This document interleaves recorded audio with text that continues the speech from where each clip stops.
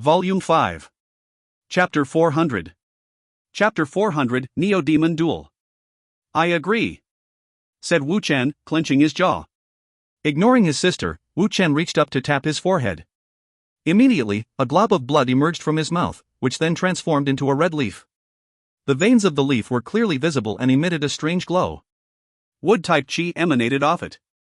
As soon as Meng Hao saw it, his eyes flickered with a barely perceptible glittering. So, it has something to do with the bloodline, he thought. No, that's not it.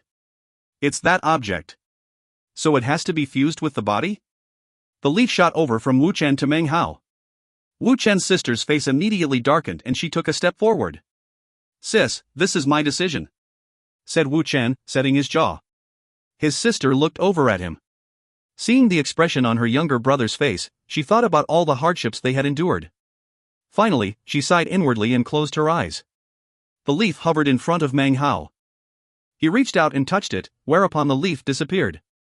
It transformed into a red aura that merged into his hand and then appeared as an image in his mind. The image contained the technique necessary to plant the leaf firmly within his body. The description was very detailed, and could be considered a secret magic. People not of the three great bloodlines would never be able to figure it out. After a long moment passed, Meng Hao's eyes began to shine, and he nodded. He rose to his feet. Okay, let's go. Wu Chen took a deep breath, then rose to his feet and bowed deeply to Meng Hao. Giving over his tribe's secret magic had been a huge price to pay. Wu Chen didn't even dare to think what would have happened if Meng Hao had suddenly refused to help him afterwards. To Wu Chen, all of this was a huge gamble. Taking this risk required him to suppress everything and go all out. Senior, this is my older sister, Wu Ling. Wu Chen actually didn't even dare to look at her at the moment. 1. Wu Ling glared at Meng Hao and then, one word at a time, said, "It's a violation of tribe rules for Wu Chen to give you that secret magic. If you're cheating him in any way, then I, Wu Ling, swear on the tribe totem that I will not rest until you are dead." She still believed Wu Chen to have been deceived, and radiated a strong killing intent toward Meng Hao. In her opinion, Meng Hao's evil intentions had been revealed the instant he mentioned his desire to have the secret magical technique. People like this couldn't be allowed to live. Besides, if any news spread that he had acquired the technique from Wu Chen, it wouldn't matter that Wu Chen was a descendant of the three great bloodlines, it would be impossible for him to escape punishment. The reason she hadn't prevented him from doing so just now was to protect his sense of self-respect. Secretly, though, she was thinking of various ways that she could kill Meng Hao to shut him up. If you want to blame someone, she thought, blame yourself for being so greedy. She gave him a deep look. In her mind, he was already dead. Meng Hao gave a slight smile but didn't respond. Clasping his hands behind his back, he strode off. As he did, his 5 greenwood wolves lazily got to their feet to follow. Wu Chen led the way. As for Wu Ling, seeing how Meng Hao ignored her caused her to snort inwardly. Her eyes flashed with killing intent as she followed. Eventually, they passed the courtyard of rank 3 Dragoner Grandmaster Shui Mu. Wu Ling called out to Wu Chen, then entered the courtyard. Moments later she emerged, followed by an old man. The old man wore a haughty expression. This was the same person who had instructed Meng Hao regarding how to raise neo-demons. He was quite famous in this stretch of courtyards, and was in charge of all the neo-demon kennelist vassals. Of course, he was rank 3 Dragoner Grandmaster Shui Mu. A bright green snake rested on his shoulders. It almost looked like it was made of crystal, however, its forked tongue flicked in and out of its mouth, and its eyes shone with a cold glow. Many thanks, Grandmaster Shui Mu. I, Wu Ling, will never forget this kindness. An expression of veneration filled Wu Ling's face. Even though she was a descendant of one of the 3 great bloodlines, she still would not dare to do anything to offend a rank 3 Dragoner. Furthermore, she had paid quite a high price to get his help, all for the sake of Wu Chen. The arrogance was plain on the old man's face as he responded, "Considering you came with a command medallion, and since I owe you a favor, I might as well help out. It will only be this one time, though. Don't think it will happen again. Also, I make no guarantees regarding victory or defeat." Old man Shui Mu's gaze suddenly came to rest on Meng Hao and he suddenly appeared to be annoyed. Then he looked at Meng Hao's greenwood wolves, and his eyes glittered. This wasn't his first time seeing them, he had noticed long ago they seemed extraordinary. However, they weren't enough for him to truly care about. Shui Mu looked over at Wu Ling and frowned. What's he doing here? Wu Ling hesitated. He was invited by my younger brother, she said softly. Grandmaster Shui Mu. Shui Mu's annoyed expression grew even more obvious and he let out a cold harumph. Considering that you've invited others, then I'm afraid I won't be participating. His expression dark, he flicked his sleeve, turned, and walked back into his courtyard. In his mind, it was inconceivable that he, a dragoner, could possibly participate in any activity with a mere neo-demon kennelist. Meng Hao's eyes flickered slightly as he watched Shui Mu turning to stalk off. He said nothing, but rather waited to see how Wu Chen and Wu Ling would handle the situation. Wu Ling was starting to get really nervous. She had spent a lot in her efforts to get help from Grandmaster Shui Mu. Glaring hatefully at Meng Hao, she followed after Shui Mu, her face filled with an expression of entreaty. She rattled off an endless stream of words as she tried to convince him to come back.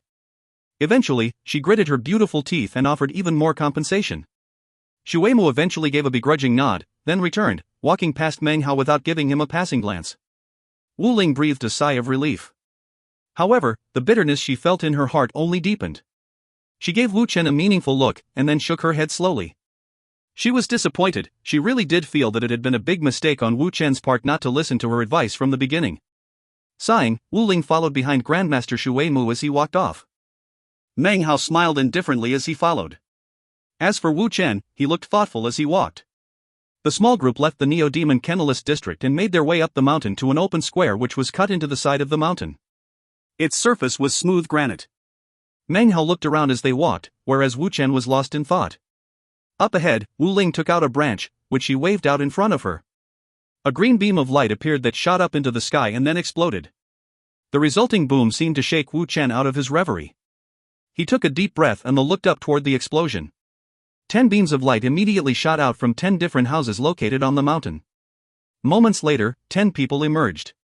In addition, various other Crow Scout tribe members from down below the mountain began to make their way up. Wu Chen turned toward Meng Hao, a look of determination in his eyes.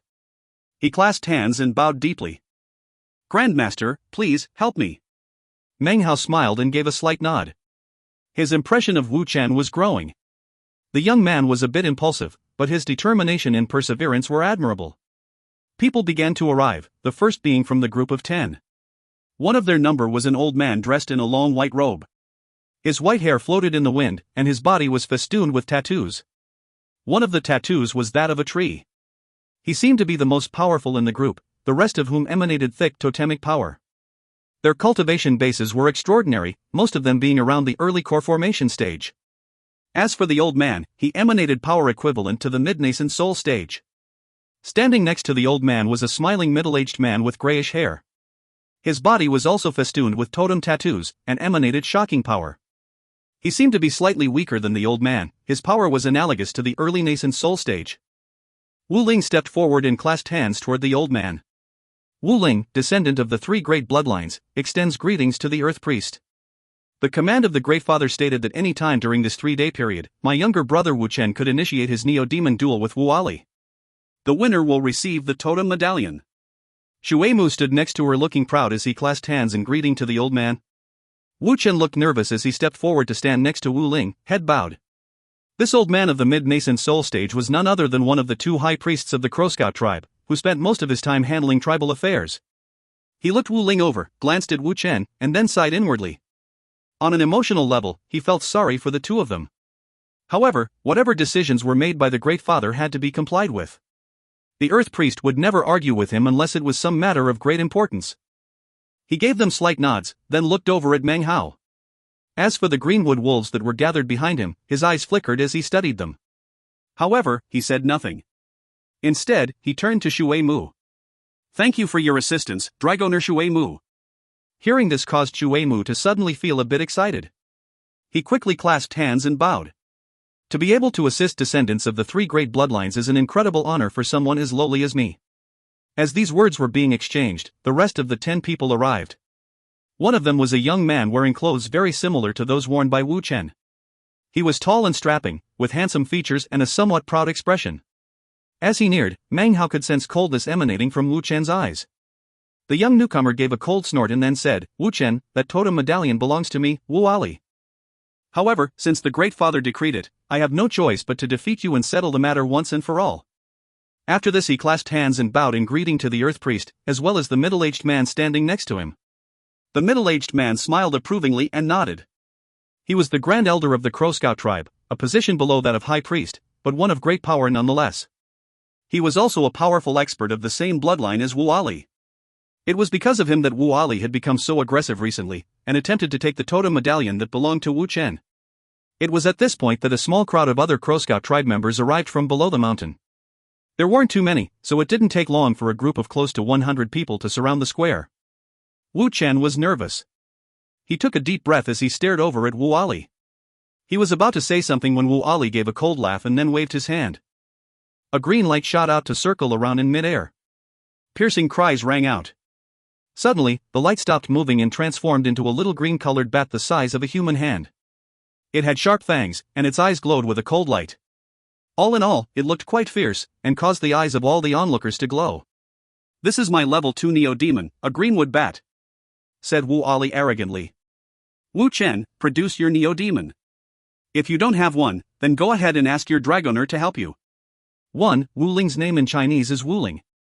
Her surname of course means crow. Ling means spirit. If you find any errors, ads pop up, ads redirect, broken links, non-standard content, etc., please let us know. Report chapter so we can fix it as soon as possible. Chapter 401. Chapter 401, Same Level Fatality. Conversations immediately broke out. Greenwood Bat. Of the 3 greenwood totems, none are technically stronger than the others. What's most important is the cultivator's connection with the Neo-Demon. In my opinion, Wu Ali has more potential than anyone else in his generation. It's said that his greenwood bat was raised personally by rank 5 Dragoner Mo Feng. 1. I've got my eye on Wu Ali too. Normal tribe members can acquire greenleaf totems, but only the 3 great bloodlines have access to the special totems, the greenwood wolves, greenwood bats, and greenwood snakes. The Great Father and the priests can combine all 3 totems into a totem of the ancestor tree. It seems to me that Wu Ali is definitely going to grow up to be a chosen. There's no need to even mention priests. They appear without any sign or indication. Whenever a priest dies, his consciousness will return to ancestor greenwood tree to be reincarnated. In any case, that greenwood bat sure does look extraordinary. Any Neo-Demon raised by rank 5 Dragoner Mo Feng will definitely be the most powerful in its level. Probably the only thing that could be most powerful would be something raised by Mo Feng's father. He's the most powerful Dragoner in the tribe, level 7 Grandmaster Moz, too. Hearing all the discussions made Wu Chen feel as if all the blood in his body was rushing into his head. He took a step forward and was about to say something when Wu Ling suddenly called out. "Grandmaster Shui Mu, your assistance is requested." Wu Ling truly did not believe Meng how to be capable of securing victory. In order to prevent any loss of face, she spoke before Wu Chen could. As soon as she did, all gazes fell upon old man Shui Mu. Shui Mu gave a dry cough. Actually, this was his first time to engage in a Neo-Demon duel with someone of the 3 great bloodlines. Although he talked a big game, inwardly he was very focused on the opportunity present here. He had a chance now to increase his reputation, as well as gain other benefits, especially if he won. He waved his right hand, causing the greenwood snake on his shoulder to fly into the air. It was like a green bolt of lightning that shot out to hover in front of the greenwood bat, its forked tongue flicking, its eyes radiating coldness. The greenwood bat's expression didn't change at all, although the coldness in its eyes grew more intense. "I am Shui Mu. Presumably you all are familiar with my name, fellow Taoists. I have been raising this greenwood snake for an entire year. The reason it took so long with this particular Neo-Demon is that I tested out a special technique on it to bring forth some mutations." Shui Mu pointed with his right hand, causing the greenwood snake to begin to tremble. Suddenly, a horn emerged from the middle of the snake's flat, glossy forehead. This instantly caused a small commotion among the surrounding cultivators, even the high priest, who did a double take. Meng Hao's eyes flashed as he examined the snake. Then, he began to laugh inwardly. Obviously, the horn was no mutation, but rather, a simple transplant. It was hard to say what beast it had been taken from, but it obviously had simply added it onto the snake. There were some people in the audience who realized this and paid the thing little heed. However, most of the onlookers appeared to be very interested in matter. Seeing the looks of interest caused Shui Mu to get even more excited. It was at this point that the high priest cleared his throat. "Very well. Let's begin," he said. Immediately, Shui Mu waved his finger, causing the greenwood snake to fly at top speed toward the greenwood bat.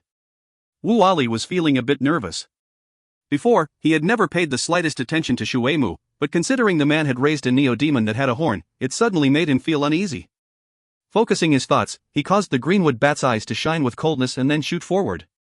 In the blink of an eye, the 2 green beams of light slammed into each other. Booming sounds echoed out, along with a sharp shriek. Green-colored ripples spread out in all directions. Wu Chen looked up, his face filled with anxiety, and his fists clenched tightly. He had been a bit irritated that his sister cut him off earlier, but now he had little time to consider it. His eyes were fixed on the two green beams of light in midair. Wu Ling stood off to the side, feeling extremely anxious. Although she constantly told Wu Chen to endure the suffering silently, she was actually extremely furious. It was only to keep the both of them safe that she counseled him to show restraint. As for this Neo-Demon duel, she had fought hard to earn the right to have it. All her hope rested on Grandmaster Shui Mu.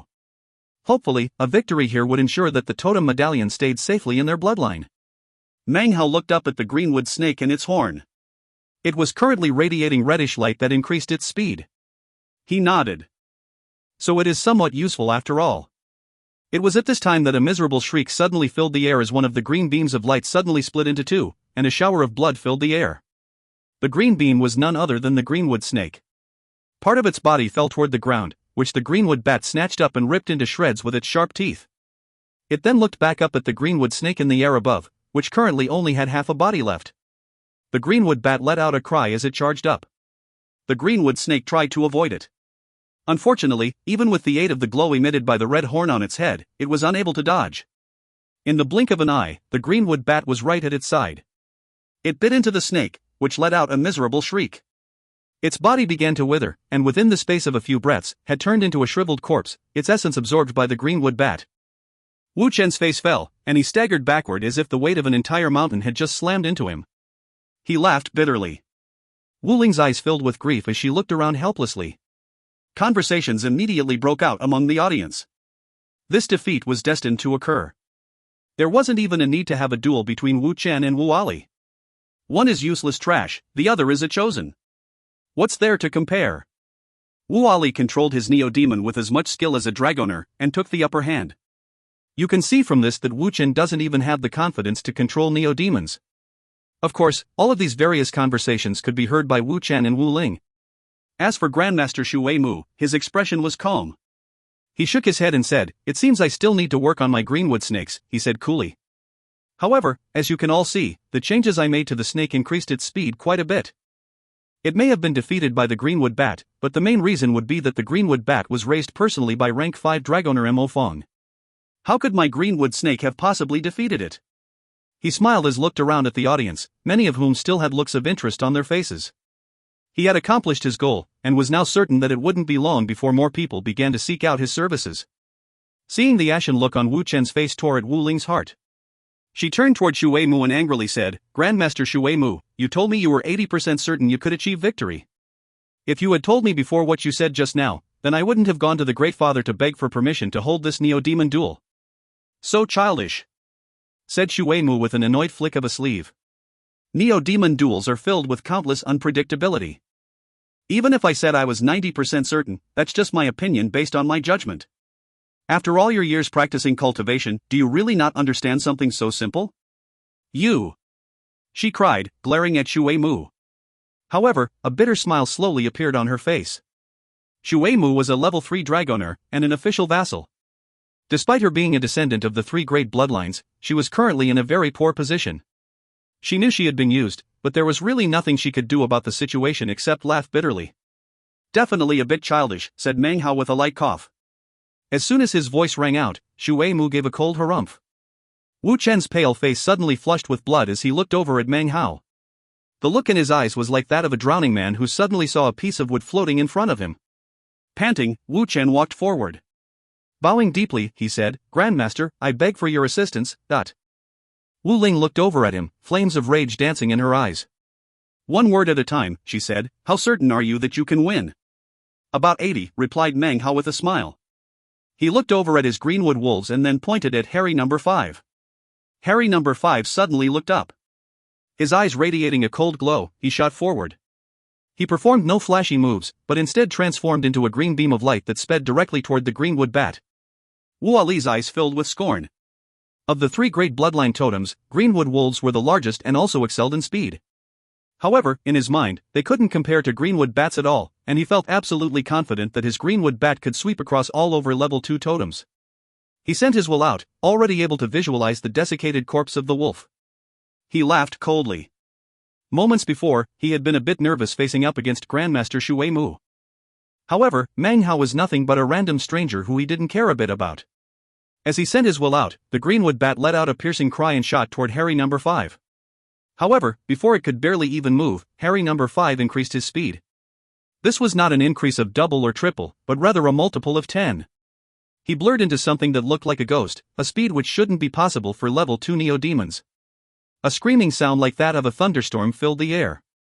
Amidst the roaring, and before the greenwood bat could even react, Harry number 5 was directly in front of it. His eyes radiated coldness as he bit down. A blood-curdling shriek poured out of the mouth of the greenwood bat.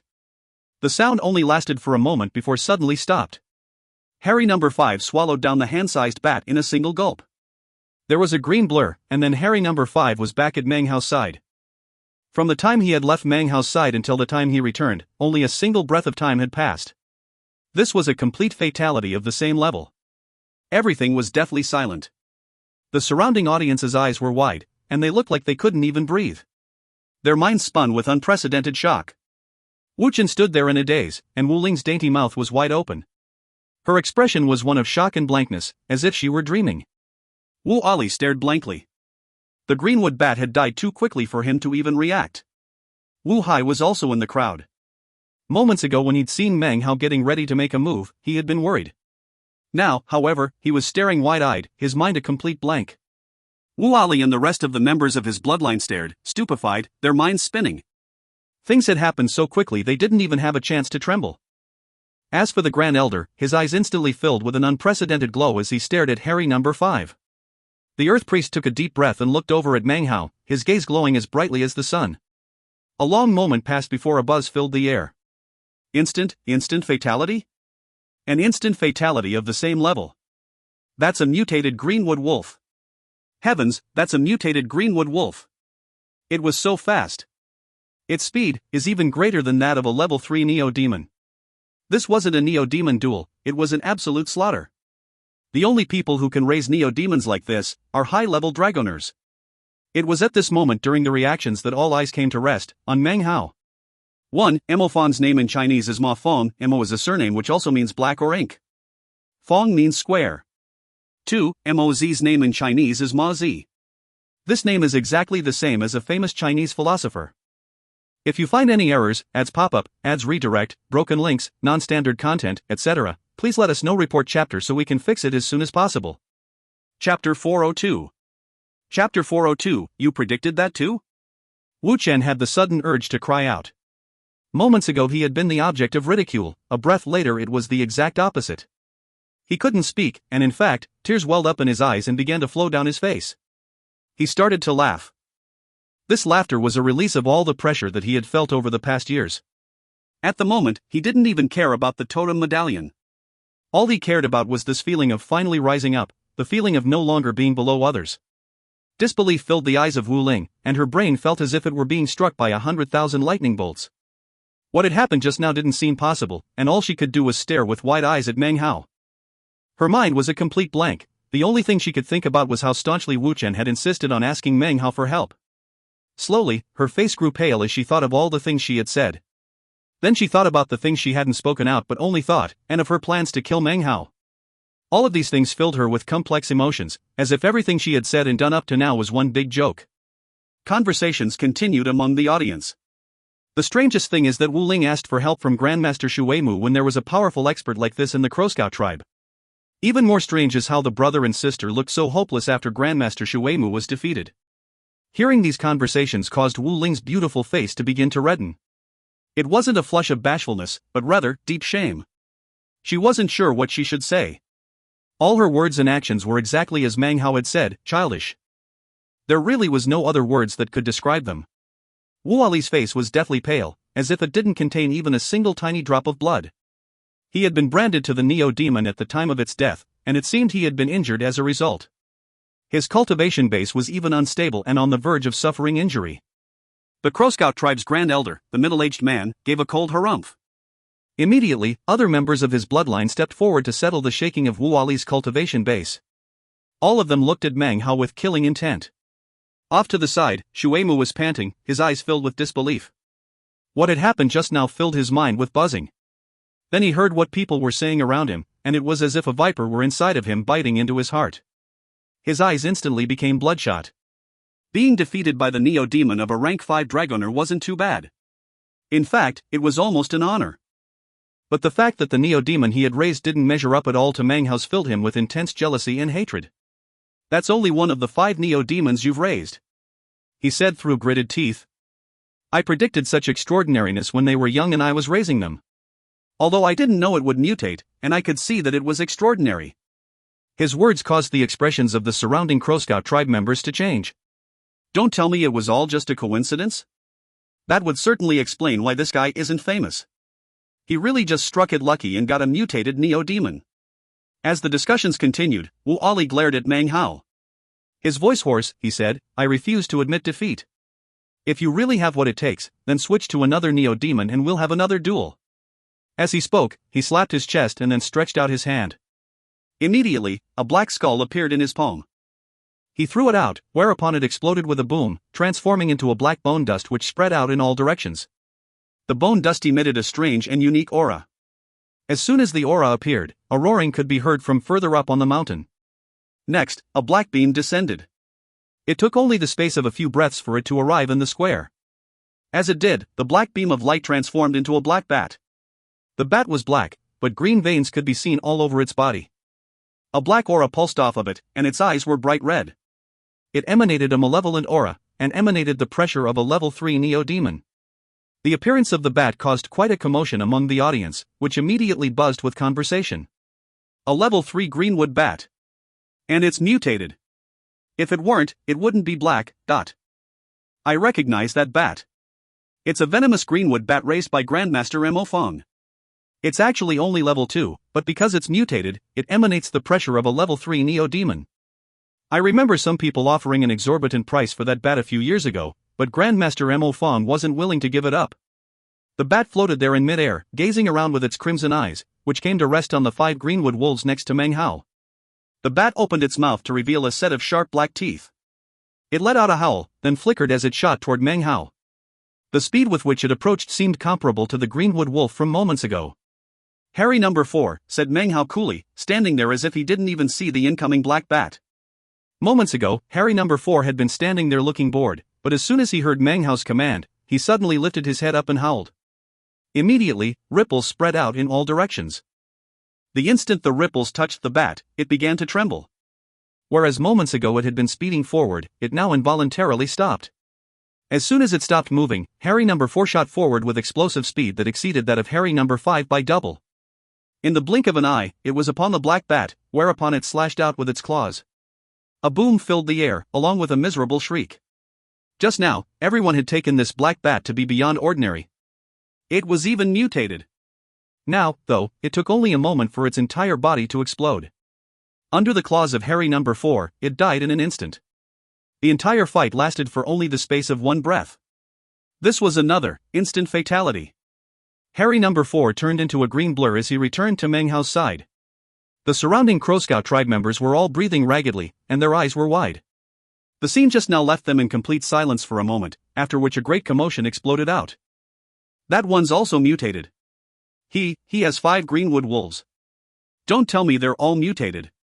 The way he's raising those greenwood wolves, just what rank of Dragoner is he?" Amidst the commotion, Wu Chen and Wu Ling stared in astonishment. Wu Ali's face was pale white, and without even thinking about it, he backed up a few paces. These 2 Neo-Demon duels far exceeded his capacity for thought, they left his mind a spinning blank. The Crow Scout tribe Earth Priest once again gazed thoughtfully at Meng Hao. Next to him, the Grand Elder was frowning as he glared at Meng Hao. As for Old Man Shui Mu, his jaw had dropped and he was staring blankly at Meng Hao's greenwood wolves, his mind a complete blank. After a moment of mental struggle, he cried, "So, it wasn't just one mutated greenwood wolf, but 2.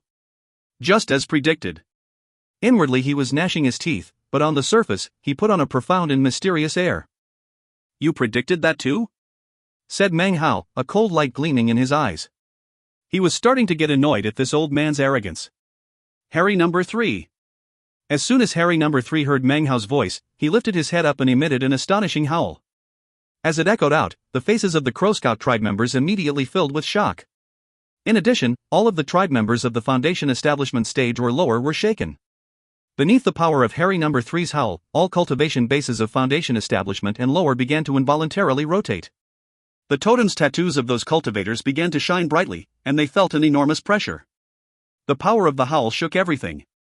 In the blink of an eye, this scene, coupled with the actions of Harry's No. 4 and No. 5 just now, caused an even greater commotion. That's another mutant. 3 mutants.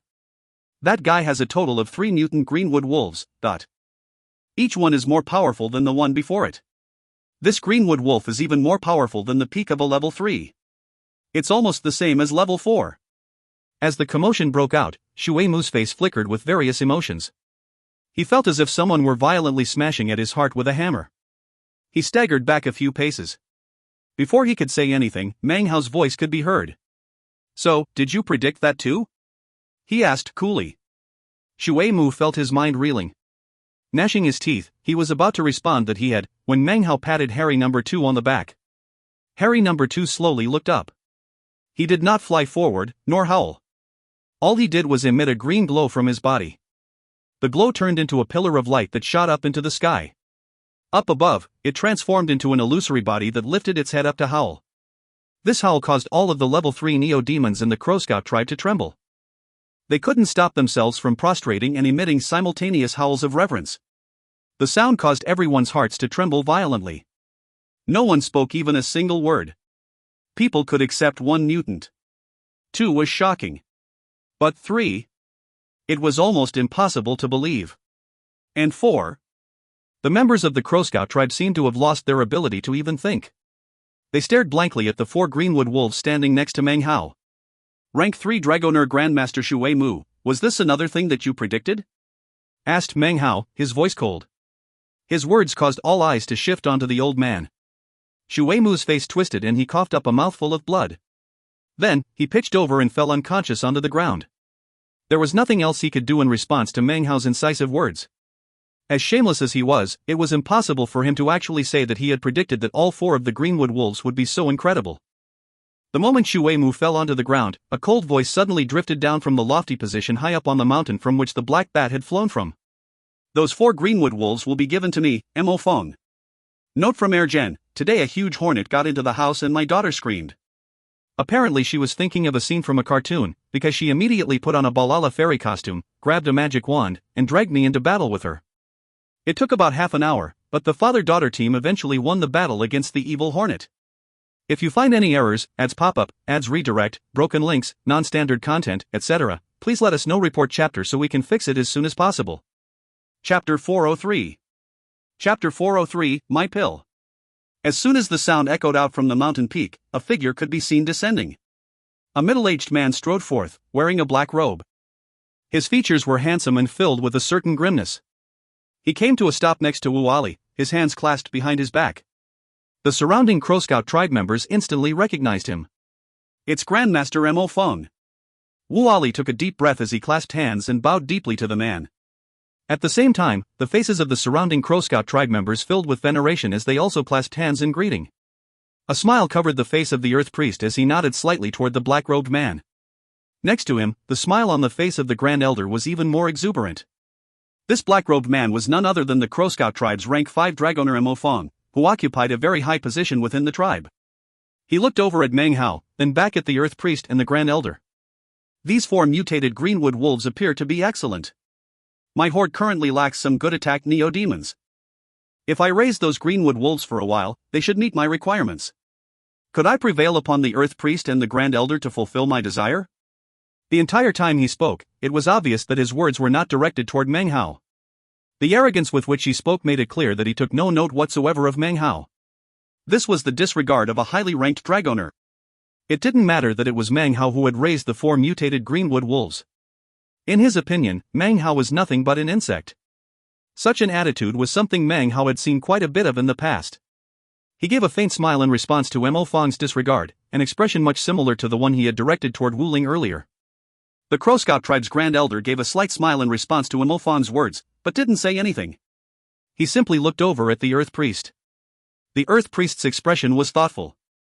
According to tribe rules, Neo-Demons were usually raised by only one person, unless they were taken by a tribe member. Mo Fong's request put him in somewhat of a difficult position. Were it some other Dragoner, he would tactfully decline the request. But Mo Fong was different.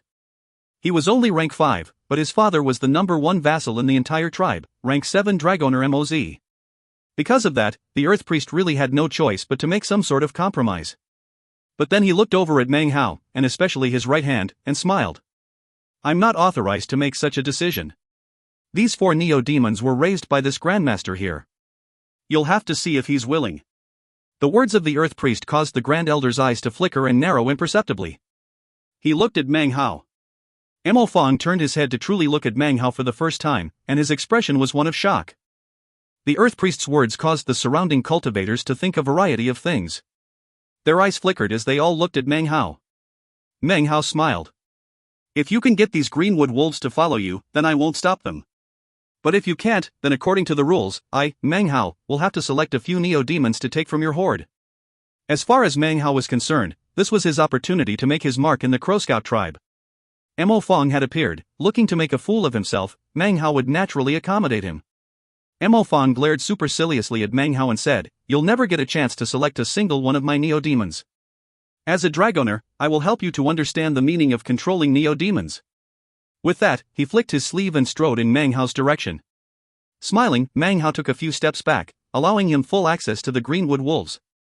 Mo Fong was getting excited. As a rank 5 Dragoner, he had a variety of techniques to use to control neo-demons. This was especially true of his particular bloodline, which had produced a rank 9 Dragoner in the past, that was one step away from Grand Dragoner. In the end, he had perished, but before doing so, had passed down his secret techniques as a legacy for successive generations. It might not compare to some of the other Western Desert Dragoner legacies, but here in the 5 Crow divinity tribes, it was quite outstanding. Greenwood wolves are wood-type neo-demons that are born at level 1 and can grow to level 7. Within the lists of Western Desert neo-demons, they are in the 891st position. Their original ancestor was born beneath the ancient greenwood tree, thus the reason they are called Greenwood wolves. They move with blinding speed and have sharp fangs. They also enjoy the fragrant smell of forest leaves. The thrice-refined green incense of a rank 5 Dragoner can cause all masterless Greenwood wolves under level 5 to submit. The surrounding cultivators' eyes were filled with looks of reverence as Mo Fong arrogantly explained himself. Meng Hao's face was covered with his usual slight smile. He said nothing, but merely watched as Mo Fong produced a green incense stick. The incense stick seemed to have been created using various plant and vegetation materials. As soon as it appeared, a faint, fragrant aroma drifted out. However, the aroma seemed to have absolutely no effect on the 5 Greenwood wolves. They continued to laze about on the ground, not paying it the slightest heed. Not bad, said Mo Fong. The fact that they can stand up to this high-level green incense shows that these neo-demons are beyond ordinary. However, it will be a much different story after I light the incense with my secret Dragoner kindling magic. Fellow Taoists, please observe. Setting his chin, he suddenly flashed an incantation with his right hand. Soon, ripples of magic could be seen which spread out toward the green incense that he held in his other hand. An intangible flame appeared, causing the green incense stick to begin to smolder. The aroma was immediately 10 times thicker than before as it emanated out in all directions. All of the surrounding cultivators who had Greenwood wolf totem tattoos were shocked to find the totems within their bodies surging involuntarily. The cultivators backed up away from the horrifying fragrance. However, the 5 Greenwood wolves who lay directly in the middle of the aroma didn't react even the slightest bit, except for Harry number 5, who lifted his head and yawned lazily. Everything was quiet. Quite a few people were looking at Mo Fong, whose face was flickering slightly. He'd never imagined that something like this could happen. With a cold snort, he suddenly snapped his fingers, causing the green incense to collapse. The aroma of the incense then grew several times stronger and thicker as it emanated out. And yet, Big Harry and Harry number 2 didn't even bat an eyelid. As for Harry number 5, he actually nudged Harry number 4 playfully, completely ignoring Mo Fong. Meng Hao coughed dryly. The aroma was completely ineffective because of their mutation. Previous flaws that existed within ordinary Greenwood wolves were now gone. Not bad, said Mo Fong, clearing his throat. These Greenwood wolves are very good at resisting this incense. But that doesn't matter. I, Mo Fong, have many techniques.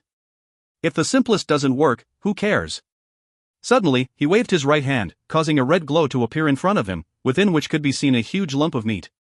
The fresh meat dripped with blood, the smell of which spread out to fill the area. Harry number 5 suddenly looked up. Harry's number 4 and number 3 also looked over. The surrounding audience members who had Greenwood wolf totem tattoos backed up, their faces filled with fear.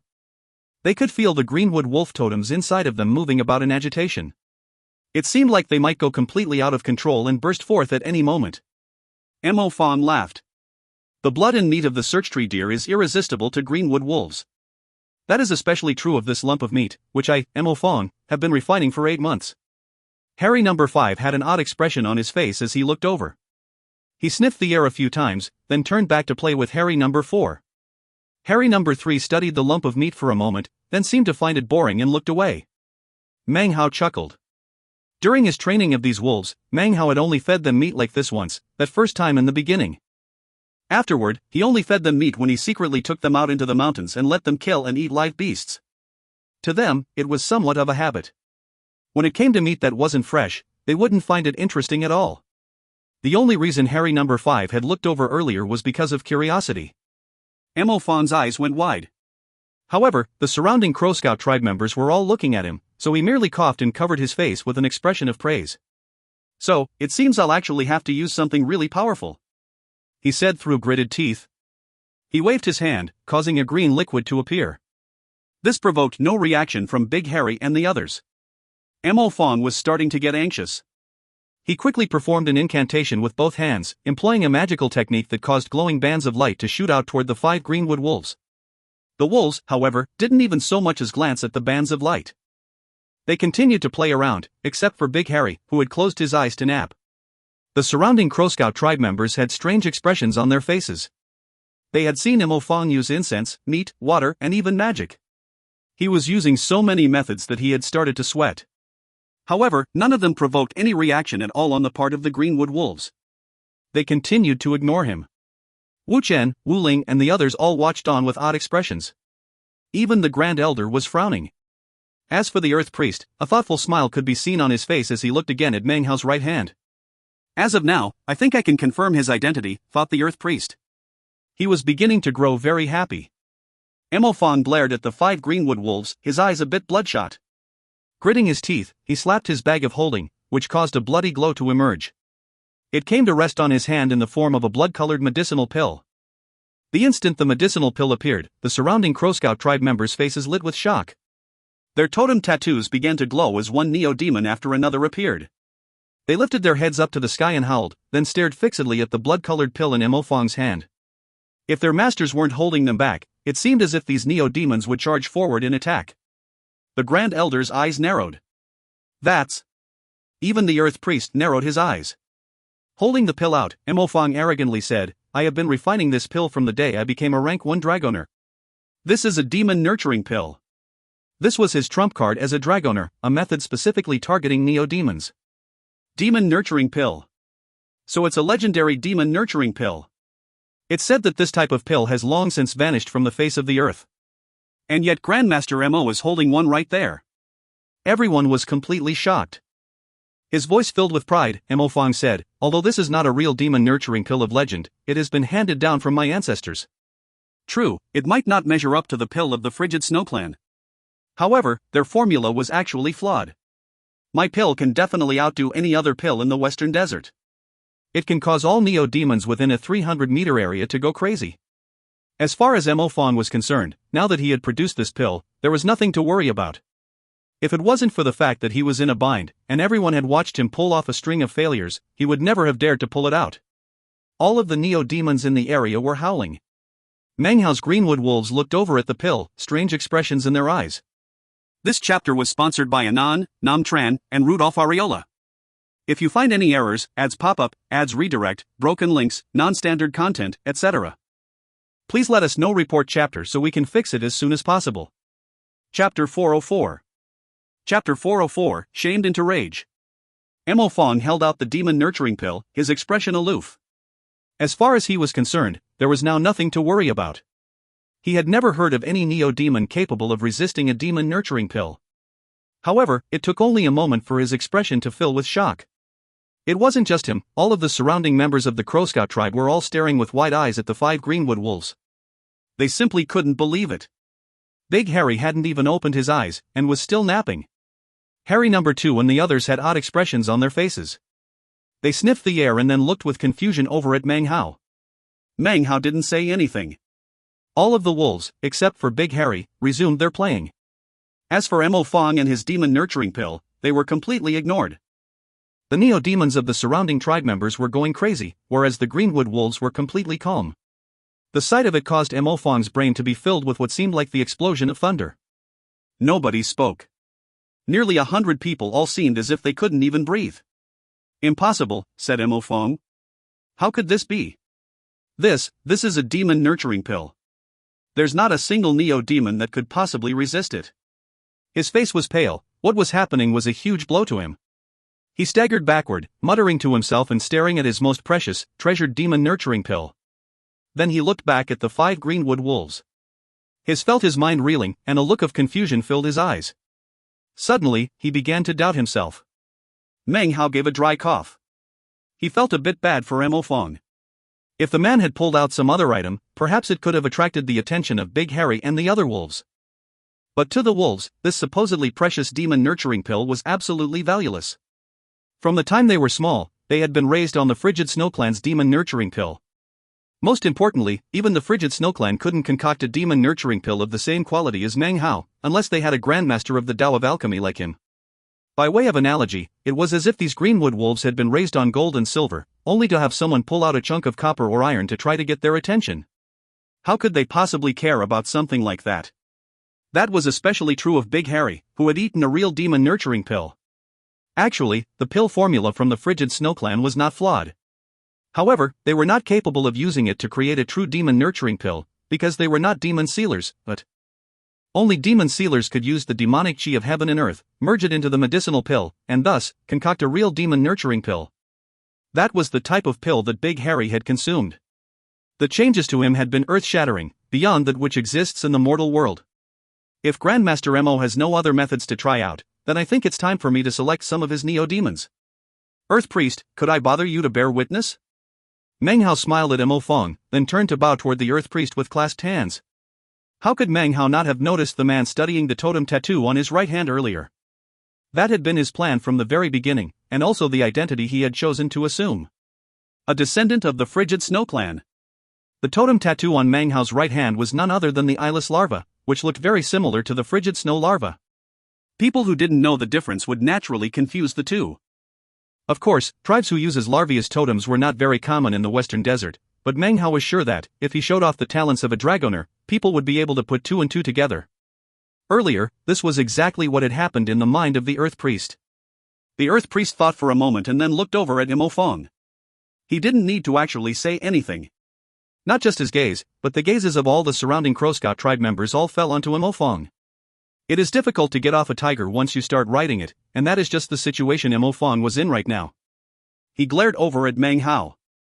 As of now, the hostility he felt had reached an incredible level. After a long moment, he ground his teeth.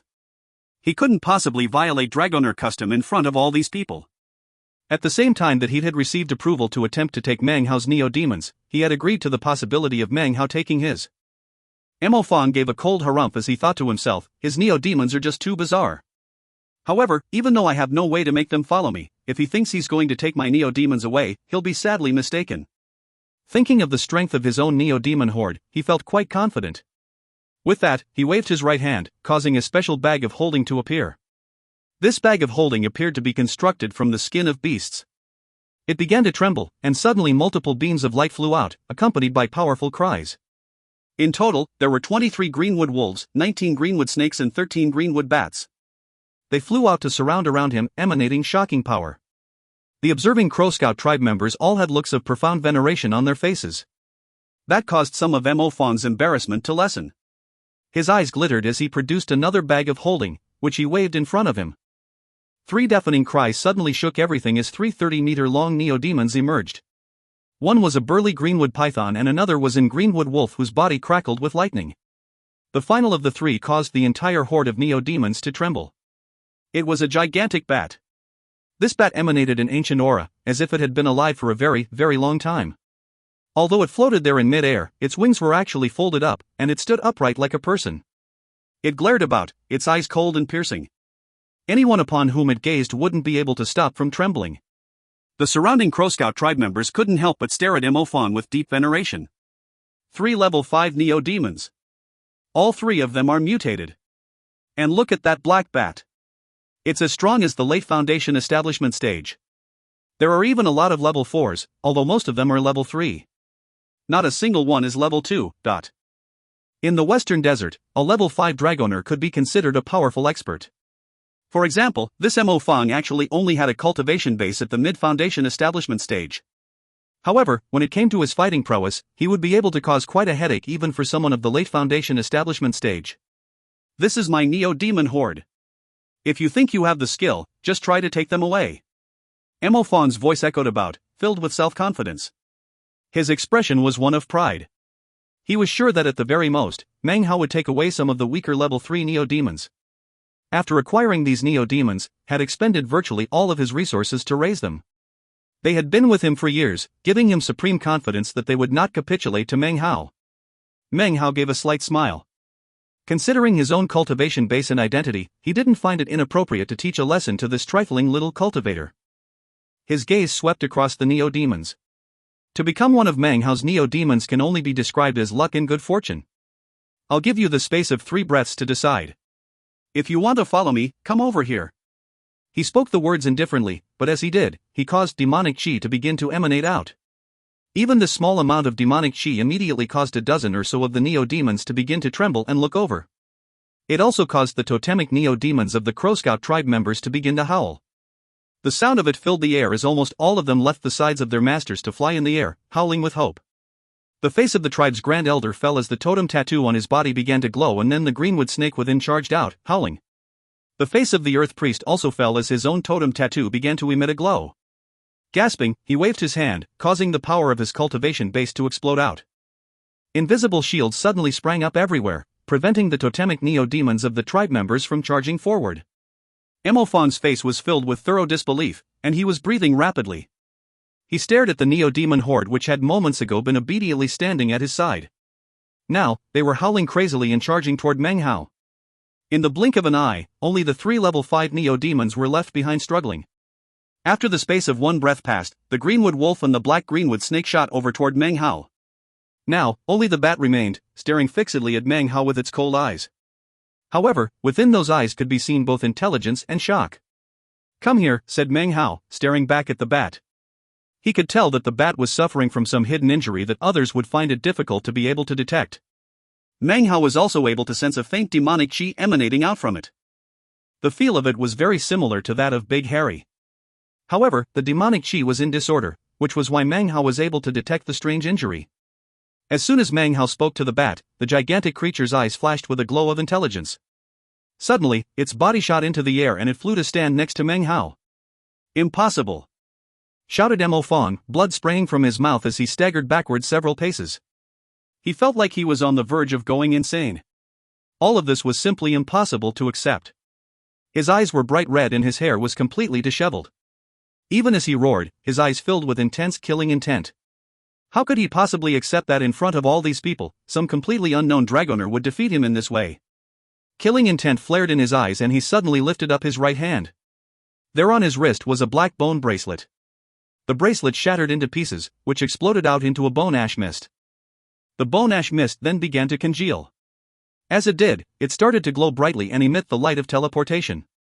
Roaring sounds could suddenly be heard within the teleportation spell. At the same time, streams of ash-colored light appeared, which then transformed into a gray giant ape, roughly 25 meters long. The ape's eyes were bright red, and its fur was long and luxuriant.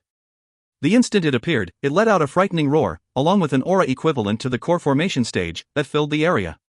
The faces of the surrounding Crow Scout tribe members were instantly filled with shock. A level 6 Neo-Demon. That's a level 6 Neo-Demon. His voice filled with rage, Mo Fong cried, "Kill all his Neo-Demons, and kill him." Immediately, the giant ape rose up and let out a shocking roar. Then, it charged directly toward Meng Hao. Its face was filled with ruthlessness, as if there was no living thing that it couldn't rip to shreds. Meng Hao's eyes grew cold. "Big Harry," he said coolly. As soon as the words left his mouth, Big Harry, who had been napping the entire time, lifted his head. His body looked skinny and weak, but then suddenly exploded with shocking power. His cold eyes filled with brutality and madness that soared to the heavens. His savagery was usually kept suppressed by Meng Hao. Without a direct command, it would never appear. Now, it exploded out, and as it did, a bloody aura swirled out from his body. It was in this moment that his green-colored fur suddenly turned white. If you find any errors, ads pop up, ads redirect, broken links, non-standard content, etc., please let us know. Report chapter so we can fix it as soon as possible. Chapter 405. Chapter 405, White Wolf. A white streak of light shot forward at incredible, indescribable speed. In a split second, it was directly in front of the giant ape. A boom rattled out, shaking heaven and earth, and waves of ripples spread out in all directions, kicking up dust and causing a howling wind to sweep about. A howl followed by a groan could be heard from the giant ape's mouth. It was as if its enormous body had suddenly slammed directly into a mountain. It fell back, blood spraying from its mouth as its shrill cry echoed out around it. Its chest was now awash with blood, an enormous chunk of flesh had been violently ripped out of it. The white light flickered, and Big Harry was standing off to the side, holding the chunk of meat in his mouth. He swallowed the meat down and then licked the blood from his lips. His expression was one of pride, coupled with cold ruthlessness. He looked at the giant ape for a moment, then raised his head to the sky and howled. Suddenly, a field of illusory shadows appeared around him, within which the image of an enormous tree could be seen. The tree began to twist, its branches intertwining with each other to change into the image of a huge wolf's head. As Big Harry leaped forward, the giant ape looked terrified. Nonetheless, it let out a roar, causing its body to expand as it shot to meet him. Big Harry's body flickered as he once again neared the giant ape. His ghastly mouth opened wide and then clamped down onto the ape's neck. This time, the giant ape's shrieks couldn't be any more miserable. A blood-curdling scream echoed out, along with a cracking sound. Blood shot out of the giant ape's head as Big Harry ripped it clean off the body. Holding the head in his mouth, he turned and flickered back to Meng Hao. Dropping the head to the ground, he licked some blood off of it and then looked around with coldness and savagery at the surrounding onlookers. Of course, he would only attack if Meng Hao uttered another command. The other neo-demons surrounding Big Harry backed away from him, trembling, not daring to be near him. Even Harry No. 2 and the other Greenwood wolves did so. As for the level 5 lightning Greenwood wolf and the python, they also slowly backed up, their expressions filled with vigilance and reverence. It was only the enormous black bat that looked coldly at Big Harry. Big Harry looked back, savagery dancing in his eyes. The two neo-demons faced off, sizing each other up. Further away in the square, Mo Fong stood there with a blank look on his pale face, his body trembling. The giant ape was now only a headless body. Blood surged out from the neck, filling the entire square with its smell. After a long moment, people finally started to breathe again. Everyone's eyes were glued onto Big Harry, their expressions were that of astonishment, shock and excitement. White wolf, ...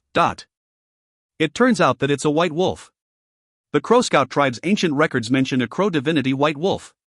According to the legend, that's the same color as the ancestor of all Greenwood wolves. Don't tell that this is the reincarnation of the ancestor? A mutated, reincarnated ancestor. That's something you rarely see even in 100 years. In 10,000 Greenwood wolves, you might only find one. The Crow Scout tribe hasn't had a white wolf appear in ages. The Crow Scout tribe members were in an uproar.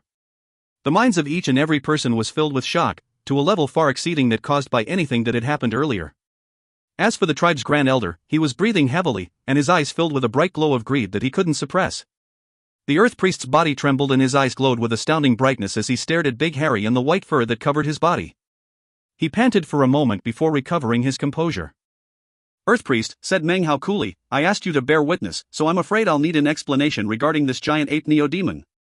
Otherwise, you can't blame me for handling the matter myself. He waved his hand, causing a handful of neo-demons to shoot forward, latch onto the giant ape's corpse with their sharp teeth, and drag it back to Meng Hao. Meng Hao clasped hands and bowed, then, in front of all the surrounding cultivators, turned and began to walk down the mountain. As he did, the tribe members who stood in his way moved off to either side to make room, their faces filled with veneration. Quite a few even bowed their heads to him. In the cultivation world, respect is shown toward the powerful. Such was the case no matter where one went. In fact, in the vast lands of the western desert, this was even more the case. As for old man Shui Mu, he had regained consciousness by this point. He looked at Meng Hao as he walked off, and the dozens of neo-demons that were following, and his eyes filled with awe. No longer was he jealous or envious. He knew that the difference between them was far too vast, to the point where he no longer felt any rancor. Instead, there was only fear inside him. The Crow Scout tribe Grand Elder watched Meng Hao leaving with all the neo-demons, and his eyes flickered coldly. you're going to leave just like that?" he said coolly. As soon as the words left his mouth, ripples of pressure emanated out, enveloping the area Meng Hao stood in. The Grand Elder's body flickered, and a moment later, he was standing directly in front of Meng Hao, blocking his way.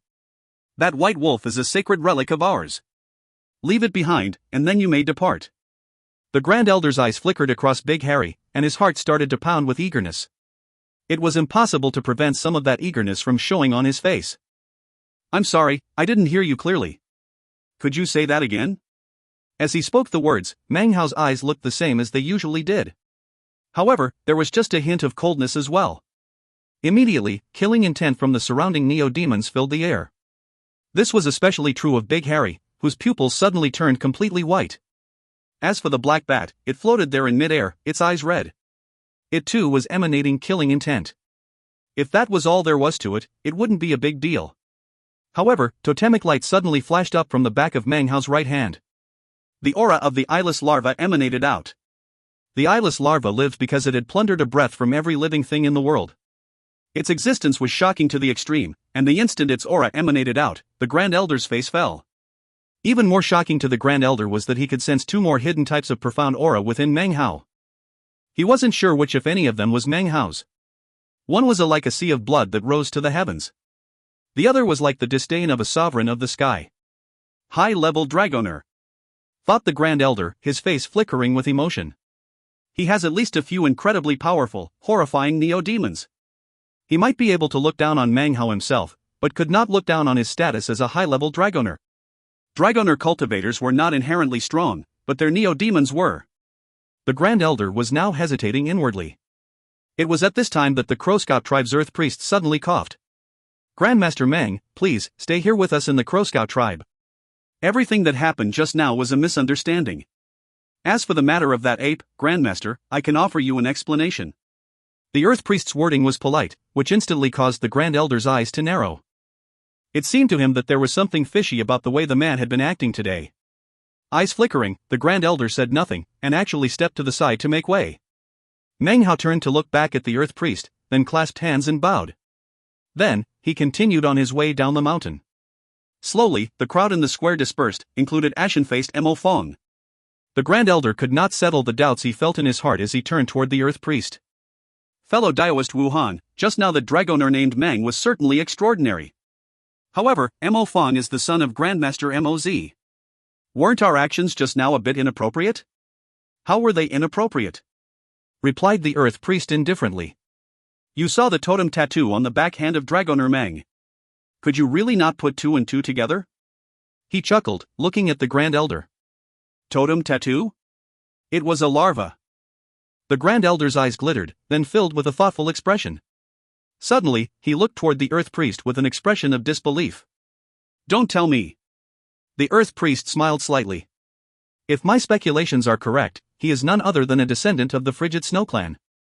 I received some news recently that Holy Snow City in the Black Lands has fallen, and the Frigid Snow Clan has left for the southern domain. From the look of things, some of the clan members have instead decided to return to the western desert. This also explains why we have been unable to uncover any information about him during his 6 months as a vassal. He just recently fled the Black Lands, and is fearful of being followed. Therefore, he has been unusually cautious, and chose the Crow-Scout tribe as a place of refuge." "Well, that's just..." The Grand Elder was now palpitating with eagerness. He clearly remembered some rumors he had heard of a fearsome Dragoner named Fong Mu in the Frigid Snow Clan. "I'll discuss the matter with the Great Father," said the Earth Priest. "However, even though the Crow-Scout tribe is small, I think we can still offer protection to a descendant of the Frigid Snow Clan.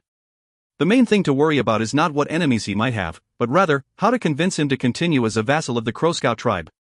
As a descendant of the Frigid Snow Clan, he possesses the innate skills of a Dragoner. With enough resources and luck, it wouldn't be impossible for him to become a level 9 Dragoner. In fact, perhaps he will gain a chance to receive enlightenment from the tree ancestor. Grandmaster Moz was the first to do so that year, which rose him to rank 6 Dragoner."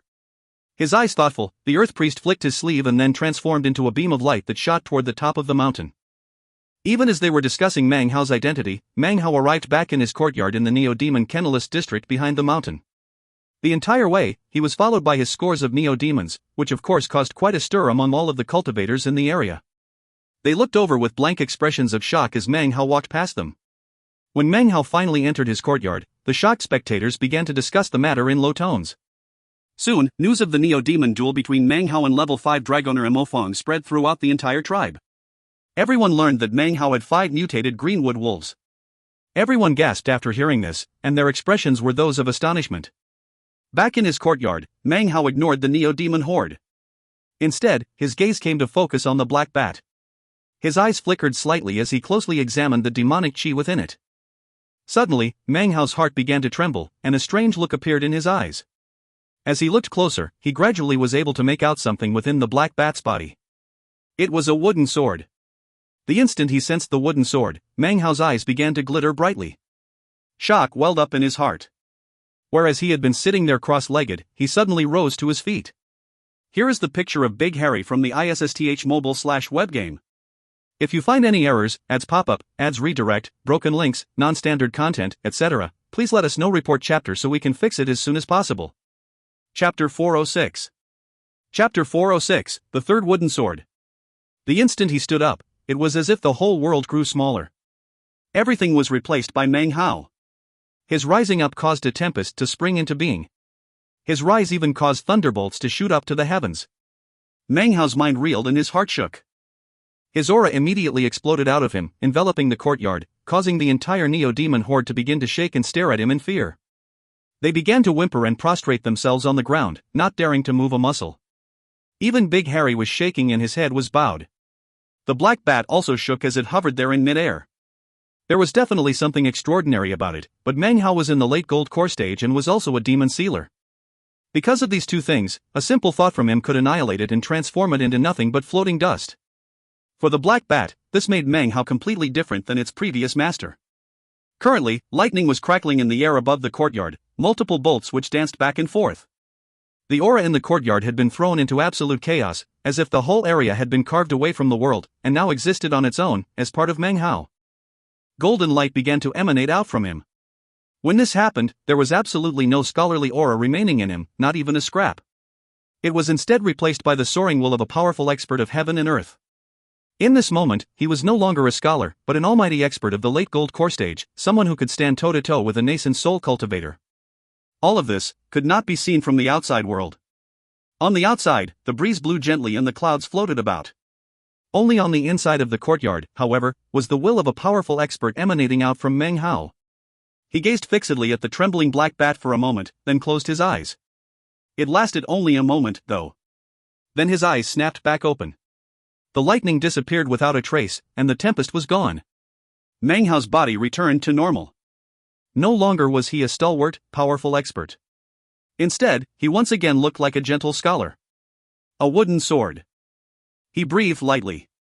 His right hand reached out into the air, and suddenly the black bat began to tremble, unable to resist.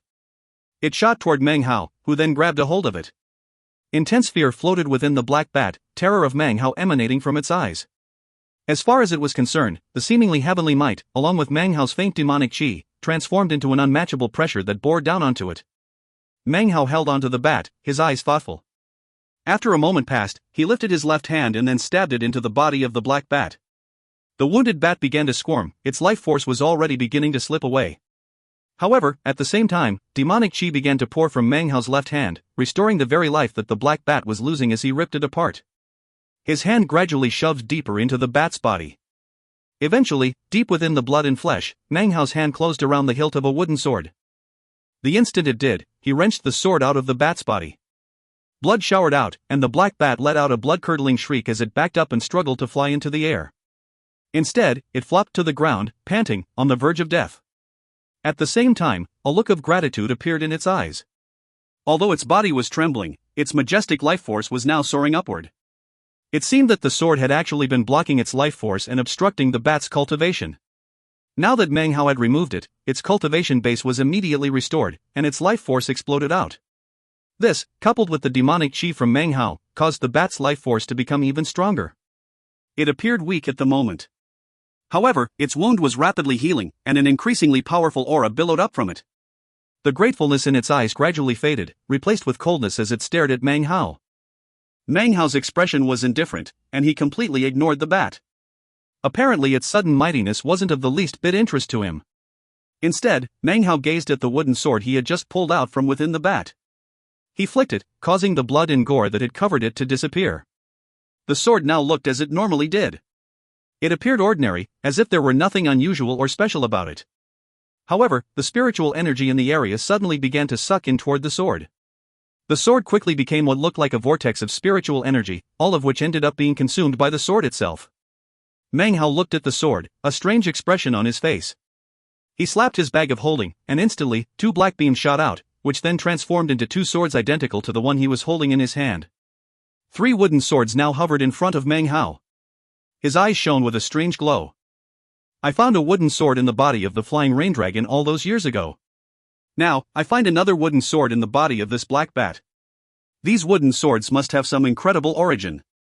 His gaze passed over the 3 of them. Unless you knew that one was a duplicate, it would be impossible to tell them apart. It's too bad I spent so many spirit stones making this duplicate. Although, if I had enough more, I could use them to create the first form of the lotus sword formation. I wonder how powerful such a sword formation would be. Probably not any weaker than the time sword formation. After all, the wooden swords that absorb spiritual energy cost a vast amount of spirit stones to duplicate. This sword is terrifying. His eyes glittered as he waved his right hand, causing the 3 wooden swords to fly back into his bag of holding. He looked back at the black bat. The black bat's wound was now mostly recovered. Its aura was also much more powerful than before. Now, it was no longer at the late foundation establishment stage, but rather the early core formation stage. It seemed clear that after some time passed, it would continue to recover and become even stronger. Beasts slain by wooden swords such as this couldn't possibly be ordinary. Take the flying rain dragon for example. Given that, one can only imagine how powerful this bat was. Who knows how many years it was plagued by the sword until it finally fell to its current level. After it recovers and reaches its peak, how powerful will it be? Meng Hao smiled. It didn't really matter how powerful the bat became, as long as it had demonic chi, Meng Hao would be able to control it. That was especially true considering the demonic chi Meng Hao had just given it to absorb had been kept intentionally weak. After all, demonic chi was his primary method with which to control it. As Meng Hao studied the black bat, it looked back at him with flickering eyes. After a moment, it lowered its head, signaling its compliance. It was impossible to tell how much of this was genuine and how much was false, but as of this moment, it had chosen to capitulate. A few days passed. News of the Dragoner duel between Meng Hao and Mo Fong had spread throughout the entire Crow Scout tribe. In the blink of an eye, Meng Hao's name had risen to prominence. He was now completely famous within the tribe. On one particular evening, the Earth Priest personally came to Meng Hao to deliver him a command medallion. This indicated that Meng Hao was now an official vassal of the Crow Scout tribe. In addition to the command medallion, Meng Hao was also to be given a chance to gain enlightenment from the Crow Scout tribe sacred tree. This sacred tree had a name, the Greenwood Tree. Meng Hao thought about this totemic life force which could create a magical force to protect the entire tribe. He also thought about the enormous tree ant he'd seen. He needed a wood-type totem, and although any would do, when it came to the 5 totem tattoos relating to the 5 elements, obviously, the stronger the totems, the stronger he would be when it came time to concoct his 5-colored nascent soul. His chance at gaining enlightenment of the holy Greenwood Tree would come in 7 days. During those 7 days, the Crow Scout tribe carried out various grand ceremonies. They were not related to Meng Hao becoming a vassal, but rather, to offer sacrifices to the ancestors and to prepare a Greenwood brand. It was only in this manner that Meng Hao could enter into the enlightenment state. To any tribe member, such enlightenment was very important. Every adult tribe member went through the process, which refined their very life force. Obviously, it was also considered luck for any vassal. On the 7th day, a whole series of complicated rites were performed. Several thousand Crow Scout tribe members gathered to sit cross-legged atop the mountain peak. They sat in concentric circles, softly chanting a strange incantation. The sound of it filled heaven and earth, and caused roiling layers of clouds to fill the previously clear skies. It felt as if time itself were passing by. Meng Hao wore a long green robe as he walked up the stairs up the mountain leading to the altar. The Earth Priest stood there, flanked by an old woman, who was the Crow Scout tribe's Sky Priest. They both smiled as Meng Hao approached. "The Crow Scout tribe treats people with sincerity," said the Earth Priest, his voice soft. "In all matters, one must pay a price before receiving gain. Fellow Daoist Meng is not an ordinary person, and can surely sense the good faith of the Crow Scout tribe." "Many thanks," replied Meng Hao with clasped hands. "Let's begin," said the Sky Priest. The old woman waved her arm, a rumbling sound filled the air and a rift opened up in the middle of the altar. Immediately, a green beam of light shot up into the air, from within which emanated dense demonic chi. The appearance of this demonic chi instantly caused Meng Hao's pupils to constrict. Also within the green light rose up an enormous tree ant. Its color was an archaic green, and it stood several dozen meters tall. Wilted leaves covered its body, and it emanated a profound ancientness. It was as if it had existed within the flow of time for very, very long time. It was as if traces of the passage of time could be seen within its eyes. As it floated up, its body radiated a boundless life force. The intensity of its life force was such that all wood-type life forms would instantly prostrate before it and call it ancestor. However, within the flourishing life force, Meng Hao could sense decline and decay. It was as if the life force was reaching the end of its path. The trent's body was also covered with countless scars. It emanated a powerful aura that caused the color of heaven and earth to change, the clouds to seethe, and the surrounding forest to sigh. Its eyes were filled with wisdom as it looked at Meng Hao. The instant it appeared, the chanting of the surrounding thousands of tribe members grew louder, and they began to kneel and bow. The earth priest and the sky priest clasped hands and bowed to the tree ant. Meng Hao was unable to take his eyes off of the enormous creature. His heart trembled. He was now certain that this tree ant was a great demon of heaven and earth. It was similar to the North Sea, a true demon. The giant tree ant suddenly began to speak. "Foreigner, thou hast received the approval of the tribe which I protect. Thus, I shall bestow luck upon thee. I shall take thee to experience some of my memories, from an eternity ago." The tree ant slowly raised its right hand up and placed it in front of Meng Hao. It held its hand there, waiting for Meng Hao to step into it. Even as this happened, the demon sealing jade within Meng Hao's bag of holding finally reacted, the first time it had done so in the western desert. The archaic voice of the jade sounded out within Meng Hao's mind. "Ancient Tao, tenacious desire to seal the heavens, benefaction for all in the mountains, inevitable Tao tribulation of the 9 mountains and seas, perennial will." 1. These are the same words from the demon sealing jade that were mentioned previously in chapters 89, 90, 95, and 101. I've significantly changed the translation. This passage is very vague and complex in Chinese, and could have multiple interpretations. I may adjust it in the future. I tried to keep the meaning as vaguely close to the Chinese as possible. Many thanks to Anonpuffs for working with me on this. If you find any errors, ads pop up, ads redirect, broken links, non-standard content, etc., please let us know. Report chapter so we can fix it as soon as possible. Chapter 407. Chapter 407, 5th Generation Demon Sealer. Ancient Tao, tenacious desire to seal the heavens, benefaction for all in the mountains, inevitable Tao tribulation of the 9 mountains and seas, perennial will. Ancient Tao, study demons of myriad variations, tread not the path of immortals, face the tribulation of the 9 mountains and seas, my Tao is eternal, the masses have erred but my Tao is true, perennial will. The ancient voice reverberated in Meng Hao's mind like thunder, booming and echoing. Meng Hao's eyes glittered and he took in a deep breath. He looked at the enormous tree ant hand extended in front of him, and then his eyes filled with determination. He strode forward, directly onto the creature's palm. As soon as he stepped onto the hand, the tree ant lifted its head up toward the sky and roared. The roar shook heaven and earth, causing the clouds which filled the sky to scatter and disperse. Blue sky appeared overhead, along with a vortex, where another world was visible. Simultaneously, the tree ant closed its hand in a way that did not hurt Meng Hao in the slightest. Next, its body turned into a green beam of light that shot up into the sky. In the blink of an eye, it had entered the vortex. Its body began to expand. Meng Hao watched on as the gigantic tree ant grew larger and larger. In the blink of an eye, it had transformed into a massive tree of heaven and earth. The instant the tree appeared, Meng Hao's mind filled with a rumbling sound. His consciousness seemed to expand, time flowed and the heavens shattered. The stars rushed toward him. As he looked up, he saw that the sky was no longer the sky, but rather stars. Down below, he could see the vast lands of the western desert. However, they were not split from the southern domain. On the other side of the azure Milky Way Sea, the eastern lands were quaking, and a great tempest roiled between them and the northern desert. These were the lands of planet South Heaven, a scene from who knew how many years ago. The vast lands below were not flat, but rather spherical, a planet. The echoing, archaic voice of the tree ant suddenly filled his mind. This is planet South Heaven. Adjacent to the 9th mountain and sea are 4 eternal planets. South Heaven, East Victory, North Reed, West Felicity. According to primordial will, they orbit eternally around the 9th mountain. As for me, I come from an island in the 9th sea called Light Green. I am Doyen of the Greenwood from Light Green Island. Meng Hao took a deep breath. As the Treant spoke, he saw the lands below shrinking into the form of a planet.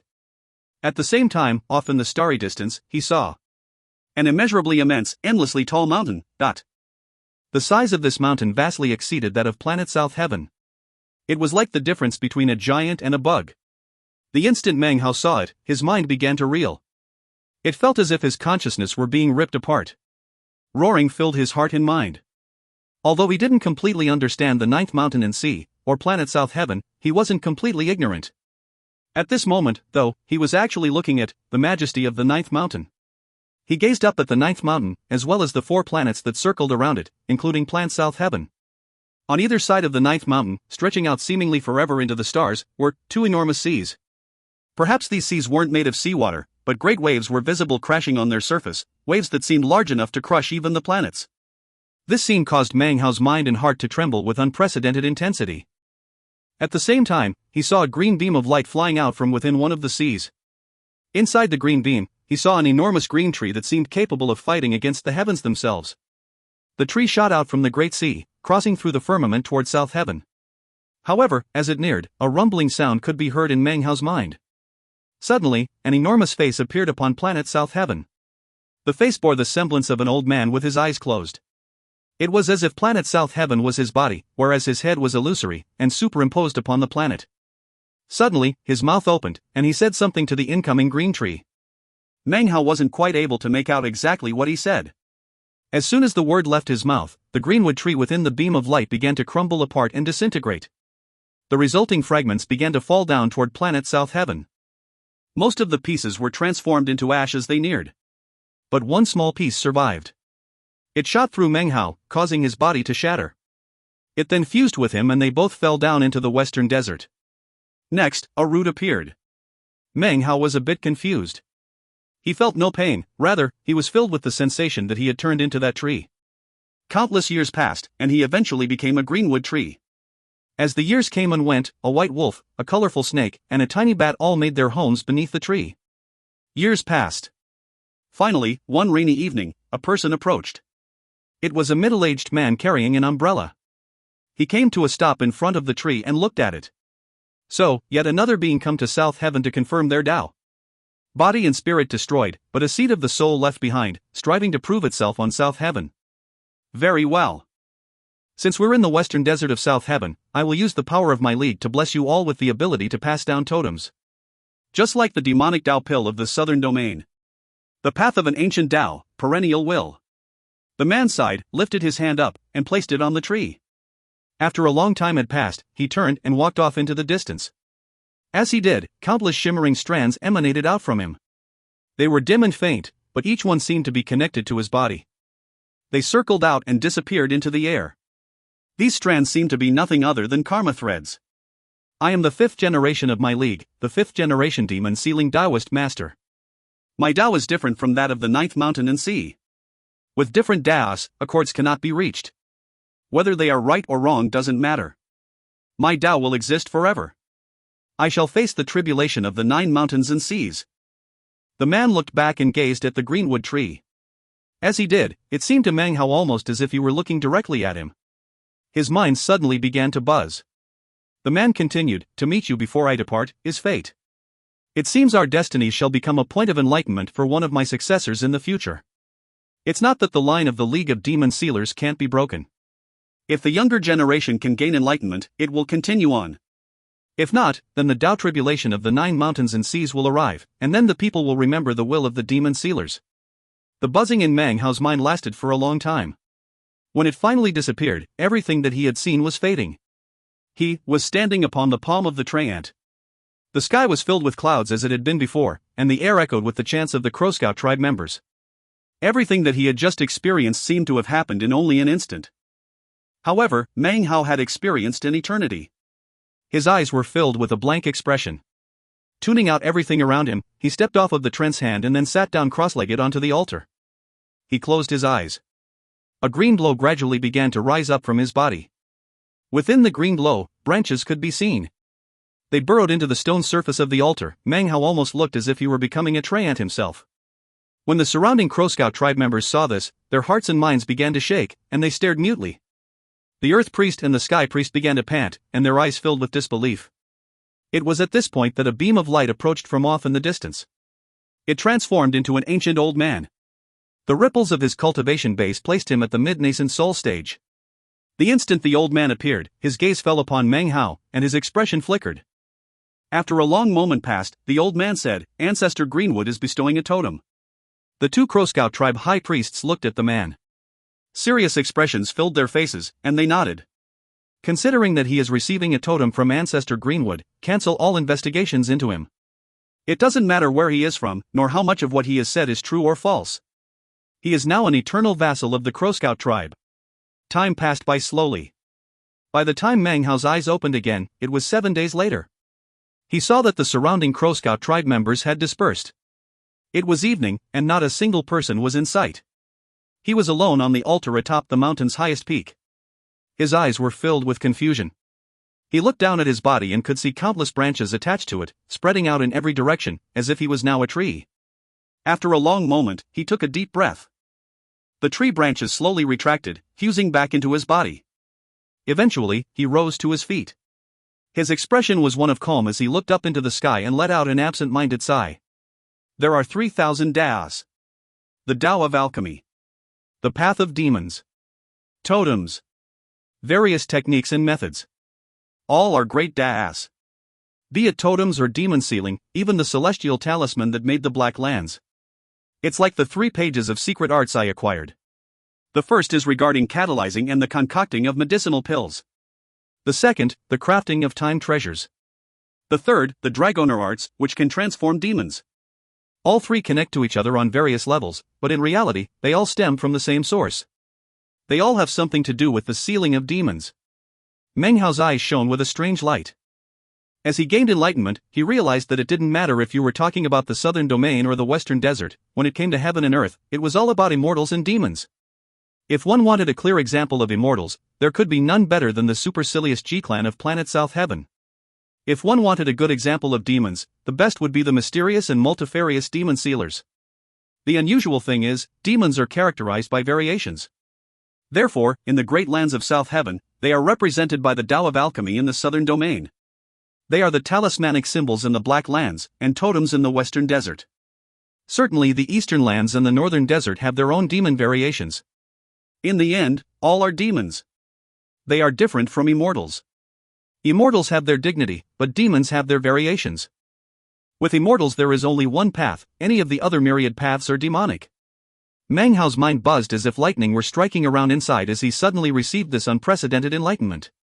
His thoughts having reached this point, although his body was on this mountain peak in the Crow Scout tribe, his consciousness expanded out, soaring up to the highest heavens. The thoughts which had begun to circulate in his mind when he first entered the Black Lands, suddenly coalesced into a single conclusion. Everything has to do with the chi of the 9 mountains and seas. Immortals call this chi the essence. However, the League of Demon Sealers calls it demonic chi. In that case, perhaps the 9th mountain and sea is in actuality an indescribably powerful, massive demon of the heavens. Meng Hao's eyes glittered brightly. If the 9th mountain and sea are collectively a demon, then its chi would fill the planets which surround the mountain. Regardless of the G-clan or some other powerful experts, all such immortals would desire to acquire the essence of the 9th mountain and sea, and thus become its lord. On the other side of the coin, demon sealing is just another path of cultivation, and has nothing to do with acquiring the chi of the 9th mountain and sea. If it's a demon, it can be sealed or approved based on my whim. This chapter was sponsored by Patrick Zajczynski, Brett Flowers, Chester Moon, and Stephanus Hendra. If you find any errors, ads pop up, ads redirect, broken links, non-standard content, etc., please let us know. Report chapter so we can fix it as soon as possible. Chapter 408. Chapter 408, Greenwood Tree Totem. Or it could be that long ago people did not understand the truth of the natural mechanisms of the 9 mountains and seas, of this entire starry realm. They thought that the 9 mountains and seas were the key to developing the body. After feeding upon the mountains and seas, they grew stronger, and eventually broke through to the next level of life. Their lives fused with that of the mountains and seas, and they became immortals. People who viewed matters in such a way eventually came to be the majority. However, there was always a small group who believed that the 9 mountains and seas were heavenly demons whom they could either seal or approve. Seal them as a path to power, or approve them and become their masters. That group of people were the earliest demon sealers. These two groups of people had different philosophies and strode different paths to power, but were not at odds. Meng Hao took a deep breath as he gained this enlightenment. After acquiring the demon sealing jade and becoming the 9th generation demon sealer, Meng Hao's path had always been one of confusion. This was especially true when it came to demon sealing. The puzzlement he had felt in the steady attempts to uncover the truth finally led to understanding. I came to the Western Desert because of the 5-colored nascent soul. I will fuse the 5 elements totems with my pill concocting technique. I will use my body as the pill furnace, and totems as the pill recipe. I will concoct my own perfect nascent soul. This is my main purpose in coming to the Western Desert. My life has been one of treading the path of the multifarious demons. The concept of myriad variations is the path of the demon sealer. The end of this path is that of sealing both the great demons of heaven and immortals. Similarly, it is a path of conferring demonism upon the countless living things in creation as well as bestowing mortals so that they can achieve immortal ascension. Meng Hao's mind buzzed. His cultivation base seethed in accompaniment with this enlightenment. It rose up from the late gold core stage into the great circle of the gold core. He was now even closer to the nascent soul stage. If it weren't for the fact that he pursued the 5-colored nascent soul, he would already have begun his attempt to congeal a nascent soul. However, such a checkpoint was one that countless cultivators had never stepped past. Although Meng Hao had not experienced the difficulty of congealing a nascent soul, he had read about it in the ancient records of the Violet Fate sect. He knew that only people who possessed immense luck and latent talent could be like the proverbial carp who leaped over the dragon's gate and step into that profound and refined stage. Nascent soul. It was a stage vastly beyond that of core formation. Nascent soul cultivators possess magical techniques that far exceed the ordinary. Their mastery of the principles of heaven and earth made them nearly divine abilities. The most obvious example was their art of minor teleportation. This magical technique could even be referred to as almighty. Because of it, any nascent soul cultivator who wished to retreat could easily do so. Unless they were restrained by a restrictive spell formation, it would be very difficult to surround or kill them. Another key aspect was that after reaching the nascent soul stage, cultivators could almost instinctively use a certain divine ability called possession. The nascent soul could emerge, because the body was only secondary. Cultivation was focused on the nascent soul itself. If the body perished, it could be abandoned, and a new body could be seized. Because of this, tangling with a nascent soul cultivator was much more difficult than battling the gold core stage. In the nascent soul stage, confidence in being able to stay alive on the great path of the Tao was much more assured. These were just some of the many advantages the divine abilities manifested in the nascent soul stage, the tip of the iceberg really.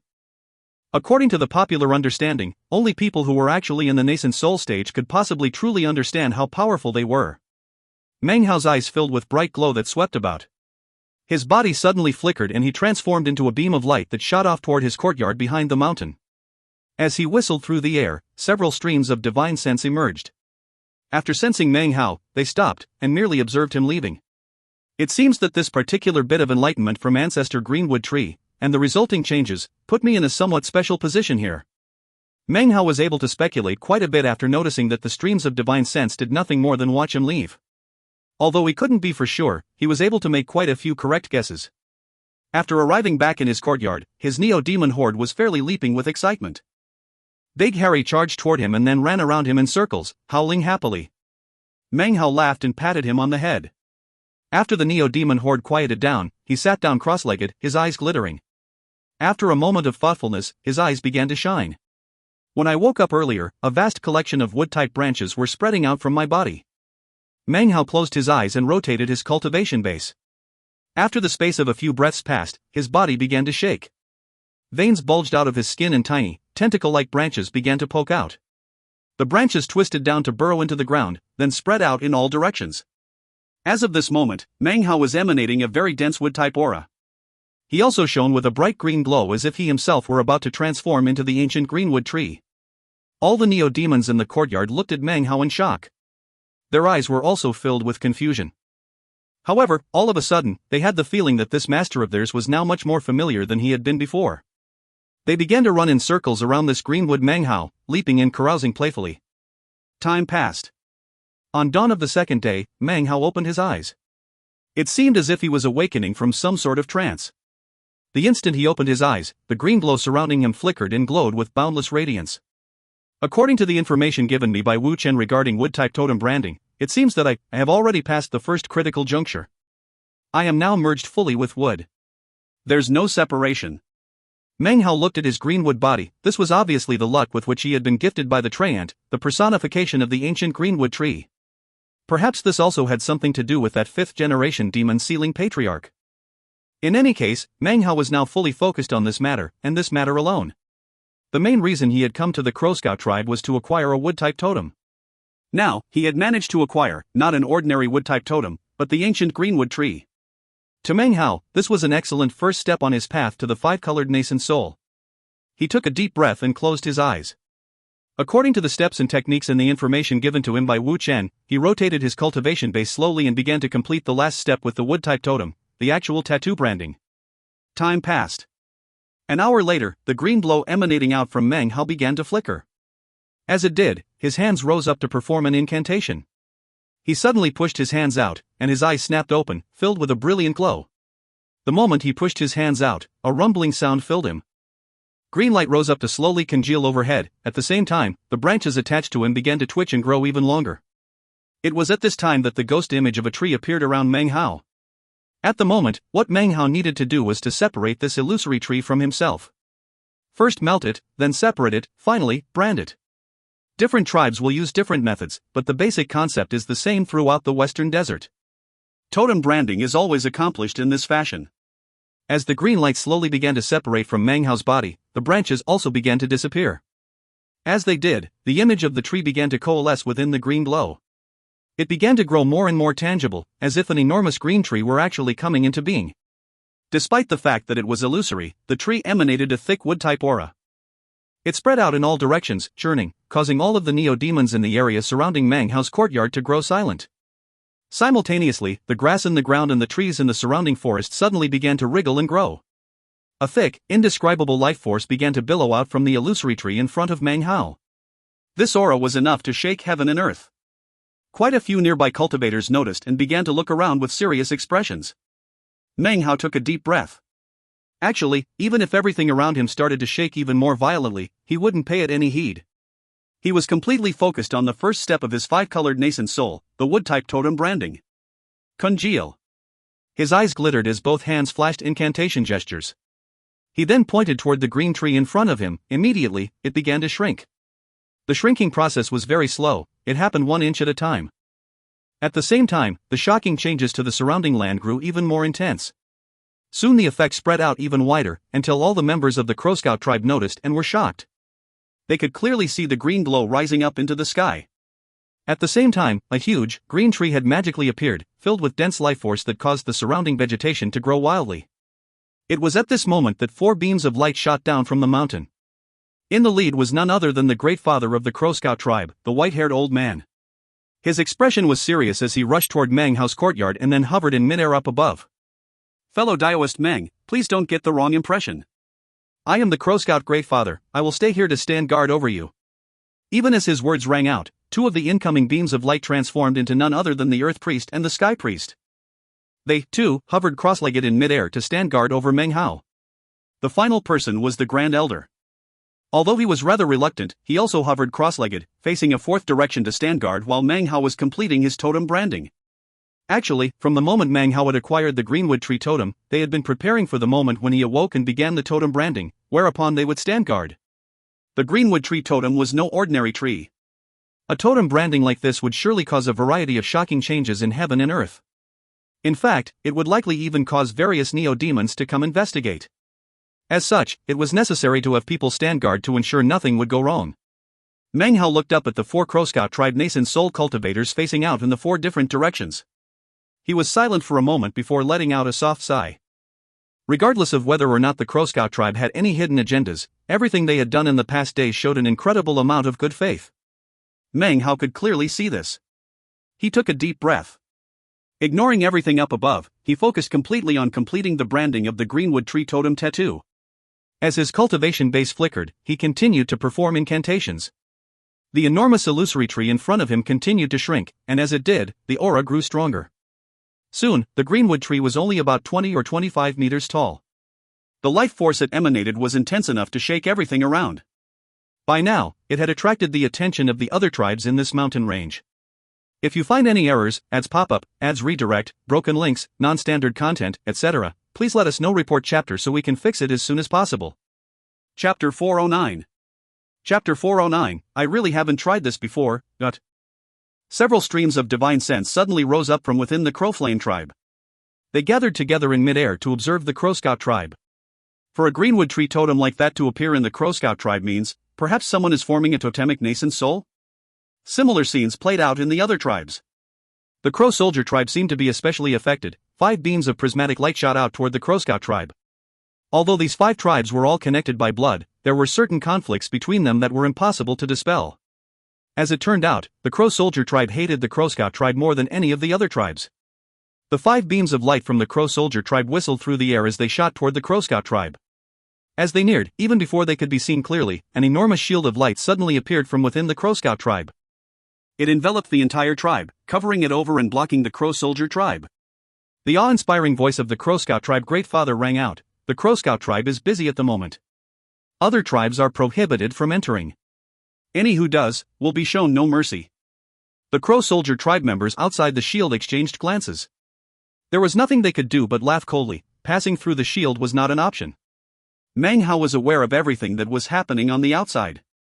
However, the majority of his energy was being spent on the totem branding and the greenwood tree in front of him, which was slowly growing smaller and smaller. Soon it was only 3 meters tall. Everything was shaking, and up above in the sky, lightning suddenly appeared, dancing back and forth. The life force emanating out caused the vegetation in and around Meng's courtyard to burst out wildly. In fact, it was even affecting the vegetation on the mountain, the front district of the Crow Scout tribe, and the forest that surrounded them all. The plants and vegetation everywhere grew rapidly, which of course caused even more shock on the parts of the other tribes. Black clouds churned up above, and howling sounds began to echo out within the forests. The surrounding neo-demons could sense the life force and were beginning to feel greedy. It was at this moment that suddenly a thunderous roar sounded out that shook heaven and earth. Outlander! The faces of the Crow Soldier tribe members suddenly flickered. Without hesitation, they shot backward in retreat, gloating expressions filling their faces. On the other side of the shield, the face of the Crow Scout tribe Great Father suddenly filled with anxiety. He looked up into the sky at a collection of black clouds that was heading toward them at high speed. Damn it, the Outlander beast was injured by the Crow divinity half a year ago, but it didn't actually leave. It's been hiding in the area this whole time. Unless we join forces with the other 4 tribes to summon the Crow divinity ancestor, we can't possibly be a match for the Outlander beast. This Grandmaster Meng's greenwood tree totem has reached an incredible level. Could it be that ancestor Greenwood actually bestowed him with some of its essence? The 4 powerful Crow Scout tribe experts who hovered there in midair were all filled with shock. The Grand Elder looked up at the approaching black clouds and said, Great Father, if the Outlander beast is here for this vassal surnamed Meng, and we are incapable of fighting back against it, wouldn't it be best to just hand him over and alleviate? Before he could finish speaking, the white-haired Great Father interrupted him with a cold snort. Don't mention anything like that ever again. This person was selected by Ancestor Greenwood. If we can't protect him, how could we ever have the face to offer worship to the ancestor? Our Crow Scout tribe might not be classified as a great tribe, but we keep our promises.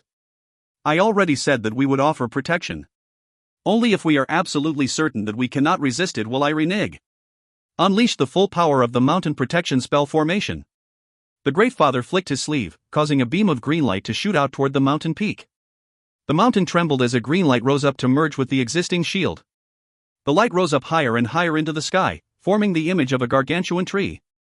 The Crow Scout tribe was contained inside of this tree, which would protect it from anything on the outside. Meng's face was pale.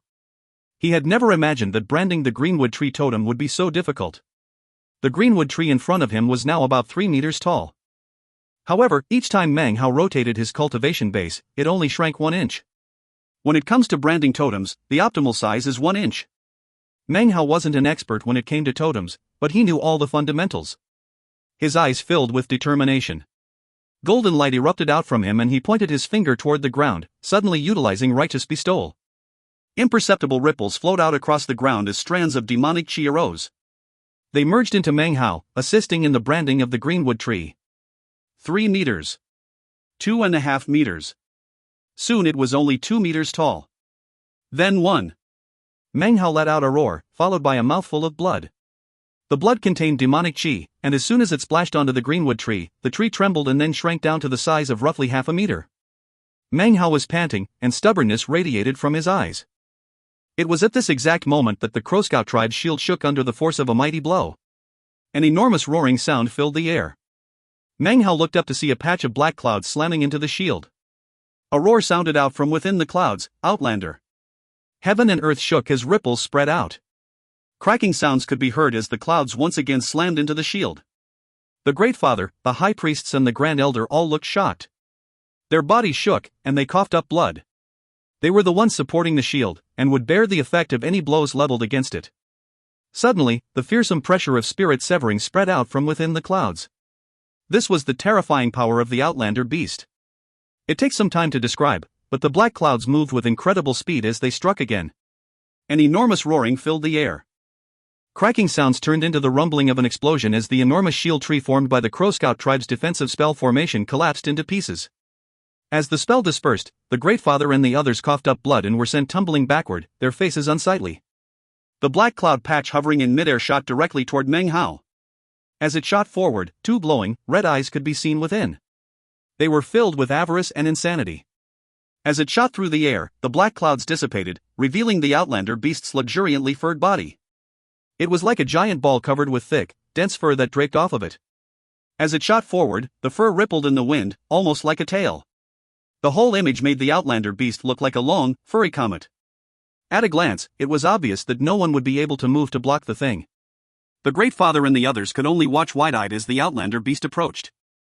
The powerful experts from the other tribes watched the scene playing out, clearly taking joy in the calamity that was befalling the Crow Scout tribe.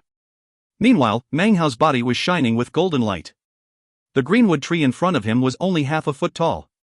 Even as the Outlander beast approached, Meng Hao lifted his finger, congealing the invisible demonic chi in the area and then pushing down onto the greenwood tree. "Shrink!" he bellowed. The congealed demonic chi exploded out with shocking pressure. In the blink of an eye, the greenwood tree shrank to the size of an inch. At this point, the Outlander beast let out a fearsome roar. The greenwood tree shot toward Meng Hao's forehead, instantly branding onto him. A wood-type totem. The first of the colors of the 5 elements, a green tree. The instant the branding formed, Meng Hao's cultivation base began to rotate. It suddenly grew until it was only a hair's breadth from the nascent soul stage. His life force abounded to a fearsome extent. In fact, it grew to the point that some of the injuries Meng Hao had sustained in the past from wasting his own life force were now completely recovered. Even more shocking, the incredible level of Meng Hao's life force made it so that no matter how ancient he grew in later years, he would always be able to maintain his current physical appearance. Such terrifying life force also made Meng Hao's magical techniques even stronger than they had been before. This proves that my choice to tread the path of the 5 elements is the correct one. This path allows me to use an alternative method to create a perfect 5-colored nascent soul that belongs solely to Meng Hao. Meng Hao turned, lifting his hand. Totemic power flashed as the eyeless larva appeared. Layers of silk suddenly began to spin around him, forming a shield roughly 3 meters large. A massive boom shook everything as the Outlander beast slammed into it. Meng Hao was shoved backward, and blood sprayed from his mouth. He looked up at the Outlander beast, which hovered in front of him in midair, its eyes wide. It appeared shocked that the power of its attack was incapable of shattering the silk shield. An ominous glint appeared in its eyes. It could sense 2 different fluctuations of power on Meng Hao, fluctuations that frightened even it. However, the life force emanating from the greenwood tree brand on Meng Hao's forehead contained healing powers that caused greed to emanate up from within its heart. Furthermore, the demonic chi on Meng Hao's body was driving it crazy. Its eyes began to glow red and it howled as it once more charged toward Meng Hao. Meng Hao shot backward. As he did, he took note of the thick, luxuriant fur that covered the Outlander beast, and suddenly, his eyes flickered. Next, he let out an enormous shout which echoed out in all directions, filtering out into the surrounding mountainous forest. "Parrot, there's a great furred beast here that you've definitely never tried out." Almost as soon as his voice echoed out, a squawk could be heard. This squawk caused the Outlander beast to suddenly stop in its track. A look of vigilance appeared in its eyes as a multicolored streak shot toward them from off in the distance, moving with blinding speed. Within the colorful streak, the parrot's eyes emitted a bright glow, and its body quivered with excitement. A dubious expression covered its face as it looked over the Outlander beast's luxuriantly furred body. It shivered with anticipation. "I haven't tried out this before. I really haven't. Ah! Lord Fifth is happy." The parrot seemed on the verge of going crazy. It exploded forward, utilizing all the power it possessed to shoot toward the fearful, vigilant Outlander beast. Meng Hao had a strange expression on his face. A short distance away, he stopped moving as he watched the parrot approaching. Suddenly, he sighed inwardly. It seems certain unique indulgences really can release the ultimate potential power. It didn't even notice that the Outlander beast has a cultivation base with power similar to spirit severing. This chapter was sponsored by Alan Tam. If you find any errors, ads pop up, ads redirect, broken links, non-standard content, etc., please let us know. Report chapter so we can fix it as soon as possible. Chapter 410. Chapter 410, Naive Earth Priest. The members of the Crow Scout tribe, including the Great Father, the High Priests and the Grand Elder, all watched the multicolored light approaching at rapid speed. It closed in on the Outlander beast, radiating frenzy and determination. That Neo-Demon certainly is loyal to its master, said the Earth Priest with a soft sigh. He had seen many Neo-Demons, but few that would show such care for a master, that would display such madness and ignore everything else in order to protect him. The parrot's excitement actually appeared to others as determination. Furthermore, its joy at being able to try out a new furred beast made it seem as if it were loyally protecting its master. It wasn't just the Earth Priest that was thinking in this way. Many of the other Crow Scout tribe members saw the scene that was playing out, and the parrot within the multicolored light, and were filled with admiration. They watched as the multicolored beam of light that was the parrot shot toward the Outlander beast, which roared as it approached.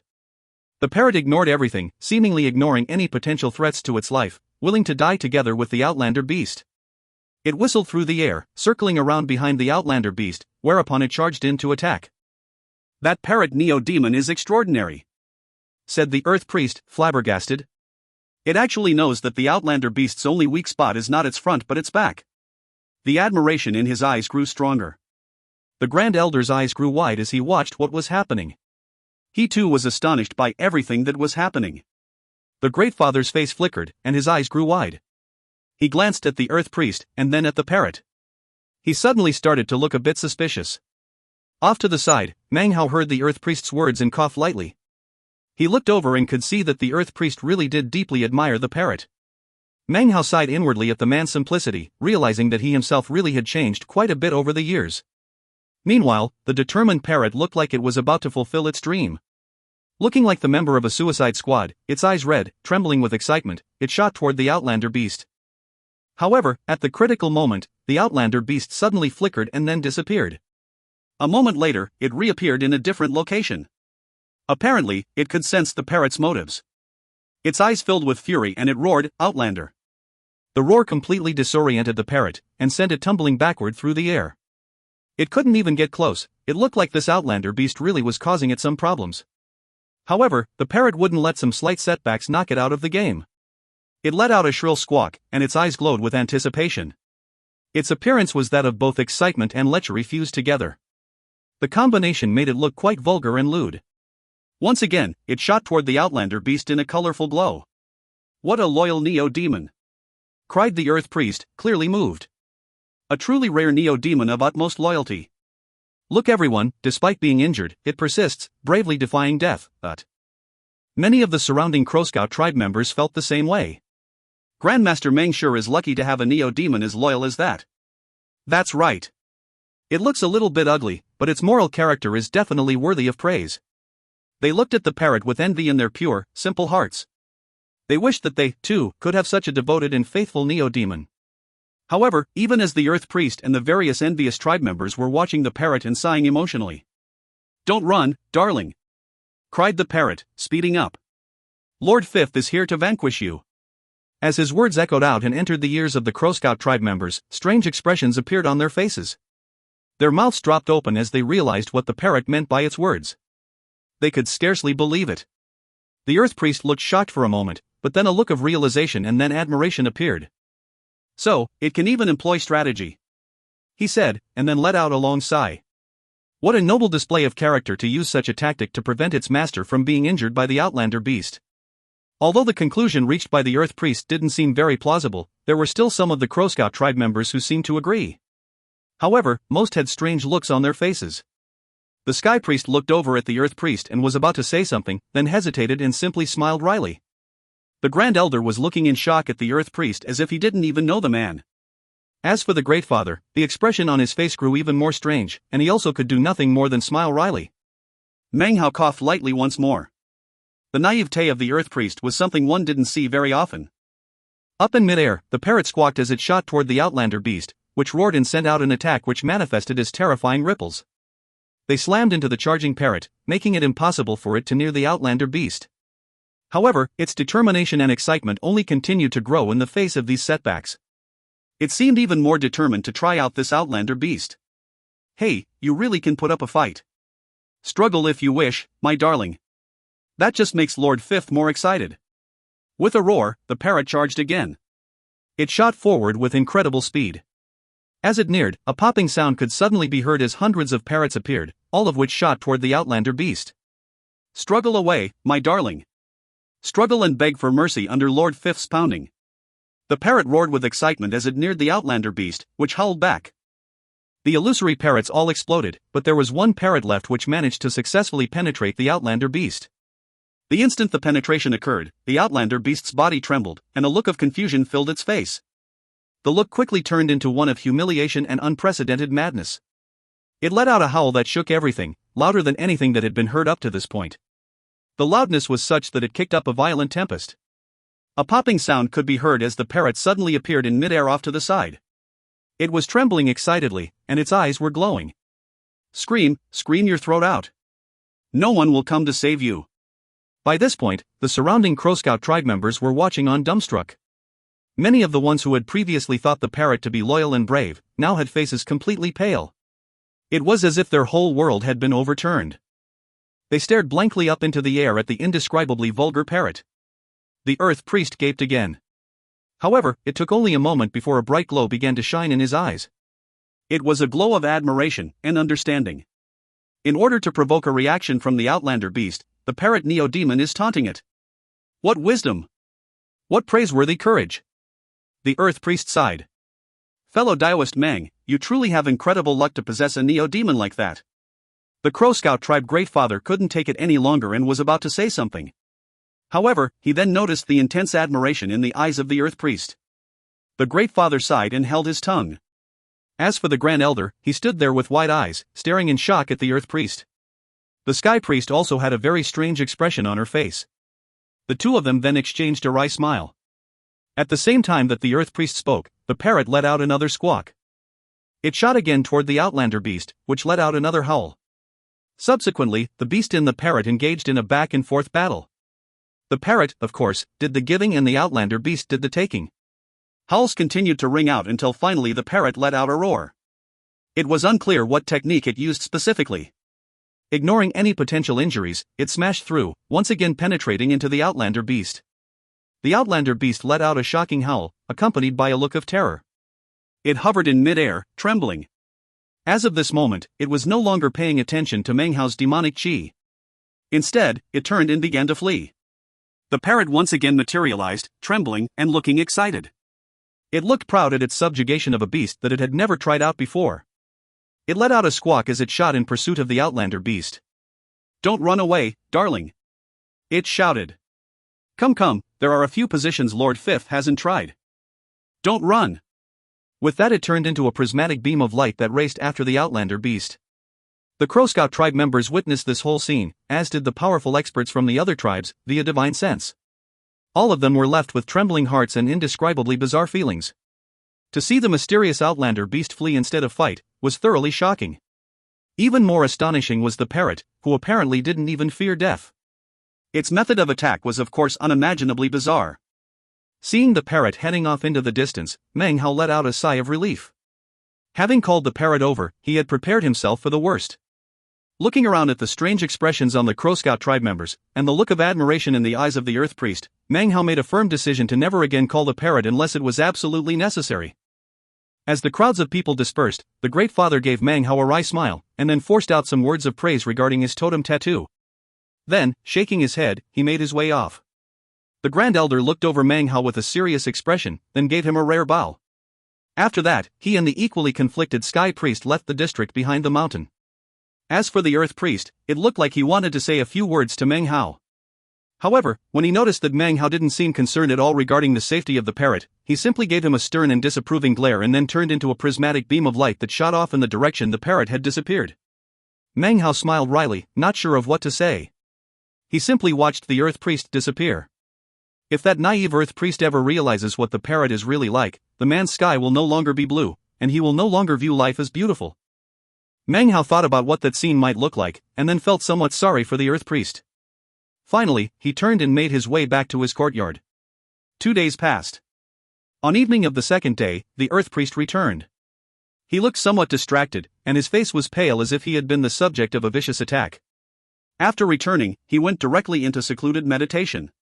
During the 2 days, Meng Hao found that whenever he went out, the Crow Scout tribe members that caught sight of him looked at him with awe. Sometimes it even bordered on fear, as if they feared offending him and didn't dare to approach him. As soon as they saw him, sweat would break out on their foreheads and they would hurry off in the opposite direction.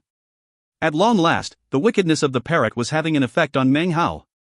It didn't take long before the entire Crow Scout tribe knew about the events regarding Grandmaster Meng's wicked neo-demon. The news rapidly began to spread to the other 4 tribes. If you find any errors, ads pop up, ads redirect, broken links, non-standard content, etc., please let us know. Report chapter so we can fix it as soon as possible. Chapter 411. Chapter 411, Rank 7 MOZ. The parrot never came back. Meng Hao wasn't too concerned about this. Who knew how many long years the parrot had lived, and yet it inherently seemed to like courting death. Nonetheless, it still hadn't died. Meng Hao was quite assured in its ability to survive. Furthermore, the meat jelly bell was with the parrot. If anything, the one to worry about wasn't the parrot, but the poor outlander beast. Several days passed, during which Meng Hao spent most of his time in his courtyard, studying his greenwood tree totem tattoo. It flickered there on his forehead, radiating boundless life force throughout his body. Every time he closed his eyes to meditate, it seemed that even his heartbeat could create ripples throughout the land and sky around him. This is only one of the 5 elements, a wood-type totem. It's already propelled my cultivation base much closer to the nascent soul stage. When his eyes opened, they glittered brightly. After carefully examining the totemic power within him, he had reached a new understanding. If I can acquire a second 5 elements totem, then my cultivation base, despite being at the full circle of the gold core, will actually be strong enough to fight the peak of the early nascent soul stage, even without the blood-colored mask. In fact, by using the power of the totems, I should be able to employ some of the divine abilities that belong to the nascent soul stage. During the same period of time, Meng Hao also experimented a bit with the neo-demon horde he had acquired from Mo Fong. He fed them with demon nurturing pills, and also took them out to hunt. In a relatively short period of time, they began to grow fiercer and tougher. Of course, due to the restraints of time, there was still a large gap between them and Big Harry and the other Greenwood wolves. However, if things kept progressing the way they were, although they might not compare to the 5 Greenwood wolves, they would continue to transmogrify and grow stronger. Finally one afternoon, Meng Hao was sitting cross-legged meditating when suddenly, an enormous roaring sound shook the rear mountain district of the Crow Scout tribe. As the roaring echoed throughout the air, an enormous black python over 20 meters long shot toward Meng Hao in a beam of blackness. The black snake emitted a powerful aura, filled with savagery. Its forked tongue flicked in and out of its mouth, and its mere presence sent the aura in the area into chaos. Furthermore, a black, churning mist with a celestial appearance seethed around it as it flew. Standing on top of the black snake was an old man in a black robe. His expression was grim, and his eyes were filled with arrogance and contempt as the black snake neared and then floated in the air above Meng Hao's courtyard. The old man looked down with a condescending look at Meng Hao. The old man's cultivation base was not extremely high, only at the mid-core formation stage. However, his body was festooned with complex totem tattoos, which emanated shocking ripples. Because of them, the man actually emanated an aura similar to that of the nascent soul stage. "So, you're Meng Hao?" boomed a voice like that of rolling thunders. It didn't sound like the voice of a human, but rather, like the combined roaring of countless beasts. The sound rolled out in all directions, causing all of the cultivators in the rear mountain district to tremble in their hearts. All of the neo-demons began to tremble in fear. There were people who immediately recognized the man who rode on the black snake.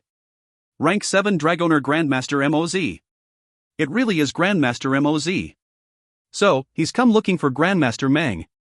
Grandmaster Meng took away Mo Fong's neo-demon horde. It won't do any good even if the Great Father and the others interfered now. This will be the Crow Scout tribe's first battle between Dragoners. Grandmaster Mo versus Grandmaster Meng. Meng Hao sat cross-legged in his courtyard. He slowly opened his eyes, and they gleamed with coldness. He looked up indifferently at the black-robed old man who floated in mid-air atop the black snake. He merely looked up. There was no shocking sharpness in his gaze, nor did he say any heaven-shaking words. He just looked over. As his gaze passed over the wildly arrogant and fierce black snake, it suddenly began to tremble. Terrifying waves of fear suddenly rose up in its simplistic mind. Meng Hao's gaze had seemed relatively casual, nor could the old man see any clues as to what was going on. But the black neo-demon snake shook violently, and its mind and heart reeled. Fear and awe welled up from its very soul. It almost seemed like pressure was bearing down on its life force. The fear and awe it felt in its soul would most likely also be present even in the ancient ancestor which gave birth to this creature's bloodline. It too would tremble in fear in front of Meng Hao. The unspeakable aura he emanated made the black snake hold him in as much awe as the heavens. It took only one look, and the black snake let out a shrill howl, then immediately retreated backward. The shocked old man in the black robe did everything he could, but the black snake was completely incapable of recovering. It was only after Meng Hao looked away a moment later that the black snake managed to straighten itself up. If Meng Hao had looked at it any longer, it would probably have simply fallen down out of the sky. No observer could see what had happened. However, Moz's heart trembled, and he could barely prevent himself from gasping. His eyes were wide. He had come here in an overbearing fashion in order to punish Meng Hao and take back the Neo-Demon Horde. Suddenly, all of his plans completely changed. He floated there in mid-air, glaring down at Meng Hao, a multitude of thoughts running through his head. Damn it, he thought, no wonder the Great Father, Grand Elder and others did nothing to stop me from coming here. It turns out this guy is a high-level Dragoner. Just what rank is he? How can I help you? Asked Meng Hao coolly. His voice was calm, but his eyes were filled with coldness. He looked up at rank 7 Dragoner Moz, and suddenly realized that the totems on the man's body were quite interesting. I am Moz. Fellow Taoist Meng, my son is not a good student, but he spent half his life painstakingly collecting his Neo-Demon Horde. I demand an explanation regarding this matter. However, we are both Dragoners. In 1 month, the day will come in which the 5 tribes of the Crow divinity go to worship their ancestor. At that time, the order of who enters the ancestor's land will be determined by a competition between the 5 great tribes. On that day, I hope to experience your secret Dragoner arts. Moz didn't know what rank Dragoner Meng Hao was, having come here, however, he couldn't just leave immediately. Therefore, he forced these words out, then turned and left with his black snake. As he left, he made up his mind. I must determine for sure what rank Dragoner he is. I can't do anything rash. I'll use the 5 great tribes competition to determine how much of him is true and how much is false. He arrived abruptly and left quickly. The surrounding onlookers saw everything that happened and could only watch on in shock. Meng Hao also stared in surprise for a moment. It only took a moment's thought to realize why rank 7 Dragoner Moz had come here. However, his motives in coming and going were quite contradictory. Meng Hao smiled coldly, and his eyes glittered. So, the awaited time has come, the 5 great tribes will offer sacrifices to their ancestor. The only way to do that is to enter the Crow divinity Holy Land. That is the prescribed rendezvous point with the others. However, now that I have my wood-type totem, getting into the Holy Land isn't that important. Furthermore, the Crow Scout tribe has actually treated me quite well. After a moment's thought, he closed his eyes to continue his research on his greenwood tree totem. The next day at dawn, when light was just appearing in the sky, Meng Hao emerged from his trance. He looked around at his silent Neo-Demon Horde. Currently, his dozens of Neo-Demons were organized into 3 groups. The first was the Greenwood Wolves, led by Big Harry. Another was the Greenwood Bats, led by the Black Bat. There was a big difference in the numbers populating the 2 groups. There were a few more Greenwood Wolves, however, the Greenwood Bats had more mid-level Neo-Demons. The 2 groups weren't necessarily evenly matched, but there was a clear delineation between the 2. They didn't get along very well, and a bit of hostility existed. The third group was comprised of Greenwood Snakes. Their numbers lay between those of the Greenwood Wolves and the Greenwood Bats. However, in terms of strength, they didn't measure up to either of the others. Being the lowest position, they showed complete awe for Big Harry and the Black Bat. Meng Hao looked thoughtfully for a while at the 3 groups of Neo-Demons. Then, his body flickered as he left the courtyard. Behind him, Big Harry looked up, then also turned into a blur as he followed, along with the rest of the Greenwood Wolf Neo-Demon Horde.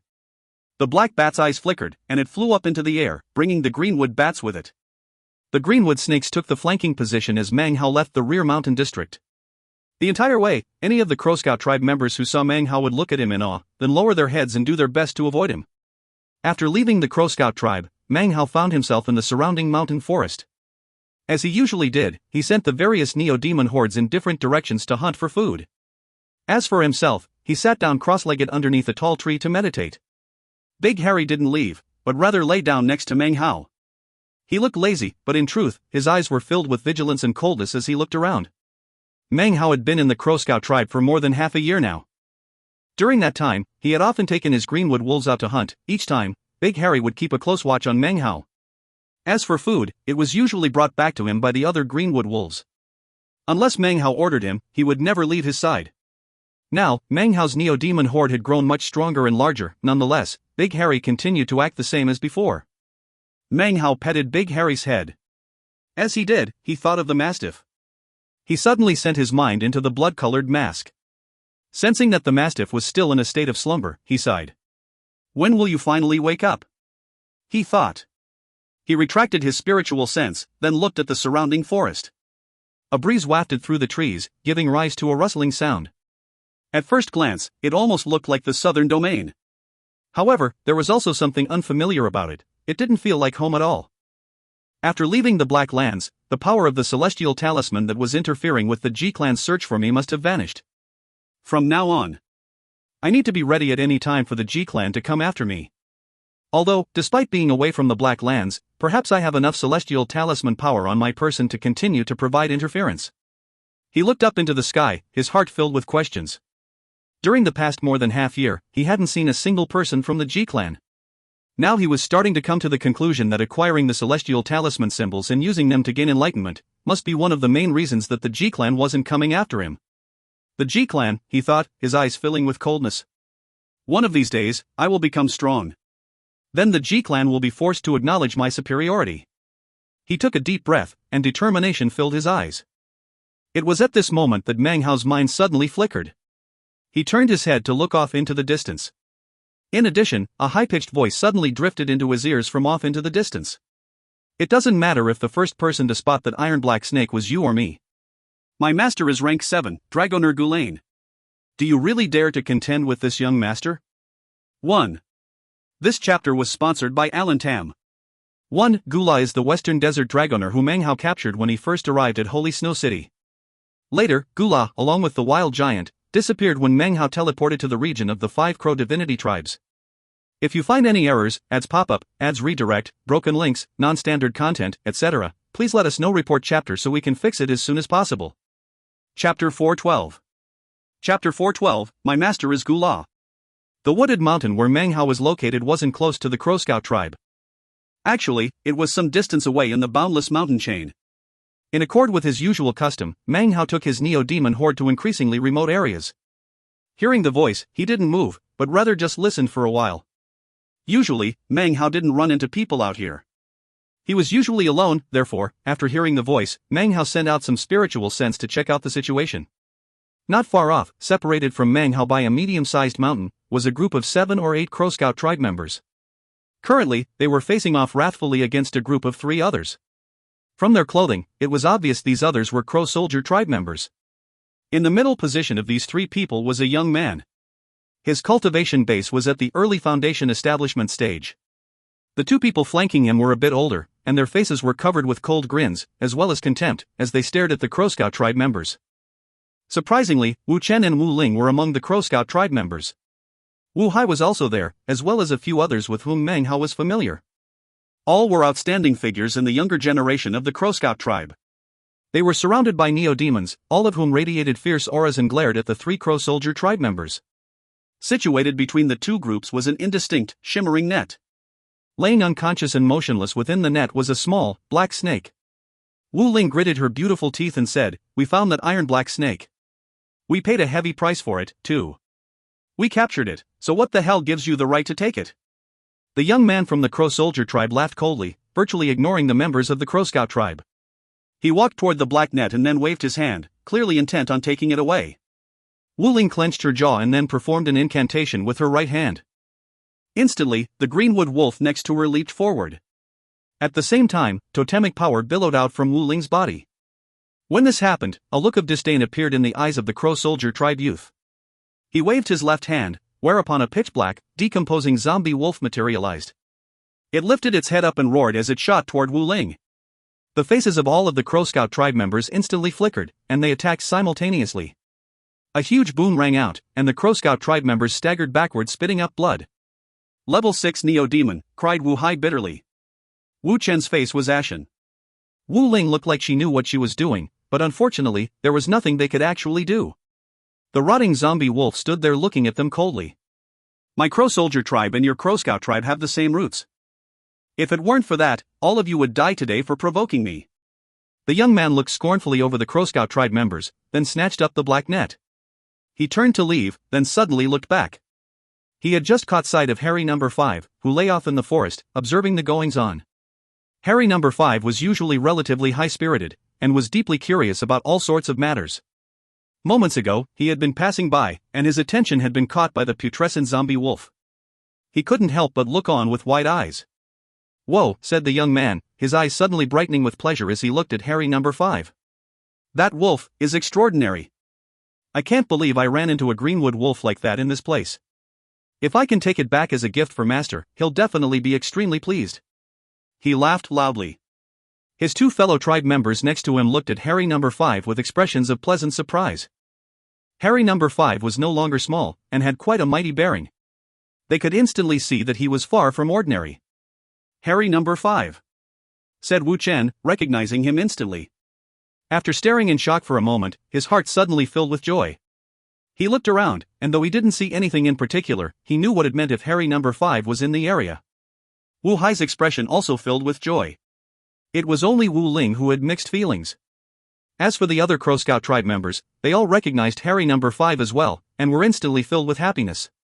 Hearing them call out his name, Harry No. 5 turned his head in surprise. He looked at them for a moment, then turned back with curiosity to stare at the zombie wolf. A look of savagery appeared on the face of the young man. He couldn't care less that the Crow Scout tribe members recognized this greenwood wolf.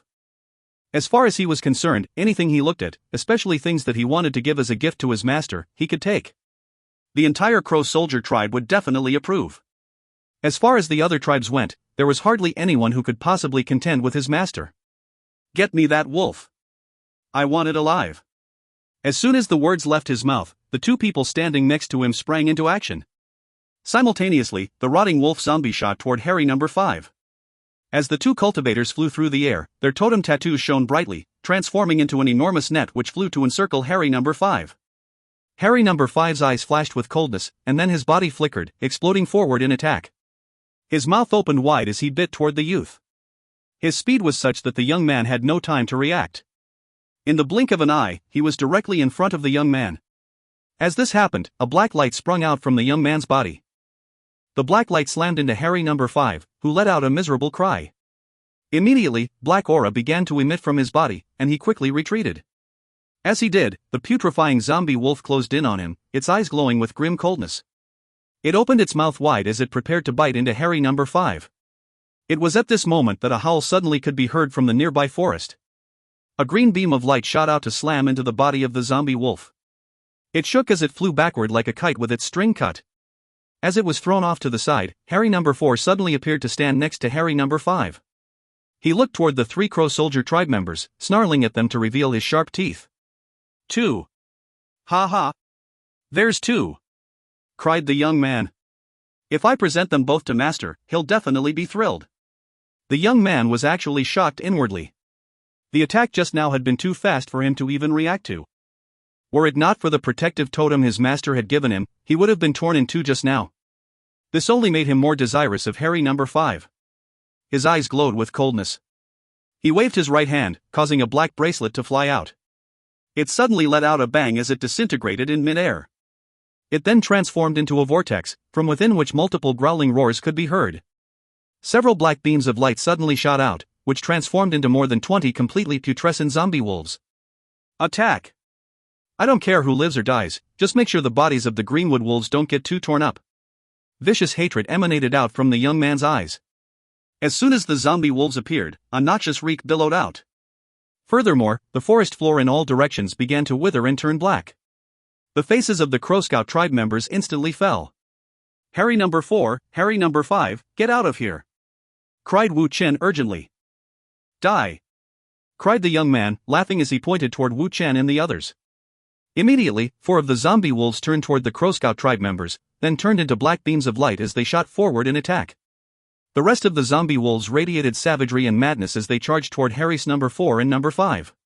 Meng Hao frowned as watched all of this happen. Finally, he gave a cold snort. Big Harry looked up and began to howl. Immediately the sound of the howl filled the forest. Harry's number 2 and number 3, as well as the rest of the Greenwood wolves, were all in the area. Hearing the howl, they immediately charged in the direction of Harry's number 4 and number 5. Their speed was such that it only took a blink of an eye for the young man as well as the Crow Scout tribe members to see multiple beams of green light shooting toward them from within the surrounding forest. Suddenly, more than 20 Greenwood wolves were there, each one beyond ordinary, emanating incredible might. This was especially true of 2 of their number, which were more than 9 meters long and emanated flickering green glows. The savagery and coldness which shone in their eyes filled the entire area. The young man's face immediately fell. The rotting zombie wolves that were flying through the air sensed the sudden impending crisis, and immediately stopped and looked around vigilantly. Harry number 2. Harry number 3. Shouted Wu Chen excitedly. The young man from the Crow Soldier tribe looked shocked. The other 2 tribe members next to him also looked around in surprise at the approaching Greenwood wolves. I never thought my luck would look so good, said the young man after a moment, laughing loudly. So many excellent Greenwood wolves to present to Master. In his heart, I will definitely surpass second elder brother and first elder brother. However, even as his laughter rang out through the woods, a savage howl ripped through the air in the forest. It circled about in all directions, along with an arrogant aura which immediately caused the neo-demons in the area to begin to tremble. Even the cultivators of the Crow Scout and Crow Soldier tribes felt their minds trembling. At the same time, a white blur appeared, shooting with such speed that nothing was visible but whiteness. The white blur slammed into 7 or 8 of the zombie wolves, whereupon booms echoed out along with blood-curdling shrieks. The zombie wolves all exploded, sending a stinking black mist roiling out in all directions. The world-shaking white blur then transformed into a white wolf who stood there with utmost grandeur, as if he could look down upon all heaven and earth. The white wolf's body wasn't very large, and even looked somewhat weak. But the instant he appeared, all of the other Greenwood wolves immediately fell prone, emanating an air of allegiance. The white wolf raised its head up and howled, and as it did, the other Greenwood wolves joined him. Within an instant, the entire wolf pack was howling in unison, causing everything in the area to shake. Even the trees were trembling. The zombie wolves began to quiver, and their listless eyes filled with veneration and submission. A white wolf king. This was what each and every one of the observing cultivators was thinking at the moment. White wolf king. The young man's facial expression immediately changed, and he began to breathe heavily. He stepped back a few paces, looking at the White Wolf King, his eyes filling with unprecedented madness and avarice. White Wolf King. Who could have imagined that this place would have a Wolf King? Once Master finds out, he's going to be delighted. It doesn't matter who this Wolf King belongs to, now that it has appeared, it belongs to me. The young man roared as he suddenly stretched out his right hand, within which he held a jade slip. Using the fastest speed he could muster, he crushed it, which sent a message to his master, Gula. Meng Hao, who was still observing the proceedings with spiritual sense, finally gave a cold snort and then strode forward. If you find any errors, ads pop up, ads redirect, broken links, non-standard content, etc., please let us know. Report chapter so we can fix it as soon as possible. Chapter 413. Chapter 413, chapter title located at the end of the chapter. At the same time that the young man crushed the jade slip. Not too far away in the same mountain chain were 2 peaks that seemed to wish to climb up into the highest heights of the clouds. They towered over the earth, looking out in all directions, 2 powerful magical warriors the sight of which would send shock into anyone's heart. Every day at noon, when the sunlight was densest, these 2 mountains would shine with a silver light. This light was the type that could split heaven and earth. It circulated around in the area, sending off powerful ripples. This was none other than the home of the Crow Soldier tribe. On the second peak of the Crow Soldier tribe was a limestone crag upon which sat 7 or 8 members of the Crow Soldier tribe, all smiling respectfully. Sitting in their midst was a middle-aged man who joked and laughed with the surrounding tribe members. He wore a black robe, and was clearly beyond ordinary. His eyes contained the stars, and if you looked at them long enough, you could sense a certain sharpness. All of it made him like the sun. Without even trying, he became the center of attention. And that is just a fundamental quality of the magic of Dragoners, said the man coolly. If you want your Tao of Dragonering to live forever, and wish to experience progress, then the only option is to look for the answer within your own flesh and blood and bones. That is where you will find the path you must tread. He wore a smile on his face, although there was no kindness in it, rather, he emanated a lofty and proud air. If you looked closely, however, you would be able to see a bit of an emotional sigh contained within them. The people surrounding him were for the most part outstanding members of the tribe. All had cultivation bases at the core formation stage, each and every one wore thoughtful expressions. Grandmaster Gu, you truly deserve to be a rank 7 Dragoner. Although we've never heard anything like this before, after some thought, it really makes sense. That's right. Grandmaster Gu, it seems you've truly found your own path as a Dragoner. You have limitless future potential. I think that in all of the 5 tribes of the Crow Divinity, to find someone who could match you in terms of secret Dragoner arts would be as difficult as finding phoenix feathers or Qilin horns. The proud, middle-aged man engaging in the lively discussion was none other than Gula, with whom Meng Hao had lost contact during the teleportation to this region. At that time, Meng Hao had rendered Gula unconscious during his meeting with the other nascent soul eccentrics regarding the 5 tribes of the Crow Divinity. Therefore, Gula was completely unaware of any of those matters. All he knew was that when he woke up, he was back in the western desert. Most importantly, there was no sign of that terrifying, inhuman person who plagued him with fear during the day and roamed in his nightmares at night. At first, Gula had stared in shock. Then he had searched around, filled with disbelief. However, the only thing he had found was the unconscious wild giant. After repeated searches of the area without finding Meng Hao, his body had begun to tremble, and finally, he lifted his head up and let out a roar. He had thought about all the torment and maltreatment he had endured in the past. He thought about how many times his flesh and blood had been studied. All of it caused tears to stream down Guele's face as he roared. These were the tears of happiness seen on the face of someone who survived a great disaster. Strangely, he also found that for some reason, his skills in the Dragoner arts had increased, and he was now rank 7. In his belief, everything that he had endured had moved the heavens.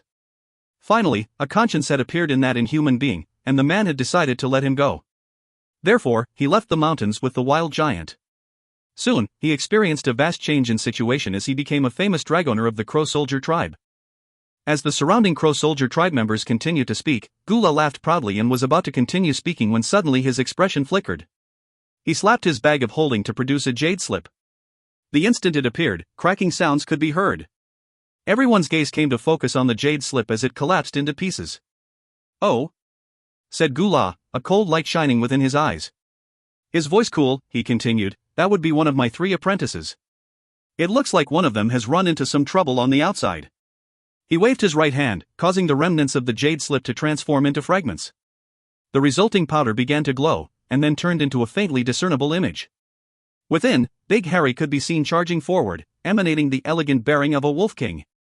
Seeing the image, the eyes of all the surrounding Crow Soldier tribe members immediately went wide, as did Guele's. He stared fixedly at Big Harry, then began to laugh loudly. "It seems my 3rd apprentice really is ingenious. He truly is an outstanding member of the Crow Soldier tribe. He's even gone and found a wolf king for me. Excellent, excellent." Continuing to laugh, Gula shot up into the air, followed by the chuckling Crow Soldier tribe members. "Congratulations, Grandmaster Gu.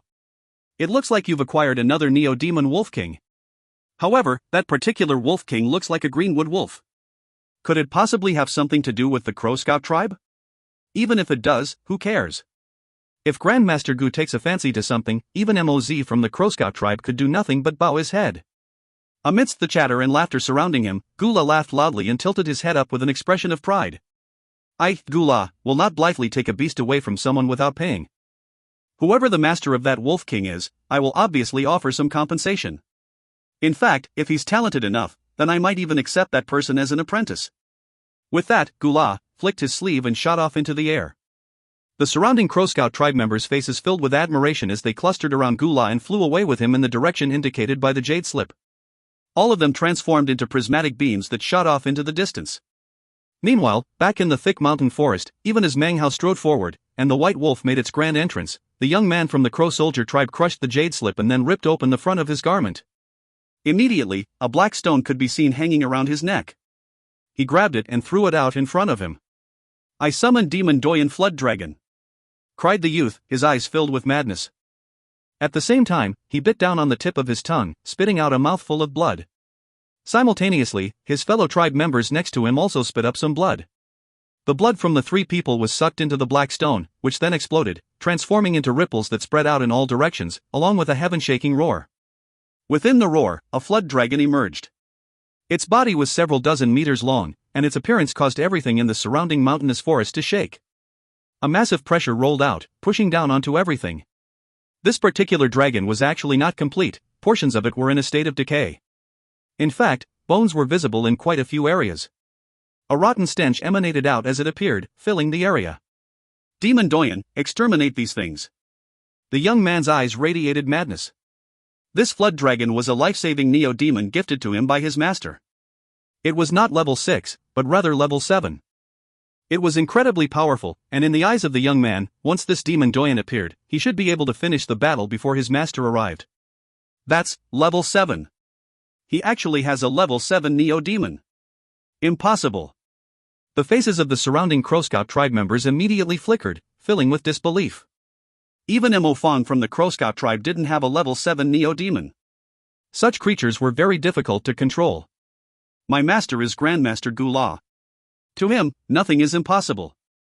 The young man laughed uproariously as the flood dragon roared and shot toward Big Harry. Meng Hao strode through the forest, using his spiritual sense to observe what was happening. Seeing everything happening, a strange expression appeared on his face. As soon as the rotting zombie wolf had appeared, Meng Hao was astonished at how different Gule's neo-demons were from everyone else's. Then the flood dragon appeared. Meng Hao recognized it instantly. It was, in fact, a flood dragon that he himself had killed and then given to Gula as food for the wild giant. Even as Meng Hao scanned the area with spiritual sense, Big Harry let out a growling roar. His body flickered and he transformed into a white blur that shot toward the flood dragon. At the same time, the surrounding greenwood wolves instantly fell upon the putrefying zombie wolves, and a vicious, deadly battle erupted. Booms rang out, accompanied by howls and roars as the greenwood wolves tangled with the zombie wolves. At the same time, Big Harry and the flood dragon fought back and forth fiercely. Because of Big Harry's fierceness and incredibly high life force, it didn't matter that the flood dragon was level 7. It couldn't do anything to even scratch Big Harry. In fact, it continued to retreat, until finally Big Harry had had enough. He let out a tremendous roar, and began to shake. In the blink of an eye, his body expanded to a size of over 30 meters. He looked like a small, white mountain. His aura emanated up endlessly so that in an instant, he suddenly exerted tremendous pressure down onto the flood dragon. Big Harry's aura spread out in all directions, giving rise to a white-colored tempest that rose up to the heavens. Accompanied by an earth-shaking roar, Big Harry charged toward the flood dragon, slamming into it and causing it to let out a miserable shriek. Its already damaged body began to collapse and fly about in all directions. Big Harry's jaws latched onto the flood dragon's head, and he ripped it off with a howl. Squeals filled the air as the greenwood wolves attacked relentlessly. It took only a moment for all of the rotting zombie wolves to be torn to pieces. The Crow Scout tribe members' spirits were instantly lifted. Wuchen clenched his fists, his face filled with excitement. On the other hand, the face of young man from the Crow Soldier tribe, as well as the faces of his two companions, instantly went deathly pale. Without thinking about it, they backed up, breathing heavily. Complete disbelief filled the eyes of Grandmaster Gule's third apprentice. That's a level 8 Wolf King. It was at this exact moment that a black streak of light appeared from off to the side. It shot toward Big Harry, and then transformed into the shocking black bat, as well as a large group of other greenwood bats. A horde of greenwood snakes also appeared, hissing loudly as they emerged from the forest. That's a Bat King," said the young man, his face filled with dread as he continued to back up. How could he ever have imagined that he would manage to provoke such a horde of neo-demons? It doesn't matter if there are 2 neo-demon kings. You've run into me today, so now your lives belongs to me," said the young man through clenched teeth. His eyes filled with venomous hatred as he slapped his bag of holding to produce a chunk of black-colored meat. As soon as the meat appeared, a shocking sound rumbled out from the surrounding forest. It was a roar that sounded as if it could shred the heavens. Meat. Chapter 413, Meat. This chapter was sponsored by Alan Tam. If you find any errors, ads pop up, ads redirect, broken links, non-standard content, etc., please let us know. Report chapter so we can fix it as soon as possible. Chapter 414. Chapter 414, Master, save me. The roar rumbled out, shaking the heavens and causing the land to tremble. The surrounding forest burst into chaos, as if a tempest had sprung into being and was preparing to shred all life into ash. Within the roar contained a mighty pressure that all cultivators could sense.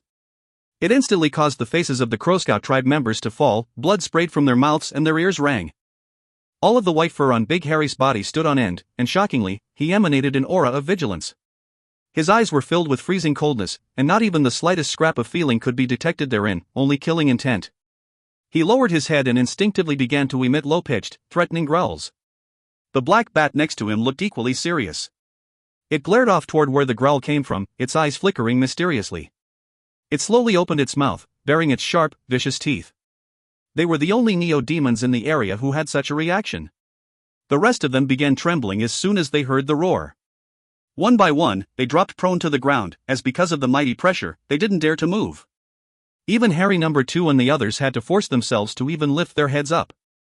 Their eyes were filled with fear and struggle as they let out low-pitched howls. As for the young man and the other two from the Crow Soldier tribe, their faces flickered and they trembled. The young man quickly took the piece of meat he held in his hand and prepared to throw it out in front of him. "You're dead!" he cried. "Nobody can save you now." As the roar echoed toward them from off in the distance, Meng finally emerged from the forest to stand in front of everyone. The Crow Scout tribe members looked over one by one, and their expressions were the same as if they had just seen a blood relative. They immediately began to clasp hands and excitedly bow to him. "Grandmaster Meng! It's Grandmaster Meng! Greetings, Grandmaster Meng!" This was especially true of Wu Chen. He was the first one to catch sight of Meng Hao, and his expression was one of extreme excitement. Catching sight of Meng Hao here filled him not just with simple respect, but something bordering on fanaticism. Wu Hai gave a slight, inward sigh of relief. Next to him, Wu Ling had a complex expression and subconsciously lowered her head. Meng Hao gave smiling nods to everyone. Then, his gaze shifted off into the distance. He could sense the pressure weighing down on everything, and as he did, he smiled. There was no need for him to even check with spiritual sense, he could tell that off in the distant forest was none other than a wild giant. It was striding toward them at top speed, most likely drooling at the same time. As soon as Meng Hao appeared, it was as if all the pressure suddenly lifted from the neo-demons. One by one, they stood up, their dignity and might restored. Harry No. 2 trotted over to Meng Hao, a happy expression in his eyes. It only took a moment for Meng Hao to be surrounded by neo-demons. Big Harry's body flickered as he, too, returned to Meng Hao's side. He no longer looked completely savage, but rather, clever and charming. The black bat hesitated for a moment, then flew over to Meng Hao's side. However, it continued to glance with cold eyes off into the distance. "Grandmaster Meng?" said Gu Lei's third apprentice, his bearing arrogant and disdainful. "Since when did your Crow Scout tribe get somebody named Grandmaster Meng? Presumably this neo-demon horde belongs to you." "Well, my master is rank 7, Dragoner Grandmaster Gulain of the Crow Soldier tribe. If you're smart, you'll hand over the neo-demon horde to me immediately. If you don't, you'll have to face my master, who's on the way here right now. And guess what, there's also a wild giant coming." Even as he spoke, the ground trembled, and another roar from off in the distance shook everything. "Meat! Meat!" The voice was like thunder, sweeping across everything. The Crow Scout tribe members continued to appear to be at a loss as the ground heaved. The neo-demons next to Meng Hao, with the exception of Big Harry and the Black Bat, all began to growl as they sensed a feeling of imminent crisis. "Do you hear that?" said the young man excitedly. "That's the roar of a wild giant. That's none other than my master's demonic Dharma protector, an ancient neo-demon that he personally subjugated years ago. A wild giant." He laughed boisterously. Wild giants eat other neo-demons for lunch, and are rarely seen in the western desert. According to legend, they rarely bond masters.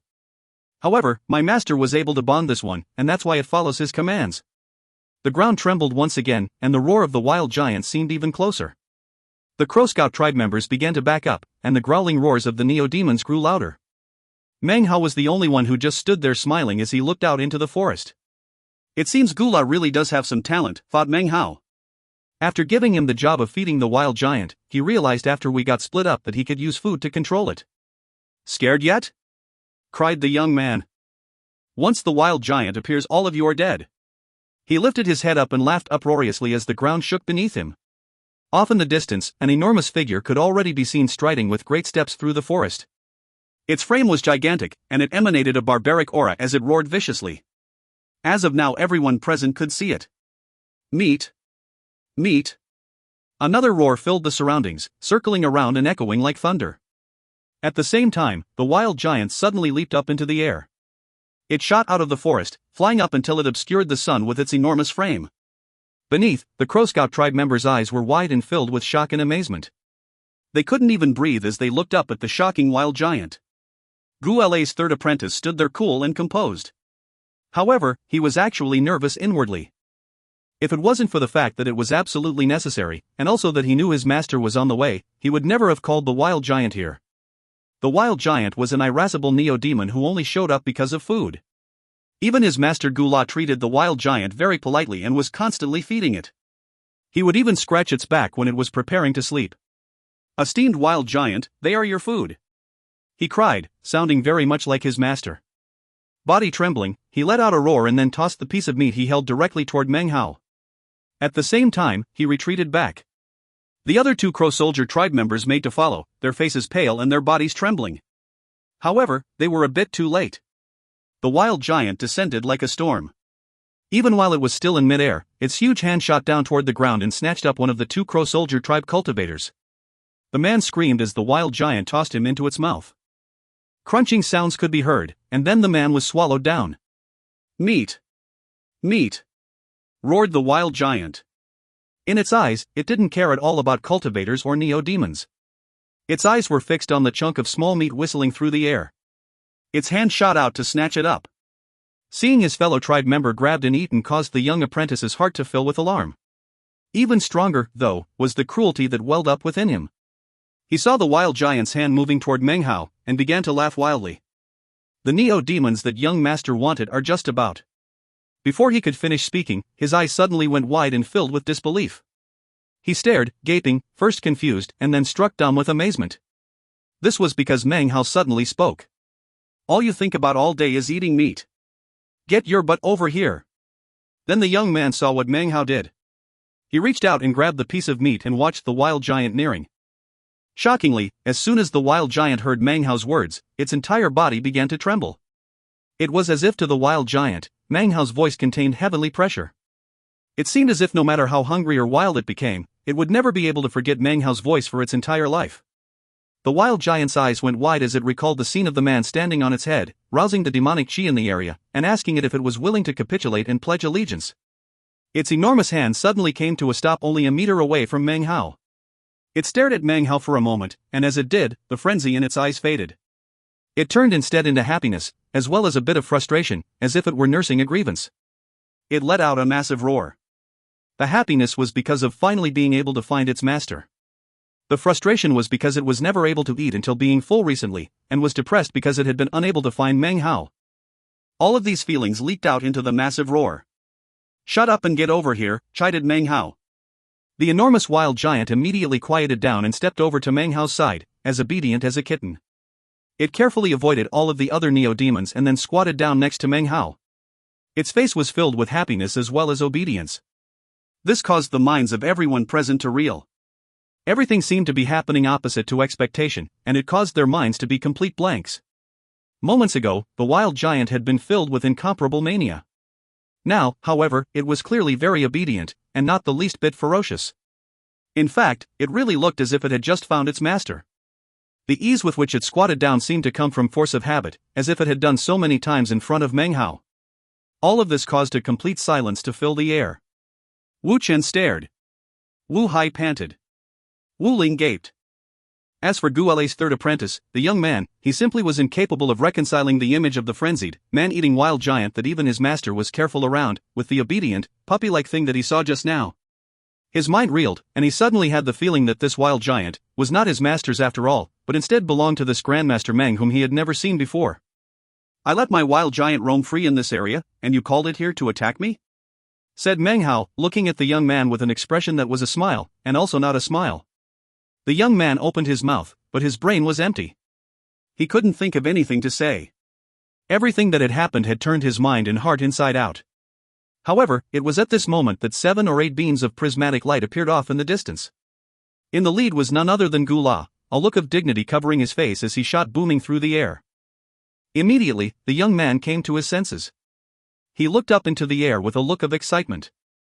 "Master, save me. If you find any errors, ads pop-up, ads redirect, broken links, non-standard content, etc., please let us know. Report chapter so we can fix it as soon as possible." Chapter 415. Chapter 415, Grandmaster Gula. "What are you losing your head over? I'm here.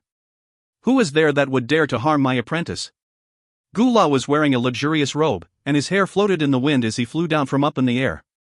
His expression was one of pride and aloofness, as if he were the most esteemed person under heaven. This was especially true considering he stood atop a 30-meter-long flood dragon with violet scales. The flood dragon's fierce eyes were pale white, making it so that even though the dragon emitted a strong aura of death, it still looked divine and mighty, anything but ordinary. Its domineering aura was enough to cause anyone to take it very seriously. Gula stood there atop the flood dragon, emanating billowing aura. Next to him, the other Crow Soldier tribe cultivators all had cultivation bases at the core formation stage. Clearly, none were ordinary tribe members, but rather influential figures. They clustered around Gula as he shot down from the sky. Gula glanced coolly over the situation, his expression one of authority. The first thing he saw, naturally, was the enormous figure of the wild giant. However, because of the angle, he was unable to see Meng standing on the other side of the wild giant. All he could see was the wild giant's obedient posture, which seemed a bit odd. Regardless of anything, however, he was incapable of connecting the wild giant's obedient behavior to Meng. In his mind, this was the Western Desert, and that inhuman freak had forgotten about him long ago in the Black Lands. There was no way he would reappear. Half a year ago, he would not have been so firm in his conviction. But after all this time had passed in comfort and safety, this way of thinking was deeply rooted in Gula. The second thing he noticed was Big Harry and the Black Bat, as well as the rest of the Neo-Demon horde which stood beneath the shadow of the wild giant. As for the Crow Scout tribe members, Gula completely ignored them. Those two Neo-Demon kings are extraordinary. Having roamed the Western Desert for years, I can say that such Neo-Demons are rarely seen. Gula smiled, not paying too much attention to his pleading apprentice. Hands clasped behind his back, he stood there looking down at the scene. As he spoke, Big Harry looked up at him, cruel and cold-killing intent shone in his eyes. Even his white fur seemed to emanate an icy desire to kill. The Black Bat's mysterious eyes narrowed. It could sense an intense pressure emanating from Gula. It stared at him, bearing a mouthful of sharp teeth. As for the rest of the Neo-Demons, they trembled beneath the mighty pressure emitted by the flood dragon which floated above them. As for Wu Chan and the others from the Crow Scout tribe, their faces were pale. Seeing the group from the Crow Soldier tribe arrive, as well as the terrifying flood dragon and Gula, they all began to breathe heavily. That's rank 7, Dragoner Grandmaster Gulain from the Crow Soldier tribe," blurted Wu Chen. He looked over at Meng Hao, and, seeing his calm expression, suddenly felt a bit better. Meanwhile, up in mid-air, the other Crow Soldier tribe members started laughing in response to the words Gula had just spoken. "Those two Neo-Demons really do look extraordinary. Ha ha ha. Congratulations Grandmaster Gu, you've acquired 2 Neo-Demon Kings today. You're going to be even more powerful than before. Great. Your luck is astonishing, Grandmaster Gu. Those two are definitely rare Neo-Demons, . From the pleasant laughter, it was clear that they meant what they said, these Neo-Demon Kings really were rare. Hearing their words and laughter, Gu Lei's face filled with complacency and happiness. He was truly excited after having seen Big Harry and the Black Bat. "Apprentice offers greetings to master," said the young man down on the ground. Seeing Gula arrive, he heaved an inward sigh of relief. Suddenly a feeling of arrogance and superiority rose up within him. "Master," he continued, backing up even as he shouted, "I accidentally happened upon these 2 Neo-Demon Kings. I was just attempting to capture them to give to you as a gift when this guy showed up. He even attacked me and tried to take them away. Master, please take charge of administering justice." He glared at Meng Hao with venomous hatred the entire time, a cold smile covering his lips.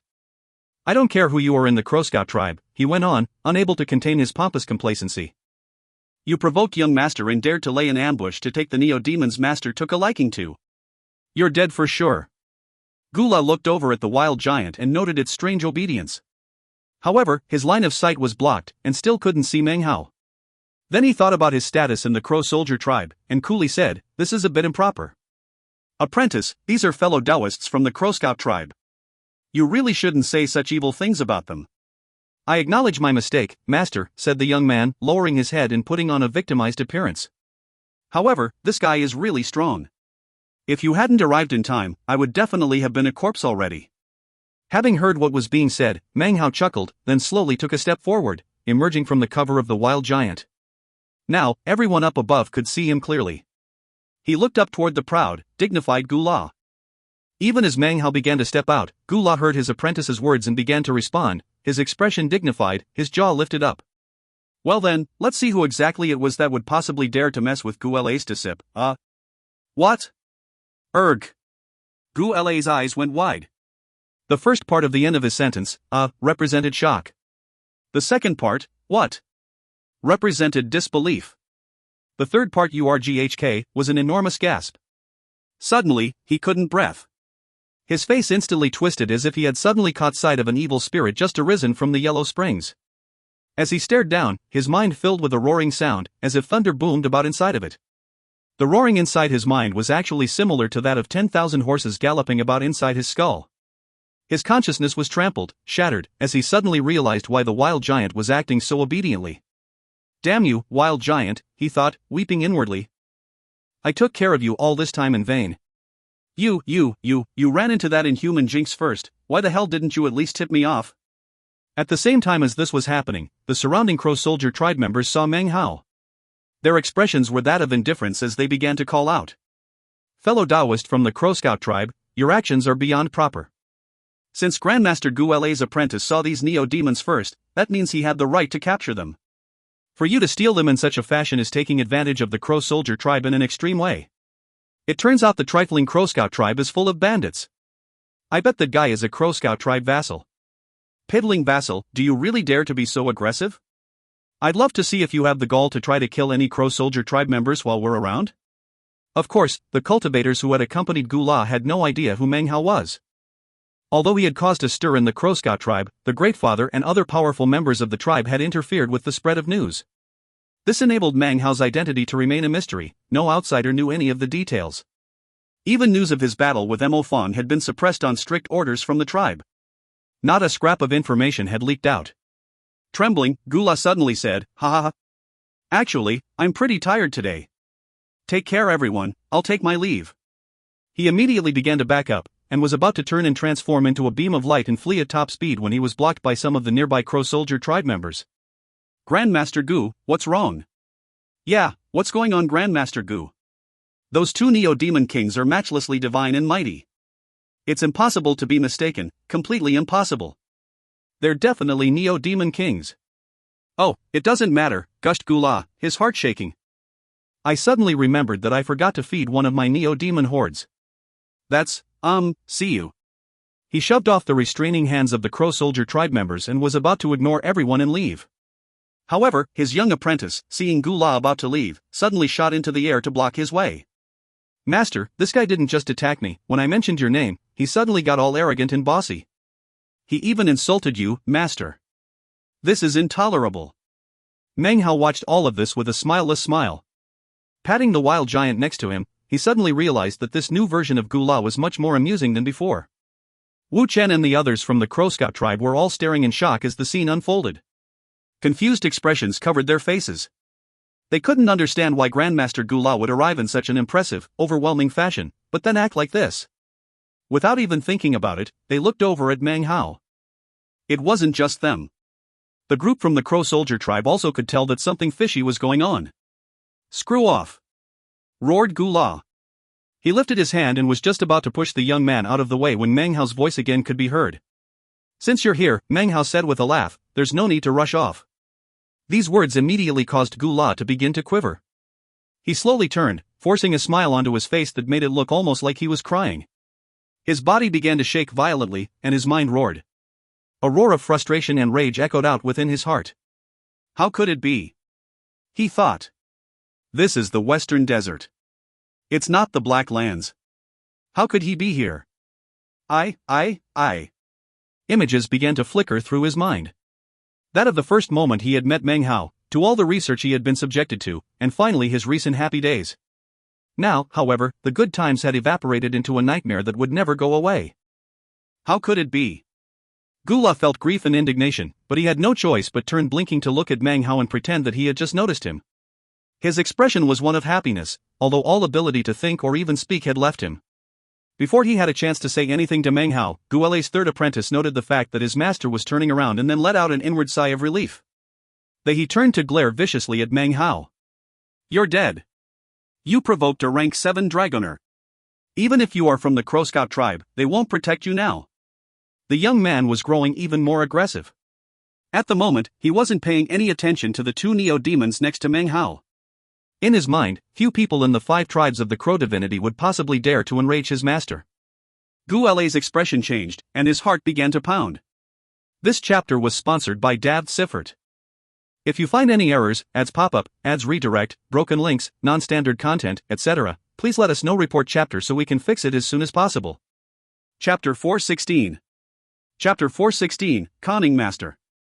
As the young man's words echoed in Gu Lei's ears, his eyes went wide. He suddenly thought of occasions in the past in which people had paid the price for offending Meng Hao.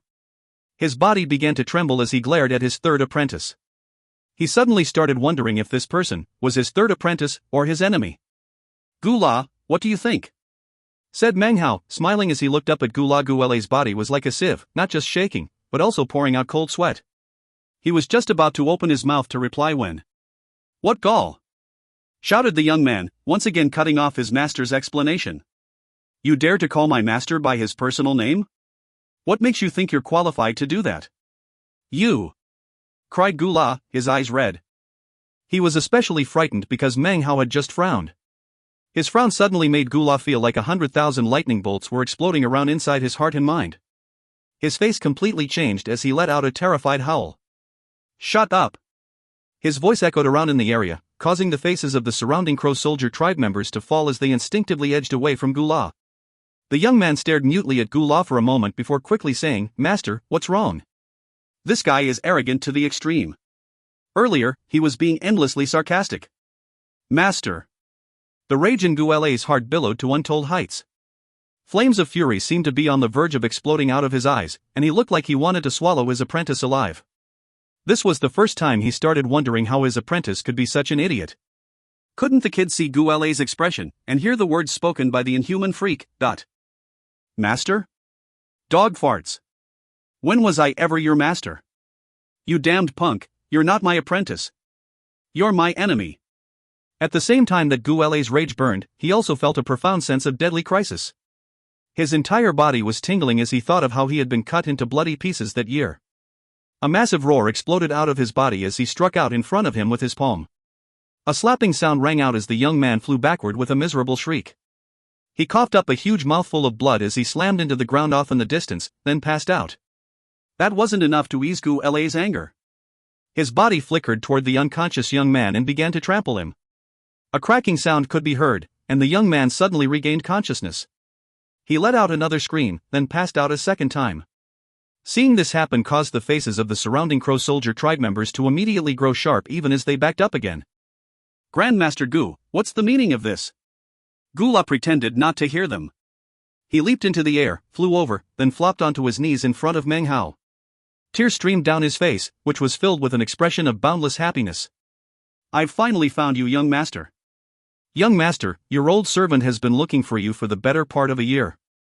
I really thought that you had abandoned me. I. As soon as Gu Lei's words filled the air, cries of astonishment could be heard. Whether it be Wu Chen and the others from the Crow Scout tribe, or the group of Crow Soldier tribe members up in midair, all of them could not possibly have anything other than expressions of complete astonishment when they heard Gu Lei's words. They almost couldn't believe it. One by one, they started to breathe heavily as they looked at Gu La and Meng Hao. Wu Chen and the others from the Crow Scout tribe were staring with wide eyes. Just what is the relationship between them?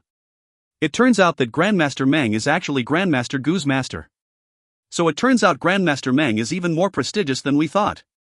No wonder Grandmaster Meng's secret Dragoner arts are so profound. He can even raise Neo-Demon Kings. If his servant is a rank 7 Dragoner, then just what rank is he? However, even more shocked than the Crow Scout tribe members were the influential people from the Crow Soldier tribe who had accompanied Gu La here. Grandmaster Gu actually called that guy young master. Just what exactly is going on here? Is it really true? If that guy is Grandmaster Gu's young master, well, considering how powerful Grandmaster Gu is, then what about his master? Meng Hao's expression was the same as ever as he looked at Gu La with a mysterious smile. Obviously, Gu La was worried that Meng Hao would exact some sort of punishment on him. He clearly regretted everything that had happened before. Now, he kneeled there, looking anxiously at Meng Hao, his expression one of bereavement and pleading. You've taken good care of the wild giant, said Meng Hao coolly. When I need you, I'll call for you. He turned toward the wild giant and patted it. Then, he flicked his sleeve and turned, walking off into the distance. The wild giant seemed reluctant to part with him. Big Harry, the Black Bat, and the rest of the Neo-Demon horde followed Meng Hao. As for Wu Chen and the rest of the Crow Scout tribe members, they quickly followed along too, panting. Gula bowed respectfully toward Meng Hao, then loudly said, "Young master, your old servant pledges to follow your orders to the death." With that, Gula let out a sigh. His body was no longer trembling, but he had been nearly frightened to death just now. He watched Meng Hao leave before rising to his feet, the proud and lofty expression once again appearing on his face. Hands clasped behind his back, he turned toward the shocked, gaping Crow soldier tribe members. "The young prince of our house is yet young, but as dignified as ever. I've never told you who I am. I am the Tao protector of a mysterious western desert legacy. I have been tasked with protecting the young prince of our house. Half a year ago, we were separated when teleporting to this area." Rolling his eyes at them, he patted the wild giant, then took it to head back toward the Crow soldier tribe. Although Gula seemed to have recovered, the look in his eyes was the same as a person who had survived a great disaster. As for the wild giant, it continued to roar for meat. "Damn it," thought Gula, "I can't stay in this place for much longer. I have to flee in the night. Get as far away from that inhuman Meng Hao." Countless ideas sprang into Gula's head, however, he then began to hesitate. He recalled the words Meng Hao had spoken just before he left, and he began to struggle inwardly. A moment later, he let out a long sigh. In the end, he just didn't have the courage to flee secretly. Meanwhile, Meng Hao proceeded along through the mountains, followed by his neo-demon horde. Wu Chen and the others from the Crow Scout tribe followed cautiously. They couldn't help but look at Meng Hao with respect, Wu Ling included. Of course, Wu Chen's respect for Meng Hao had long since turned into fanaticism. Everyone was quiet. Meng Hao didn't speak, so neither did anyone else dare to make any noise. Eventually they emerged from the mountain forest. Off in the distance, the Crow Scout tribe was now visible. Finally, Wu Chen couldn't take it anymore. After a moment's hesitation, he hurried forward and said in lowered voice, "Grandmaster Meng." "Grandmaster Meng, sir, just what exactly is the relationship between you and Grandmaster Gu?" Behind him, the eyes of the others began to shine.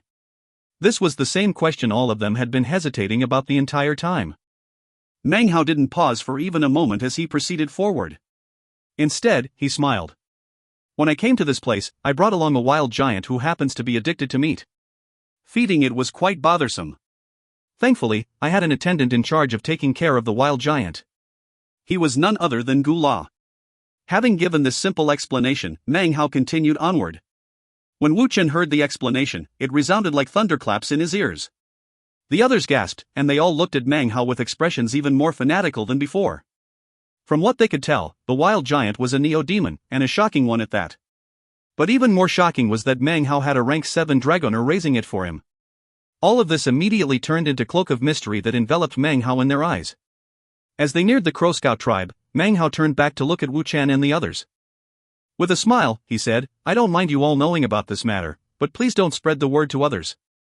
Then he turned, transforming into a beam of light that shot off into the distance along with his neo-demon horde. Wu Chen and the others clasped hands and bowed as he left. Each and every one decided in their hearts that since Grandmaster Meng did not wish the events which had occurred today to be spread about, they definitely wouldn't mention them to anyone. Wu Chen and the others watched him until he disappeared. All of them had indescribable feelings within them. What they had experienced today was something far beyond anything they had experienced in many years.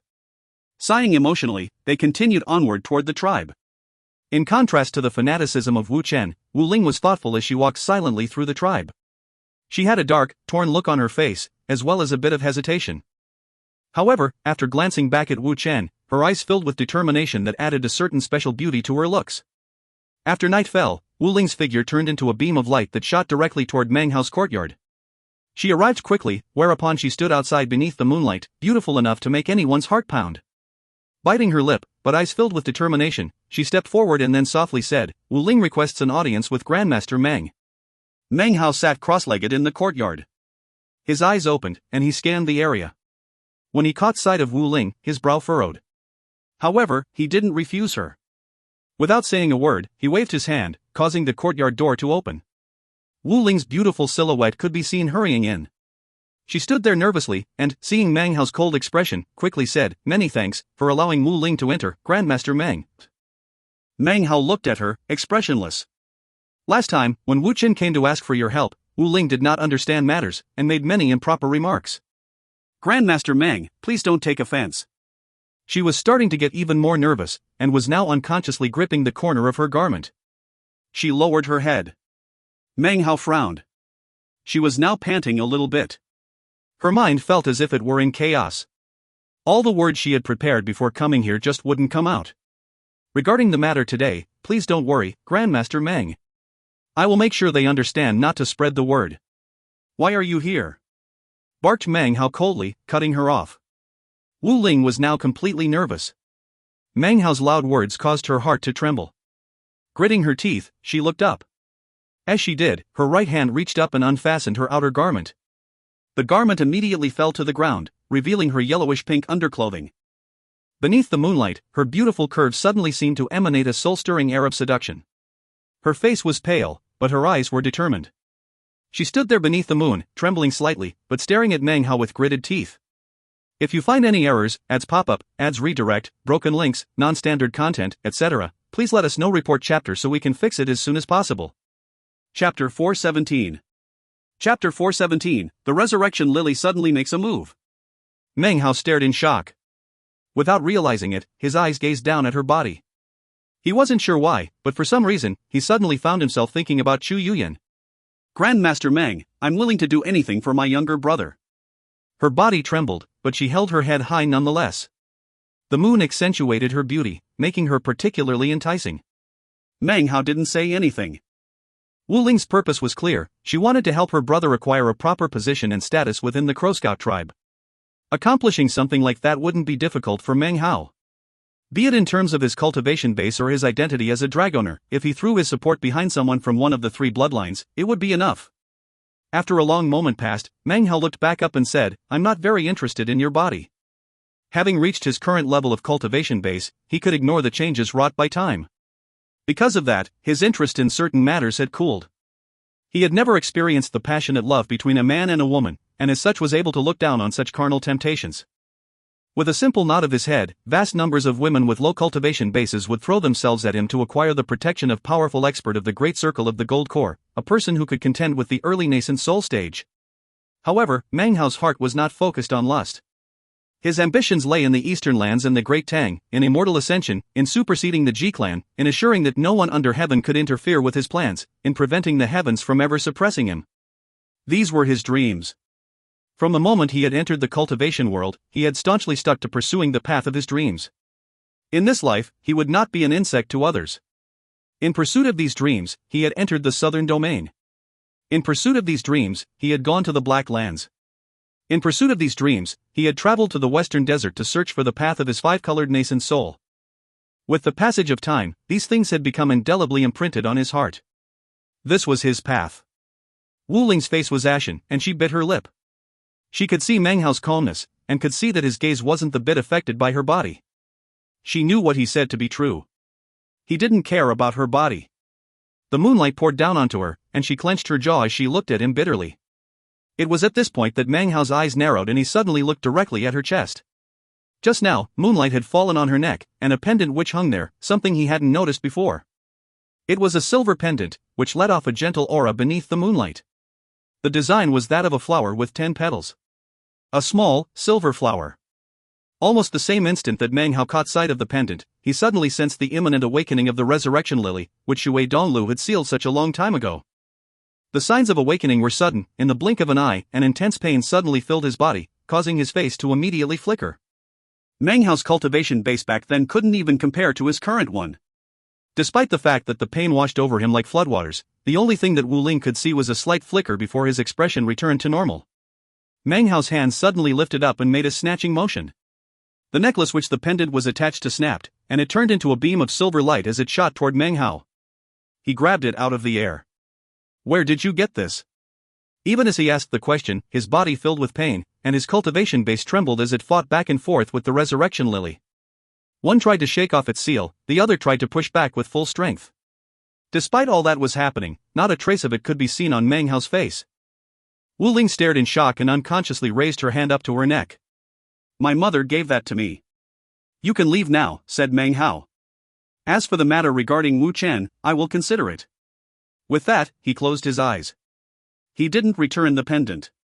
Wu Ling hesitated for a moment, then bowed her head and put her garments back on. Giving Meng Hao a slight curtsy, she turned and left, feeling disconsolate and frustrated.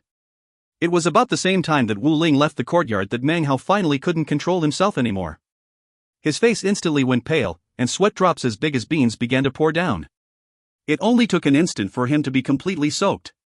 He waved his left hand, causing the greenwood tree totem to magically appear on his forehead. The eyeless larva could be seen on his right hand, and the surrounding neo-demon horde suddenly looked extremely vigilant. A gently glowing shield appeared, with Meng Hao at its center. It completely surrounded the entire courtyard as Meng Hao trembled, then coughed up a mouthful of blood. This blood was not red, but rather, was made of 4 colors. It transformed into a mist which hovered in mid-air before him, forming into a resurrection lily. It faced Meng Hao and let out a soundless shriek that was filled with ferocity and obstinacy. Meng Hao's eyes glowed brightly. He began to rotate his cultivation base with full power, and then closed his eyes. He did everything he could to suppress the resurrection lily. Soon, enough time had passed for an incense stick to burn, whereupon a tremor ran through his body. "You want to come out? Fine."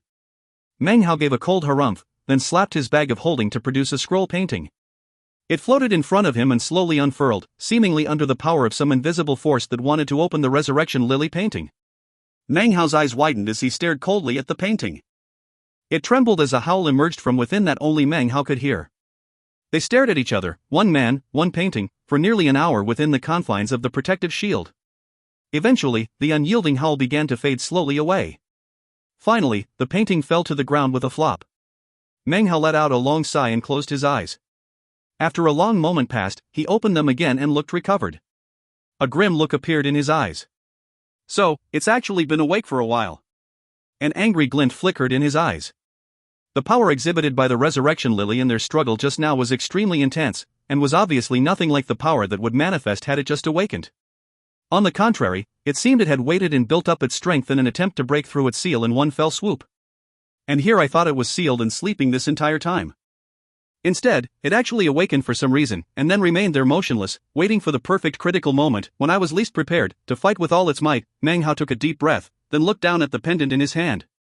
Is it possible that this thing provoked some instinctive reaction on the part of the resurrection lily? Once I noticed the signs of its awakening, it couldn't hold back anymore, and launched its fatal blow. Meng Hao sat in silent contemplation.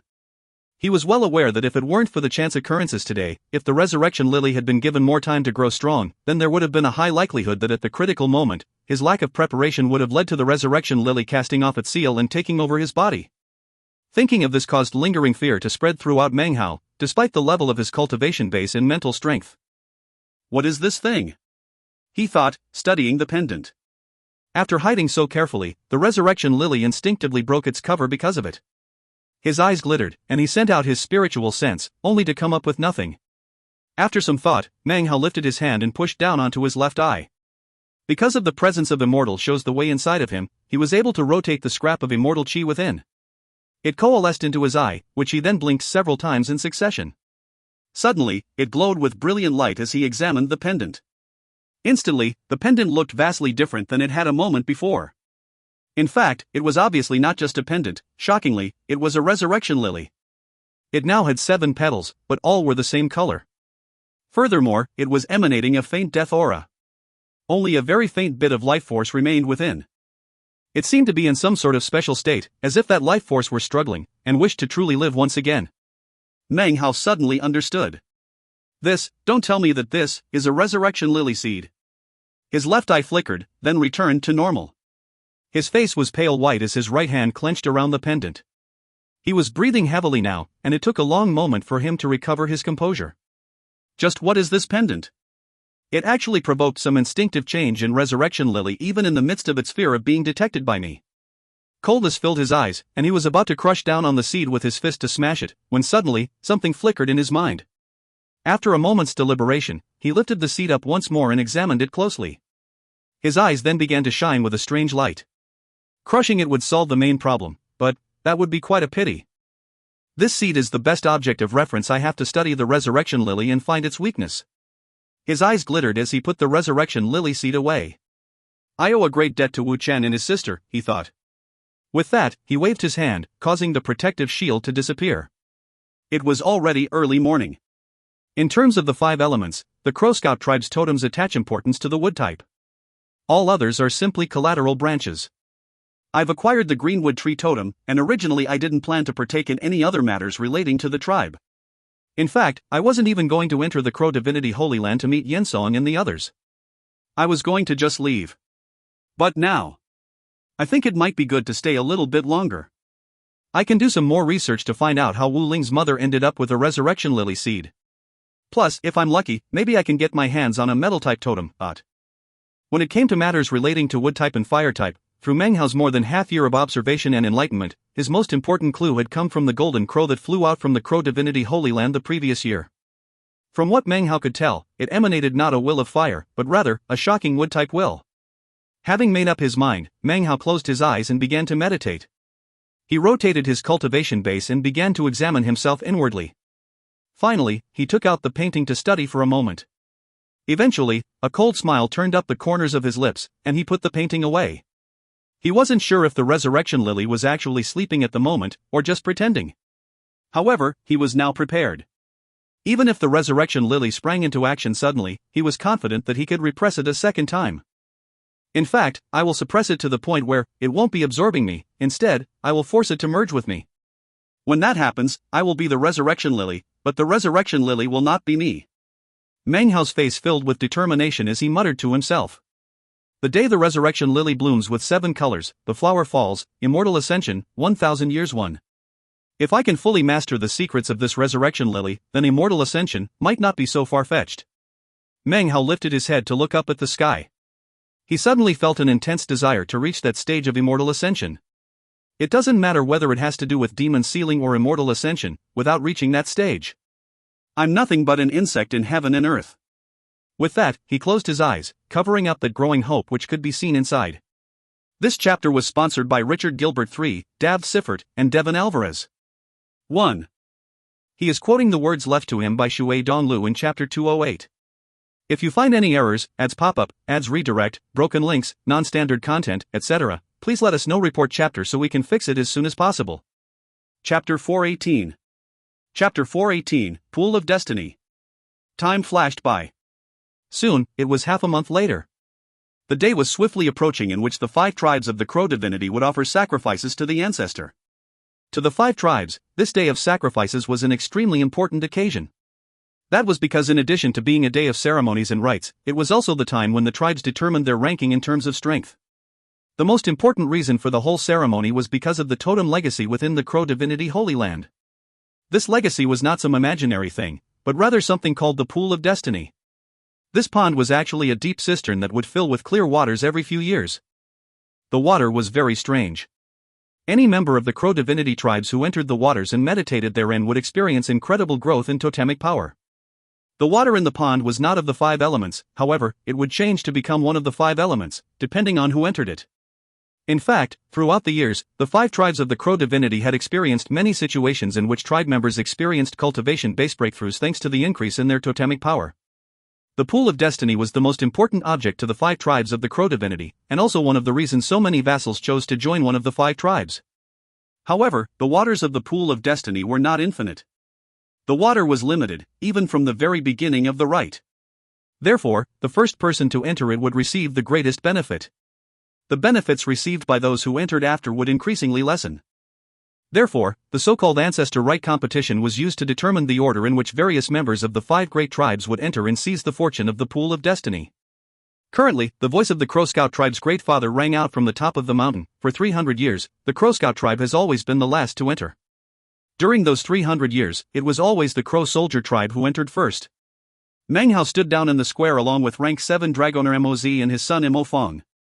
They were joined by the Crow Scout tribe's Sky Priest and the Grand Elder. As for the Earth Priest, he had been in secluded meditation the entire time since he had returned to the tribe, and had still not emerged. Additionally, there were several Western Desert cultivators who, as could be seen from their clothing, were obviously not members of the Crow Scout tribe.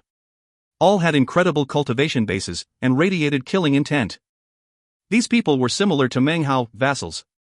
Obviously, though, they were not Dragoners, but totem cultivators. There were several dozen members of the Crow Scout tribe also present, including Wu Chen, Wu Ling, and Wu Ali. All of them looked both nervous and excited. Wu Ling would cast frequent glances toward Meng Hao, whose expression was the same as ever as he stood there silently, with eyes closed. It seemed he didn't even notice her. The ancestor right competition will begin soon, continued the Great Father. According to the rules set forth by the ancestor, spilling the blood of fellow tribe members is prohibited in the Holy Land, as is killing. Therefore, as has been the custom throughout the successive ancestor right competitions, it is you vassals who will participate in the contest, and earn the chance to step foot into the pool of destiny. I offer my profound thanks to all of you. He looked over Meng Hao and the other vassals and then clasped hands and bowed deeply. Next to him, the Sky Priest and the Grand Elder gave deep looks to everyone and then also clasped hands and bowed. The rest of the Crow Scout tribe members also bowed, looks of veneration covering their faces. Moz was not the first to respond, but rather, Mo Fong. Fear not, Great Father, with my father and I here, I dare not claim that we will take first place in the Dragoner competition, but we will definitely not take last. As he spoke, he cast a grim glare in Meng Hao's direction. As for Grandmaster Moz, he gave an indifferent chuckle. I, Mo, will do my best. His grating voice was filled with obvious self-confidence. Meng Hao's eyes opened, and his expression was the same as usual. He did not respond to Mo Fong's provocation, but rather, ignored him. He looked over the other vassals, taking note of one man in particular who was large, but rather unimposing in appearance. His cultivation base appeared to be in the core formation stage, but there was something strange about him. Meng Hao could sense that there was something almost like a mist circling around him that could not be seen through. When Meng Hao looked at him, the man looked back. Their gazes locked for a brief moment before the man looked away. However, it was at this point that Meng Hao's eyes began to glitter. That guy has the aura of a neo-demon, he thought. It's faint, but he definitely is not emanating the power of totems. It's as if he himself is emanating a neo-demon aura. Suddenly, the sound of bells and horns filled the air. It came from Crow Divinity Holy Land, which was located in the center of all the mountains. The sound circled out in all directions, along with waves of ripples which kicked up massive winds. Soon everything up above and down below was shaking. Next, ripples could be seen emanating out, as if everything was being sealed. Next, a golden light shot up from the Crow Divinity Holy Land. It shot up into the heavens, spreading out and emitting massive pressure. The Crow Scout tribe Great Father took a deep breath as he looked at the golden light.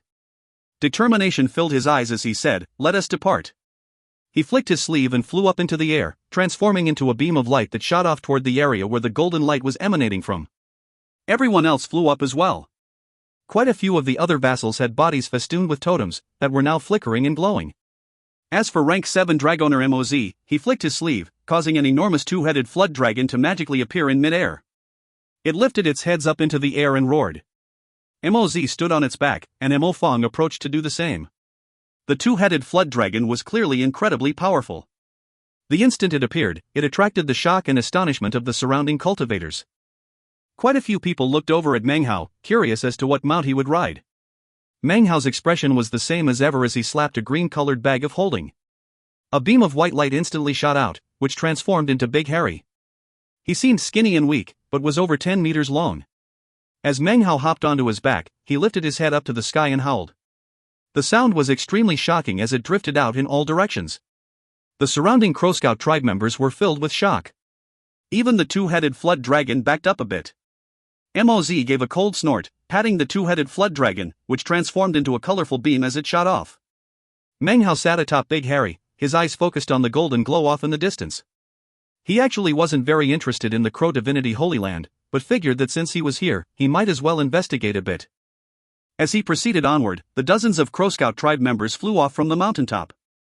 Up in midair, Meng Hao could see groups of cultivators flying out from the directions of the other 4 tribes, all of them heading toward the central location. There were several hundred members of the 5 tribes in all, heading toward the golden glow at top speed. Meng Hao also caught sight of Gula, standing on top of the wild giant. His face was proud, as were the faces of the Crow Soldier tribe members who surrounded him. There were also Dragoners from the other tribe. Among the Dragoners from the Crow Fighter tribe, the most conspicuous was an old woman upon whose face could be seen dark greenish freckles. She wore a long robe and was relatively ugly. However, she was riding a gigantic Cyclops ape which emanated a fiendish aura. The Crow Flame tribe had 3 Dragoners, one of whom was a white-robed old man who had the extraordinary bearing of a transcendent being. The Neo-Demon he rode was an enormous white crane, elegant and beautiful. It soared through the air as if it had just descended from the world of immortals. Last was the Crow Bloom tribe. They only had 2 Dragoners, one of them was dressed completely differently than the others. He wore a conical bamboo hat that hid his features, along with a woven rush raincoat that made him look like an old fisherman. Beneath his feet was a gigantic earthworm several dozen meters long, which was covered with a shocking, viscous liquid. As the earthworm whizzed through the air, it emitted a very peculiar smell. I doubt that Yensong and the others are with the Dragoners. They're most likely with the totem vassals from the various tribes. As he sized the others up, he could see that they were looking over at him and Moz. 1. Moz looked over at the nearing Dragoners and grimly said, "Grandmaster Meng, you'd better not disappoint me in the competition." With that, the two-headed flood dragon shot forward toward the golden light. Meng Hao frowned slightly and then sighed inwardly. Ever since coming to the Western Desert, he had very rarely taken the initiative in provoking others. However, as he slowly revealed more and more power, it was only natural for others to take note of him.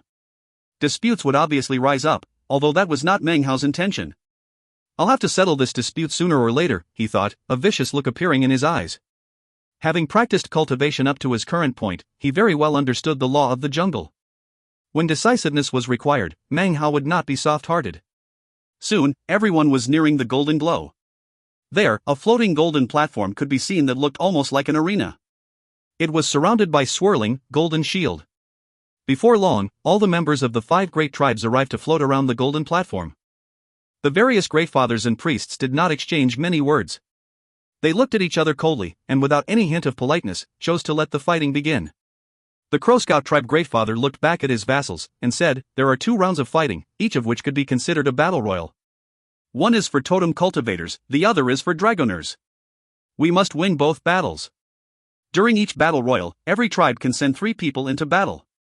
If a tribe wins in both battles, then they naturally will take first place. As for who takes second, that will be based on the performance of the vassals. There are a few who are still deciding on whether or not to attend. Throughout the history of these battles, there have been deaths. Vassals, I urge you, if you find yourself outmatched, please forfeit the match. The importance of victory or defeat cannot be overstated, however. I encourage you to work together with a sense of camaraderie. The first battle is for totem cultivators." After the Great Father finished speaking, 3 vassals emerged from the others. They clasped hands to the Great Father and then shot toward the golden light. One of the 3 was none other than the strange, unimposing man Meng Hao had noticed earlier. Meng Hao observed him as he shot forward, his eyes flickering. He circulated the immortal chi of Immortal Shows the Way, then blinked his right eye several times in succession. This time when he looked at the man, his pupils constricted. He could now clearly see that this man was no Western Desert cultivator. A cloud-like mist covered his body, within which was the Outlander beast, which the parrot had chased after months before. Even more astonishing, he could also see traces of the meat jelly on the Outlander beast. With his celestial vision technique, he could even see the aura of the parrot. 1. As a quick recap, the infiltration party consisted of Yensong, the alchemist from the eastern lands that Meng Hao met in Holy Snow City. There was also Emoli and a guy surnamed Wang. It was implied that they were a gay couple. Finally was Li Tao, the one who gave them all the ability to disguise themselves and their southern domain cultivator aura. If you find any errors, ads pop-up, ads redirect, broken links, non-standard content, etc., please let us know. Report chapter so we can fix it as soon as possible. Chapter 419. Chapter 419, Ao Tai. The parrot never came back after it went chasing the Outlander beast.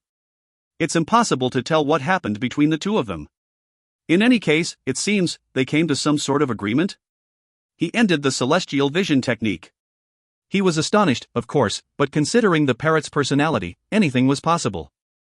All of a sudden, Meng Hao felt a bit sorry for all the people from the other tribes who were making their way onto the platform within the Golden Shield. I would imagine Yensong and the others are in that group, he thought, looking the group over. Of course, Yensong and the others were wily old foxes who would obviously have taken precautions to prevent anyone from realizing who they were. After looking at the 12 vassals from the other tribes, even Meng Hao couldn't discern any clues. This was a battle royal with 15 totem cultivators from the 5 tribes. As they stepped into the golden shield on the platform, they did not speak. Instead, booming sounds immediately filled the air as the fighting began. Each group of 3 formed a unit, instantly become comrades in arms as they joined forces. At least, this was what happened with the other 4 tribes. However, as for the 3 people from the Crow Scout tribe, it was a different story. The man-form Outlander beast stepped onto the platform, lifted his head with a roar, and then charged forward. He didn't even look at his 2 compatriots, which caused them to stare in astonishment. They had a mind to follow in the charge, but the ferocity emanating from the man-form Outlander beast seemed to indicate that he intended to fight solo. The 2 immediately backed up, trembling. This development caused the cultivators from the other tribes to stare wide-eyed in surprise. In fact, many of them assumed that this was some sort of pre-planned tactic on the part of the Crow Scout tribe. However, the Great Father and priest of the Crow Scout tribe, as well as other influential members, were all clearly stunned. The tribe members from the other 4 tribes looked on thoughtfully. Rumbling filled the air, and Meng Hao's eyes glittered. However, what he was looking at was not the man-form outlander beast, but rather the vassals from the other tribes. He was still trying to figure out which ones were Yen Song and the others. Suddenly, the man-form outlander beast howled, "You bunch of immoral bastards! I represent Ao Tai and my 5th kid, bro. I'm here to convert all of you." The sound of it was like thunder. In the blink of an eye, the man was in front of one of the 3-man units. Immediately, a boom could be heard, and magical totemic lights sprang out. These 3 men were from the Crow Flame tribe. They watched the man approached, then simultaneously attacked without hesitation. At once, an enormous boom rattled out as magical techniques collided. "Wayo-aho!" shouted the man, sounding as if he felt wronged. 1, 2, 3, damn it. There's 3 of you. 3 against 1 is immoral. Hearing this caused strange expressions to appear on the faces of the surrounding tribe members. They watched on as the big man retreated.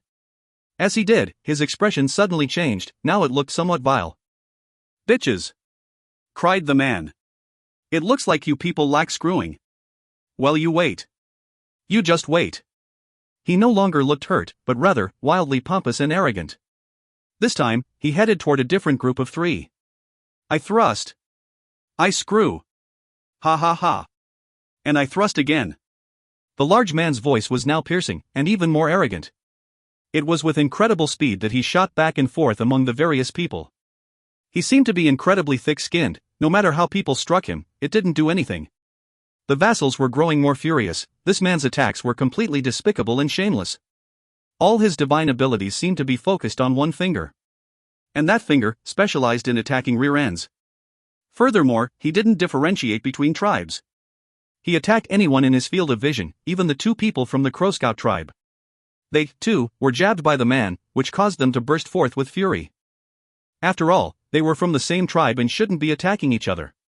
Because of this provocation, the battle royal immediately was no longer a battle royal. Now, all of the members of the various tribes were ganging up on this one large man. Subsequently, the faces of the Crow Scout tribe members in the audience were quite unsightly. The Great Father and the priest, even the Grand Elder, all had extremely grim expressions on their faces. Throughout all the years that this ancestral rite competition had been held, nothing like this had ever happened. This was no battle royal, instead, it was a beatdown. Meng Hao gave a dry cough, and looked a little bit guilty. After all, if he hadn't brought the parrot to this place, then this competition would not have turned out this way. The meat jelly can't die. The parrot's twisted vices.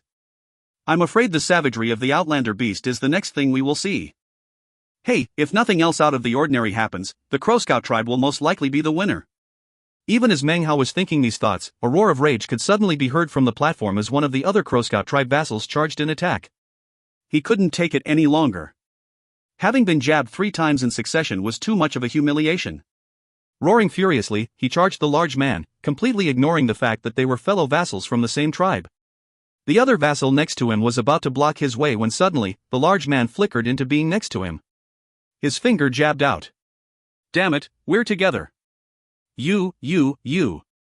Infuriated, the vassal's eyes turned red and he let out a furious shout. Fine. To the death. Once again the scene of the battle taking place inside the golden shield on the platform changed. Now, everyone was bombarding the big man. This was not even to mention the tribe members on the outside, who were also preparing to attack him.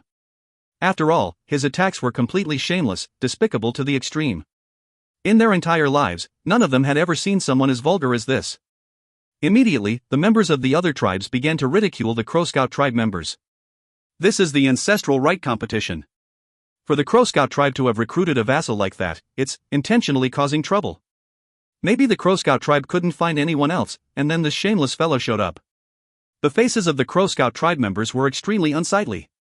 They wanted to offer up retorts, but there was really nothing they could say. The Great Father's eyes were filled with fury as he glared at the man up on the platform. Meng Hao sighed inwardly, and felt even more guilty. However, he continued to study the members of the other tribes up on the platform, hoping to pick up on some clues as to the identities of Yensong and the others. Suddenly, his eyes flickered as they came to rest on a vassal standing with the Crowbloom tribe. It was a middle-aged man, tall and stalwart, his face filled with savagery. However, when the man-form outlander beast attacked him, his face looked different from that of the others. He looked a bit hesitant, even somewhat absent-minded. The look quickly disappeared, to be replaced with fury. However, even as the fury filled his face, one of the vassals from the Crow Soldier tribe suddenly shot forward in pursuit of the outlander beast. Meng Hao's eyes narrowed. Based on this development, he could now tell who these two people were. Emoli and eccentric Wang. A howling man-form outlander beast was now surrounded. "Outai, you wimp, it's your turn." Suddenly, a tremor ran through the man's body. It was at this exact moment that the surrounding vassals all attacked. A shocking boom echoed out. From the perspective of everyone watching, there was no way the man could possibly escape death. It was only Meng Hao that let out a sigh. He knew that the outlander beast was coming. Within the booming sound, an astonishing roar suddenly lifted up. The intensity of the roar turned into an attack that rippled out in all directions on the platform. The sight of this attack caused the observing members of the 5 tribes to stop breathing and stare in disbelief. What they saw was all of the vassals who were attacking the large man suddenly tumbling backward, their faces filled with disbelief and shock. The man who everyone had assumed would die stood there with an expression of savagery, his eyes bright red and his hair flying about. He lifted his head to the sky and roared with the madness of a neo-demon. His body flickered, and he suddenly appeared in front of one of the other vassals, his face filled with cruelty. His hands reached out with a strange motion and grabbed a hold of the vassal, who had no chance to evade. Then, he ripped. A blood-curdling scream filled the air as the cultivator's body was torn completely in half. Blood showered everywhere, and the large man flickered again. Miserable screams filled the air. The gory scene instantly caused the surrounding members of the 5 great tribes to feel incredible shock. They began to pant, their eyes wide. It took only a moment for 3 people to die. The big man was like an unmatchable celestial warrior. To approach him was the same as approaching death. "I forfeit," cried a vassal from the Crow Flame tribe as he saw the man approaching him. Trembling, his body suddenly disappeared through the golden shield as he left the battlefield. "I forfeit, I forfeit." The shouts rang out one after another, although some people were too late, and ended up getting ripped into pieces by the frenzied man. One vassal from the Crow Soldier tribe was just beginning to speak when the man-form outlander beast appeared in front of him. The outlander beast opened his mouth wide and directly bit down onto the vassal's neck, causing his words to instantly change into a blood-curdling shriek. It took only moments for the platform to be completely empty except for the big man. He stood there, looking around savagely and roaring. "Crow Scout tribe," he cried, "I have secured victory for you. Now give me the pool of destiny." The Crow Scout tribe members' minds were reeling. The Sky Priest was panting and the Grand Elder was staring with wide eyes. As for the Great Father, his eyes flickered and he started to laugh. "Exactly as it should be," he said. "Fellow Daoist, you have secured yourself a spot in the pool of destiny, but..." The man gazed at the Great Father and then nodded. He took a step, and then his body flickered and he left the golden shield. When he reappeared, the surrounding tribe members all backed up and made room for him. Their hearts trembled as they avoided him. As the man neared, he seemed to almost be attempting to avoid Meng Hao's gaze. Everything was quiet for the space of about 10 breaths. Finally, a grim voice called out from the Crow Fighter tribe. "Second battle, Dragoner duel." Meng Hao looked up. This chapter was sponsored by Sarasri Prapasari, Forest Junk, Namtran and Musafaric Bay. If you find any errors, ads pop up, ads redirect, broken links, non-standard content, etc., please let us know. Report chapter so we can fix it as soon as possible. Chapter 420. Chapter 420, Break Those Fangs. What a pity, thought Meng Hao. I was only able to identify Emoli and Old Devil Wang. There was no way to figure out who Yensong and Li Tao are. "Grandmaster Meng," said Rank 7 Dragoner Moz coolly, "you need to be careful. This is a battle of life and death. When the time comes, hopefully you'll have enough time to say the word forfeit." He passed by Meng Hao, glaring at him with a sinister expression. Next to him was Mo Fong, who looked at Meng Hao with a look of deep fury and the clear desire to kill. As the father and son shot past him into the golden shield, Meng Hao's expression was calm. Of course, that was the nature of Meng Hao's personality. The calmer he looked, the more likely he was to kill. Considering his opponents had bared their fangs, then as far as Meng Hao was concerned, it was time to break those fangs. Wu Ling looked nervous as she watched Meng Hao. Wu Chen stood next to her, his eyes filled with fanaticism. He had ultimate confidence in Meng Hao, almost to the point of blind faith. In his heart, Meng Hao's strength was incomparable. Meng Hao's body flickered as he and Big Harry turned into a white beam that shot toward the golden shield. As they entered, Meng Hao's eyes flickered. The shield was like water passing over his skin. He could very clearly feel the wood-type power within it. It seemed as if he could even utilize the power of the greenwood tree totem to exercise some simple level of control over it. At the same time, there also appeared to be metal-type power within the golden light, which caused Meng Hao no small bit of surprise. Almost at the same time that Meng Hao stepped foot onto the platform, dragoners from the other 4 tribes arrived in groups of 3s. Gula, the old woman, the old fisherman, and others. All of the dragoners who would be participating in the battle now stood on the platform. It was at this moment that roars immediately shook heaven and earth as Gula waved his hand, causing nearly 100 neo-demons to appear around the howling wild giant. Among the shocking group were more than 10 flood dragons as well as a gigantic zombie wolf which emanated a boundless death aura. This immediately set Gula apart from the others in shocking fashion. The continuous roars of the wild giant caused the observing members of the 5 great tribes to be filled with shock. Next was the old woman. The giant cyclops ape she rode let out a howl as she seemed to open up a door in the air itself. Instantly, a horde of apes appeared, every single one of them a demonic cyclops. There were nearly 100 in total, the sight of which was just as shocking as that of Gula. After her was the white-haired old man with the demeanor of a transcendent being, who rode the mighty white crane. He waved his hand and was suddenly surrounded by a vast collection of tiny white snakes. The number of snakes he possessed vastly outnumbered that of the neo-demons of the other dragoners.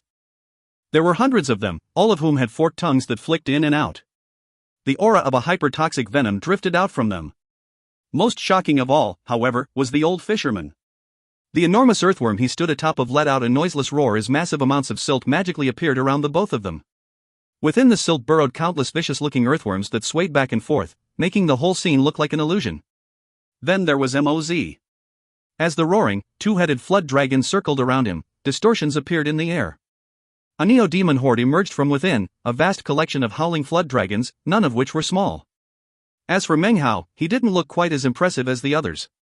His horde only contained a few dozen greenwood wolves and bats, which was not enough to shock anyone when compared to the other 5. As of this moment, all the members of the 5 great tribes outside of the Golden Shield were paying close attention. This was especially true of the tribe greatfathers and priests. The Dragoner duel was much different than the battle of totem cultivators. Totems represented personal strength. However, in many aspects, Dragoners could influence the tribe as a whole. Whichever way you looked at it, Dragoners were in a far higher position than totem cultivators. The first battle of the ancestor right competition could be ignored to some extent. The truly important part of the whole thing was the second battle. Wu Ling looked extremely nervous. Wu Chen looked excited and passionate. The rest of the members of the 5 great tribes exchanged anxious glances. It was at this point that the battle royal began. In the past, Meng Hao had always waited for others to take the initiative in battle. But after coming to the Western Desert, things were different. He would be the first one out of the gate. And when he attacked, it was with the intent to kill. His first attack was actually not leveled against any of the Dragoners from the 4 other tribes, but instead, toward Moz. Bare your teeth? Then you're looking to die. That was Meng Hao. If you attack, you must do so with decisiveness and killing intent. He waved his sleeve, and immediately, Big Harry howled as his body began to expand. The wolf pack next to him, as well as the black bat, all transformed into beams of light that shot toward Moz and his neo-demon horde. Meng Hao's attack caught Moz completely by surprise. He had never imagined that Meng Hao would be the first one to make a move, let alone against him. His plan all along had been to launch a sneak attack against Meng Hao during the thick of battle, so that he would have a good excuse in case anyone called him out on the matter. Meng Hao's attack had thus caught him completely unawares. Are you looking to die? He roared. Flood dragons from the horde next to him roared and shot toward Meng Hao's neo-demons. Off to the side, Emofon's face filled with intense rage as he glared at Meng Hao. Then a cold smile twisted his face. You're dead, he said. Rumbling sounds immediately rose up into the sky. Meng Hao's attack filled the other Dragoner vassals with shock. Everyone outside of the Golden Shield also watched on, eyes flickering with astonishment. What's going on with the Crow Scout tribe? They have another turncoat? Don't tell me that this guy is just like that guy from before, so powerful that he can beat everyone else? No way. Dragoner Tianqi is too powerful, and could never be defeated by that guy. The shocked members of the other tribes slowly looked over to the members of the Crow Scout tribe. What they saw was the Crow Scout tribe members in complete astonishment. This was especially true of the Great Father and the priest, whose expressions were very similar to their expressions during the first battle. This prompted further discussions. Damn it, something's wrong here. Look at their expressions. The first time was understandable, but for the same thing to happen again means it has to be some kind of trick on their part. But what trick exactly is it? To kill each other first? As the discussion continued on the outside, inside the Golden Shield MOZ was laughing uproariously. Meng, you twerp, since you're looking to die, don't blame me for accommodating you. We're both vassals of the same tribe, but considering how you're attacking me, you must be a double agent. In that case, I'm going to kill you even if you do try to forfeit. MOZ had sent half of his flood dragons, as well as the two-headed flood dragon, charging forward in attack. A huge boom resonated up into the sky. Big Harry was a blinding white beam of light, filled with savagery. The black bat flickered forward. Its sharp teeth glinted, and the body of one of the flood dragons immediately shriveled up. It died with a miserable shriek. MOZ's face immediately fell. He had predicted that Meng Hao would be strong, but he never imagined that the white wolf and black bat would be so shocking. In fact, he almost couldn't believe that this was the same bat that used to belong to him. In his recollection, its latent talent didn't match up to the flood dragons, which was why he had eventually given it to his son to protect him. How could he ever have imagined that under Meng Hao's control, the black bat would exhibit such astonishing power? Things are just beginning, he then said with a cold laugh. I'd originally planned to use this next trick on an outsider, but I guess you'll do nicely. With that, he slapped his bag of holding. Immediately, hundreds of howling flood dragons emerged, 10 of whom were two-headed. When the other dragoners saw the aura emanating from these flood dragons, it filled their faces with shock. Of course, those on the outside of the shield were even more surprised. Meng Hao looked indifferently at the flood dragons and then said, "Wrong. Things aren't beginning, they're ending." His hand flashed an incantation gesture, and then pushed down onto his Dantian region. Immediately, his gold core trembled as a roar emanated out from the ancient flying raindragon core. In accompaniment with the roar, the illusory image of a 300-meter-long flying raindragon appeared above his head. It had a long tail, wings with sharp tips, and blood-red eyes. Immediately, a shocking aura emanated out. Even the golden shield began to ripple and distort. The surrounding dragoners stared in shock. That's a level 11 Neo-Demon. Heavens, that's the illusory spirit projection of a level 11 Neo-Demon. Such pressure. This guy, don't tell me he's a Grand Dragoner. All of the other dragoners on the platform were shocked. They and their Neo-Demons were all trembling with intense fear as they looked at the flying raindragon. The intense pressure emanated by something vastly above them suddenly filled the area. This intangible pressure covered everything within the golden shield on the platform. The instant the flying raindragon appeared, the flood dragons around MOZ began to shake and emit plaintive shrieks. They seemed to be shrieks of fear bordering on phobia. They all shrank back, shaking, as if they couldn't stand up to the pressure weighing down on them. Their miserable shrieks were such that it seemed as if their bodies might begin to collapse. Meng Hao's face was cold as he waved his right hand. Immediately, the flying raindragon let out a shocking howl which caused the golden shield to shake, and the sky outside of the shield to grow dim. The ancient flying raindragon was a sovereign of the sky, and its pride and dignity were now on full display as it charged toward the trembling flood dragons. When it passed, there were no miserable shrieks. The flood dragons did nothing to prevent the flying raindragon from swallowing them up. Regardless of whether they had two heads or one, in front of the flying raindragon, they were so weak that they couldn't do anything to resist. Within the space of a few breaths, they had all been completely consumed. MOZ cried out in alarm and disbelief. His face was pale white as he staggered backward. As the flying raindragon neared him, his eyes filled with frenzy. His eyes radiating with manic desire to continue living, he suddenly grabbed Mo Fong and shoved him out in front. I, MOZ, have submerged myself in the Tao of dragonering for many years. I have expended my heart's blood in my pursuits, in my research in how to produce shocking neo-demons.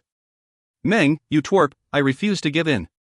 Roaring, he performed an incantation with his left hand as the flying raindragon neared. Then he pushed his hand down onto the head of his son Mo Fong. A look of disbelief and confusion could be seen on Mo Fong's face as blood sprayed from his mouth. Suddenly, his head exploded. Take my son to give birth to a new neo-demon. Use my son's soul to bring forth the Emo clan's Dragoner legacy, the 8-headed Emo flood dragon. Roaring could be heard as Mo Fong's body shook. Suddenly, the black head of a flood dragon emerged from within. It flew out into the air. 1, 2, 3. It took only a split second for 8 heads to burst out from within Mo Fang's body. P.S.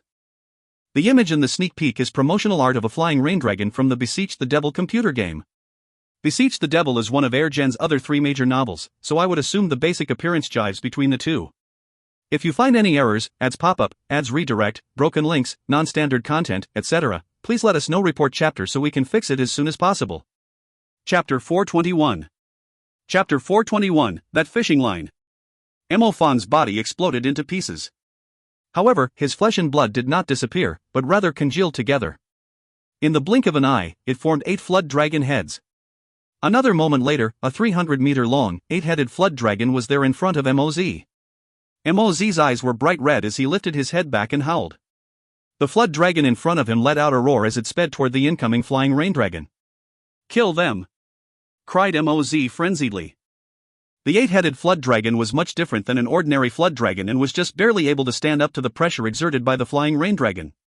It charged forward with a howl, then slammed into the flying rain dragon. Meng Hao's expression was the same as ever as he watched on coldly. The surrounding dragoners observed the scene with shock. Outside of the Golden Shield, the members of the 5 great tribes were panting. All of them were paying close attention to this battle of dragons. A boom rose up into the sky, along with a miserable shriek. 3 out of 8 of the flood dragon's heads transformed into clouds of blood and gore as the flying rain dragon swallowed them up. The remaining 5 heads let out frantic cries and tried to bite the flying rain dragon. The flying rain dragon lifted its head up to the sky and roared. It sounded as if its dignity had been encroached upon. Its body began to grow larger until it was several hundred meters larger. Then it slammed once again into the flood dragon. Everything shook as a massive explosion rippled out. The rest of the flood dragon's 5 heads let out shrieks, and its entire body trembled. Looks of terror appeared on its faces, and it was just beginning to retreat when a huge boom could be heard. The entire flood dragon began to explode into blood and flesh. In response, the flying rain dragon sucked all of it in and swallowed it in one huge gulp. Moz was scared out of his mind. His brain spun as he backed up. "I forfeit," he cried, completely overcome by his terror. It was at this moment of crisis that a golden light swirled out toward him from the Golden Shield, preparing to pull him out of the platform. The flying rain dragon roared again. Suddenly flames appeared, as if its body were about to burn up. The flames rose up into the sky as the flying rain dragon shot toward Moz. The instant Moz was about to be pulled out from within the Golden Shield, the flying rain dragon slammed into the golden light, blocking it.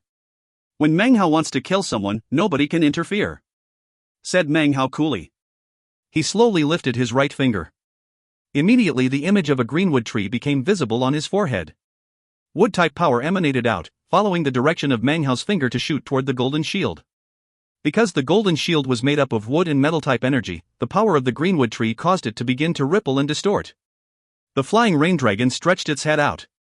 Just when Moz was heaving a sigh of relief as he thought he was about to escape, everything went black. That was because the flying rain dragon's mouth had latched onto him. A miserable shriek could be heard from Moz, which was cut off by crunching sounds. The top half of Moz's body was swallowed down by the flying rain dragon. This was what it meant to break the fangs.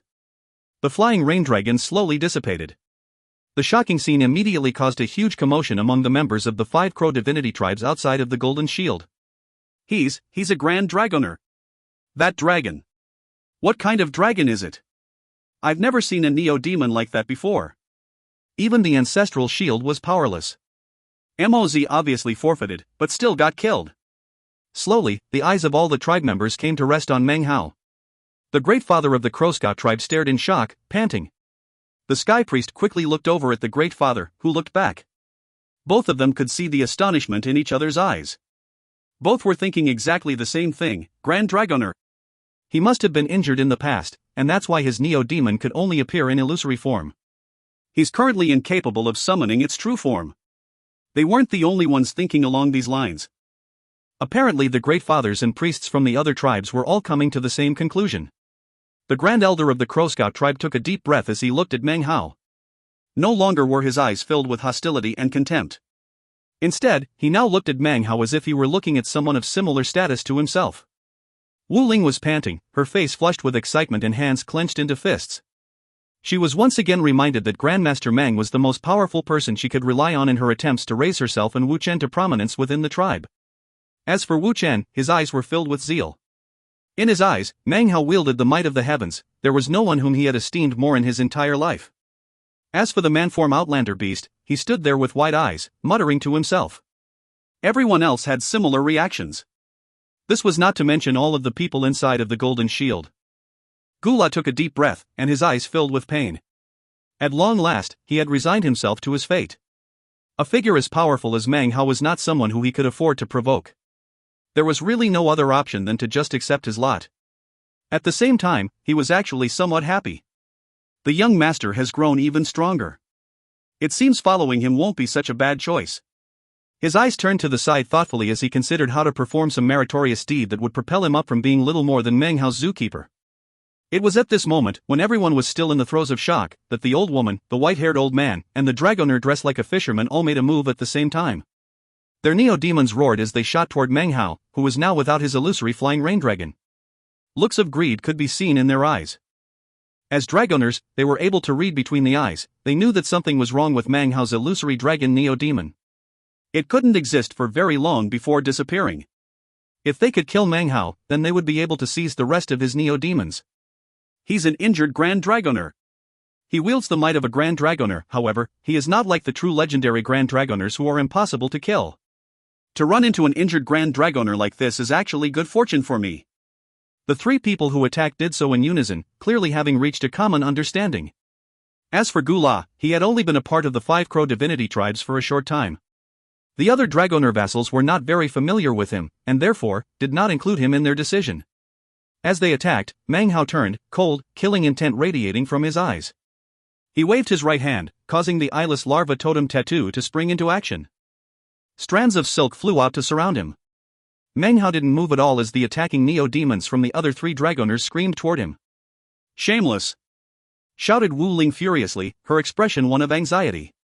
The others from the Crow Scout tribe looked completely indignant. The Great Father and the Sky Priest, even the Grand Elder, all flew up in the air to go rescue Meng Hao.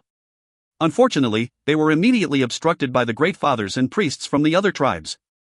Meanwhile, up on the platform, Gula watched as all of this was happening. His face flickered, and without hesitation, he sent his neo-demon horde whistling through the air toward the other 3 dragoners.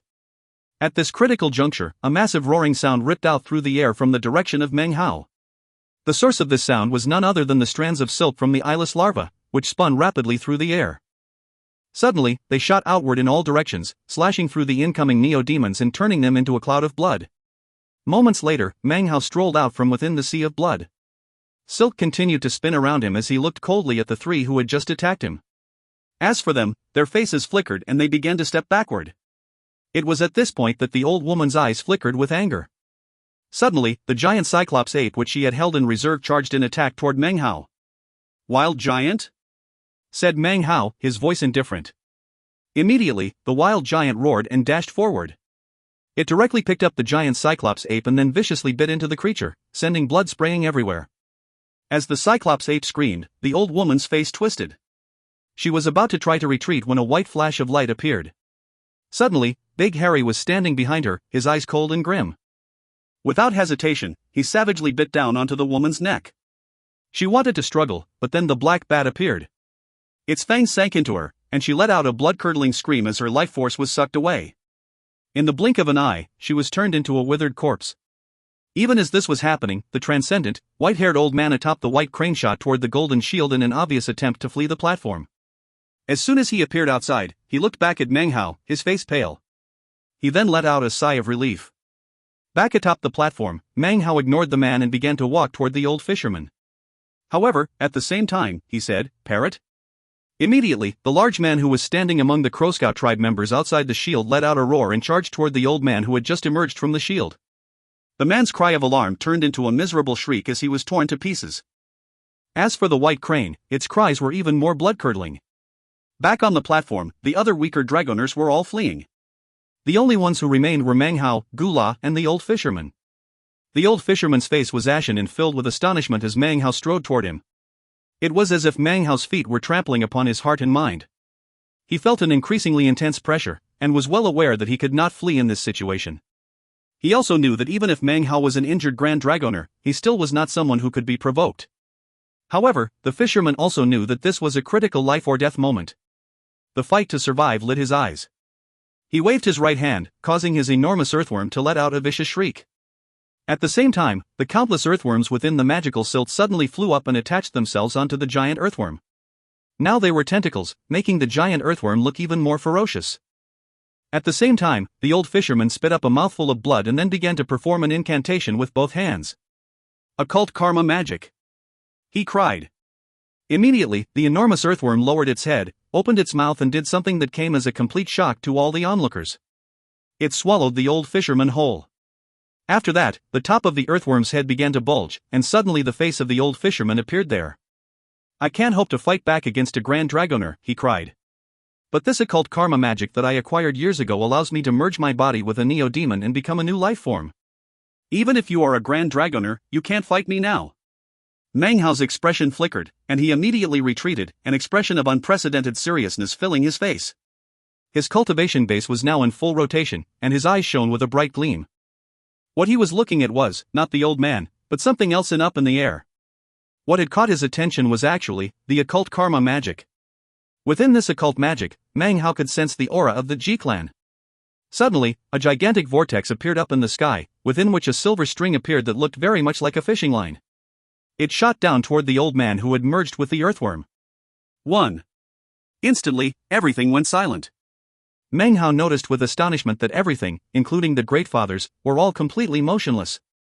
It was as if everything in the entire world had been frozen in place.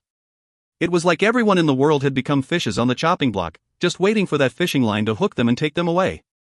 Apparently, he was the only person in the world capable of seeing this silver thread. This chapter was sponsored by Eric Harnaby, Dennis Liu, Seth Karp, and L.A. 1. This will surely cause some readers to recall a scene from chapter 307. If you find any errors, ads pop-up, ads redirect, broken links, non-standard content, etc., please let us know. Report chapter so we can fix it as soon as possible. Chapter 422. Chapter 422, Karmic Severing 1. The world was silent. Nothing moved. Even the golden shield seemed to have become part of this perpetuity, the rays of light shining out from it also stopped moving. The members of the 5 great tribes in the area were all like clay statues, absolutely motionless. Even the old man who had used the occult karma magic to merge into the gigantic earthworm was frozen in midair like a statue, a maniacal laugh plastered onto his face. The only things that could move were Meng Hao and the silver line in the air. A profound sense of danger appeared in Meng Hao's mind. One of the main reasons he had been forced to flee the southern domain and go into hiding was the Ji clan. And yet here again they appeared in the sky above the western desert. Silver light floated lazily off of the line as it whistled down from up above. Ripples emanated out that seemed capable of ripping apart the very air. As it turned out, Meng Hao was not the target. Instead, the line hooked up the old earthworm man. This all happened in front of everyone present, although it seemed they weren't able to see it happening. Meng Hao started to breath heavily. He didn't dare to move. He stood in place, watching, trying to look exactly like everyone else. He remained completely motionless, attempting to not even think. He could see that at the end of the silver line was a hook. The hook was currently stabbing effortlessly through the body of the earthworm, piercing all the way through. It was almost like the old earthworm man was now bait on the hook. Meng Hao's mind spun and his heart was pounding. It's not a thread, it's a fishing line, the same type you would use to go fishing. Meng Hao remained motionless, but was able to clearly see everything happening. After the old earthworm man was completely stabbed through by the hook, he was suddenly wrenched up into the sky. Suddenly, an archaic voice could be heard from up above, where the fishing line originated from. In a leisurely tone, it said, "So, it turns out there are cultivators in the western desert who practice occult karma magic. Turned your body into bait, huh? I guess I can use you to go fishing. Maybe I can snag a big fish from the western desert. Since you're fish bait now, you have no need for karma." As the voice echoed out, Meng Hao was astonished to find that he could suddenly see threads attached to the bodies of everyone present. They were faint, indistinct, and flickering, and seemed to contain fate itself. If you looked closely, all of the threads seemed to be connected to each other. Regardless of neo-demon or cultivator, even the mountains and rivers, all things in the world, were filled with vast quantities of these threads. They spread out, connected together, even to the earthworm man up in the air. Everything and everyone was connected together into something like an enormous, living web.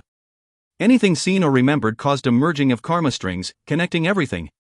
"Henceforth, let your karma be extinguished," said the ancient voice in the sky. Suddenly, Meng Hao could see that the threads attached to the earthworm up in the sky were suddenly beginning to collapse and be destroyed. As these threads of fate were being eliminated, it caused a huge chain reaction. All of the other threads connected to everything else, mountains, rivers, the land, the neo-demons, the cultivators, began to tremble. Even more shocking to Meng Hao was that the surrounding cultivators were all trembling, and their faces were pale. The threads attached from them to the earthworm began to shatter into pieces. It wasn't all the threads attached to everything, rather, any connection or memory they had regarding the existence of the old earthworm man was collapsing. Now it seemed as if the balance of karma had been disturbed.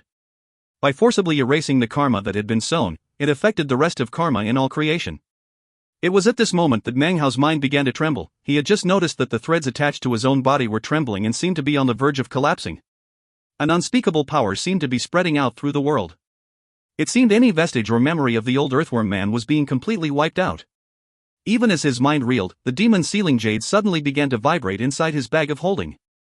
A warm, gentle power emanated out from it to envelop Meng Hao's entire person. It appeared as if the threads attached to Meng Hao were collapsing, but in truth, as that massive power washed over him, the memories of the old earthworm man were not wiped away. Suddenly, the earthworm man up above transformed into a beam of light that shot up into the sky and then disappeared. Finally, the previously still world once again began to move. As things returned to normal, everyone shuddered. The golden light once again emanated up around the platform. Gula had a look of confusion on his face, which was quickly replaced with happiness. With a loud shout, he proclaimed his forfeiture, after which he was enveloped by golden light and pulled off of the platform. Nothing existed in his memories regarding the old fisherman. He only remembered Meng Hao's fabulous victory over the other dragoners. Outside of the golden shield, the great fathers of the 5 great tribes were completely recovered. All of them had different expressions as their gazes came to focus on Meng Hao. Their memories did not contain anything regarding the old fisherman either. It was as if the old fisherman had never even existed. The Crow Scout tribe has recruited a Grand Dragoner. The Crow Scout tribe must have paid a hefty price in preparation for this ancestor right competition. Otherwise, they would never have been able to convince a Grand Dragoner to work for them. As the buzz of conversation rose up from the members of the 5 great tribes, Meng Hao stood on the platform, his face ashen. Nobody that he could see looked even a little bit different than from before. In fact, it seemed as if none of them were even aware that everything had stopped moving moments ago. Furthermore, they had no reaction whatsoever to the sudden disappearance of the old earthworm man. Apparently, his life did not exist at all within their memories. It seemed as if all the causes and effects of the old man's karma had been completely severed from everything, the neo-demons, the mountains, the rivers and even the land. Not a trace remained of him in any consciousness whatsoever. Meng Hao looked around, panting, face pale. An unprecedented feeling of fear filled him. Now that is death, true death. To be erased from the memory of anyone you ever met, as if you had never existed in the world. So that is the karma line of the Ji clan. Suddenly, Meng Hao recalled the fishing rod in his bag of holding, the one he had acquired when he slayed one of the sons of Ji. Now he understood the function of that rod. He also realized that if that fishing line had come for him, and hooked him instead, then perhaps all traces of his own existence would have been erased from the world. The Ji clan. Meng Hao's face was pale. He waved his right hand to collect up his neo-demon horde, then strode off of the platform. The wild giant accompanied him as he left. Meng Hao paid no attention to the gazes and words directed toward him. Instead, he looked up into the sky, his face unsightly. Of course, no one could understand what he was feeling. Even the parrot seemed unaware of what had just happened. Perhaps this wasn't because the parrot wasn't powerful enough, but rather because it didn't care enough about the old earthworm man to notice. Perhaps it had even been willing to allow it to happen. Maybe it would have been different if the karmic severing was directed at someone important to it. Finally, Meng Hao looked back at the members of the 5 Crow divinity tribes who stood around him. As of now, everyone had to admit that the Crow Scout tribe had clearly won the right to be the first to enter into the Crow divinity Holy Land. Using their bloodline powers along with a special technique, the 5 tribes of the Crow divinity fully opened the Crow divinity Holy Land. The Crow Scout tribe members cheered as the Great Father and the Sky Priest politely clasped hands and offered thanks to Meng Hao. After that, all of the Crow Scout tribe members, along with Meng Hao, turned into colorful beams as they shot toward the golden light. Up ahead, the tall platform was fading away, replaced by 2 massive doors that were slowly opening. In front of the doors, the Great Father clasped hands to Meng Hao and the man-form Outlander beast. Many thanks, Grandmaster Meng and fellow Daiwa Stout. In accord with our promise, you may follow the tribe members to enter the pool of destiny. Meng Hao nodded distractedly as he looked at the opening doors. The karma line of the G clan is so powerful. Being destroyed by it actually erases every trace of your existence. Wow. Meng Hao was lost in thought as the massive doors opened within the golden light. When they were about half opened, Meng Hao suddenly felt a tremor running through him. He couldn't stop his face from flickering. That was because he had suddenly been struck with a new realization. Oh no! The karma line severs karma, completely erasing it. It prohibits anything from remembering what was severed. That is a complete erasure. However, if someone happens to remember something about the person who was erased, that would mean that the technique was incomplete, not perfect. Essentially, it means the technique failed. Not good. Having reached this point in his train of thought, Meng Hao's face completely fell. He could imagine a situation in which whoever it was that employed the technique detected the fact that it had in fact failed. He had little time to continue thinking about the matter. His body flickered as he shot toward the huge doors. Almost the instant he flew forward, the entire world suddenly grew still. Suddenly, the fishing line which had so recently disappeared, could be seen again up in the sky. This time, it was shooting down toward Meng Hao. So a little fish slipped through the net, said the archaic voice, chuckling. You dare to spoil my karmic severing? Thankfully, you left some clues behind that I noticed, nor are you capable of causing my technique to backfire against me. The heavens are large and the earth is wide, but do you really think you can escape me? Around Meng Hao, everything was silent and unmoving. 1. The term karmic severing came up before in chapter 208. If you find any errors, ads pop-up, ads redirect, broken links, non-standard content, etc., please let us know. Report chapter so we can fix it as soon as possible. Chapter 423. Chapter 423, A Fortunate Chance. Meng Hao had practiced cultivation for many years. From the day his journey began on Mount Daqing all the way until now, he had experienced many deadly situations. However, this particular crisis was the greatest he had ever experienced by far, but the consequences of killing one of the sons of Ji had been enormous. Recently, he had sensed signs that the mastiff might be beginning to awaken, which gave him a bit of confidence. Except now. Having seen the old earthworm man's death, Meng Hao knew that there was absolutely no way for him to fight back against this unheard of karmic severing. His face was pale as he realized that everything around him was once again completely still. The members of the 5 great tribes, the neo-demons, even the clouds in the sky were completely motionless. Only the fishing line and Meng Hao could move. He shot as quickly as possible through the golden light, passing through the massive doors with all the speed he could muster. He exploded with the power of the great circle of the gold core, vanishing inside. However, even as Meng Hao entered the doors, the fishing line came in after him. The speed with which it moved was incredible as it followed him. This door was no teleportation device, but rather a passageway. When Meng Hao emerged from the other side, he saw that he was surrounded by mountains. These mountains were a murky golden color, and a faintly discernible pressure could be felt from them. In the distance in front of him were a collection of mountains that had no peaks, but rather, gaping holes at the top. What appeared to be scorching heat billowed out from the holes. These were volcanoes. In total, there were 7 of them, all linked together. This place was the Crow Divinity Tribe's Holy Land, and also the domain of the Golden Crow. After entering, Meng Hao didn't pause for even a moment. However, even as he shot forward, the air around him started to fill with what looked like cracks. The cracks emanated a fearsome chi. Meng Hao got the feeling that if he ran into one of them, his body would most likely be torn into pieces. Meng Hao could actually sense a strange chi filling this entire volcanic realm. It was strange and multifarious, as if countless neo-demons were present. As Meng Hao flew forward, he suddenly caught sight of a black wind off in the distance. It seemed as if it sensed his encroachment into this area, and was flying to intercept him. This black wind was actually composed of countless black crows. There were more than 1,000 of them, blotting out the sky as they flew. Their speed was incredible, and as they neared, Meng Hao could see that their eyes were bright red and filled with frenzy. In fact, from the cultivation base ripples emanating out from the more than 1,000 crows, Meng Hao could tell that they were level 7, comparable to the early core formation stage. There were even 10 of them who were level 9. Meng Hao's face flickered. However, it was at this point that the silver fishing line shot out into the Crow Divinity Holy Land. It emanated an intense rumbling that spread out with the power of stillness. Soon, everything within the Crow Divinity Holy Land began to grow quiet and still. The grass stopped swaying, and the cracks appearing in the air suddenly seemed to have been slowed to a standstill. As for the approaching flock of black crows, it stopped moving completely. Even the waves of heat erupting from the volcanoes ceased moving.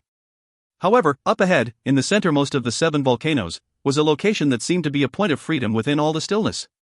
There's life force there, thought Meng Hao, his eyes glittering. He immediately began to fly in that direction. Behind him, the silver line pursued at incredible speed. At its end could just barely be seen the glint of what must be a hook. This takes some time to describe, but happened extremely quickly. Meng Hao exploded forward with all the power of his cultivation base. He used the bloodburst flash without hesitation, causing him to flicker in and out of the air as he moved. He moved in jumps of hundreds of meters, not holding anything back in this moment of grave crisis. In the blink of an eye, he was directly next to the flock of motionless black crows. He was just about to continue on his way, when suddenly he felt a tremor in his heart. Because of the presence of the fishing line, everything has stopped moving, even these neo-demons. You could say that this is the kind of opportunity that comes around only once in 1,000 years. In the entire time that the Crow Divinity Holy Land has existed, something like this has most likely never occurred. It would really be far too much of a shame to let this opportunity slip by. It's a risk that I'm willing to take. His eyes shone with a bright light that transformed into determination. Immediately, he waved his right hand toward the motionless crows. They had absolutely no control of themselves as they turned into beams of blackness that shot into his bag of the cosmos. That having been accomplished, he once again proceeded forward. Behind him, the fishing line neared. Panting, Meng Hao bit the tip of his tongue and then sprayed some blood out of his mouth. His body flickered as the bloodburst flash activated, propelling him off into the distance. His face was pale, but he didn't hesitate at all. In an instant, he had reached an area that grew thick with grass. There, he could see a group of 7 or 8 poisonous wasps hovering motionless in midair. Behind them was a gigantic wasp nest which was surrounded by dozens more wasps. Seeing them, Meng Hao gritted his teeth, then waved his right hand. Immediately, the wasps in the wasp nest were gathered up. Then, he bloodburst flashed again. This is an extremely rare opportunity, I have to take advantage of it. Meng Hao was shouting inwardly, but at the same time, somewhat conflicted. This was a moment of extreme, grave danger, perhaps the most critical he had experienced since he had begun practicing cultivation. However, this moment of crisis had transformed this Crow Divinity Holy Land into an unprecedented bit of good fortune.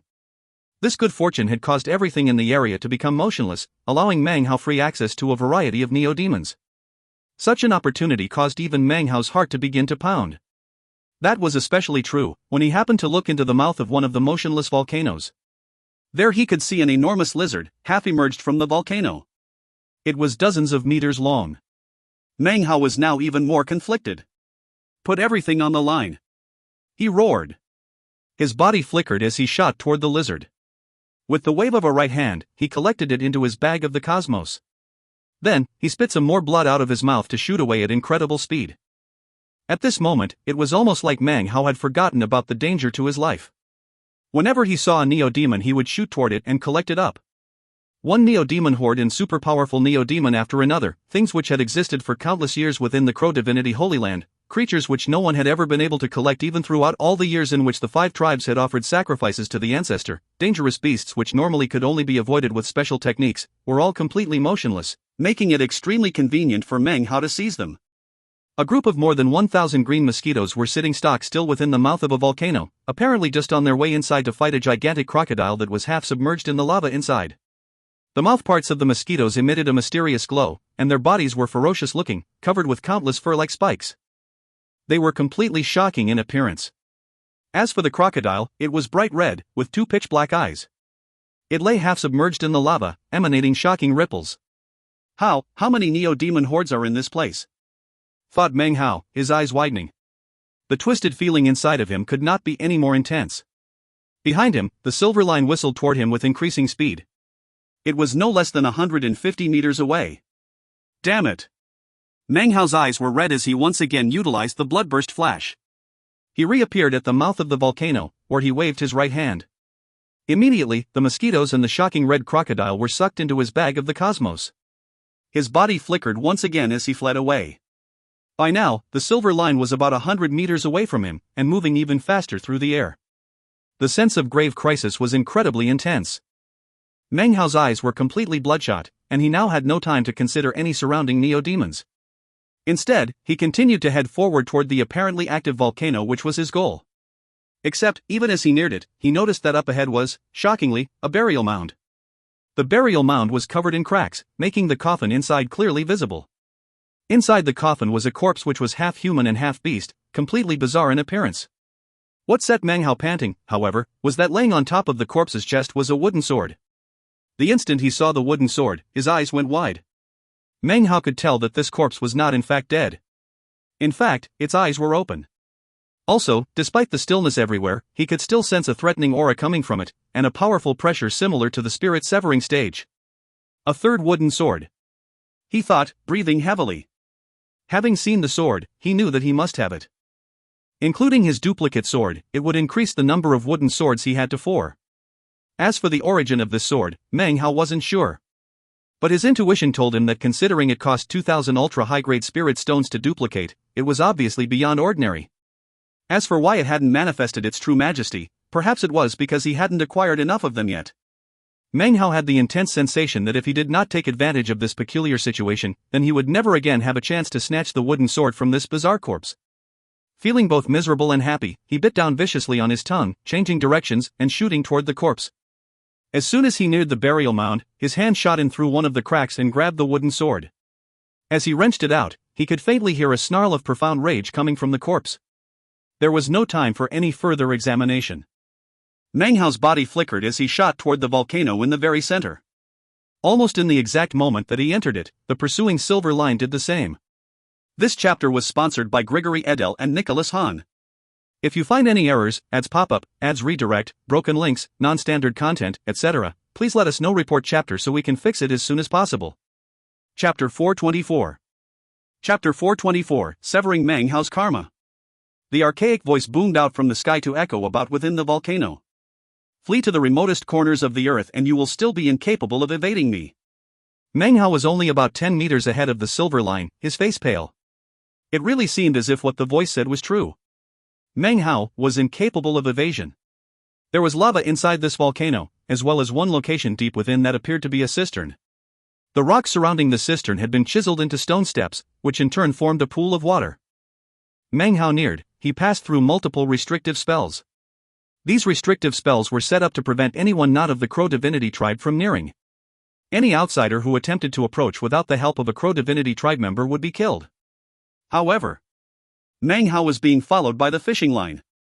As it neared, it caused everything to cease moving, even all of the bizarre and fantastic things inside of the volcano.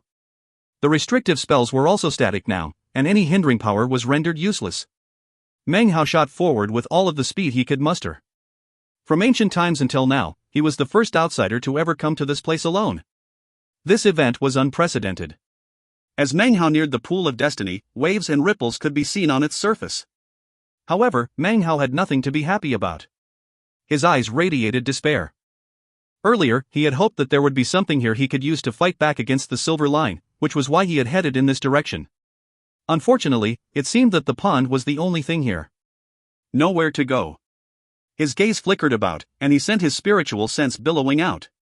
After confirming that there really was nothing else in the area besides the pool of destiny, he gave a wan smile. The pool of destiny. It seems I have nowhere to go and no other options. Well, if I'm really going to perish, then I'll go out fighting. And I'll do it in this pool of destiny. His eyes shining with vicious determination, his body flickered and he stepped foot into the pool of destiny. The very moment that he did, the silver line finally reached him. It wrapped him up immediately, binding him tightly. As soon as the line touched him, Meng Hao's mind filled with a roaring sound, and he felt as if his soul was about to fly out of his body. It was as if his mind and his body were completely split apart. A sensation of icy coldness appeared within his soul. He suddenly had the sense that a deadly crisis was imminent. As I said, you're not strong enough to hide from me. Do you really think you can measure up to the people in the past who tried to evade my grasp? When I've hooked your karma, everything is over. Hold on, you already have traces of karma from the G clan?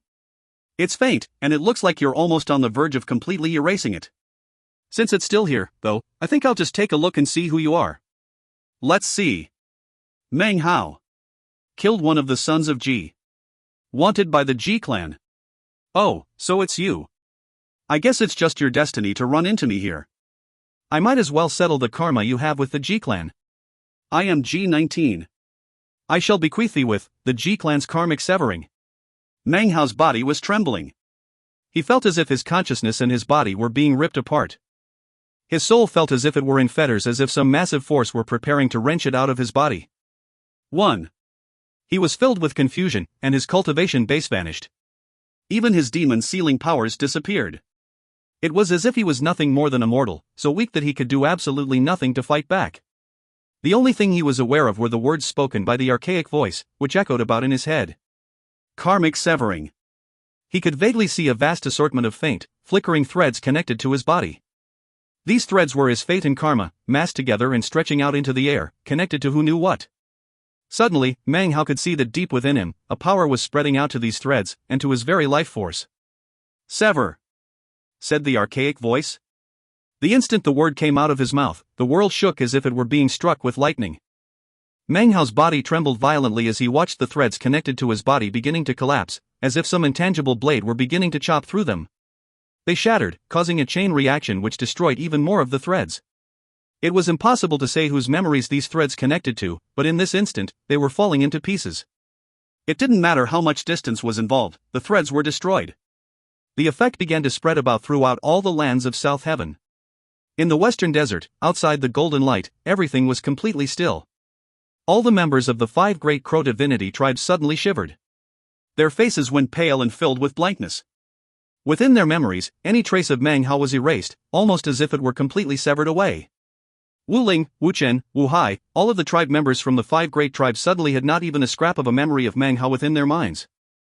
Emoli and old devil Wang, even Yensong and eccentric Li Tao all trembled as the karma threads connecting them to Meng Hao were destroyed. It was like a gigantic invisible blade was slashing down. As it headed toward the manform outlander beast, it met up against a powerful force that struggled back against it. The man's body shook, but in the end, the blade descended nonetheless. The voice of the parrot suddenly came out of the man's mouth in a faint roar. G-Clan Immortal, this time Lord Fifth will not forget. The blade swept past, slicing across Gula, erasing Meng Hao's existence. It spread out toward the Black Lands. As for the stillness, it did not touch the Black Lands, it was limited to the area in the western desert surrounding the Crow divinity tribes. At the moment, Black Land's Palace Dao Child Luochong was sitting cross-legged in meditation. His body suddenly shook, and he coughed up a mouthful of blood. He looked up, an expression of confusion on his face. In the Church of the Golden Light, the members of the congregation all began to tremble and cough up blood. Perplexed looks appeared on their faces, as if they had forgotten something, but weren't sure what. The invisible blade swept across the Black Lands, erasing any vestige that Meng Hao had ever been there. It continued on toward the southern domain. Currently, Fatty was contentedly filing away at his teeth and holding a pretty girl in his arm. He was murmuring something to her when suddenly his body trembled and his face flickered. He then coughed up 7 or 8 mouthfuls of blood. His face was ashen as he looked around in confusion. "What's wrong?" asked the girl, looking alarmed as she rubbed him gently. "Nothing. It seems like I just forgot someone. Weird." During this moment, it wasn't just Fatty who was affected.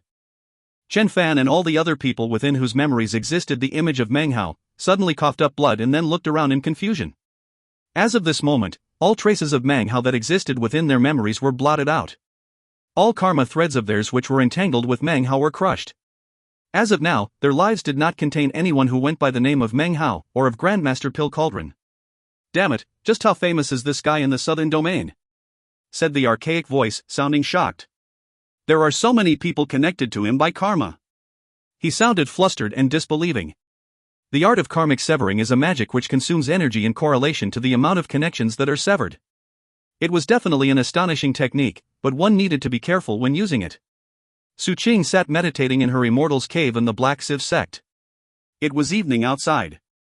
Suddenly she opened her eyes and let out a soft sigh. Her hand reached into her robe, where a small pill bottle was stored, within which was a cosmetic cultivation pill. It was at this moment that a tremor ran through her and she coughed up not 1, but a total of 9 mouthfuls of blood. Her face was pale, and she was shaking violently. She could feel the existence of Meng Hao within her memories beginning to shake and collapse, forcibly being erased. "No!" she cried. Her hair was instantly thrown into disarray, and she began to flash an incantation gesture to fight back. The only result was more coughing up of blood. "Meng Hao! Meng Hao!" Her cultivation base began to rotate rapidly, as she prepared to use all the strength she could summon to resist. However, even as her cultivation base began to move, she said, "Meng Hao. Who's that?" She sat there mutely, a blank expression on her face. She tried to remember who Meng Hao was, and why she was rotating her cultivation base. She could tell that her heart was in the process of breaking, and unconsciously reached up to her face. She felt tears. Why do I hurt so much? She thought. Why am I crying? Throughout the southern domain an invisible karmic storm raged. The raging tempest was strongest in the Violet Fate sect. Everyone in the entire sect trembled and coughed up blood. Chu Yuyan's face was pale, and her fists were clenched tightly. She laughed bitterly as she felt her memories changing. Meng Hao was being completely wiped away. She quickly lifted her hand up and then bit her tongue. Spitting the blood onto her finger, she began to write 2 characters onto the wall next to her, Meng Hao. However, after she wrote the character Meng, her hand stopped moving and a look of bewilderment appeared on her face. What was I writing? Pill Demon sat in his short mountain, looking off into the sky. It wasn't clear what he was thinking, but as the invisible blade neared him, he sat there and sighed.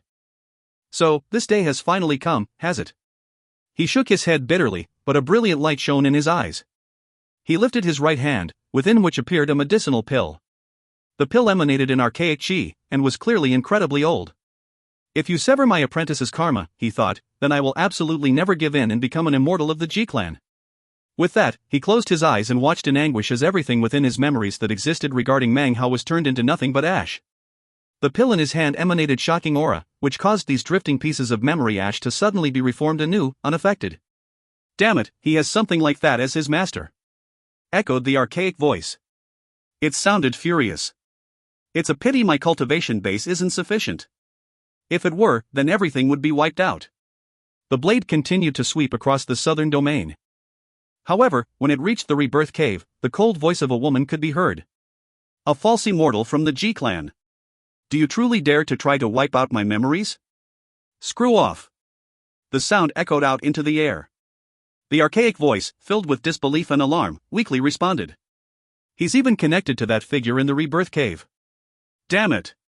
Damn it. Who else does this guy know? How come his karma is so hard to sever? 1. A similar name was mentioned in chapter 310. In the original release, I translated it a bit different, but adjusted it later. If you find any errors, ads pop up, ads redirect, broken links, non-standard content, etc., please let us know. Report chapter so we can fix it as soon as possible. Chapter 425. Chapter 425, The Severing Cannot Continue.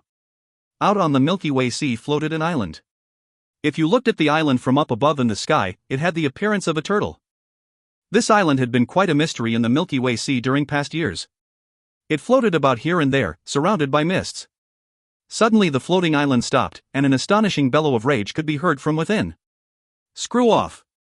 Bastard. I just fell asleep, and now you come bothering me? You think I want those memories of that twerp Meng Hao? Damn it. Screw off. Patriarch Reliance's thunderous voice echoed out, kicking up huge waves on the Milky Way Sea. The archaic voice anxiously said, how could something like that even exist?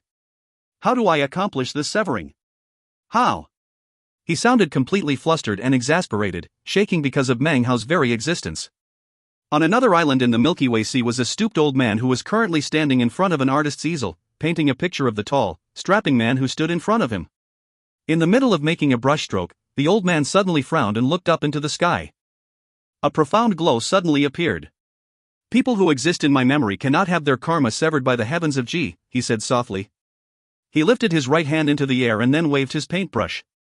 A drop of ink flew out which then merged into the air. Suddenly, the entire sky in the region turned completely black. A miserable shriek could be heard echoing out from the void. The voice was none other than that of ancient G19. As the shriek filled the air, all of the cultivators who were affected by the destruction of the karma threads suddenly shook. The threads connecting them to Meng Hao suddenly began to recover. They returned from absolute destruction to form once again. In fact, because they were being reformed out of destruction, they were even stronger and more tenacious than before. Xu Yuyan's face was pale white. Her closed eyes opened, and she looked silently at the character Meng written on the wall. She slowly lifted her hand up and wrote the character Hao. Pill Demon put away the medicinal pill and looked wordlessly off into the distance. However, his eyes were filled with staunchness and determination. Fatty rubbed his head as he thought confusedly about past events. Suddenly, his body trembled and he gasped. There were now many more memories of the past. His face flickered as he recalled Meng Hao. Chen Fan was the same, as was the entirety of the lands of the southern domain. In the Black Lands and the Western Desert, all of the cultivators whose karma threads had been affected were suddenly recovered. Su Qing nodded her lips silently. She looked at the pill bottle in her hand, and her eyes filled with deep anxiety. She now remembered everything that had happened, and was filled with coldness. She could only imagine the loneliness she would experience if Meng Hao's image did not exist within her memories. Within her silence, she clenched her teeth. She knew that power was the only way to truly resolve problems. She was now more determined than ever to fully fuse with the memories of Matriarch Phoenix, and increase the level of her cultivation base. Back in the Western Desert, in the Crow Divinity Holy Land, within the depths of the volcano, Meng Hao stood trembling in the pool of destiny. He, too, heard the miserable shriek. As it echoed about, he opened his eyes to see the silver fishing line turning black. The blackness spread, and as it did, the line turned into smoke and ashes. The ash and smoke spread out amidst the shriek. The sound of the shriek caused Meng Hao's eyes to glow with coldness. He hadn't been able to see what had happened just now, but he had witnessed the severing of the karma of the old earthworm man. He could only imagine the death he had just experienced. Killing intent radiated out from his eyes as he caught sight of an indistinct figure in front of him. It was the image of a cultivator surrounded by black flames, screaming as he struggled to disappear from this place. The indistinct figure was repeatedly calling out a name. Shui Donglu, it's Shui Donglu. Meng Hao's eyes glittered. His left hand raised up and placed the blood-colored mask onto his face. Massive, frenzied power exploded from his cultivation base.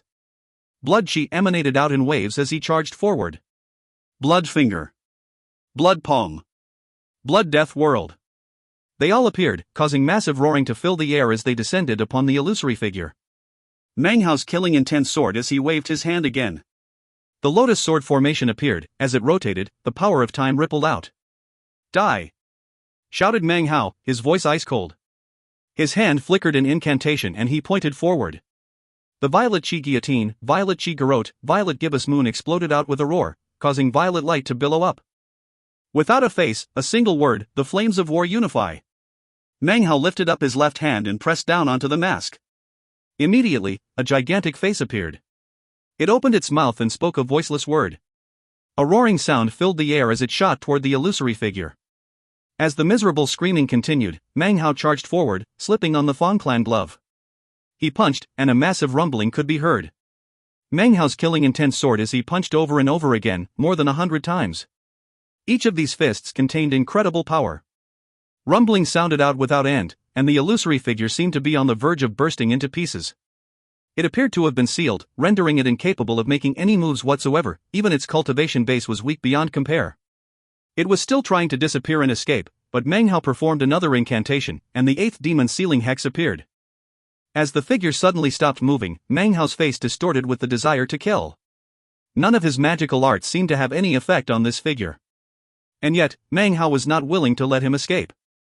He had killed one of the sons of Ji, and he wasn't afraid to kill this G19. That was especially true considering that if he didn't kill him right now, when he was at his weakest, then the man would no doubt cause endless troubles in the future. Gritting his teeth, Meng Hao pressed down again onto the blood-colored mask. Flag of 3 streamers. He growled. This was the most powerful magical item he possessed. Considering the current level of his cultivation base, he could, with effort, wield 1 streamer. This time, it didn't appear in illusory form, either. As soon as the words left his mouth, power filled the area as a long, blood-colored streamer appeared. As soon as it left Meng Hao's hand, heaven and earth shook. It shot forward, wrapping around the figure of G19, dragging him.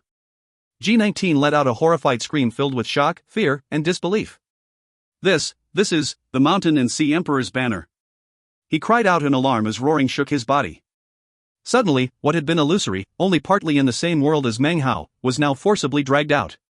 There, standing directly in front of Meng Hao, was an old man. He was clearly in very sore straits, his face was covered with a burning, black ink, and his aura was in absolute chaos.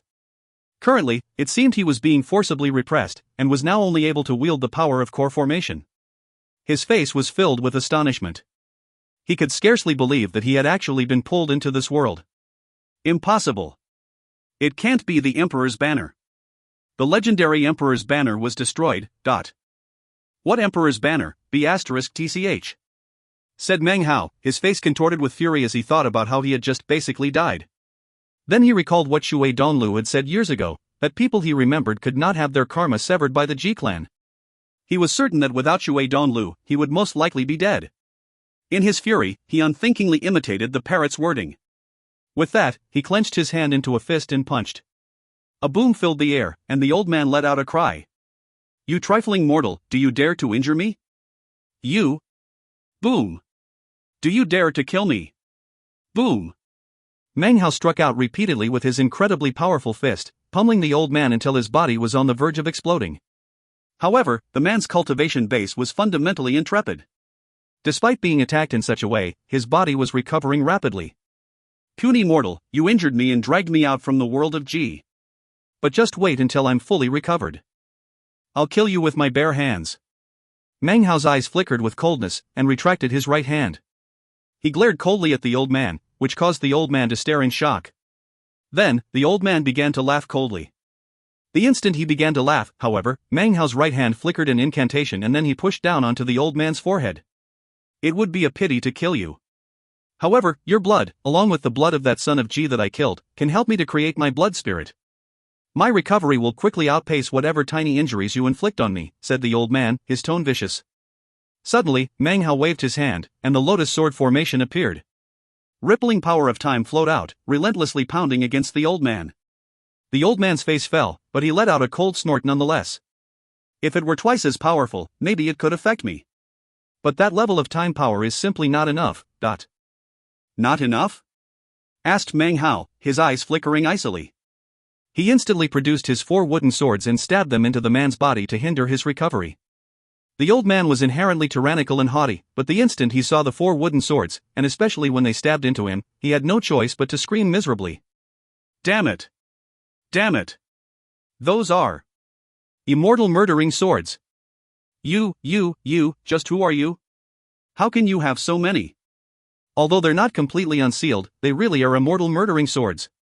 His injuries suddenly worsened, and his recovery slowed down to a crawl. Thanks to Meng Hao's many forms of torment, G19 was in an incredibly wretched predicament. "There's still more time to cause you suffering," said Meng Hao, coldness flickering within his gaze.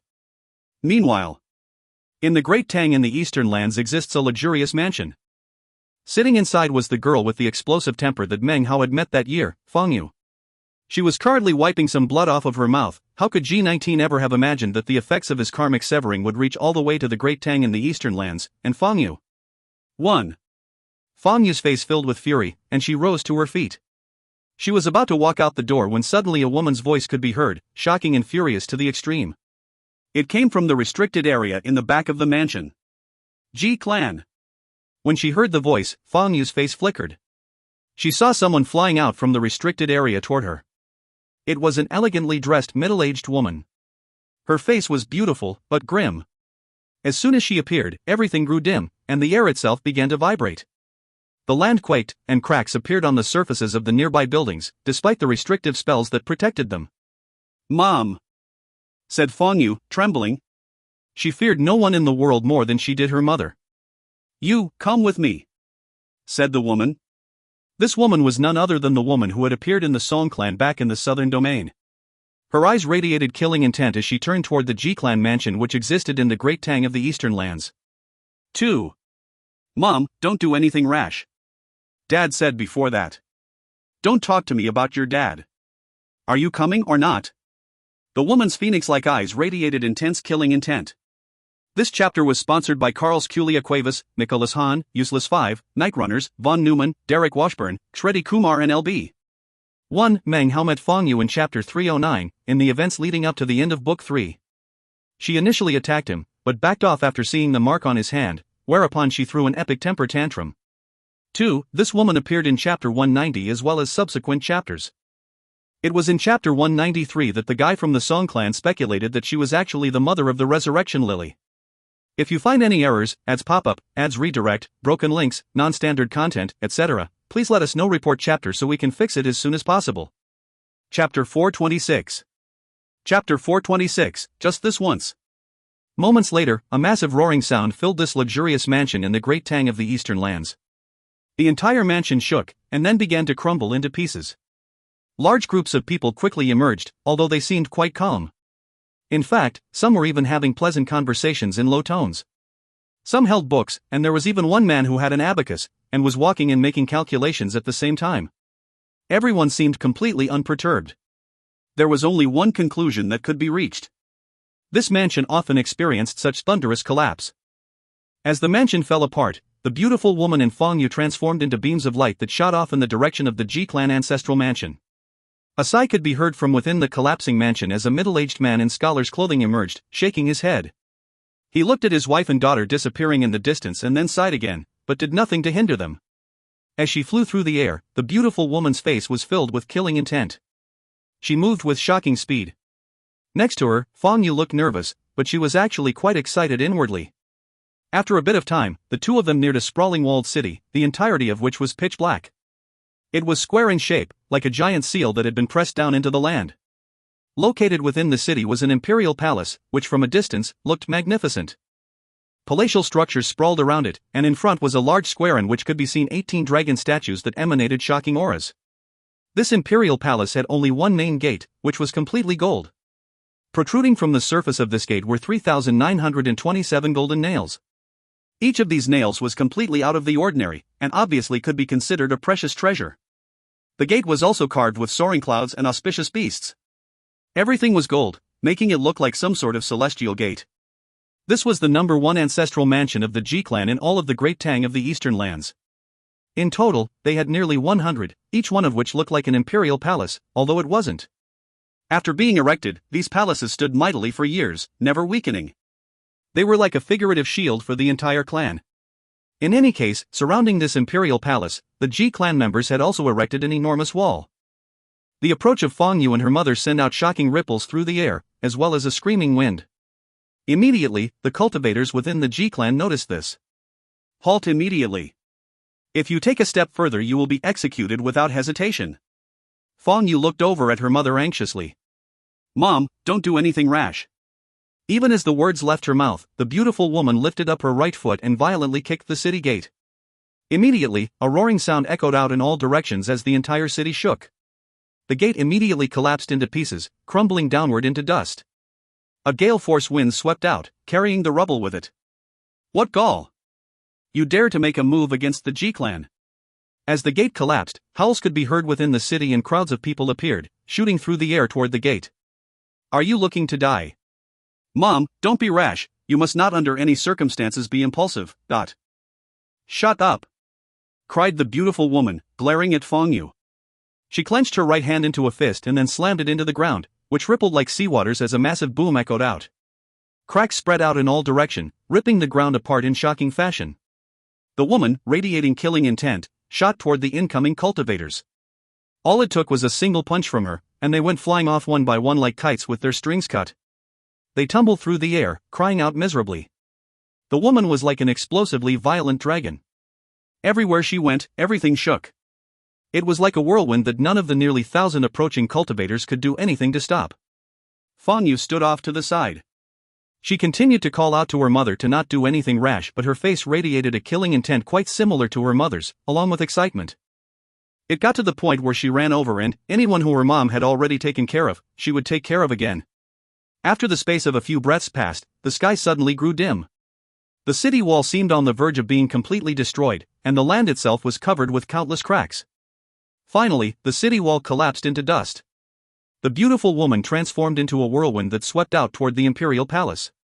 In the blink of an eye, she reached the celestial gate of the imperial palace, and the enormous plaque which glowed with golden light and was covered with the more than 3,000 nails, as well as auspicious animals. Suddenly, a roar could be heard from within the city as dozens of figures shot out. Their cultivation bases emanated shocking power as they emerged. Madame Fong, are you here as a representative of the Fong clan to declare war on the Ji clan?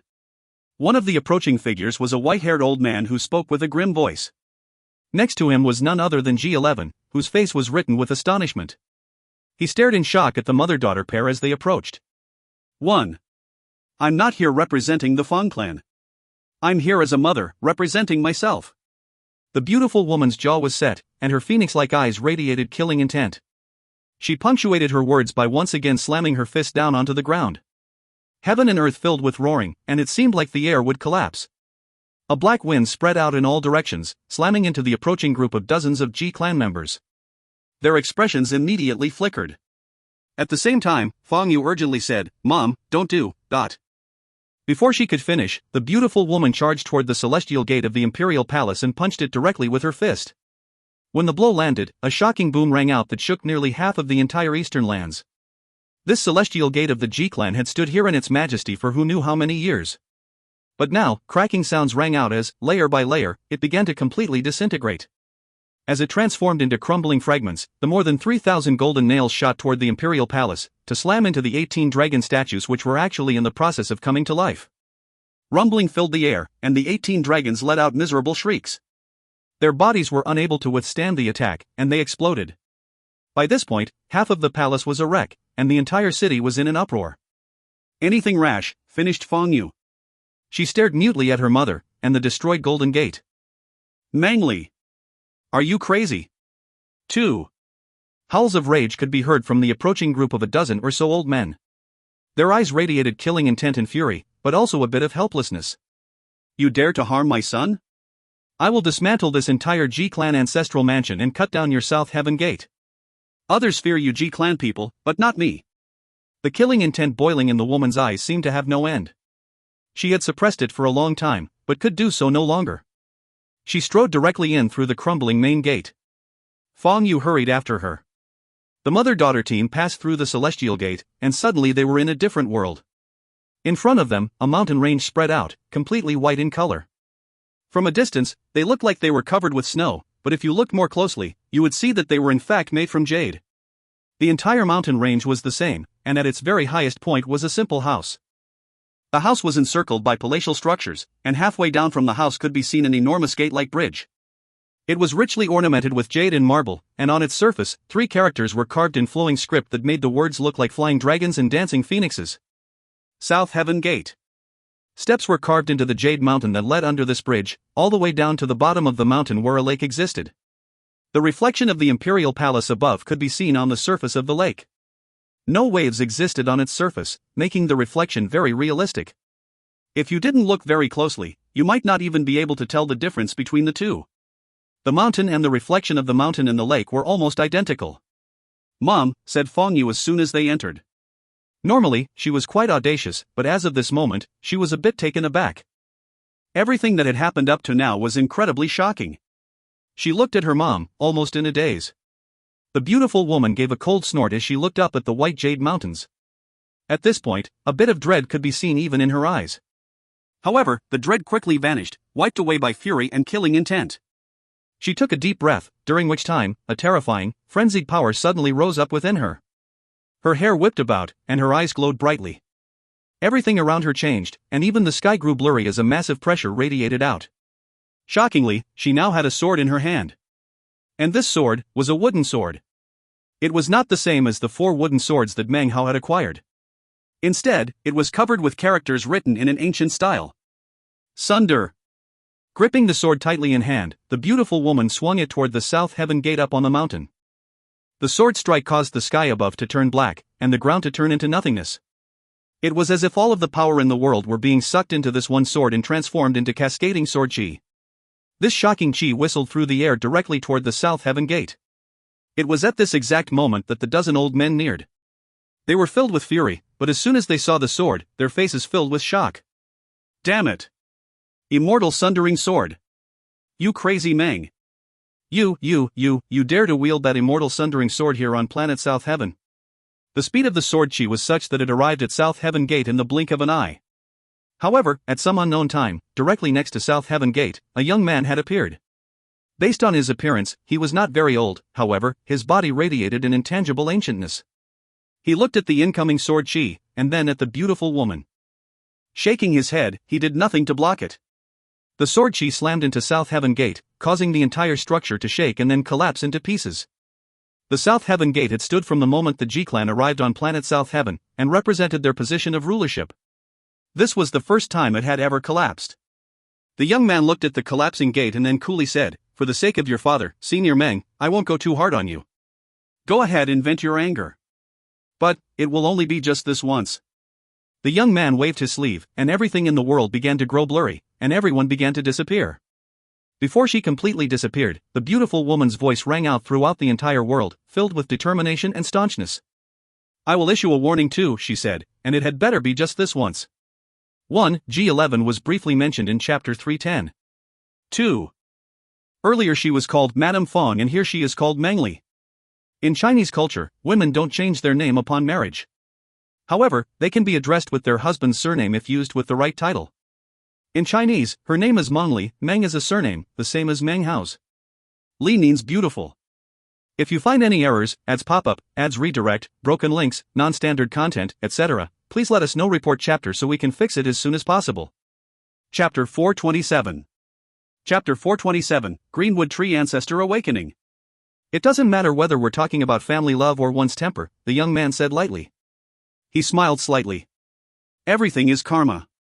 Sooner or later, everything becomes empty after it has been severed and annihilated. With that, he waved his right hand. Time almost seemed to flow in reverse as the crumbled South Heaven gate instantly reformed, as good as new. Of course, the young man knew that although the gate itself could be repaired, its collapse earlier had caused harm to the cultivation bases of all living G-clan cultivators connected to it. Such losses would not be easily recovered. That was the true importance of this gate. It allowed all cultivators who were part of the G-clan to utilize power of the heavens of G to achieve cultivation base breakthroughs. Meanwhile, back in the western desert, outside of the Crow Divinity Holy Land, the stillness which had gripped the world was gone. Because of the failure of the karmic severed, the members of the 5 great tribes once again had their memories of Meng Hao. However, they were left with no sense whatsoever regarding the stillness. The last thing they remembered was Meng Hao suddenly flying up through the shining golden doors. The Crow Scout tribe greatfather shook his head and laughed heartily.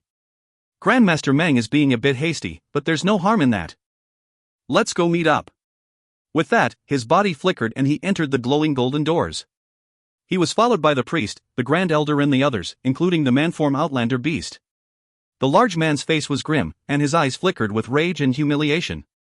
At the moment, the parrot was the dominant one.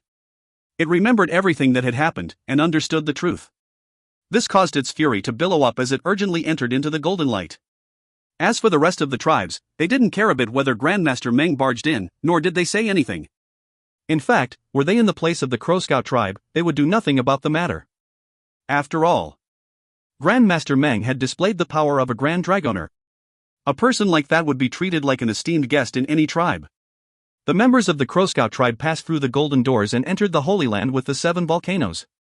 By this time, Meng Hao had G19 thoroughly bound up.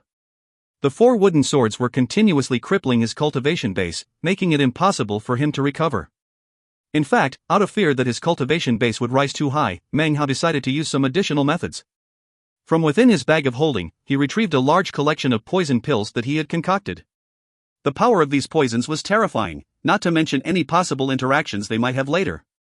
Meng Hao knew that even he himself would have a difficult time dispelling them. Without hesitation, he fed them to G19. G19's eyes went wide as he was forced to consume the vast quantities of poison pills. His face turned purple, and 7 tremors ran through his body. With each tremor, he withered a bit, until his very aura seemed to ooze with poison. His eyes were green, and filled with terror. You? Damn it! How many poison pills do you have? How many did you give me? Meng Hao snorted coldly. We will end your torment for today. Once the poisons are fully fused into your body, I'll concoct some more for you. With that, Meng Hao waved his hand, wrapping G19 up in the flag of 3 streamers and sucking him into the blood-colored mask. Only binding him in such a way allowed Meng Hao to set his mind at ease. Otherwise, how could he feel safe, considering G19's incredible power? Once he's weak enough, I can use his blood to make a blood spirit. Also, I can use his soul to make a soul of lightning, just like the Li Clan patriarch. If I can use some special methods, I can turn his body into a puppet. A high-level expert like him is a treasure through and through. I can't waste any part of him. The sad thing is, he didn't have a bag of holding. After a long moment of consideration, he came to the conclusion that he truly hadn't wasted any opportunities. Finally, he nodded in satisfaction. It was a good thing G19 didn't hear the conclusions he had reached, otherwise blood would spray from his mouth as he realized that being killed by Shui Donglu would have been much better. This time I really did profit from misfortune. He looked down at his bag of the cosmos, and his heart began to twitch with excitement. On the way here, he had taken advantage of the power of the fishing line to collect a huge assortment of ferocious neo-demons. There were some that, normally speaking, he would have had great difficulty in acquiring on his own. That was especially true regarding some of the hordes he had acquired. In his opinion, he really had profited wildly. And then there's the sword. He started breathing heavily as he thought of his fourth sword, which was currently stuck into G19. Technically speaking, it was the third he had found.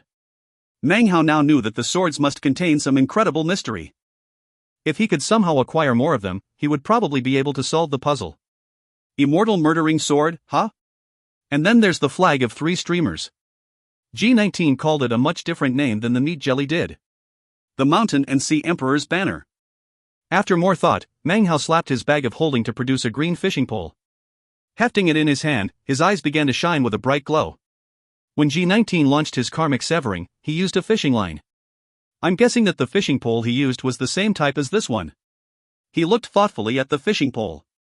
All of a sudden, the same cacophony of life he had heard before, once again began to sound out in his mind. There were babies crying, old people gasping for breath, men and women laughing and arguing. He quickly released his grip on the fishing pole. His eyes flickered as he muttered to himself for a moment, then put the fishing pole back into his bag of holding. I wonder how you use the thing. Maybe I can get the answer from G19. Meng Hao glanced at the mouth of the volcano and then looked at the pool of destiny. His heart suddenly quivered. Earlier, he had stepped into the pool because of the karma line. As such, he hadn't noticed anything too extraordinary about it. Now, his eyes glittered as he once again shot back to enter the pool. Once inside, he closed his eyes for a long moment. When they opened, they were filled with excitement. So, it contains totemic transmogrification powers. If I cultivate here, my greenwood tree totem will grow even stronger. With enough power, I should even be able to transmogrify the totem itself. It should even provide benefits to the eyeless larva. It should be able to make it into something like a true totem. I won't need Li Tao's magic to cover it up. Meng Hao's eyes glittered brightly. The wood-type greenwood tree totem was a legacy handed down to him from ancestor Greenwood of the Crow Scout tribe. Meng Hao wasn't sure what it would turn into if he transmogrified it further. He stood there thoughtfully for a moment, his eyes filling with determination.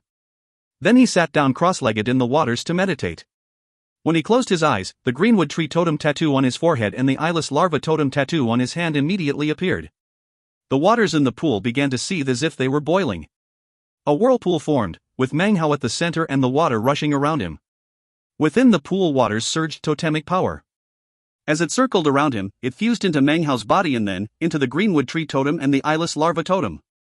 After the fusion began, the pool waters were clearly lessening. Moments later, mist began to rise up from the seething water. The mist rose up to surround Meng Hao and then fill the entire inner part of the volcano. At the same time that Meng Hao was performing the fusion, the group from the Crow Scout tribe was cautiously making its way through the region outside. The Great Father, the Sky Priest, and the Grand Elder all looked suspicious as they traveled through the Holy Land. Things weren't exactly the way they remembered from previous occasions. Everything seemed much emptier. How strange. I remember last time there was a flock of crow neo-demons in this area. By using a special method, there was a high chance of acquiring a few of them. Yeah, that's right. And I remember that over there was a group of green mosquito neo-demons, completely fearsome in appearance. That year, the group I was leading happened to see someone from the Crow Fighter tribe accidentally provoke them. He was drained up and turned into a withered corpse in the blink of an eye. Weird, it's much quieter than usual in here this time. They encountered almost no neo-demons during their entire way, nor did they need to use any of the ancestral techniques. They simply flew directly toward the centermost of the 7 volcanoes. According to the tribe records, the center volcano housed the primary pool. If the water in the pool of destiny in the center volcano was reduced, then the water in pools in the other volcanoes would also be reduced. As soon as the Crow Scout tribe members neared the volcano mouth, they saw the mist within. They also heard a growling roar coming from within. It was none other than the voice of Meng Hao. His long cry echoed out as the image of an enormous greenwood tree suddenly emerged from within the mist. At the same time, the mist in the volcano began to shrink down, absorbed. Soon, the image of Meng Hao became visible, seated cross-legged within the pool, sucking in all of the mist. The image of the greenwood tree existed directly above him. It's Grandmaster Meng! Cried the members of the Crow Scout tribe, instantly recognizing him. Their hearts trembled as Meng Hao's eyes suddenly opened. He took a deep breath, and the waters around him lessened further. Wisps of white chi rose up to be absorbed by Meng Hao and the greenwood tree image, causing the tree to become even more lifelike as if it really existed there. It was at this point that rumbling sounds could be heard from the other 6 volcanoes. White chi rose up from them and shot toward the region of the Crow Scout tribe members. It shot into the volcano mouth and directly toward Meng Hao. The greenwood tree above him suddenly began to shake, and it expanded outward. Its bark began to look older and older, as if years were passing. It seemed as if at this moment, the tree was growing so high it could reach the heavens. In fact, to anyone observing, it seemed, the tree wasn't just growing. The ancient scars and marks on the tree's surface seemed to be naturally occurring. This indicated that the greenwood tree. The sky priest gasped. Ancestral awakening, she said faintly. Grandmaster Meng's greenwood tree totem is experiencing an ancestral awakening. Greenwood tree ancestral awakening, cried the Great Father, shocked. He began panting, his eyes wide. Down inside the pool waters, Meng Hao's eyes snapped open again. Even he had never imagined that by absorbing the totemic power of the pool and fusing it into the greenwood tree totem would actually give birth to the power of ancestral awakening. Meng Hao was astonished. What will be awakened in the end? An ancient greenwood tree? This chapter was sponsored by Von Neumann, Henry Tizard, and Nikos Theodorou. If you find any errors, ads pop-up, ads redirect, broken links, non-standard content, etc., please let us know. Report chapter so we can fix it as soon as possible. Chapter 428. Chapter 428, A World That Supersedes. Or perhaps it will turn into the tree that emerged from within the night sea all those years ago and crossed the stars to planet South Heaven, the supreme greenwood tree. Meng Hao's eyes glittered as the chi continued to rush into him. Outside, the other 6 volcanoes were rumbling as white mist continued to shoot out toward Meng Hao. The more chi he absorbed, the brighter his eyes grew. He looked up at the enormous greenwood tree floating in mid-air above him, which emanated a boundless green glow. It dyed the sky, covered the land, filling everything with the aura of the greenwood tree. Throughout the Crow Divinity Holy Land, all of the plants and vegetation were writhing. The members of the Crow Scout tribe panted as they stared at the scene. Meanwhile, outside of the Holy Land, back in the region of the Crow Scout tribe, the enormous Treant looked over at the green glow rising up to the heavens. Wood, it said softly. Even the members of the other 4 tribes who were waiting outside of the golden doors were filled with shock. Although they couldn't see clearly everything that was happening inside, they were filled with a sense of baffling wonderment. Each and every one had faces filled with shock. At the same time, the various totemic sacred ancients atop the mountains of the other 4 tribes appeared. They stared toward the Crow Divinity Holy Land, and one by one all uttered the same word. Wood. Even as this word filled the air, the plants and vegetation in the surrounding mountain ranges were whipping about wildly, despite the fact that there was no wind. They flickered, emitting rustling sounds that seemed to form voices of submission. It was as if they were offering obeisance to the sovereign of all wood-type entities. The 4 bizarre life forms from the other 4 tribes slowly bowed as if in salute to the miracle which was occurring. As they were saluting, the members of the Crow Scout tribe back in the Crow Divinity Holy Land actually stopped breathing momentarily. They watched as the gigantic greenwood tree rapidly began to shrink in size. The smaller it got, the more intense was the green light it emitted.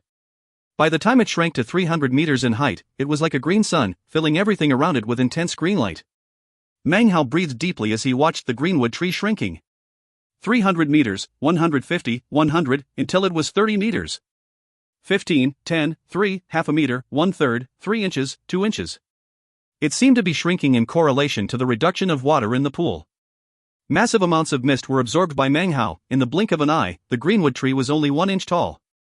The light it emitted was so bright that it penetrated out of the Crow Divinity Holy Land. The plants and vegetation outside which were groveling in reverence, the 5 saluting life forms, and all of the cultivators who had wood-type totems, felt a profound impulse to prostrate themselves in worship. Back within the Crow Divinity Holy Land, the 1 inch tall, brightly glowing greenwood tree in front of Meng Hao shot toward him, branding onto his forehead. A massive roaring noise filled the air, and green light shot out in all directions. As soon as everyone was able to see again, they looked at Meng Hao's forehead and saw a type of totem that no one had ever seen before. This totem tattoo was of a single ancient character. Wood. 1. There was no green tree, no picture, no resplendent glow. It was smooth and ordinary. A single ancient character. Wood.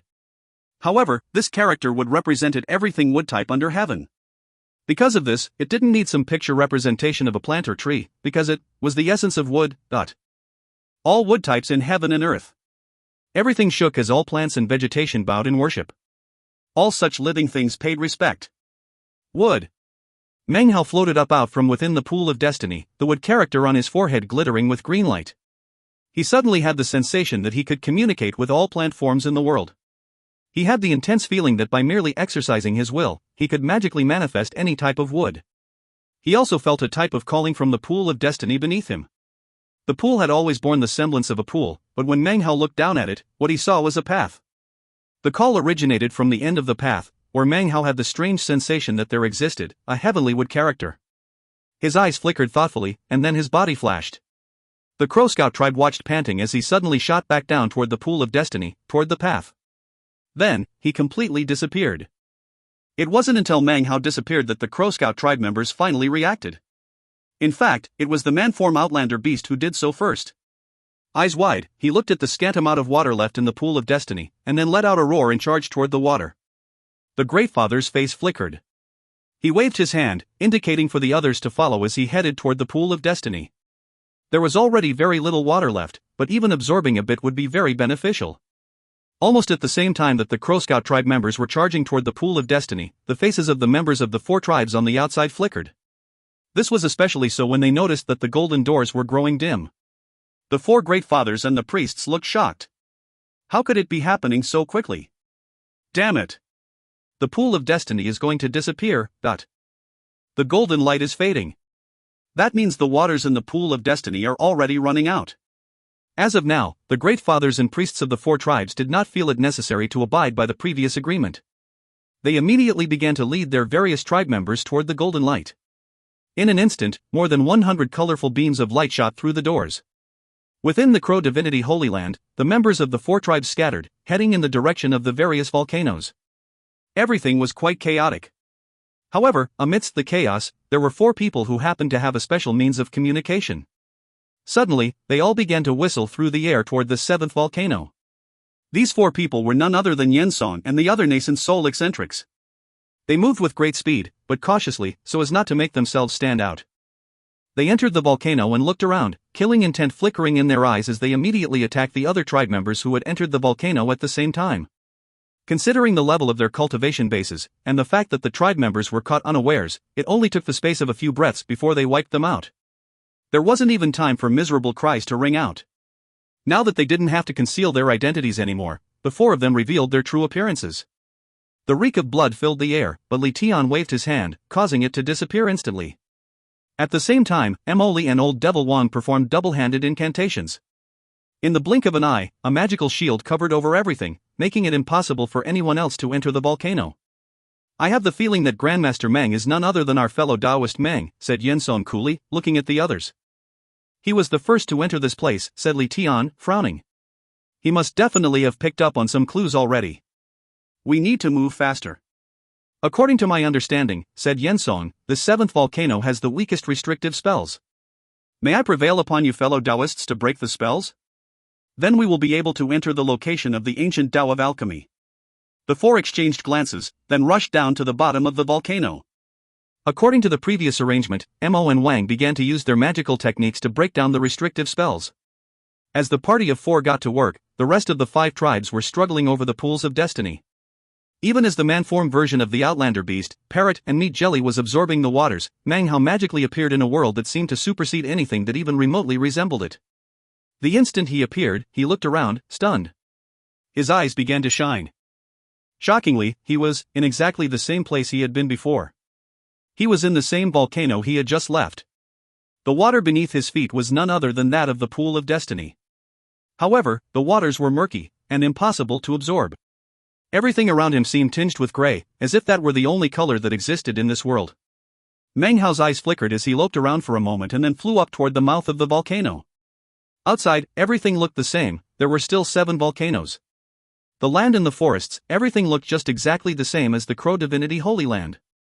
Except, located in the middle of the 7 volcanoes was a gigantic tree. This enormous, ancient tree towered up so high that it seemed as if it were supporting the very heaven. And it was golden.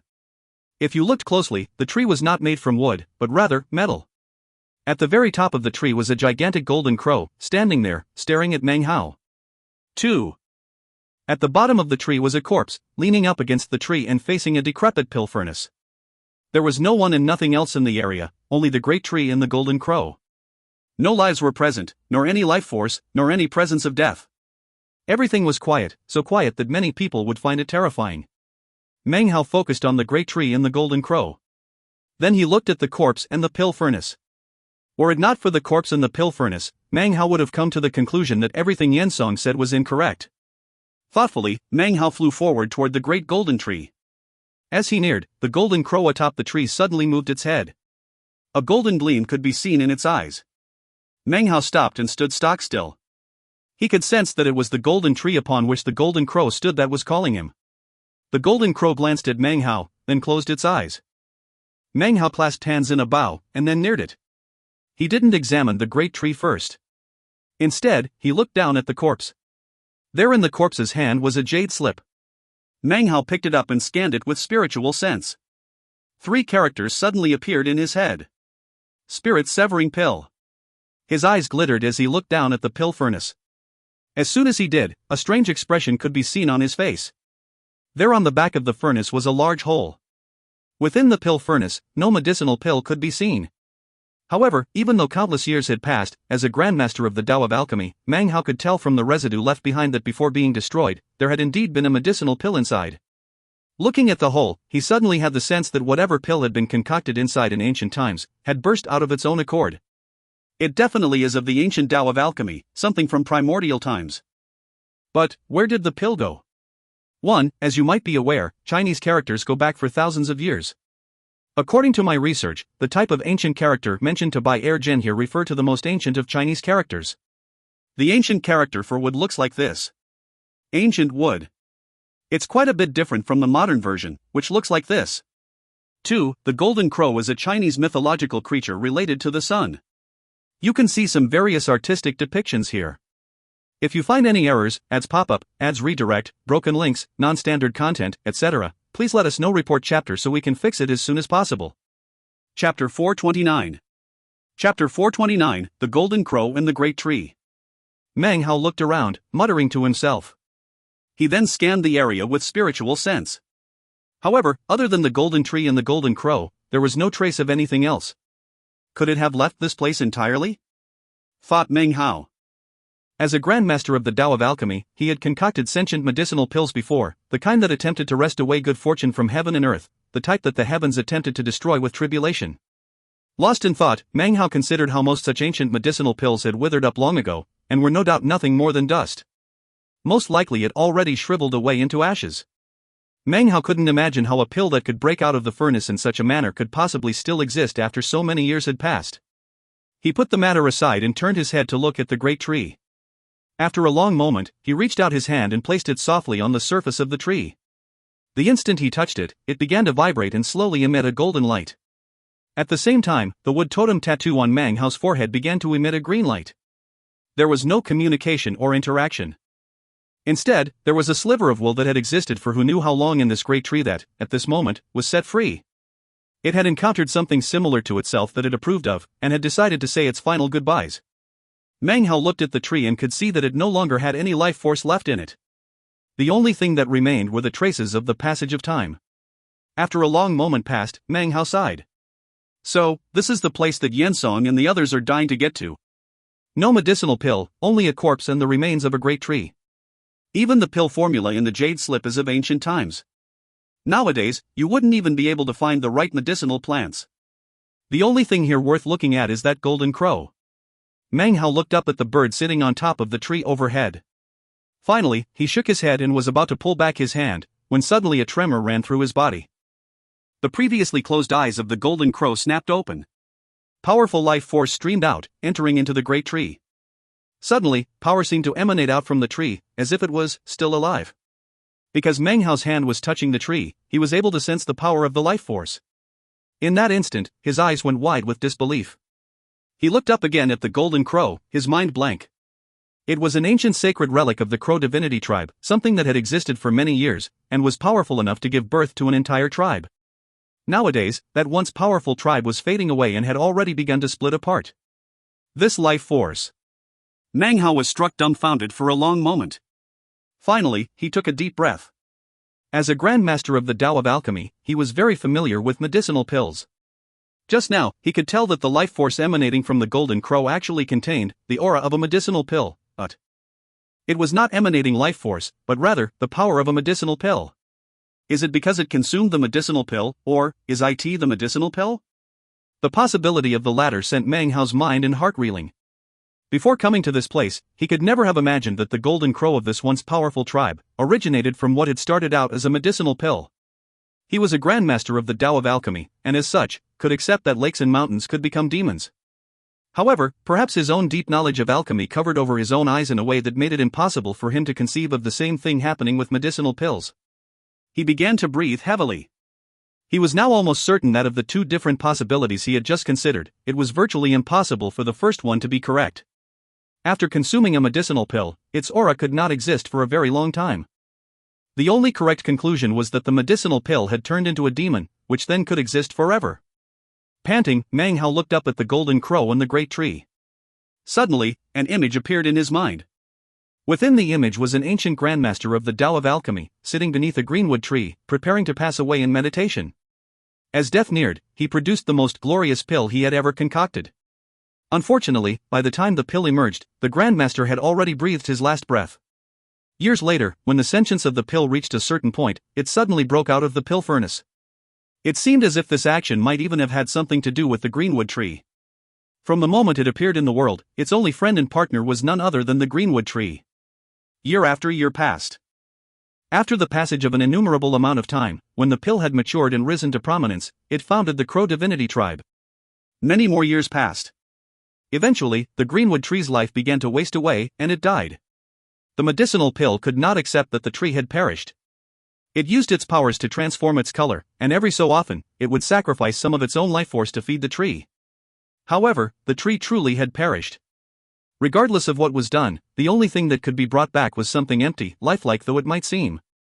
Even still, although the medicinal pill understood this, it refused to give up.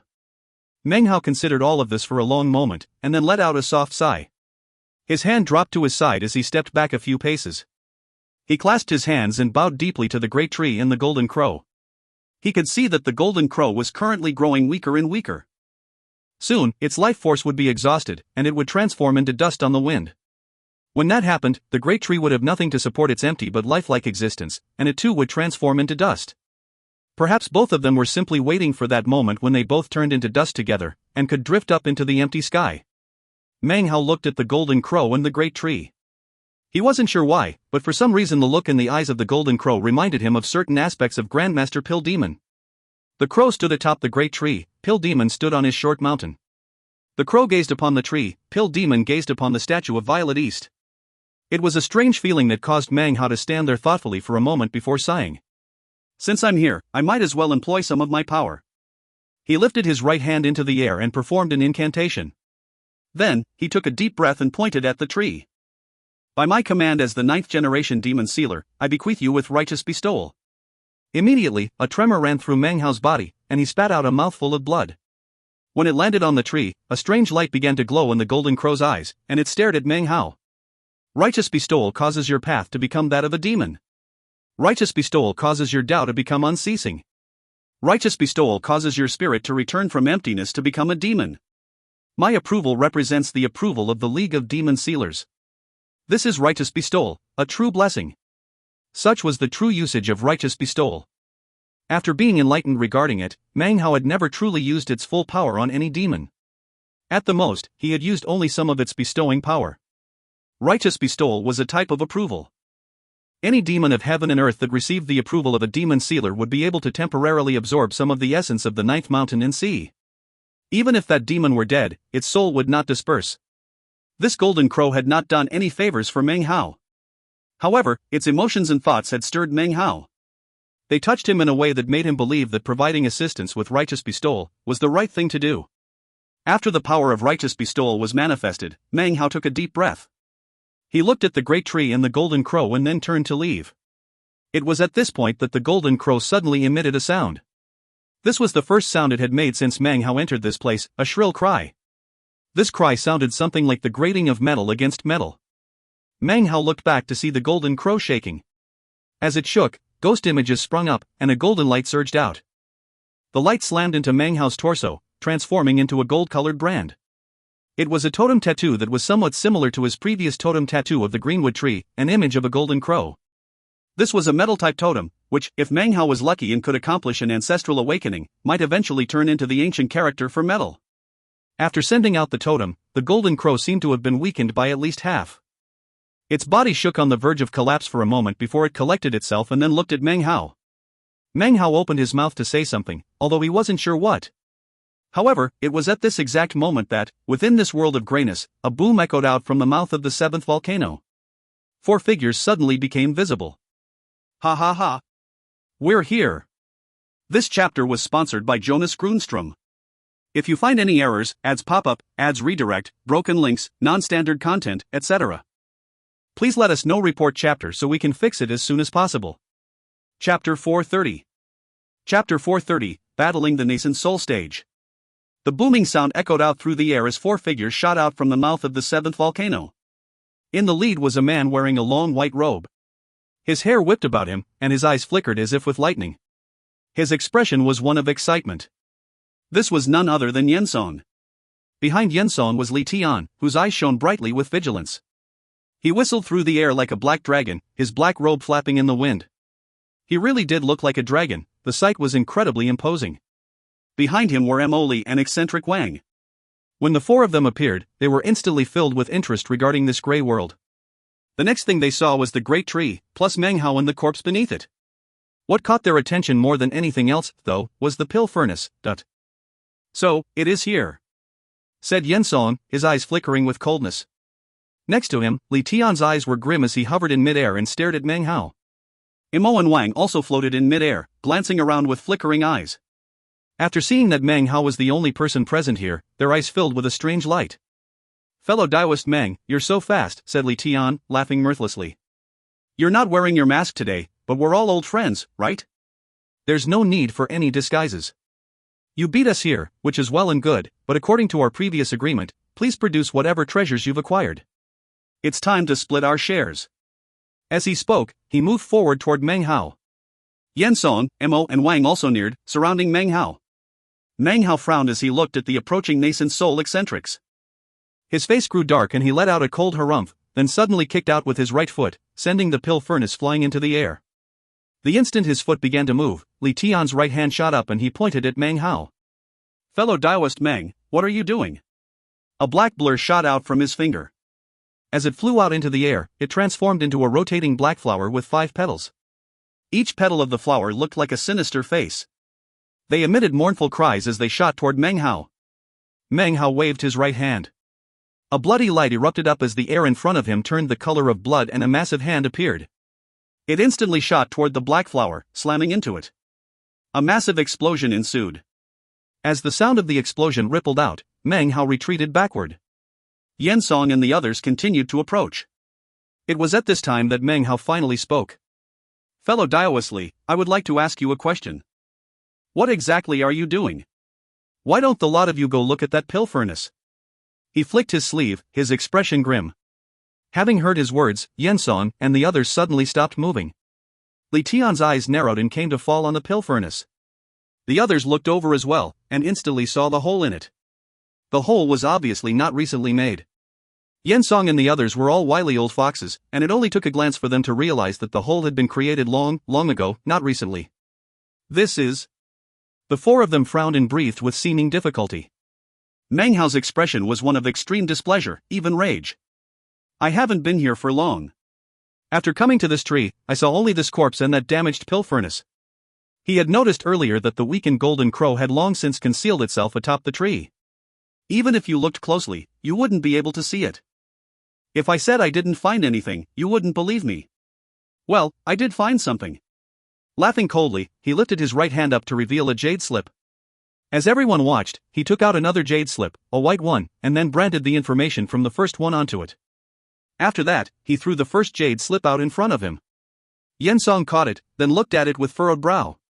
He then handed it to Li Tian and the others, who also examined it and began to frown. They should be able to tell at a glance whether the jade slip was real or a fake. But even Yensong, an expert in the Tao of alchemy, was unfamiliar with most of the ancient medicinal plants listed therein. Meng Hao's face was dark, even filled with rage.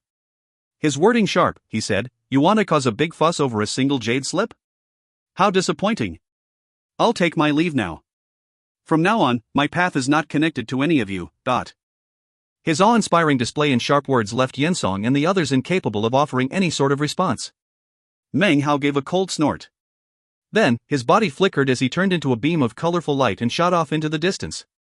Before he could get very far, Li Tian suddenly disappeared. When he reappeared, he was directly in front of Meng Hao. "Fellow Taoist Meng, why are you in such a hurry to leave? Exactly what else did you acquire? Don't expect that a few trite words will convince us that you didn't take the medicinal pill that burst out of that pill furnace." Meng Hao stopped. Now, his expression was no longer grim, but calm. His eyes were ice cold as he looked at Li Tian. "Well, fellow Taoist Li, what brilliant opinion do you have?"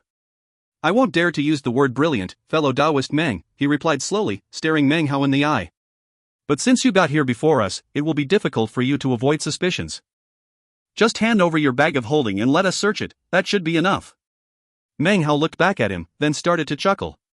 His chuckle turned into uproarious laughter, that eventually began ripples that shook everything in the area. Li Tian's face flickered, Yensong and the others suddenly looked very serious. "You want to search my bag of holding? Li Tian, have you suddenly reached the spirit severing stage?"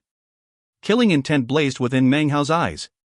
He began to lift his right hand, but even as he did, Li Tian flashed an incantation gesture with both hands and then shoved them forward. As he shoved his hands forward, a black mist surged up, which then transformed into a long black spear. Rumbling filled the air as the spear shot toward Meng Hao. It moved with incredible speed, but even as it neared Meng Hao, the wood totem tattoo on his forehead glittered.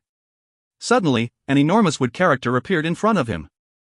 Simultaneously, boundless wood-type aura erupted out. Instantly, the approaching spear began to shake. Rumbling filled the air as Meng Hao's body shot backward at high speed. His left hand slapped his bag of holding, and wooden time swords flew out to form the lotus sword formation. The formation rotated in midair, its appearance like that of an enormous lotus. This formation embodied both the shape and the will of a lotus. In addition, it contained the natural properties of intelligence embodied by a lotus, something that Meng Hao had come to gain enlightenment regarding throughout his years of observing lotuses. Propelled by the power of the wooden time swords, the glowing, 10-meter-wide lotus shot through the air toward Li Tian, rumbling the entire way. "Time," said Meng Hao softly, his expression cold. Immediately, the shocking power of time emanated out toward Li Tian. Li Tian's face fell as he suddenly sensed his body growing older. Everything within the region of the lotus experienced the passing of time. Everything seemed to be moving faster than the world around it. In the blink of an eye, an entire 60-year cycle was gone. Li Tian had never encountered any magical technique like this before.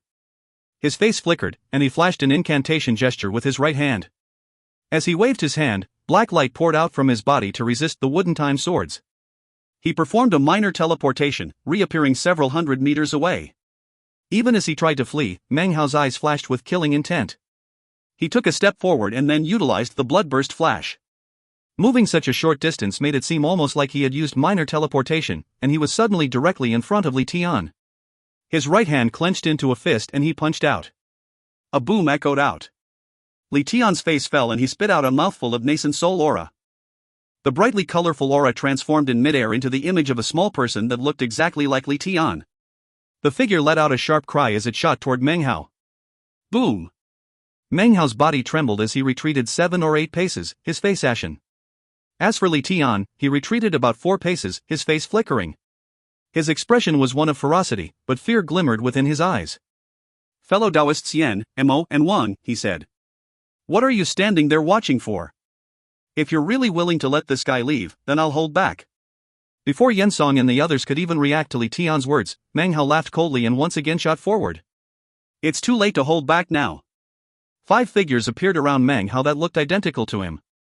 These were none other than Meng Hao's blood clones, each of which could wield an untold amount of Meng Hao's. Simultaneously, a golden glow sprang into being around Meng Hao. The full power of the great circle of the gold core exploded out. Up above Meng Hao's head appeared an ancient starry sky. Within this starfield magically appeared a shocking great greenwood tree. Meng Hao's cultivation base was at the great circle of the gold core stage. However, even with only the wood-type power he possessed, he could fight back against the early nascent soul stage. Now that he had acquired metal-type power as well, there was very little difference at all between him and the early nascent soul stage, although there were some divine abilities he could not employ. Moving forward rapidly, Meng Hao pointed out with his right index finger. The blood finger, blood palm and blood death world, along with his starfield core chi and wood-type totem, all fueled the lotus sword formation. In the blink of an eye, its power was increased exponentially. It droned as it rotated through the air. At the same time, Meng Hao cried out, "Time, dot." This magic again. Li Tian's face flickered. Although his cultivation base was higher than Meng Hao's, and he had more divine abilities at his disposal, there was little he could do when facing up against the magic of time. He didn't even dare to near it. His longevity was already nearing its end as it was. To him, this art was like death itself. Feeling his aura being ruined, he had no choice but to retreat. Seeing the rotating lotus sword formation about to fall, Yensong and the others finally took action.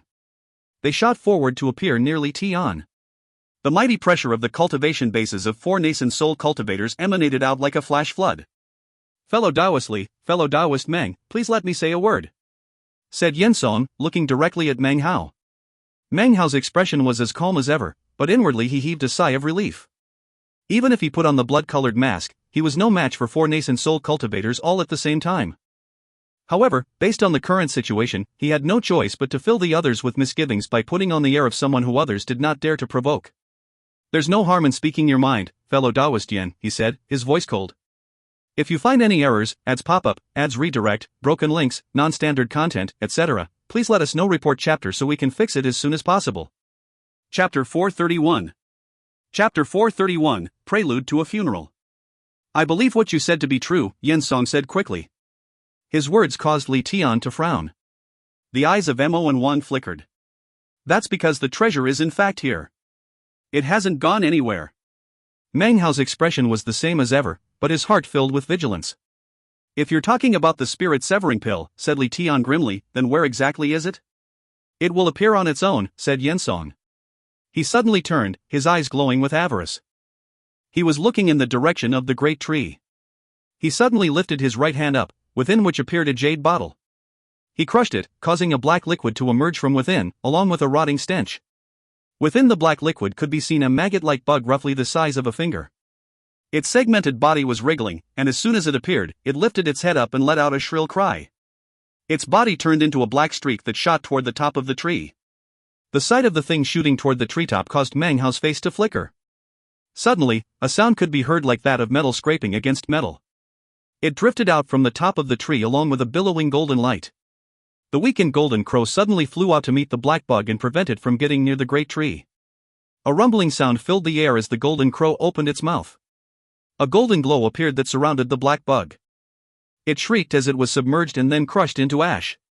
The golden crow's body was now flickering, clearly weakened further.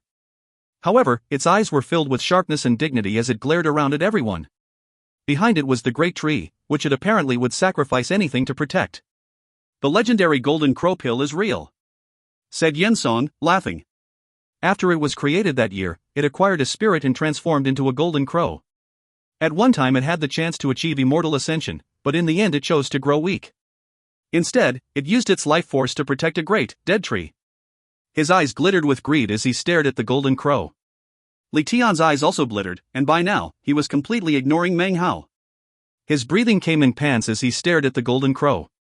In his mind, he was looking at a spirit-severing pill from ancient times, something that could arouse a wild frenzy among countless cultivators. The eyes of Mo and Wang were also shining brightly. "It's been weakened to the point that it resembles little more than the nascent soul stage," said Li Tian. In a meaningful tone that lacked his previous hostility, he continued, "Fellow Taoists, this is good fortune for us. Let's catch it quickly and then discuss how to divide it up. Don't let it get away." Laughing loudly, he strode forward. Yensong chuckled. "The pill won't flee, not with the tree here. Even though it's dead, the pill won't leave it." He, too, began to walk forward. Mo and Wang transformed into beams of light as well. All 4 began to converge on the golden crow. At this point, none of them were paying any attention at all to Meng Hao. He remained off in the distance, a complex expression on his face. He could leave now, and no one would stop him. However, he was currently hesitating. Booming sounds filled the air as the 4 ganged up on the golden crow. It let out a metallic cry which turned into a golden shield that enveloped the area around itself and the great tree. The booming sounds were coming from the attacks the 4 leveled against the golden shield. Blow after blow was causing the shield to slowly shrink. A look of exhaustion filled the eyes of the golden crow. Its life force was simply too faint. It looked back at the great tree, a look of profound longing in its eyes. More booms could be heard, and the shield shrank even further, forcing the golden crow to back up. Even the tree seemed to be decaying, its illusory life force was fading, and it was now starting to look more and more like nothing but a dead, dried-up tree. "Look!" called Yensong. "The only thing it can do is protect the tree. Be careful, though. Logically speaking, the golden crow can't possibly be this weak. Something strange is going on." Booms continued to echo out. However, the four attackers all had various thoughts running through their heads. Also, they were clearly not attacking with full strength, but were rather being guarded in their moves. They seemed to fear this golden crow. Such a bizarre spirit would no doubt attack back before it died, most likely with ferocity that could leave them dead. The golden crow looked at the withering tree and seemed to sigh. It flew up to perch at its top, trying once again to use its life force to restore the tree. Unfortunately, it just didn't have enough life force at its disposal. Its actions caused the golden shield to grow even weaker and weaker. Its body trembled. Meng Hao's hands clenched into fists, and veins of blood appeared in his eyes. "It's weak because of me," he thought. "Otherwise Yensong and the others could never force it down to this degree. If I leave, I'll be safe. But if I did that, I would be letting myself down." He looked at the bird. It was in a grave situation and was about to perish, but it was still watching the great tree. Meng Hao saw its medicinal pill aura waning, and once again thought of his master. He wasn't sure why he suddenly thought of master a second time, but as of this moment, his eyes filled with determination. There are some things that rationally speaking you shouldn't do, but you still do them anyway. He lifted his head up and then slapped his bag of holding. The blood-colored mask appeared. He placed it onto his face and immediately a bloody aura billowed out. A blood-colored mist roiled into being around Meng Hao, turning into Red Sea. As the sea waters undulated, a shocking killing intent exploded out of Meng Hao. Without a face, a single word, flames of war unify. As Meng Hao strode forward, he lifted his right hand. Behind him, an enormous face appeared. Its closed eyes snapped open, along with its mouth, as it uttered a soundless song of mourning. It then shot toward Yensong and the three others. Almost the instant the face began to fly forward, Yensong and the others looked back. Considering that the shield was just about to burst, Li Tian's eyes instantly filled with coldness and killing intent. "Are you looking to die?" The group of four exchanged glances and then began to unleash divine abilities toward Meng Hao. As soon as the divine ability shot forward, the face collapsed into pieces. It was incapable of resisting the power of four nascent soul cultivators. However, it was at this moment that Meng Hao waved his right hand. The flag of three streamers temporarily unraveled from around the body of G19. It unfurled behind Meng Hao, long and black. Immediately, one of the streamers spread out. It was old and dilapidated, but it transformed into a massive black canopy that swept out. The overwhelming aura caused the faces of Yensong and the others to flicker. Li Tian's pupils constricted. Mo and Wang began to pant in shock. All three of them could instantly feel a sudden, intense sensation of deadly crisis. A massive rumbling filled the air as the black streamer shot forward. Blood sprayed from Yensong's mouth as he was sent tumbling backward, his face filled with astonishment. Li Tian's right arm was instantly torn into shreds. Blood spouted from his mouth as he shot backward in retreat, face pale and filled with disbelief. Blood-curdling shrieks could be heard from Mo and Wang, blood shot out from their torsos as they were slammed into each other. Their wounds immediately healed, but their faces were devoid of blood. They shot backward in retreat, staring at Meng Hao with shock. Thanks to the blood-colored mask, Meng Hao's cultivation base had climbed up much higher. Now he could fully utilize the power of the first of the flag's three streamers. Although he had not been able to slay any of his four opponents with the attack, it was stunning enough to shake heaven and earth. It came at a price, though. Meng Hao's hair was once again white. However, because of the boundless life force of his wood character totem, he was not injured on a fundamental level. His face was pale, and blood seeped out of the corners of his mouth.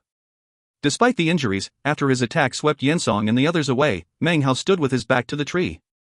Li Tian gritted his teeth against the pain of his lost arm.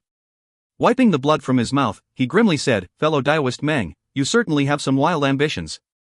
You want to kill the four of us and then take the medicinal pill for yourself." Just now, he had attempted to directly stand up to the attack, and had thus received this serious injury. "Fellow Daoist Meng, you're going against our agreement," growled old Devil Wang, his eyes thick with killing intent. Yensong looked thoughtfully at Meng Hao for a long moment before finally saying, "Fellow Daoist Meng, why are you doing this?" "This pill has already achieved demonic ascension, and yearns for the great tree," said Meng Hao calmly. "Even if you consume it, it will do you no good. It has no medicinal strength left, because it's not a medicinal pill anymore. Pills are pills, said Yensong gruffly. And what's this talk of demons? At the most, it has a spirit. Fellow Taoist Meng, you're a grandmaster of the Tao of alchemy and have concocted many pills and consumed even more. Don't you understand? Pills will forever be nothing more than pills. Meng Hao was silent as he thought about Grandmaster Pill Demon for a third time. The feeling he got from the Golden Crow continued to seem more and more like the same feeling he got from Pill Demon. There are some things I hesitate to do, but after I do them, I feel no regret. Meng Hao said these words in a somewhat hoarse voice. As they echoed about, he offered no explanation as to their meaning. What Meng Hao didn't notice was that behind him, a strange light had appeared in the eyes of the Golden Crow. A soft, warm look could be seen in its eyes. It was no longer as cold and emotionless as it had been earlier. There was a warmth present that hadn't been there even when it gave Meng Hao the metal-type totem as repayment for his righteous bestowal. That act had been one of exchange. The Golden Crow did not want any karma to exist between itself and anything else other than the great tree. As of this moment, the warm glow in its eyes was very different. Suddenly, it spoke. Its voice was that of a woman, ancient and gentle.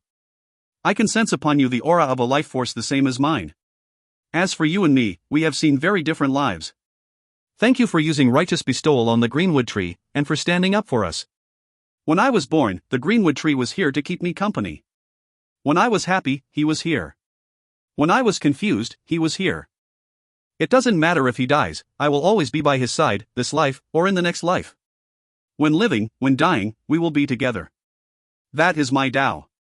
I will never become a false immortal who shall exist as long as the heavens exist. I will walk my own path. I will be myself. In 1,000 years, no one would be here to witness our funeral. Because of you, our time together has been reduced by 1,000 years. However, the greenwood tree and I are deeply grateful to have you here to observe our death. As for these other people, they can accompany us in death. As means of repayment, I will give you my golden life tattoo. This chapter was sponsored by Michael Harrison, Adrian Seeger, Espen Leonhardsen, Omar Herrera, and Brian Nguyen. If you find any errors, ads pop up, ads redirect, broken links, non-standard content, etc., please let us know. Report chapter so we can fix it as soon as possible. Chapter 432. Chapter 432, Because of Meeting You. As the voice of the Golden Crow echoed out, an intense glow began to emanate from its body. It was so bright that it made it seem like the only thing in this entire world of gray was this one beam of golden light. At the same time that Meng Hao turned around in response to the voice of the Golden Crow, the beam of light fused into the metal-type totem tattoo on his chest. As it did so, Meng Hao's body trembled, and he was locked in place, looking backward. A roaring sound filled his head as boundless, indescribable metal-type power burst into him. Now, the metal-type totem tattoo on his chest was experiencing the same type of transmogrification that the wood-type totem had. This is my golden life tattoo, said the Golden Crow in its soft voice. With it, you will forever be able to wield the complete power of metal. Yensong and the others watched in astonishment as the transmogrification occurred. Suddenly, an unprecedented feeling of crisis exploded out within them. Li Tian was panting, and his pupils were tiny dots. He had spent most of his life on the run, and had keen intuition. Heart pounding, he instantly burst into motion. He did not move forward, but rather, began to flee in the direction of the seventh volcano. Yensong hesitated for a moment. Next to him, Mo and Wang exchanged a glance and then began to retreat. Right at this moment, a sigh suddenly came from atop the golden tree from the Golden Crow. At the same moment, the golden glow that could be seen with the naked eye suddenly vanished, as though all of it had suddenly been retracted away, starting from the roots of the tree and condensing at its crown. As the golden light flowed upward, the original color of the tree was slowly revealed. It was a grayish color, the grayness of death. Soon, all of the golden light from the tree had coalesced onto the body of the Golden Crow. Now, the Golden Crow emanated a shocking golden glow. Within the glowing goldenness, the body of the crow began to change. Soon, it was a young woman wearing a long, golden robe. Despite her young appearance, she emanated an aura of ancientness. She stood there at the crown of the tree, looking down with an expression of grief. Ashes to ashes, dust to dust, she murmured. Then she stepped forward. As she moved, ripples spread out through the air. Each move she made caused change. Everything began to turn to gold, even the sky seemed to become solid. The whole place was turning into a world of metallic gold. As of this moment, every part of this world, every life, all existence became a part of this golden metal. Currently, Li Tian was fleeing at top speed, and had almost reached the mouth of the seventh volcano. It was at this point that his face suddenly filled with complete terror and astonishment. Despite the fact that the woman-formed golden crow didn't seem to be moving very quickly, she suddenly appeared directly in front of him. You? Li Tian began to pant, and his pupils constricted. A sudden, intense feeling of grave crisis swept over him like floodwaters. Without a moment's hesitation, he began to flash an incantation sign. A vast quantity of magical items burst forth from his bag of holding. He shoved his hands out, using all the power he could muster to summon a black fog that emanated terrifying ripples. If you're gonna die, then just die. You're not taking me with you. He roared. However, even as his divine ability manifested and a shocking aura emanated out, a golden hand shot through the air. It pierced through the black mist, distorting the ripples. The hand was then right in front of Li Tian. A finger tapped down lightly on the top of his head. The woman turned to look at Meng Hao. Her voice soft, she said, "Remember, this is the first WIRD of my golden life tattoo. Convergence WIRD. Any life that I touch will turn into gold." Li Tian's entire body shook in response to her touch. Suddenly, a golden light began to emanate from his forehead. His eyes went wide as the light covered his entire body. His face distorted with terror, and then, his entire body turned into a statue of gold. Even his nascent soul had no time to escape, and was sealed within him. The metal-type power flowed into it, and it was transformed into a gold soul. All of this happened in the space of an instant. The speed was so shocking that no one had a chance to react. In the blink of an eye, an awe-inspiring nascent soul eccentric, a person who could shake the outside world wherever he went, a top-notch expert. Disperse the aura, exterminate the chi, eliminate the body. A clattering sound could be heard as the golden statue of Li Tian fell to the ground. It was completely incapable of movement, and the look of shock on its face was permanent as it stared off toward the withered great tree. This turn of events made Yensong, Mo, and Wang feel as if thunderbolts were slamming around inside their hearts. Their faces immediately fell. Yensong, his mind spinning, immediately shot backward. His right hand slapped his bag of holding to produce a command medallion, which he then crushed. As for Mo and Wang, the glow of a spell appeared around them, wrapping around them with layer after layer of brilliant light. It seemed to invoke some sort of pulling power that instantly caused ghost images to spring up around them. It looked like they would shoot up into the sky at any moment. The entire time, Meng Hao stood there motionless as the metal-type power continued to roar into him. Within the golden light around him appeared a massive, lifelike golden crow. As the golden light continued to flicker and the metal-type power flowed into him, Meng Hao could sense the transmogrification, as well as the increase of his cultivation base. Then he saw Li Tian die, and watched as Yensong and the others made to flee. Silently, Meng Hao looked up into the sky. Up in mid-air, the woman's body looked blurry, as if she might disappear at any moment. The golden glow around her was fading, and she wasn't looking at Yensong and the others as they fled. Instead, she gazed at Meng Hao. "Next, my golden life tattoo's second WIRD. I call it Net of Heaven." With that, the woman extended her right hand and pushed it down toward the ground. Immediately, the golden ground began to quake, and cracks spread out. As the land began to crack and break, countless fragments flew up into the air, each and every one made of pure gold. It transformed into a rain of gold that shot toward Mo and Wang. At the same time, this entire world, with the exception of the area occupied by Meng Hao and the great tree, began to collapse. All of the rocks, plants, everything fell into pieces. These tiny chunks of gold then coalesced into countless oddly shaped blades that began to spin around to form a towering tempest. Caught within the tempest, the faces of Mo and Wang filled with despair. The golden tempest seemed to have them trapped, motionless and ready to collapse.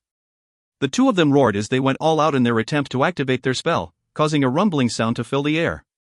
However, no matter how they fought back with their spell or the power of their cultivation bases, they were incapable of resisting this massive golden tempest formed from the land itself. The giant golden tempest swept over them, and the golden rain formed something like a massive net that no one could break through. When the net finally dissipated, nothing was left of Mo and Wang except two skeletons. Not far away from their bodies, their nascent souls were attempting to flee. However, they couldn't get far enough away, and were also destroyed by the tempest. Turn the world gold and collapse the land into a tempest. Use this power to form the Net of Heaven, which can exterminate all wills. There is a third WIRD, called If Not a Pill. The woman was now very faint and blurry, as if she were about to disappear. In unison with the softly spoken words, her graceful hand pointed at Yensong, whose body was almost transparent as he utilized the power of a jade slip to escape. He screamed as something like a giant invisible hand wrenched him back out from the void he was disappearing into. His previously transparent body instantly became clear as he was pulled back into the golden world. His face was pale, and his eyes were filled with madness. "If I'm going to die," he howled, "I will choose the way I perish." Suddenly, his body burst into flames and the power of self-detonation appeared. The self-detonation of a nascent soul cultivator unleashes intense, indescribable power. However, the instant in which he seemed about to self-detonate, the woman form Golden Crow softly said, "If not a pill." At the same time, she waved her hand, causing the golden shrapnel tempest to shoot toward Yensong, where, shockingly, it formed into a gigantic pill furnace, with Yensong inside. Caught within the pill furnace, the force of Yensong's self-detonation was not only blocked, but turned into transformative power. Meng Hao began to pant with shock. He could clearly see that within the pill furnace, the force of Yensong's exploding body was turned into a vortex that spun rapidly within the pill furnace.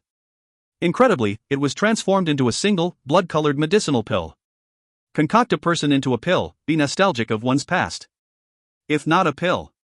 The pill furnace vanished, and the blood-colored medicinal pill flew over to land on the woman's hand. She looked down at it, then crushed it into ash. By this point, her body was clearly about to dissipate. She turned, not even looking at Meng Hao, but rather gazing at the withered, dead great tree as she walked toward it. As she neared, her body continued to fade away. With each step, more of her life force disappeared. As for the great tree, it began to rot away and turn into dust. "Live together, die together," the woman murmured as her body disappeared. The tree had completely rotted into floating ash. Ashes to ashes, dust to dust. In that instant, everything in front of Meng Hao grew blurry. He was no longer locked in place, but could move once again. Suddenly, in the void in front of him, he saw a man wearing a long green robe. Next to him was a golden woman. They were smiling and laughing as they stepped out into the nothingness. "You are a pill and I am a tree. The year you appeared before me, my life became more than just greenness. I am a pill and you are a tree. The year I opened my eyes for the first time, I saw you and my life was no longer lonely." Sometimes, the meaning of an entire life can be only because of a chance meeting. His expression serious, Meng Hao clasped hands and bowed deeply toward the two departing figures. As he bowed, the golden light around him shrank down, and the golden world around him began to collapse. At the same time, the metal-type totem tattoo on his chest transformed into a character. Metal 1. Dash. Note from Air Gen, regardless of whether or not you're talking about love or friendship, many things in life happen because of a chance meeting. I have been very lucky in my path of writing to meet all of you. Thank you for your support and thank you for willingness to meet me. Note from Deathblade, isn't Air Gen awesome? 1. In Chinese, the character used for metal in the 5 elements is the same as the character for gold. If you find any errors, ads pop-up, ads redirect, broken links, non-standard content, etc., please let us know. Report chapter so we can fix it as soon as possible. Chapter 433. Chapter 433, Enemies Approach. When the metal-type totem tattoo reached its zenith, the ancient character for metal appeared. 1. The character was branded onto Meng Hao's chest, right over his heart. In fact, his heartbeat caused it to undulate. It let out a golden glow similar to that emitted by his gold core. In this instant, his cultivation base suddenly exploded up. He was still in the great circle of the gold core, but his true battle prowess had now climbed up until it was truly analogous to the nascent soul stage.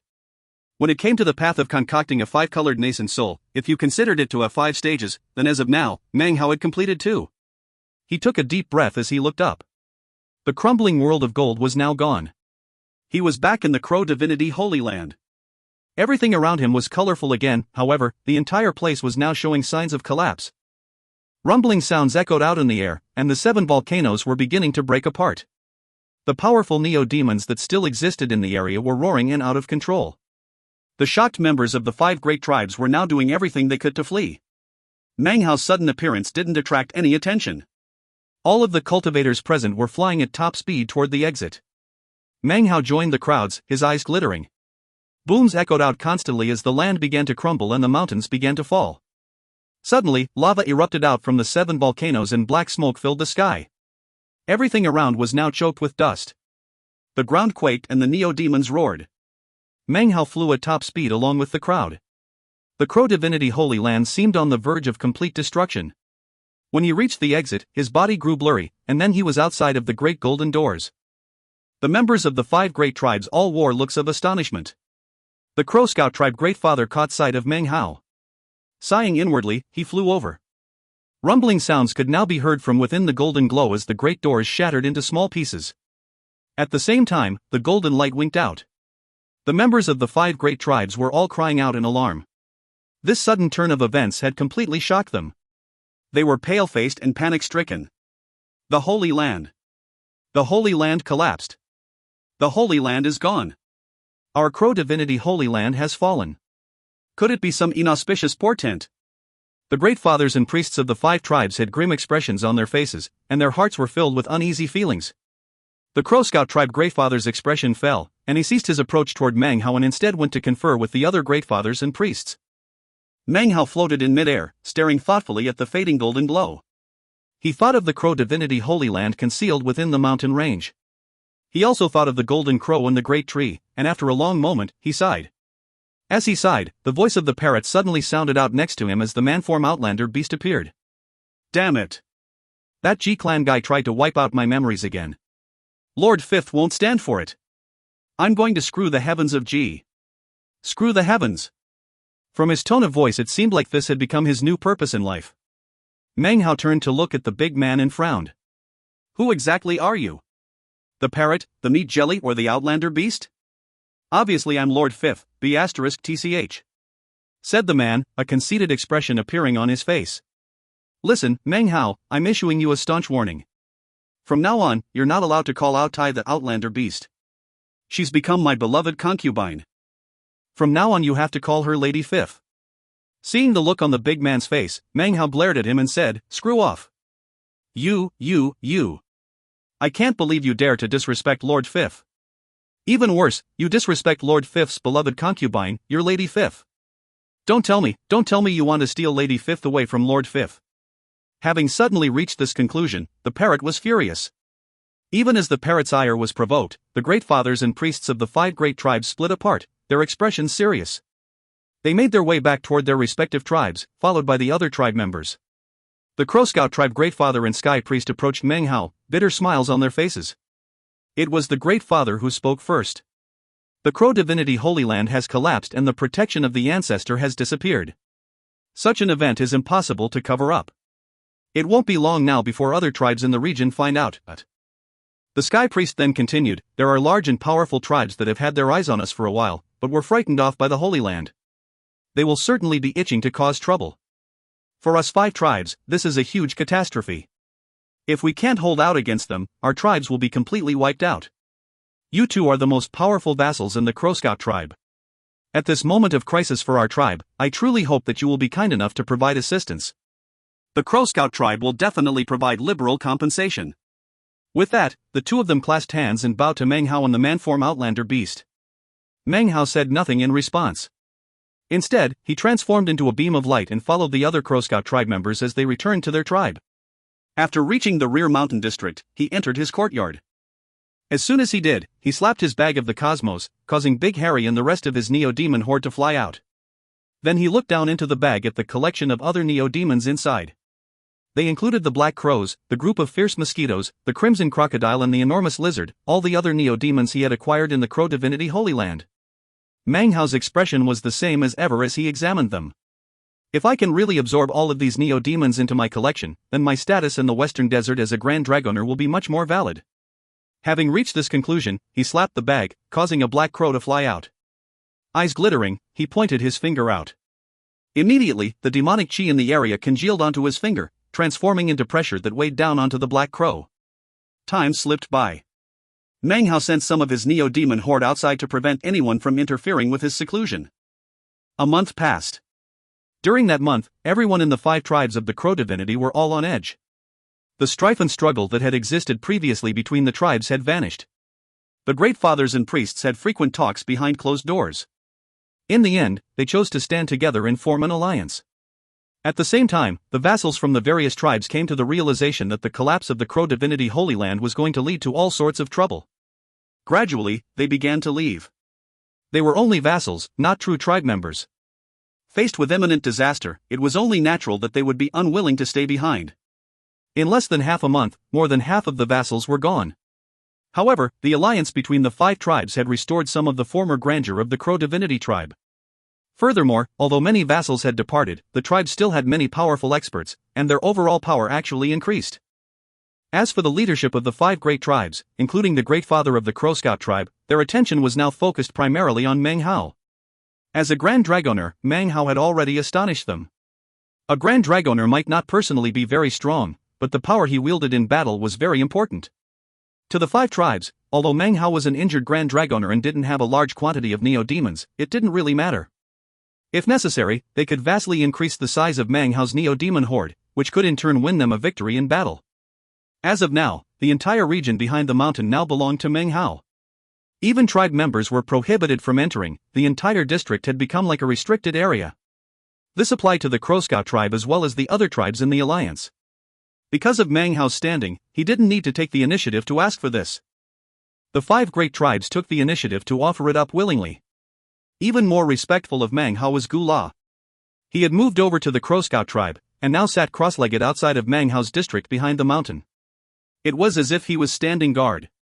The wild giant was there too, and it would occasionally let out shocking roars that shook heaven and earth. As for the big man who was actually the parrot and the others, he stuck around at first, but after a while ended up venturing out, to return only occasionally. After some time passed, the wild giant, who found it hard to stay in one place for a long time, would join Big Harry and the others when they went out into the mountains. Another half-month passed, and Meng Hao was still in seclusion. It was at this point that a long beam of light flew through the air in the sky outside of the mountain range occupied by the 5-tribe alliance. Within this beam of light were 32 gigantic spiders. Each one was hundreds of meters long, and completely fierce in appearance. They were brightly colored, making it obvious that they were extremely poisonous. At first it looked like they were flying, but actually, an enormous web filled the sky wherever they went. The web glowed with a mysterious light that made it stand out in contrast to the blue skies and white clouds. Seated cross-legged atop the 32 gigantic spiders was a group of people wearing identical robes, whose bodies were festooned with totem tattoos. Behind the 32 spiders was a massive round, stony meteorite. A hole had been excavated in the middle of the gigantic rock, revealing an interior of crystal that looked like agate. It glowed with a violet light, and even seemed to have liquid circulating about inside. Slouching there was a middle-aged man in a long white robe. He was surrounded by several coquettish women who were currently massaging his shoulders. This man's features were handsome, but he had a large black mark on his face that completely changed his appearance. Lines of silk attached the gigantic meteorite to the 32 spiders, who were pulling it through the air. Behind them all, the sky was darkened with a vast quantity of spider neo-demons. On the back of one of the giant spiders up ahead was a young man. Looking back at the agate meteorite, he clasped hands and bowed toward the white-robed man. In a loud voice, he said, "Your Excellency Dragoner, up ahead are the ruins of the Crow divinity. It is currently occupied by the 5 lesser tribes." "The old fogies back in the tribe are being too cautious," said the man languidly, his expression proud and aloof. "These trifling 5 tribes only managed to gasp their way until now because of the protection of the Crow divinity. The priests figured out that the Crow divinity is gone now, so what's the point in mobilizing such a big force to destroy them? And how come I got sent to probe them out? Whatever. Since I'm here, I'll handle things like I usually do. Before they die, I'll offer them a little bit of hope, and then crush it. My demon spiders love to eat the flesh of depressed humans. Spider apprentice, bring forth the Crimson War Declaration." It seemed that to this white-robed man, considering his identity, being dispatched to this place was somewhat of a humiliation. The man's voice echoed out to the western desert cultivators who sat on top of the 32 giant spiders. When they heard the Crimson War Declaration mentioned, their vicious faces filled with the thirst for blood. They licked their lips. The eyes of the youth who had spoken moments before turned red, and his lips twisted into a vicious smile. The Crimson War Declaration had only one purpose. It meant that the entire tribe, including tribe members and vassals, would have 3 chances to fight. If they were defeated 3 times in a row, the result was a slaughter and the complete destruction of the entire tribe. This chapter was sponsored by Edias Boalio, Sayed Ahmed, Chris Lee, Peter Johansson, Danny Zhu and LB. 1. The ancient character for metal in China looked like this. Metal. If you find any errors, ads pop up, ads redirect, broken links, non-standard content, etc., please let us know. Report chapter so we can fix it as soon as possible. Chapter 434. Chapter 434, Eyes Open. The sky overhead was instantly filled with bright colors, as well as wailing cries. The faces of the members of the 5 tribes flickered as they looked up. The great fathers, priests, and grand elders of the 5 tribes made up quite a group of nascent soul experts, more than 20 in total. In the southern domain, they would count as a mid-sized sect. Of course, without a spirit-severing cultivator, they couldn't be considered a great sect. In the Western Desert, the five-tribe alliance could be considered a powerful force, equivalent to a mid-sized tribe. However, all of the powerful experts were looking up at the enormous spiders in the sky, and their faces grew dark. That's the Great Five Poisons tribe. To be able to control such a large number of spiders, that guy must be Zhou Yi, rank 9 Dragoner from the spider branch. I've heard that he's haughty to the extreme. His cultivation base is only in the mid-core formation stage, but as a rank 9 Dragoner, he controls a vast amount of Neo-Demons, plus 32 level 10 giant Neo-Demons who are comparable to the nascent soul stage. In recent years, he single-handedly exterminated quite a few tribes. At the same time that the faces of the members of the 5 tribes fell, and the nascent soul experts' hearts sank, the cries from up above grew even more intense. Tens of thousands of ferocious spiders poured down from above to hover in midair. The savage aura that emanated from this black mass spread out to cover the entire mountain range. At the same time, the 32 level 10 Neo-Demons, each of them hundreds of meters long, whistled through the air, emanating a powerful aura similar to a nascent soul cultivation base. The explosive power of it shook everything. In addition to the 32 level 10 spiders, there was the gigantic meteorite that flew along behind them. It was about 300 meters up in the air, its exterior pitch black, but its interior lit with a violet glow that made it seem as if the man sitting inside was completely violet. Powerful pressure emanated out, causing the members of the 5 great tribes to grow pale as they looked up into the sky. Wu Ling, Wu Chen and the others began to breathe heavily, and their faces filled with fear. The young man atop the huge spider who had spoken earlier, suddenly called out in a sharp voice, "My lord, the exalted Dragoner Zhou Yi of the 5 Poison Tribe Spider Branch, desires to battle any cultivator in the world. You have 3 chances to win. If you fail, your 5 tribes will be washed clean with blood." His expression was one of arrogance as his voice echoed out in all directions. He waved his right hand, causing a red jade slip to shoot down toward the ground. It suddenly exploded and transformed into a red mist that billowed out to form a red battle platform 3,000 meters wide. You have the space of 20 breaths. If no one steps forward to fight, it will be taken as a forfeiture, and the cleansing by blood will begin. The young man licked his lips, and a bloodthirsty glint appeared in his eyes. Around him, the 32 gigantic spiders with cultivation bases similar to the nascent soul stage had cold-blooded expressions and emitted vicious auras. The 5 tribes were silent.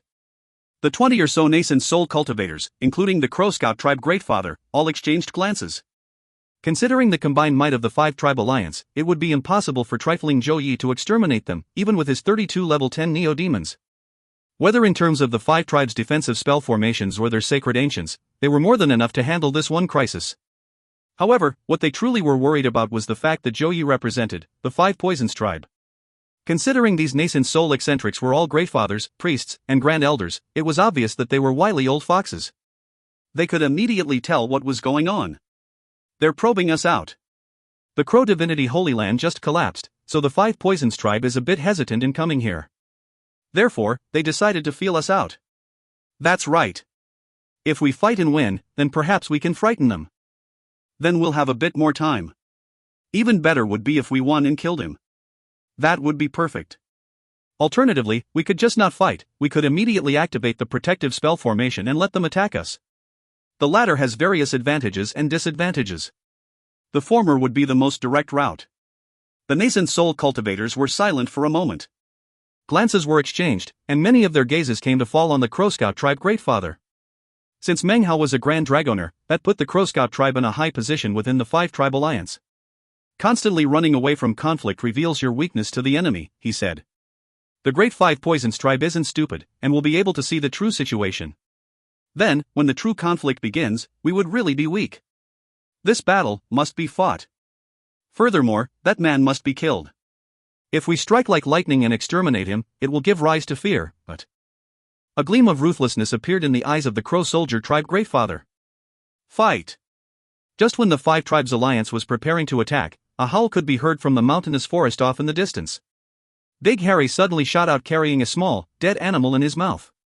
In the blink of an eye, he was in the area locked down by the myriad of spiders overhead. Behind Big Harry were the rest of the Greenwood wolves, all of whom were dashing along at top speed carrying animals in their mouths. They often went hunting for food, and after having fun for a while would return to rest outside the courtyard where Meng was currently in seclusion. At this exact moment, they were returning from such a jaunt. Their appearance was quite sudden, and immediately caused a disturbance among the spiders. As for the 32 giant spiders, their auras suddenly retracted, and cold looks appeared in their eyes. said Zhou Yi, a look of surprise on his face as he sat up straight inside his meteorite, his eyes glittering as he looked at Big Harry. That's a wolf king. Furthermore, it's been mutated. Excellent, excellent. I never imagined that I would find a neo-demon like that in this place. The ones behind it aren't as good, but still not bad. Even as Zhou Yi was muttering to himself, the ground suddenly shook and a roar could be heard from within the forest. Then, the wild giant appeared, crashing out from the trees. Its enormous frame was shocking to the extreme, and the instant it appeared, the surrounding spiders emitted strange calls. Even the 32 giant spiders were shrieking and assumed vigilant and threatening postures. That's a wild giant, said Zhou Yi, his eyes going wide. There's actually a wild giant here. He stood up, a look of disbelief on his face. His eyes shone with fervor and greed as he stared at the wild giant. According to legend, the blood of a wild giant can increase the bizarre power of secret Dragoner arts. Furthermore, when mixed with neo-demon food, it can have an amazing effect on their progress. Even more important, if I can subjugate a wild giant, then my status and position in the tribe will be completely different. Zhou Yi started laughing uproariously. Eyes shining, he pointed at the wild giant. Bring me that wild giant and those greenwood wolves immediately. By now, he had completely forgotten about the Crimson War Declaration. As soon as his words rang out, the surrounding spiders shot through the air toward Big Harry and the others. Shocking, ferocious power emanated out from the 32 giant spiders as they shot spider webs out toward the wild giant. In addition, the 5 Poisons tribe members on their back flew forward in attack. As for Zhou Yi, he immediately sent his meteorite flying forward, completely ignoring the members of the 5 tribe alliance. When this happened, the 5 tribe alliance members all stared in shock. The Crow Scout tribe Greatfather and the others exchanged delighted glances. Of all the people to provoke, this Zhou Yi picks Grandmaster Meng. It seems we won't have to do a thing today. This Zhou Yi will definitely be thwarted. Big Harry swallowed the animal he held in his jaws and then howled. His body suddenly expanded, and his eyes filled with savagery as he charged toward the incoming spiders. Harry number 2 and the others also let off successive howls. The wild giant's eyes went wide as it roared and attacked. Instantly, roaring sounds echoed out in all directions. Facing an onslaught from so many spiders, which included the 32 terrifying giant spiders, Big Harry, the greenwood wolves and the wild giant were all in great peril. Huge webs descended onto Harry number 2 and the other greenwood wolves, making it impossible for them to even struggle. No matter how they howled, they couldn't shake off the webs. Big Harry lifted his head up and let out a powerful howl. Now, the level 10 spiders turned their attention to the wild giant. After being covered with hundreds of huge webs, it let out a cry of pain.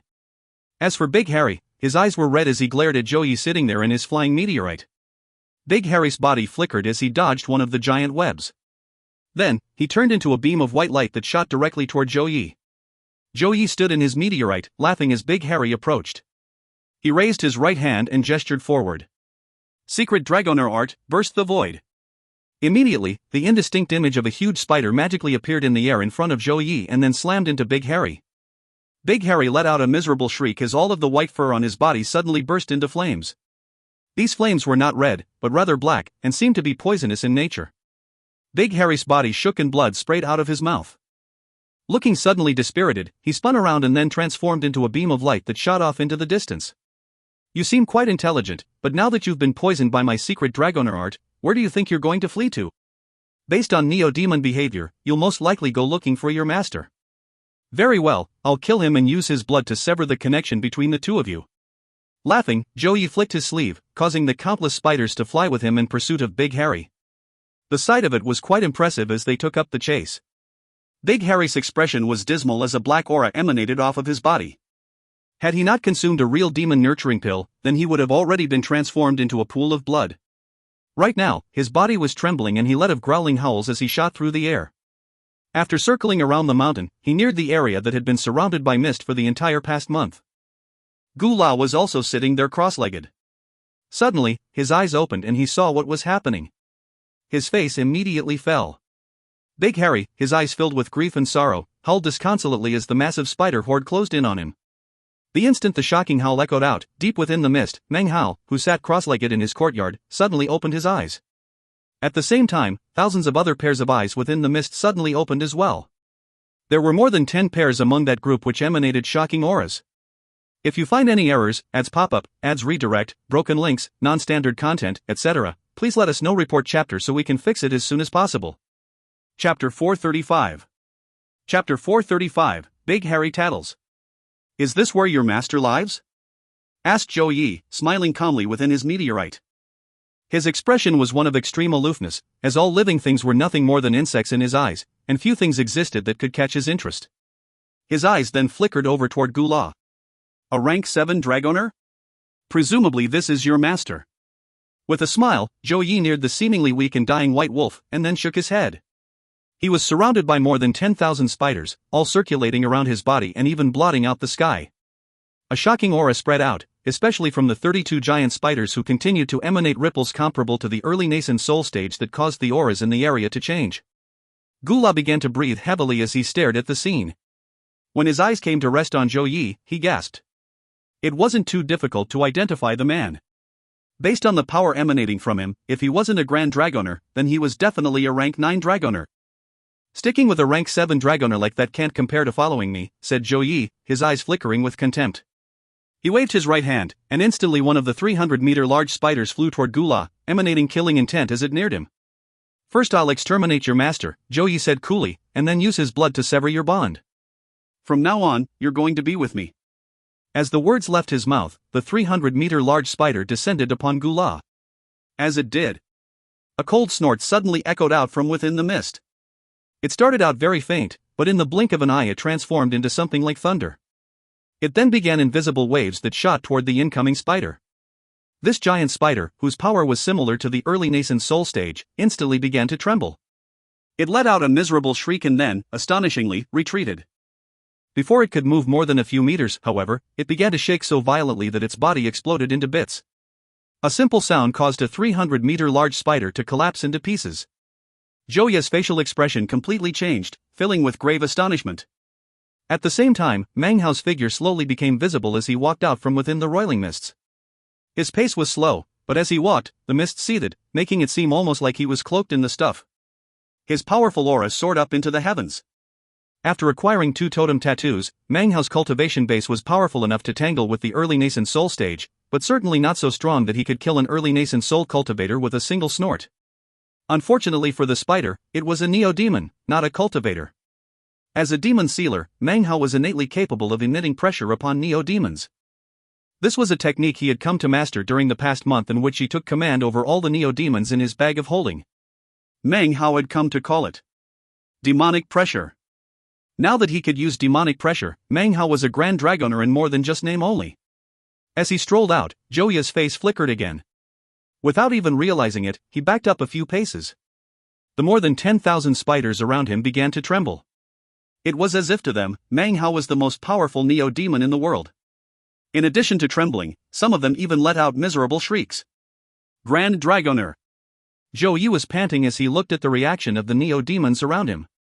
A buzzing sound filled his mind, a feeling that he had experienced before only when meeting Grand Dragoners in his tribe. Despite his change in facial expression, Zhou Yi abruptly said, "Well, so what if you're a Grand Dragoner? How many neo-demons do you have, you, dot?"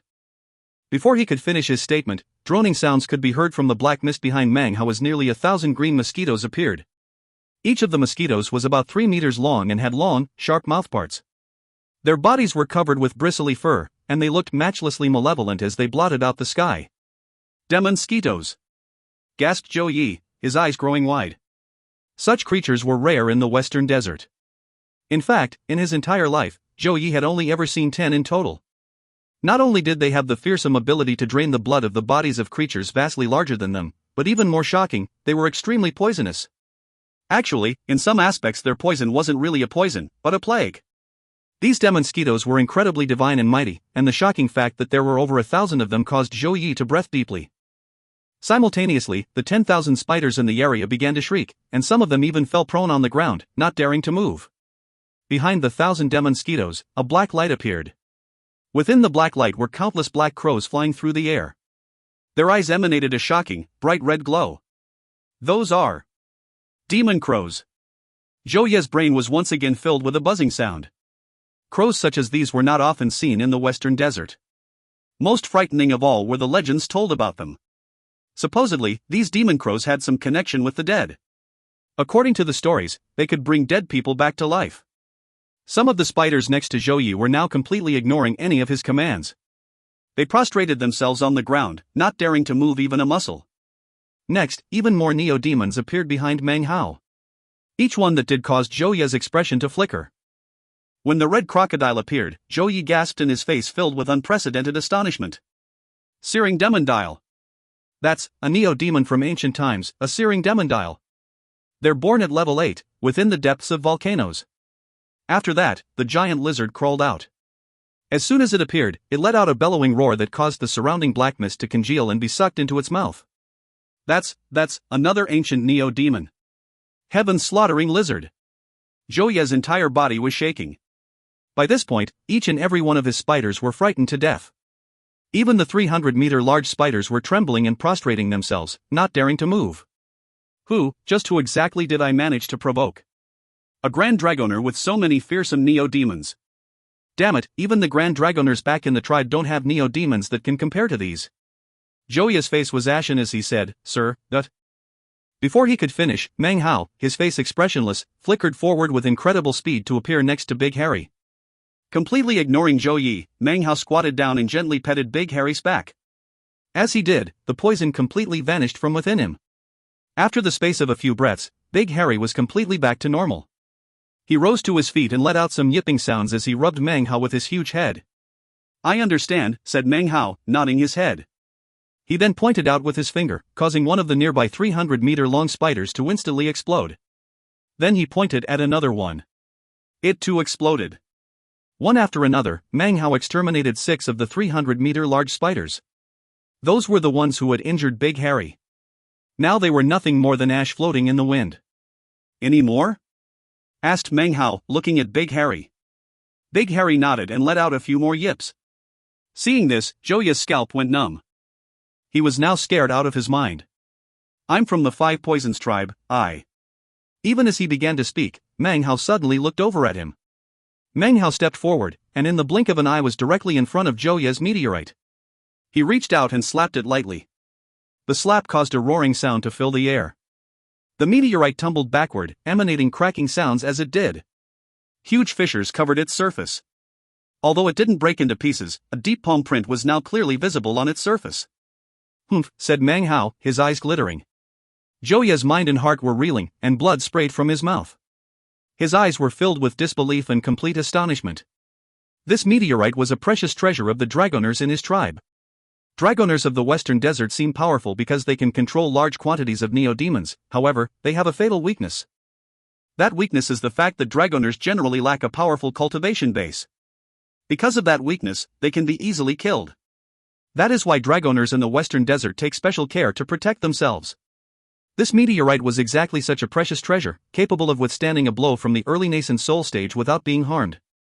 However, just now Zhou Yi could clearly sense that his precious treasure had been cracked. That could only mean one thing. This Grand Dragoner had a nascent soul cultivation base. The Grand Dragoners in my tribe are only of the Great Circle of Core Formation. Grand Dragoners who have nascent soul cultivation bases are almost completely invincible. They are rare in the Western Desert and their secret Dragoner arts are capable of summoning spirit-severing neo-demons. Zhou Yi was so scared that his whole body was shaking. He let out a shriek as he pushed his meteorite to go even faster. Clearly, he was planning to flee. By this time, the members of the 5-tribe alliance, including the nascent soul eccentrics, had arrived on the scene. Seeing everything that had happened caused them to gasp. They knew Meng Hao was strong, and had assumed that if they all joined forces they would be able to suppress him if necessary. Now, their faces fell and their hearts filled with foreboding as they realized that their lack of action before had led to the White Wolf and the Wild Giant being injured. Before they could even begin to think of how to make up for their actions, Meng Hao's body shot forward toward Zhou Yi. His right hand formed a fist, which punched out. A boom filled the air, and more cracks appeared on the meteorite. "Senior, please spare me." "Sir, everything just now was an accident, a misunderstanding." Shocking roars filled the air as Meng Hao punched out 3 times in succession. Finally, a splintering sound could be heard as the meteorite disintegrated into pieces. Zhou Yi was pale-faced and incapable of fleeing. Meng Hao reached out and grabbed him by the neck. He then looked back at Big Harry. "Was it this arm?" he asked. Big Harry nodded, letting out some more yips as he recalled the humiliation he had endured. Meng Hao nodded and grabbed hold of Zhou Yi, who let out a blood-curdling scream as his arm was directly ripped off of his body and transformed into a haze of blood and gore. Meng Hao's expression was the same as ever as he hovered there in midair. He was just about to release Zhou Yi when he suddenly noticed the wild giant, Harry No. 2 and the others who were currently bound up and injured within the spider webs. Seeing this, a cold light appeared in his eyes. He suddenly clenched his fist. A cracking sound could be heard as Zhou Yi's neck was instantly crushed. His eyes went wide, and he was dead. Meng Hao released Zhou Yi and then turned to face the nascent soul eccentrics of the Five-Tribe Alliance. "Well, hello," he said. This chapter was sponsored by Benny Chen. If you find any errors, ads pop up, ads redirect, broken links, non-standard content, etc., please let us know. Report chapter so we can fix it as soon as possible. Chapter 436. Chapter 436, Good Faith. Even as Meng Hao spoke, he waved his right hand, causing a gale-force wind to sweep across the land. It only took a moment for the wind to sweep the spider webs off of the wild giant, Harry No. 2 and the others. The webs became nothing but ash. Having been freed, the wild giant lifted its head up and roared. In turn, all of the neo-demons that belonged to Meng Hao began roaring. The spiders who remained in the rear mountain district all continued to remain prone on the ground, not daring to even lift their heads. At this moment, Meng Hao's might billowed to the heavens as he hovered there in midair, glaring coldly at the Five-Tribe Alliance. Facing up against his power, and hearing his words, the great fathers, priests, and grand elders of the Five-Tribe Alliance felt shaken inwardly. Their breathing became ragged in pants. The strength of this Grandmaster Meng vastly exceeded their expectations. Furthermore, they had no idea when he had unexpectedly acquired so many neo-demons. Not only was this group of neo-demons large in number, but they all looked very familiar. Upon closer inspection, they were shocked to find that these were neo-demons from the Crow Divinity Holy Land. "Grandmaster Meng," said the Crow Scout tribe great father with a wry smile. Before he could finish, Meng Hao pointed toward the ground, causing invisible demonic chi to rise up from the earth below. The appearance of the demonic chi caused the surrounding neo-demon hordes to roar with even more intensity. That was even more true of the more than 10,000 spiders. Now, they were no longer suppressed. Instead, Meng Hao's demonic chi exerted incredible attractive force on them. Following the lead of the 20 or more 300-meter large spiders, they filled the sky as they flew over to Meng Hao, circling around him with expressions of submission on their faces. Meng Hao floated in midair, surrounded by a mixed neo-demon horde nearly 20,000 in number. Their aura billowed to the heavens as they let out unceasing roars. Meng Hao didn't look angry, and yet radiated power. Some of his Grand Dragoner aura suddenly exploded out, causing everything nearby to shake. The Crow Scout tribe great father gasped, incapable of continuing to speak. The faces of the other nascent soul cultivators from the 5 tribes fell. As of this moment, Meng Hao was vastly more powerful to them than Zhou Yi had been. "Fellow Taoists," said Meng Hao flatly. "Ever since I arrived in your tribe, I have abided by your rules. Never have I offended anyone or violated any laws. Therefore, I don't understand why, when my neo-demons were being captured, not only did you do nothing to stop it, you even facilitated the matter. I require an explanation within 3 days. If I don't get it, then my close relationship with the 5 tribes of the Crow Divinity will end, and I will leave this place." With that, he and his 20,000-strong neo-demon horde whistled through the air as they left. The black mist once again appeared, billowing up into the sky like a hurricane. It was visible even from a great distance away as it stretched up above. Seeing Meng Hao leave did not cause the pressure weighing down on the 5 tribes to lessen. Rather, it grew even stronger. The great fathers and priests exchanged glances. Bitter smiles appeared on their faces as they began to confer with each other using divine sense. They had no desire whatsoever to offend Meng Hao or cause him to leave. A Grand Dragoner with so many high-level neo-demons among his horde of 20,000 was indescribably important to the 5 tribes. It wasn't just their tribes that would feel this way. Any tribe would place great importance onto a Grand Dragoner like this. Even a great tribe would feel this way. It must be known that for a tribe to be classified as a great tribe, they not only had to have a sufficient population and number of neo-demons, but another critical factor was that they had to have a Grand Dragoner. The 5 tribes discussed the matter until dawn of the next day. Then, the nascent soul cultivators all went to stand outside the black mist in the rear mountain district. They clasped hands and bowed deeply. "We humbly request an audience with the Grand Dragoner, Grandmaster Meng." They stood there listening to the sound of their voices echoing into the roiling black mist. After a moment passed, Gula strolled out, his jaw set with pride and condescension, his hands folded behind his back. He was followed by the roaring wild giant, as well as a vast collection of spiders, which flew out to surround the great fathers, priests, and others. The indistinct shape of some gigantic spiders became visible, their power comparable to a nascent soul cultivation base. There was also the red crocodile, which emanated viciousness as it crawled out. Further back, black crows whistled through the air, followed by the green mosquitoes. The sight of all this caused the faces of the great fathers and priests to fill with serious expressions. The young master is currently practicing cultivation. Before going into seclusion, he made it clear that if the 5 tribes came without sufficient intention for reconciliation, then when he emerged from seclusion, he would depart this place and sever all ties with you. Gula looked them over, feeling extremely excited and complacent. The feeling was much greater than the feeling he'd gotten after acquiring power on his own. This surpassed that by far. As of this moment, he was quite happy to be a follower of Meng Hao. The Crow Scout tribe great father smiled wryly, but gave an inward sigh of relief. He was well aware that their actions yesterday had in fact been a way of forcing Meng Hao's hand. After exchanging glances with the others, the Crow Scout tribe great father stepped forward. First of all, he said with a slight smile, we would like to congratulate Grandmaster Meng on recovering all of his powers as a mighty Grand Dragoner. Regarding the slaying of Zhou Yi, we 5 tribes will stand as witnesses of the event. Furthermore, each of our tribes would like to offer you a congratulatory gift of 2,000 Neo-Demons, a mix of levels 3 to 7. Hearing this caused Gu Lei's heart to begin to beat wildly. 2,000 Neo-Demons wouldn't count for much to a great tribe, but to a small tribe, it was an incredible show of good faith. After all, Neo-Demons were the most important thing for Dragoners. Dragoner cultivation was not based on personal strength, but rather, controlling Neo-Demons. Neo-Demons were the basis of power, and for each of these tribes to give 2,000 meant that it was a total of 10,000. Such a vast number caused Gu La to begin to breathe heavily. Well, said Gu La, hesitating for a moment. Grandmaster Meng is a Grand Dragoner, and we feel very honored that he picked our 5-tribe alliance.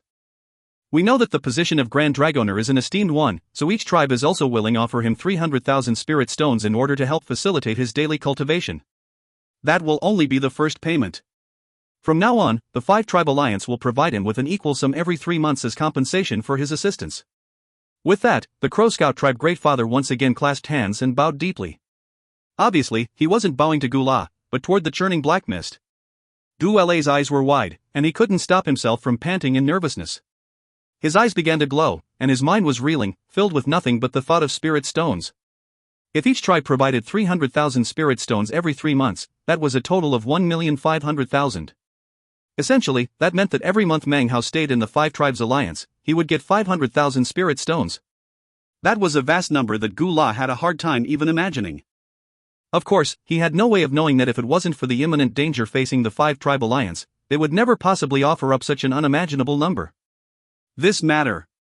Gu Lei's mouth and tongue were almost too dry to speak, and he didn't know what to say.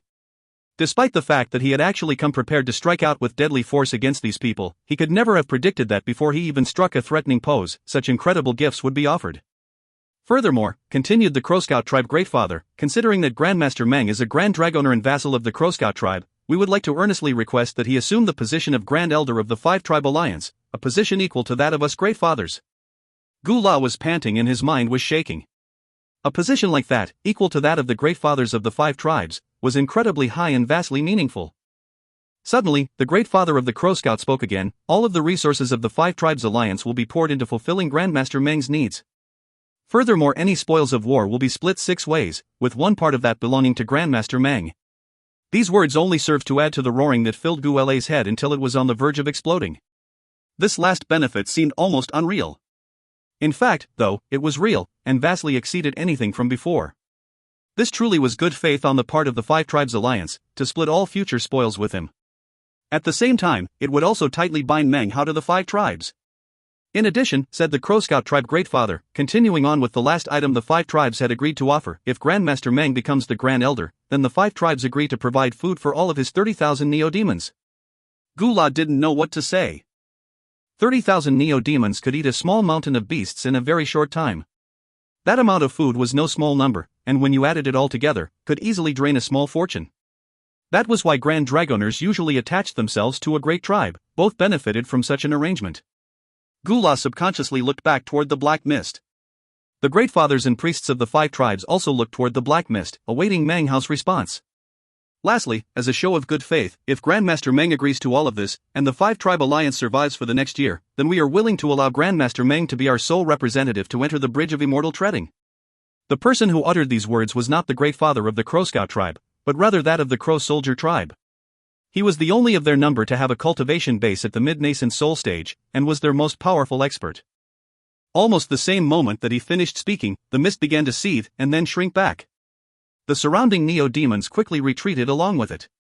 In the space of time of a few breaths, the mist had completely vanished, along with neo-demon horde. Now, all eyes were focused completely on the person slowly walking toward them. It was Meng, wearing a long black robe. His hair fluttered in the wind, and his eyes were cold. On his skin could be seen a dense, endless amount of totem tattoos. They even existed on his face. Each and every one of these totem tattoos depicted neo-demons. 20,000 neo-demons, all transformed into totem tattoos, branded onto Meng Hao's body. His aura was thoroughly demonic at this point, filled with a barbaric savagery that drifted slowly out from his body. If the people in the southern domain who were familiar with Meng Hao were to see him now, it would be difficult for them to recognize him. As of this moment, anyone who looked at him would take him to be a powerful western desert cultivator. Such power, although it wasn't of the nascent soul stage, was enough to slaughter anyone of the early nascent soul stage. If you find any errors, ads pop up, ads redirect, broken links, non-standard content, etc., please let us know. Report chapter so we can fix it as soon as possible. Chapter 437. Chapter 437, Bridge of Immortal Treading. The first kindness shown to me by the Crow Scout tribe was the greenwood tree totem, said Meng Hao as he strolled out. His voice contained a certain bizarreness, as if it were filled with the indistinct sound of countless beasts roaring in unison. The second was the water of destiny of the Crow divinity tribe, which raised me to the full circle of wood-type power. Within the Holy Land, I encountered the Crow divinity and acquired a metal-type totem tattoo. That was the third kindness. Meng Hao clearly distinguishes between gratitude and grudges in taking action. You tested me out and even allowed enemies to attack me. However, it was all for the safety of your tribe, and you had no choice. That, I can understand. I don't want your spirit stones. As for your neo-demons, they will definitely be much more powerful if they are under my control. However, if the 5 tribes still exist after the fighting is over, then I will return them to you. Regardless of splitting spoils, or anything else, I, Meng Hao, will stand by your sides during this war, fellow Taoists. The reason I shall do so, is because of those 3 kindnesses. Therefore, please, no more investigations and no more incidents like that which happened yesterday. Otherwise, I will truly sever the relationship forged through those kindnesses. Having finished speaking, he clasped hands and bowed deeply to the various members of the 5 tribes. They looked back at him in stunned silence for a moment. Then their faces filled with shame. At this point, it was impossible for them to not realize that all of this had been a warning, not a request for payment.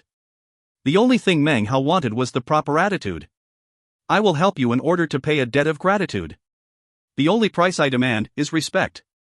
That was what Meng Hao wanted, and also the reason why he had not appeared, but rather sent Gu Lao to meet them. In addition, Meng Hao continued, I would like to hear more about this bridge of immortal treading that the Crow Soldier tribe great father referred to. Meng Hao's body was covered in totem tattoos, and he had the aura of a powerful expert.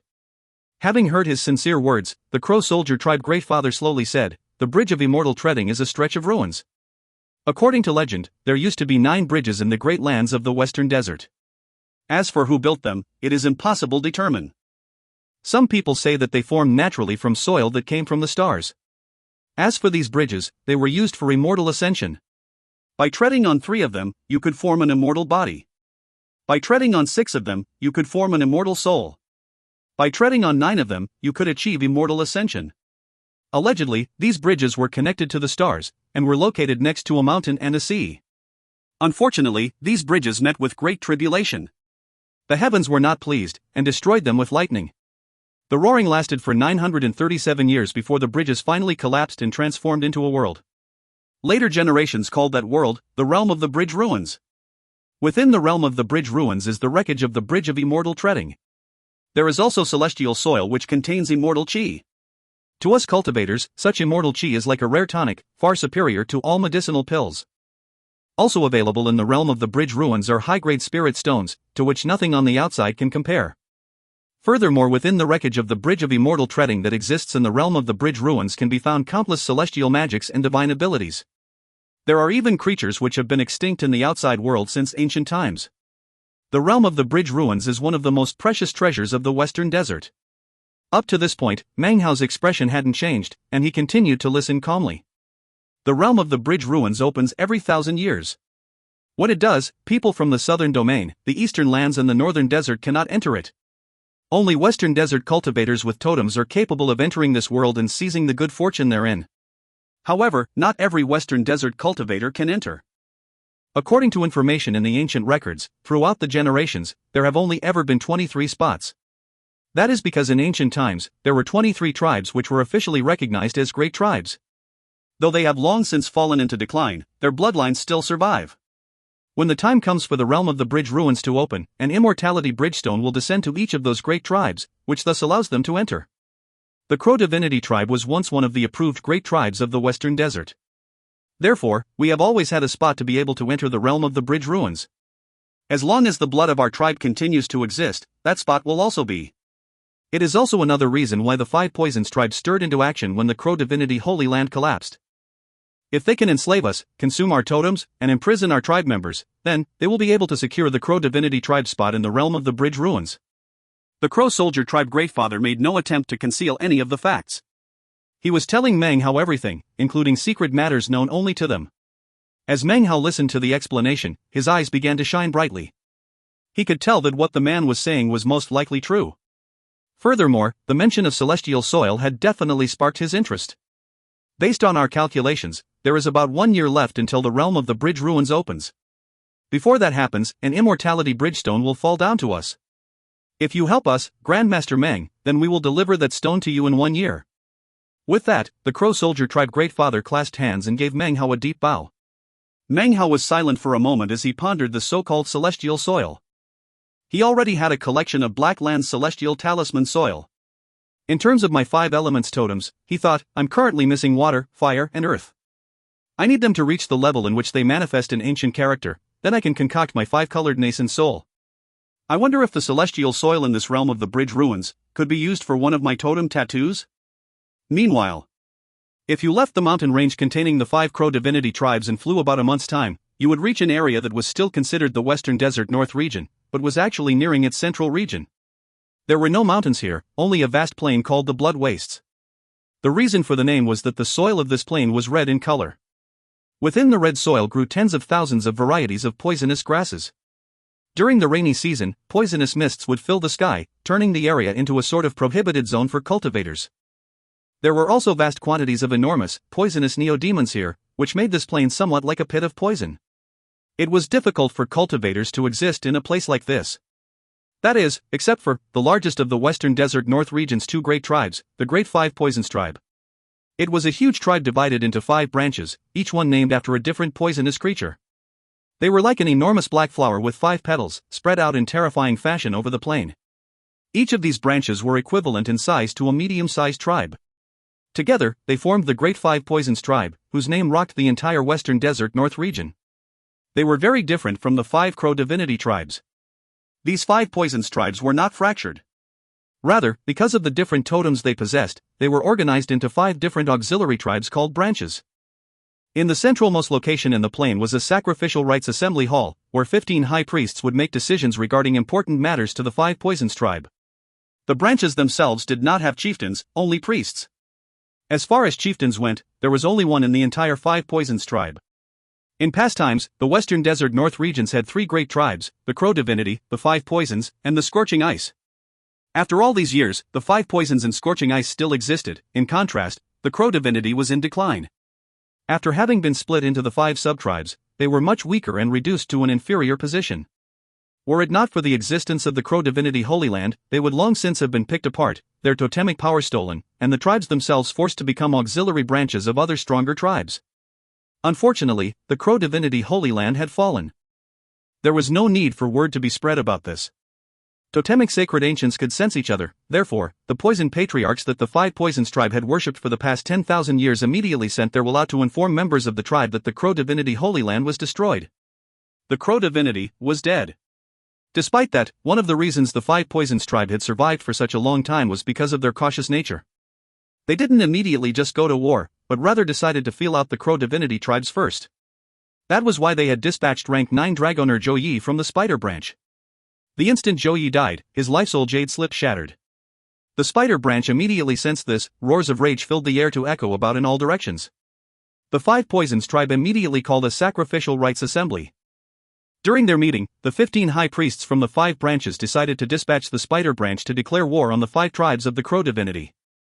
After 3 days, the official resolution was issued, and the entire spider branch began to make preparations for war. More than 3,000 totem cultivators, 3 rank 9 dragoners, and a vast quantity of neodemons entered a teleportation portal in the blood wastes and headed toward the Crow Divinity Mountains. By using a teleportation portal, they were able to save quite a bit of time. The month-long journey was now reduced to only 7 days. That was how the war began. Of course, this war attracted the attention of other tribes within the Western Desert North region. Many eyes turned to observe. Wars between tribes were common in the north, but the 5 tribes of the Crow Divinity had once been a great tribe. As such, this particular war was of much more interest than normal. This was especially true when it came to the other great tribe in the area, the Scorching Ice tribe. They were paying very close attention. Were it not for the fact that they were much farther away than the 5 Poisons tribe, they too would have participated. Others might have thought such actions would be taken in an effort to grow their own tribe. However, the Scorching Ice tribe knew that the main purpose the 5 Poisons tribe had for going to war was for the spot in the realm of the bridge ruins. 7 days later, war loomed over the 5 tribes of the Crow Divinity. On that day, Meng sat cross-legged in his courtyard behind the mountain. In front of him were 3 flickering totems. One was a flame thrush, the other a water drop, the third a stone golem. These totems came from the Crow Flame, Crow Bloom, and Crow Fighter tribes respectively. Comparatively speaking, they didn't match up at all to the greenwood tree that Meng had acquired before. Nor were they even comparable to the earliest seed of the metal-type totem that the Golden Crow had given him. That was why Meng was hesitating about whether to fuse with them. The seed would determine what type of transmogrification the totem could manifest later. In making his selections, how could Meng not be careful? After a long moment, his eyes filled with determination. He gathered up the totem seeds and put them away. If he really couldn't get any better totems in the future, then he would have no other choice but to use them. After putting the totem seeds away, his eyes flickered and he lifted his head. He could see that a seething mist was suddenly beginning to spread out through the previously clear and boundless sky. The mist was enormous, covering everything, and rapidly approaching as it expanded out. From a distance, it was still possible to see that, shockingly, this boundless mist was actually made up of incomparably fierce spiders. At the same time, a rumbling sound filled the sky, shaking heaven and earth, causing even the mountains to tremble. Any vegetation that the mist touched instantly withered and died. Well, they arrived quickly, thought Meng, his eyes glittering coldly. This chapter was sponsored by Benny Chen. If you find any errors, ads pop-up, ads redirect, broken links, non-standard content, etc., please let us know. Report chapter so we can fix it as soon as possible. Chapter 438. Chapter 438, Jia Yulan 1. Almost at the exact same time as the mist neared, 5 beams of light shot out from 5 different directions within the mountain. All of them were different colors. These were none other than the totemic sacred ancients that resided in the tallest peaks of the mountains of the 5 tribes. Simultaneously, 5 protective shields sprang up, covering the entirety of the 5 tribes, cutting them off completely. Next, the members of the 5 tribes unleashed the power of their various totems. Their eyes were bloodshot and filled with vigilance. Clearly these people were prepared to die for their tribe. The great fathers, priests, and grand elders from the 5 tribes, all of them nascent soul cultivators, emanated intense killing intent. Their faces were grim as they looked out at the churning black mist. It was at this point that the black mist slammed into the protective shield. Booming sounds filled the air, and the ground quaked. The once emerald forests in the areas withered and turned black. Miserable shrieks could be heard from the various beasts that lived in the area. Their bodies began to rot and they turned into pools of black liquid. It only took a few moments for the entirety of the Crow Divinity Mountains to be filled with a death aura. Suddenly, a sinister voice echoed out from within the churning black mist. 5 tribes of the Crow Divinity, we are the 5 Poisons clan spider branch. You may surrender, or die. The voice rolled out in all directions, transforming into a thunderous roar. A powerful, domineering will could be sensed within this voice. This was the power of a mid-nascent soul cultivation base. It echoed into the ears of the members of the 5 tribes, causing the blood to drain from the faces of many. Even with the protective shield in place, it still caused blood to ooze out of their mouths. To the death! Cried the Crow Bloom High Priest. He was a middle-aged man with a look of keen wit shining in his eyes. His words rang out, filled with determination. This was all the answer they needed to provide to the 5 Poisons clan. To the death! All the members of the 5 tribes joined their voices into a powerful roar. To the death! The shocking sound transformed into grim, cold determination. It rose up into the sky and charged into the black mist, and the ears of each and every cultivator of Spider Branch of the 5 Poisons tribe. Among the 3,000 cultivators of the Spider Branch, 20 were Grand Elders and 1 was a green-robed High Priest. All of these people were currently looking at a young woman who was surrounded protectively by more than 10 cold-faced cultivators, all of whom had green totem tattoos on their faces. The woman appeared to be a little more than 20, with long, beautiful hair and a bright red robe. She was beautiful, and her red robe could not hide the voluptuous curves beneath. Her beauty almost seemed demonic, her eyes were cold and seemed completely ruthless. This ruthlessness was quite a contrast to her beauty, causing her to be even more sexually attractive. On her forehead was a white spider totem tattoo. As it glittered, the spider it depicted almost seemed to be moving. This woman was one of the 5 holy daughters of the Great 5 Poisons clan, Zhao Yulan of the Spider Branch. The white spider on her forehead was called Wisdom Spider, only natural-born holy daughters could acquire it. "Revered priest," she said lightly, "commence with the attack. First, deal with the shield. Call forth the totemic sacred ancient." Just like her name, her voice was like an orchid, beautiful but cold. This particular high priest of the Spider Branch was an old man in a long green robe who held a black, wooden wand in his hand. Having heard Zhao Yulan's words, he nodded and then pointed the wand out. Instantly, the surrounding mist began to roil and then transformed into a gigantic spider that shot toward the shield. A boom filled the air, and the shield rippled. However, it did not fall. The high priest frowned, and then flashed an incantation with his right hand. The gigantic spider dissipated and then reformed into 5 black spears, each of them 300 meters long. He waved his wand, causing the 5 spears to scream through the air toward the 5 beams of light shooting up from the 5 mountains in the area. "5 tribes totemic sacred ancients, please appear," cried the Crow-Bloom tribe priest. A jade slip appeared in his hand, which he crushed. Immediately, roaring sounds could be heard from the 5 mountains. The sacred ancients immediately emerged, the Crow Scout tribe's treant, the Flame Sea of the Crow Flame tribe, as well as the others.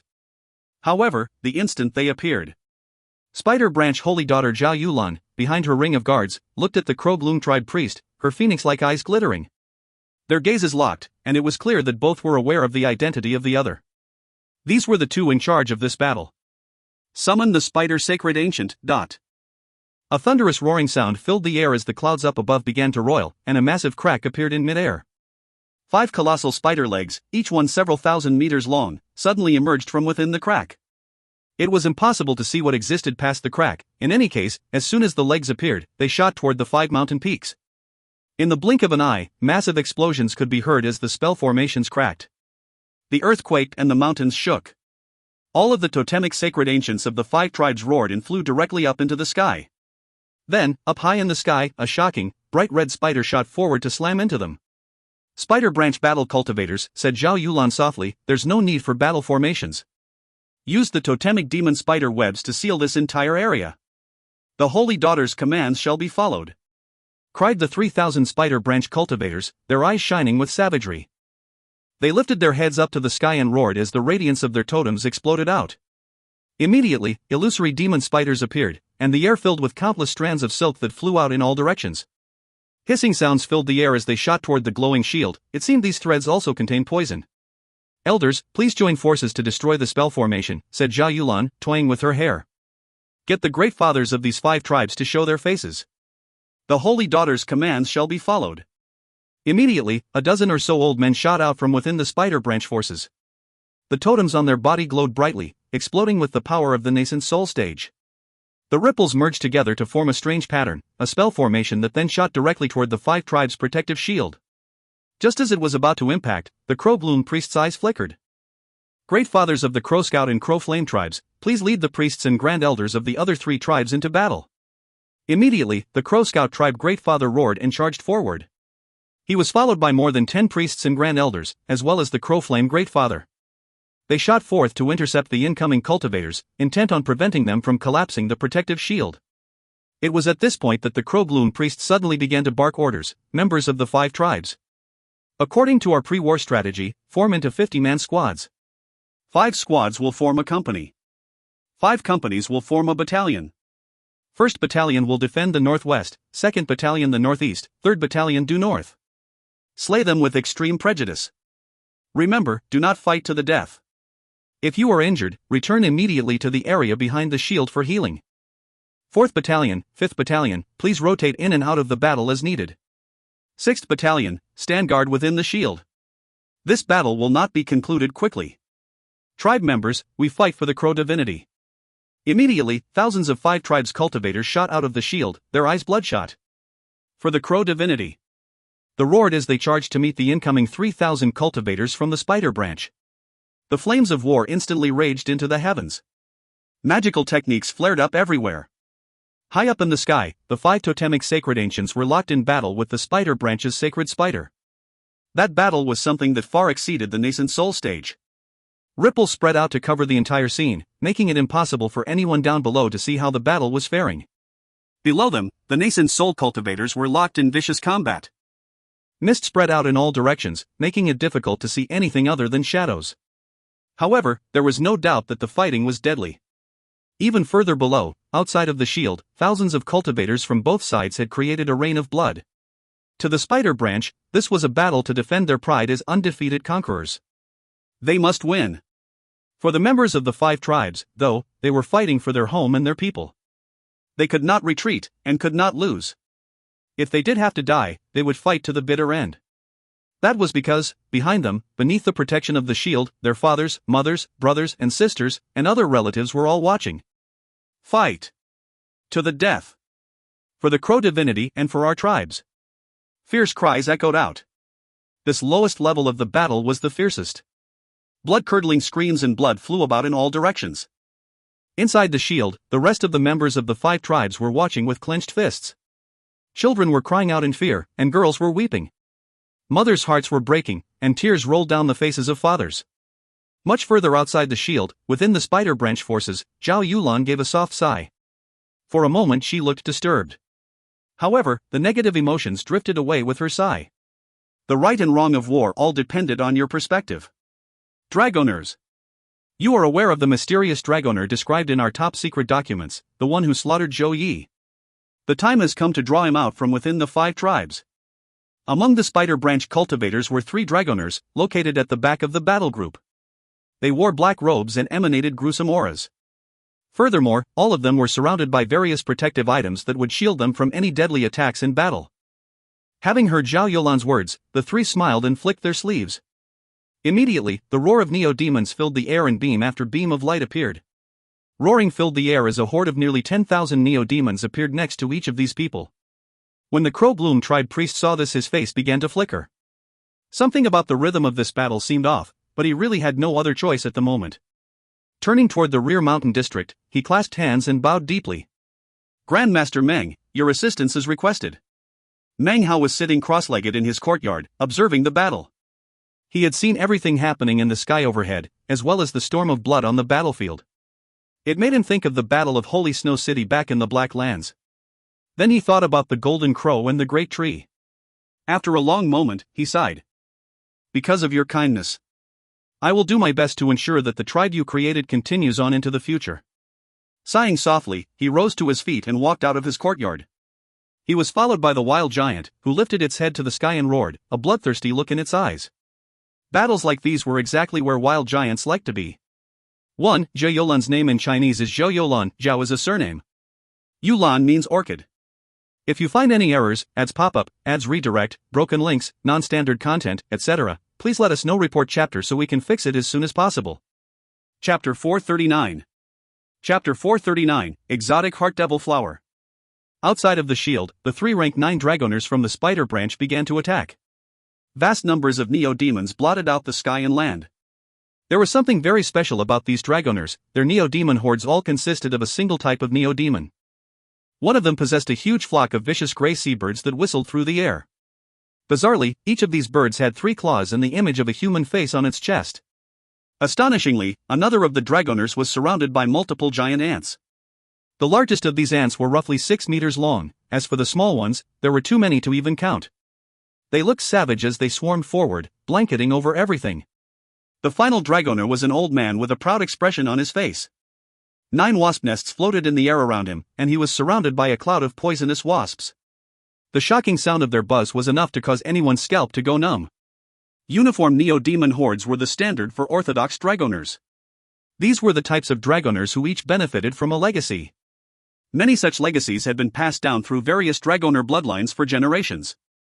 Considering that they could summon vast hordes of uniformed neo-demons, it was very easy to see the difference between them and rogue dragoners, most of whom had mixed neo-demon hordes.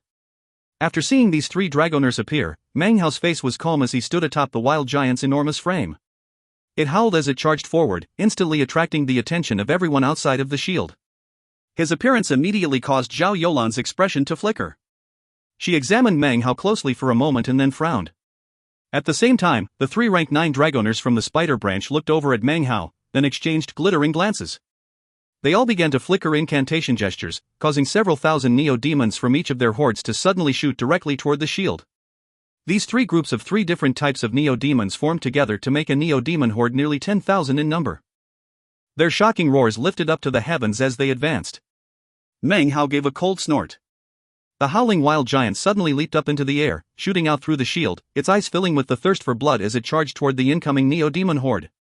In midair, Meng Hao's right hand waved, causing the totem tattoos on his right arm to begin to glow. Suddenly, intense light shot out, flickering into a flock of black crows. The instant the black crows appeared, they let out piercing cries. Suddenly, all the corpses on the battlefield began to emanate a pulsing black aura, which was then sucked upward toward the black crows. It was like a black mist that swirled around the crows and then shot toward the incoming neo-demons. Simultaneously, a green light began to flicker around Meng Hao. Big Harry and the rest of the Greenwood wolf pack appeared, along with the black bat. They too shot out in attack.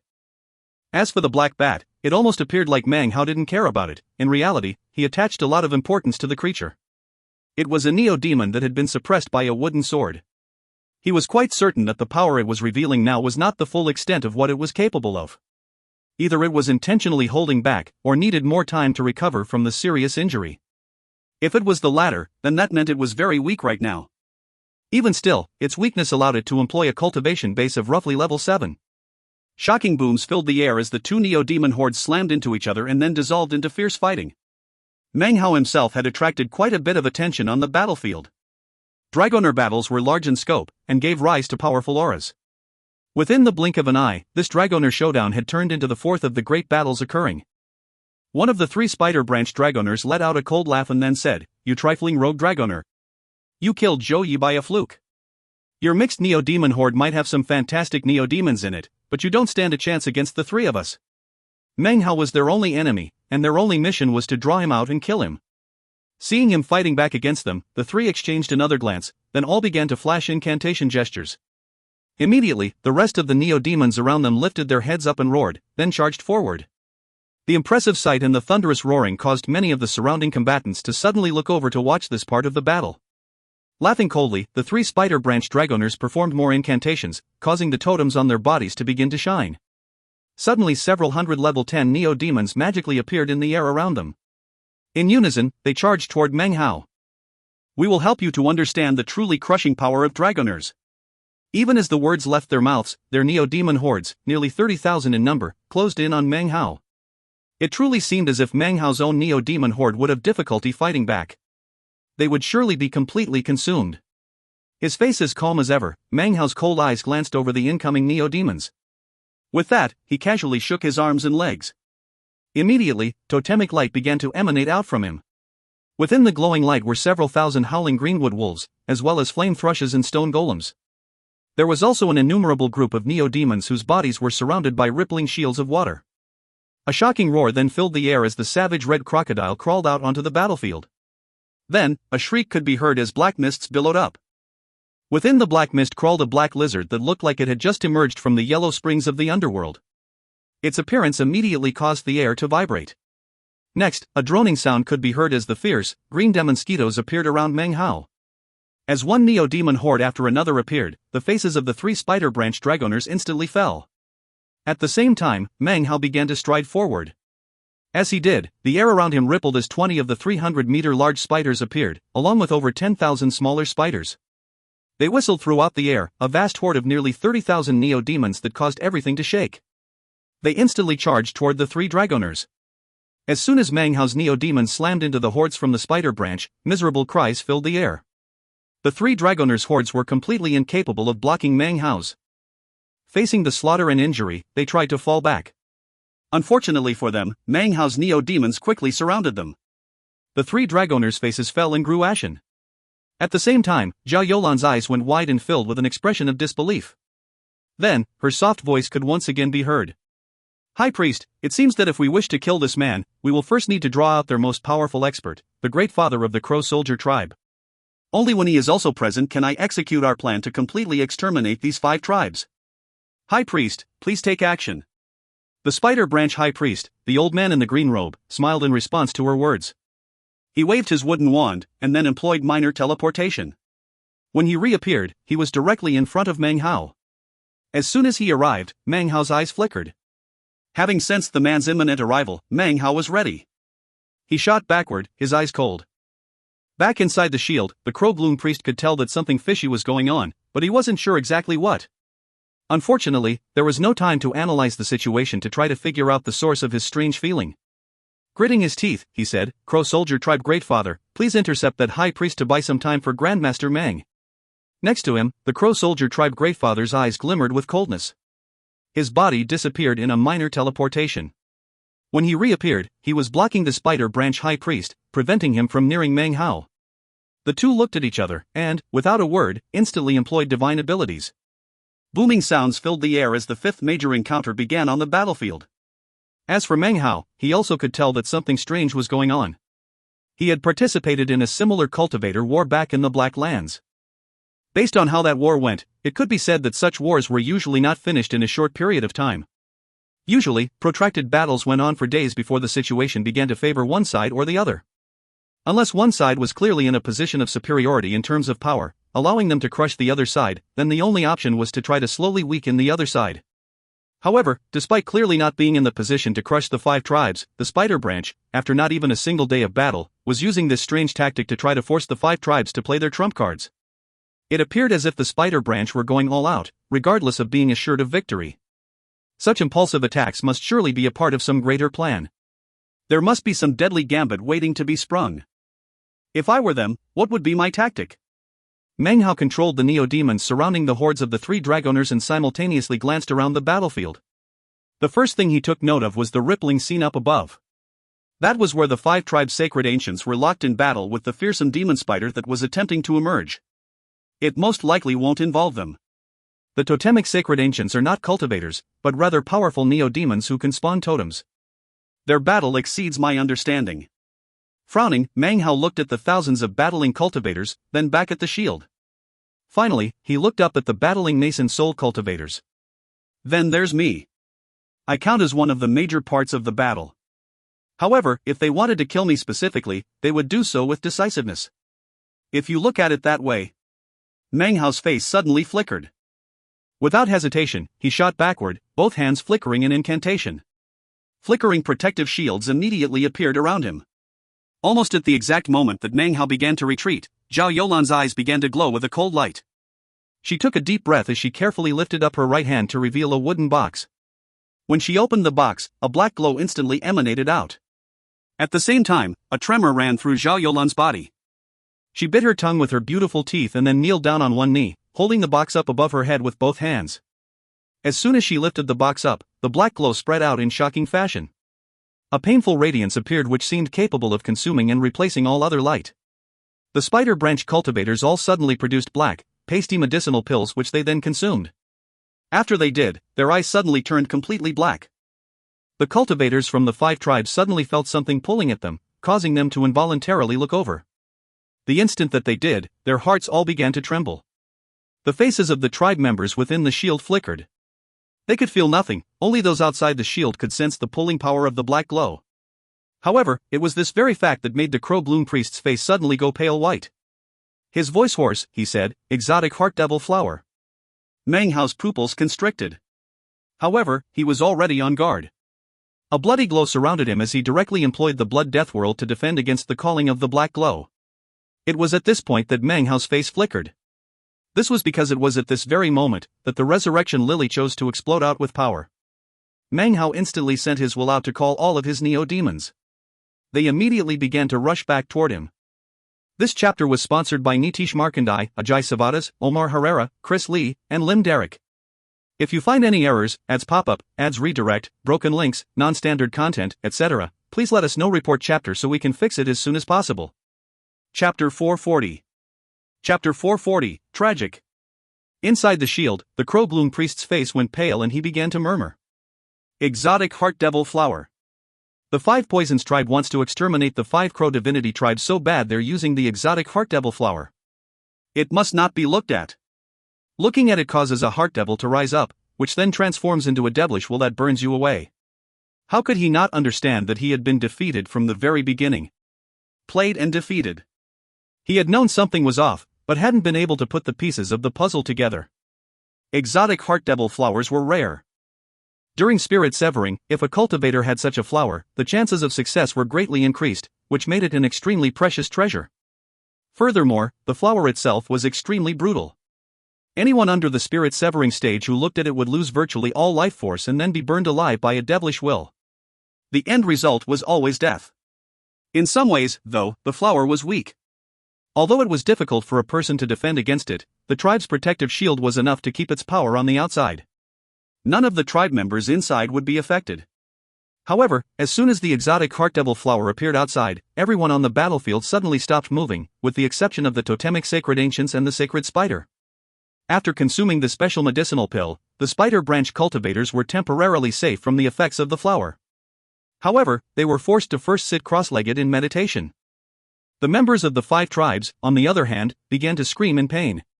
Almost immediately, more than 300 members of the 5 tribes began to tremble. Blood oozed from their eyes, nose, and mouth as something like an invisible fire raged in their bodies, withering them up. It took only a moment for their life force to be extinguished, and their bodies transformed into desiccated corpses. In the last moment before death, they let out tragic, blood-curdling shrieks. After that, more and more of the tribe members began to scream and die.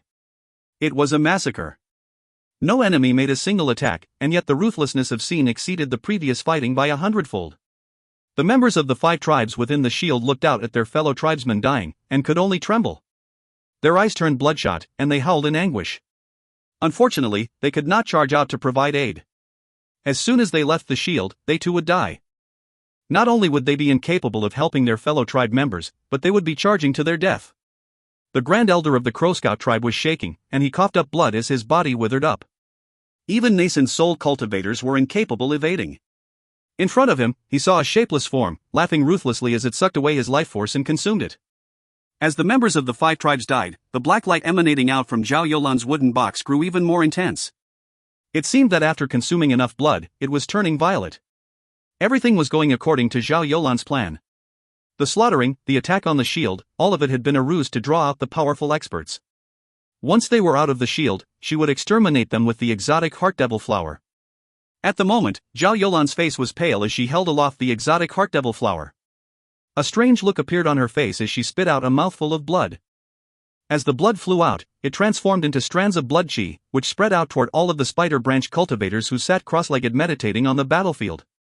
Nascent soul seniors, said Zhao Yulan softly, I cannot exempt you from the effects of the exotic Heart Devil flower. However, all other ordinary cultivators, my mouthful of Heart Devil blood can temporarily allow you to move about freely.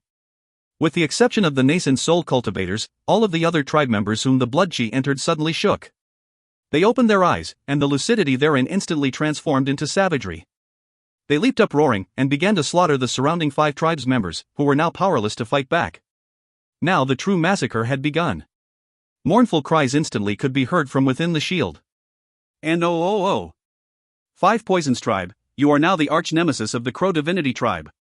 We too cannot exist under the same sky. The surviving 5 tribes members within the shield were trembling, and their eyes were bloodshot as they felt their hearts tearing apart. They could do nothing but watch on helplessly as the tribe members outside the shield were being slaughtered. The tearing pain within them caused their voices to be filled with indescribable grief. In the blink of an eye, hundreds of 5 tribes cultivators were viciously cut down by the spider branch. As for Meng Hao, he immediately attracted the attention of the spider branch cultivators. However, the vast quantity of neo-demons surrounding him caused them to hesitate. It was at this moment that the 3 dragoners opened their eyes from meditation. When they saw Meng Hao's current position, they went wild with joy and immediately sent forth all of their neo-demon hordes to slaughter his. It was in this fashion that the cruel spider branch cultivators descended upon Meng Hao. Meng Hao was sitting there meditating, his eyes closed tightly and his body trembling. His 30,000 neo-demons were situated around him on the battlefield. All of them began to roar. the exotic heart devil flower had little effect on them. Therefore, they immediately began to fight back against the enemy cultivators and neo-demons. Instantly, booming sounds filled the air, although Meng Hao was incapable of paying any attention to it. At the moment, his body was shaking as the resurrection lily unleashed all of its power against him in its attempt to take over his body. In return, Meng Hao was using all the strength he could muster to suppress it. The inward struggle raged on. By this point, 80 to 90% of the 5 tribes' cultivators had been massacred. Blood soaked the ground, which was littered with corpses. The reek of blood rose up into the sky. The 5 tribes within the shield felt their hatred for the 5 poisons tribe growing to an indescribable level. It was at this point that the Crow Scout tribe Great Father coughed up a mouthful of blood. He laughed bitterly as his body withered up. Facing up against an exotic heart devil flower without making advanced preparations, even nascent soul cultivators would find it difficult to resist it. They wouldn't even be able to self-detonate. They could only stand there and be consumed by the flower. In the moment before he died, the Crow Scout tribe Great Father bit the tip of his tongue. A green light began to shine out from all of the totems on his body. Fatally damaging his own body and spirit, he sent some of his life force shooting back toward the Crow Scout tribe priest. "We can't, all perish here," cried the Great Father. He continued to laugh bitterly as his body withered up completely. He was unable to extricate himself, but what he was able to do was impart some of his boundless life force to his fellow tribe member. The stream of life force entered the person behind him. Unfortunately, he was not able to extricate himself from the power of the exotic heart devil flower either. Merging his own life force with that of the Crow Scout tribe Great Father, he sent it out to the next person. And so it went on. The Crow Flame Great Father, priest and Grand Elder and other nascent soul cultivators outside of the shield all perished, more than 10 in total. They died laughing bitterly, and hearts filled with rancor. Before withering away in death, the last person in line took all of the combined life force and passed it on to the most powerful expert of the 5 tribes, the Crow Soldier tribe Great Father. The life force fused into the body of the gray-haired Crow Soldier tribe Great Father, who was currently fighting back against the exotic heart devil flower. It was a final gift from his fellow tribesmen upon their death. Within the life force was also their combined hatred of the 5 poisons tribe. It combined together to form one word: revenge. The Crow Soldier tribe Great Father lifted his head to the sky and roared. His eyes were completely bloodshot, but at this moment, the power of restoration flowed through him. He shook off the glow of the exotic heart devil flower. Coughing up a mouthful of blood, he unhesitatingly fell back at top speed. Even as the power of the flower once again attempted to envelop him, he shot back through the shield, and then immediately sat down cross-legged to heal himself. His expression was one of extreme malevolence, but in fact, his heart felt as if it were breaking. Beneath the dim light cast out by the exotic heart devil flower, all of the 5 tribes members had perished except for Meng Hao. The tragic turn of events caused the hearts of the tribe members inside the shield to fill with thoughts of despair. The shadow of genocide loomed over them, and they began to weep. As of now, the 5 tribes only had 7 nascent soul cultivators left inside the shield. They immediately went to stand guard around the Crow Soldier tribe Great Father. They said nothing, but within their bitterness, hatred boiled up into the sky. The Crow Bloom tribe priest laughed woefully and then muttered to himself, defeated, thoroughly defeated. Back outside the shield, Zhao Yulan opened her eyes and looked out at the blood-soaked, corpse-filled battlefield. When she saw that the Crow Soldier Great Father had escaped with his life, she let out a soft sigh. A sliver of pity appeared in her eyes, but she quickly shook her head and it disappeared. Then her phoenix-like eyes fell upon Meng Hao, who was still sitting cross-legged in meditation. Spider Branch cultivators, hold nothing back. Cooperate with our 3 esteemed dragoners to slaughter the 5 tribes dragoner. In response to her words, the more than 3,000 Spider Branch cultivators shot toward Meng Hao. As for the Grand Elders and High Priest, they simply sat there with legs crossed. Considering their status, they completely ignored Meng Hao, and instead looked with glittering eyes at the 5 tribes' protective shield. Seniors, said Zhao Yulan in her soft voice, please exert full power to destroy the shield. We will allow the glow of the exotic heart devil flower to shine inside, whereupon today's battle shall be concluded. The Spider Branch has suffered few losses, and secured victory. My trial by fire is over, and the tribe can be notified. Booms filled the air as the powerful experts of the Spider Branch, including the High Priest, leveled attacks against the shield. Meng Hao's neo-demons fought fiercely against the 3 dragoners and the rest of the 3,000 cultivators who surrounded them. The injuries they were sustaining grew more severe, and the tide was turning against them. Without Meng Hao and his demonic chi, their battle prowess was significantly lessened. The 5 tribes' shield was rumbling and showing signs of breaking. At this point, Big Harry let out a sad howl and coughed up some blood. Just when it seemed everything was going to go wrong, Meng Hao's eyes suddenly opened. They were completely bloodshot and radiated intense killing intent. Despite the Resurrection Lily's fierce struggles, Meng Hao had once again managed to suppress it. If you find any errors, ads pop up, ads redirect, broken links, non-standard content, etc., please let us know. Report chapter so we can fix it as soon as possible. Chapter 441. Chapter 441, Execution. As soon as Meng Hao suppressed the Resurrection Lily, the exotic Heart Devil flower suddenly had no effect on him whatsoever. Perhaps this had something to do with the Resurrection Lily itself, although it was impossible to say for sure. The instant Meng Hao opened his eyes, his neo-demons all let out powerful roars. The eyes of the 3 dragoners narrowed, and the hearts of the surrounding 3,000 enemy cultivators trembled. However, they continued to attack as relentlessly as before. Meng Hao looked around thoughtfully. He saw the thousands of corpses of the 5 tribes members, and also noted that the shield was about to collapse. Of his original group of 30,000 neo-demons, more than half were dead.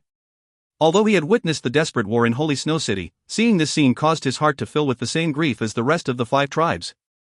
Considering that the battle has reached this point, I should really leave, he murmured softly. However, I have no desire to do any fleeing today. He lifted his right hand and pushed down onto the ground. Demonic Qi, Art of Righteous Bestowal.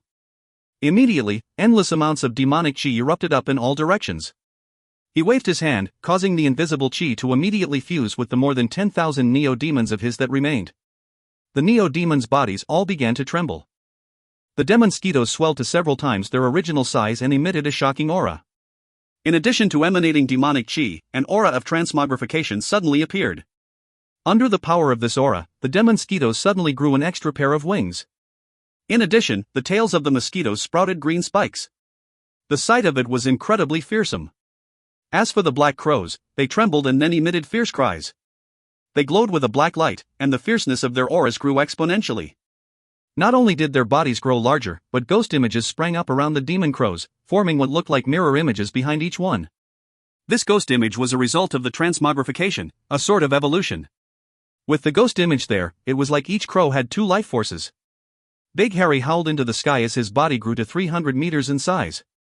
He already had demonic Qi within him, but this addition didn't just cause him to grow larger, his blood began to pump harder and the image of a floating moon appeared above his head. Beneath the light of this moon, his coat of white fur suddenly turned silver. He was now a silver wolf. As for the spiders, they let out fierce cries as their bodies grew more powerful and their appearances even more savage. On their rear torsos, the images of human faces could suddenly be seen. Their fangs grew even longer until they looked like giant pincers. The red crocodile's scales grew bigger, and its head began to change shape to look more like a dragon. The flesh on its back began to bulge out and then suddenly, 2 wings appeared. It flew into the air, no longer a crocodile, but rather, something like a red flying rain dragon. Although it didn't form the spitting image of a flying rain dragon, its aura was extremely similar. Roaring, the lizard's body grew until it was the size of a small mountain. Black smoke poured out from its mouth, as though fire burned in its belly, just ready to be shot out. It now looked completely different than it had before, its aura was vastly more powerful. The wild giant let out an intense roar as its body grew even bullier. It lifted its hand into the air, and shockingly, a bolt of lightning descended from the sky. As the wild giant grabbed it, it transformed into a lightning whip, shocking to the extreme. All of the neo-demons experienced transmogrification. Such changes were things that since ancient times had happened only occasionally in the western desert. To see all of these transmogrifications occurring simultaneously was unprecedented. The scene immediately caused the neo-demons of the 3 dragoners to be shaken. Looks of fear appeared in their eyes and they didn't dare to move forward. The 3,000 spider branch cultivators' minds were filled with a buzzing sound. To suddenly see more than 10,000 neo-demons experience transmogrifications that turned them into a mutated horde filled them with incredible fear. Jia Yolan's eyes were wide and filled with a bright glow. Meng Hao's sudden explosion of power left her shocked. It wasn't just her. The Spider Branch High Priest and Grand Elders, who were currently attacking the shield, suddenly looked back. When they saw Meng Hao and his neo-demons, their hearts and minds trembled.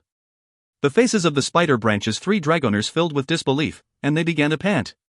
Shock completely filled their hearts and they gave out hoarse cries of alarm. Grand Dragoner. He's a Grand Dragoner. Only Grand Dragoners could wield such a fearsome secret Dragoner art. Suddenly, Meng Hao's eyes swept over them, and their faces went deathly pale. Scalps numb, they retreated at top speed. Even as they began to fall back, Meng Hao's neo-demons let out shocking roars and then fell upon the cultivators and neo-demons who surrounded them. Amidst the thunderous roaring, Meng Hao also moved forward with incredible speed, using a bloodburst flash. His body seemed to disappear. As it did, all of the neo-demons and cultivators between him and the nearest of the three dragoners suddenly exploded into a cloud of blood and flesh. Meng Hao reappeared directly in front of the dragoner. The speed with which this happened was incredibly shocking. It wasn't a minor teleportation, but rather, an explosive burst of speed over a short distance, leaving behind a path of destruction and death. You? The dragoner's face fell, and his mind filled with a buzzing sound. He was just about to shoot back when Meng Hao's hand snapped out and latched onto his throat. A cracking sound rang out as Meng Hao, his face completely expressionless, crushed the man's neck. When he dropped the dragoner, a thorn-covered vine suddenly snaked out from the wild giant. In one giant gulp, it swallowed the body of the dragoner. The ferocious vine then began to spin around Meng Hao, turning into what looked like a gigantic sphere of thorns that swept about in all directions. This single kill instantly shook the entire battlefield. The faces of two of the Spider Branch nascent soul elders who were attacking the shield flickered. Without hesitation, they performed minor teleportations to suddenly reappear near Meng Hao. The instant they reappeared, a group of demonsquitos screamed through the air to defend Meng Hao. The two nascent soul elders combined forces to attack, which instantly defeated the demonsquitos. However, by this time, a bloody glow had appeared around Meng Hao and he once again bloodburst flashed. This time, he appeared next to the second fleeing dragoner. He waved his hand, causing a golden light to surge forward. The man screamed as the golden light completely surrounded his body. After the space of a few breaths passed, the light faded, revealing that the man had been completely turned into gold. He slowly fell down out of the sky. The last dragoner was an old man who was currently scared witless by Meng Hao's unprecedented ferocity. He immediately began to tremble violently. "Save me!"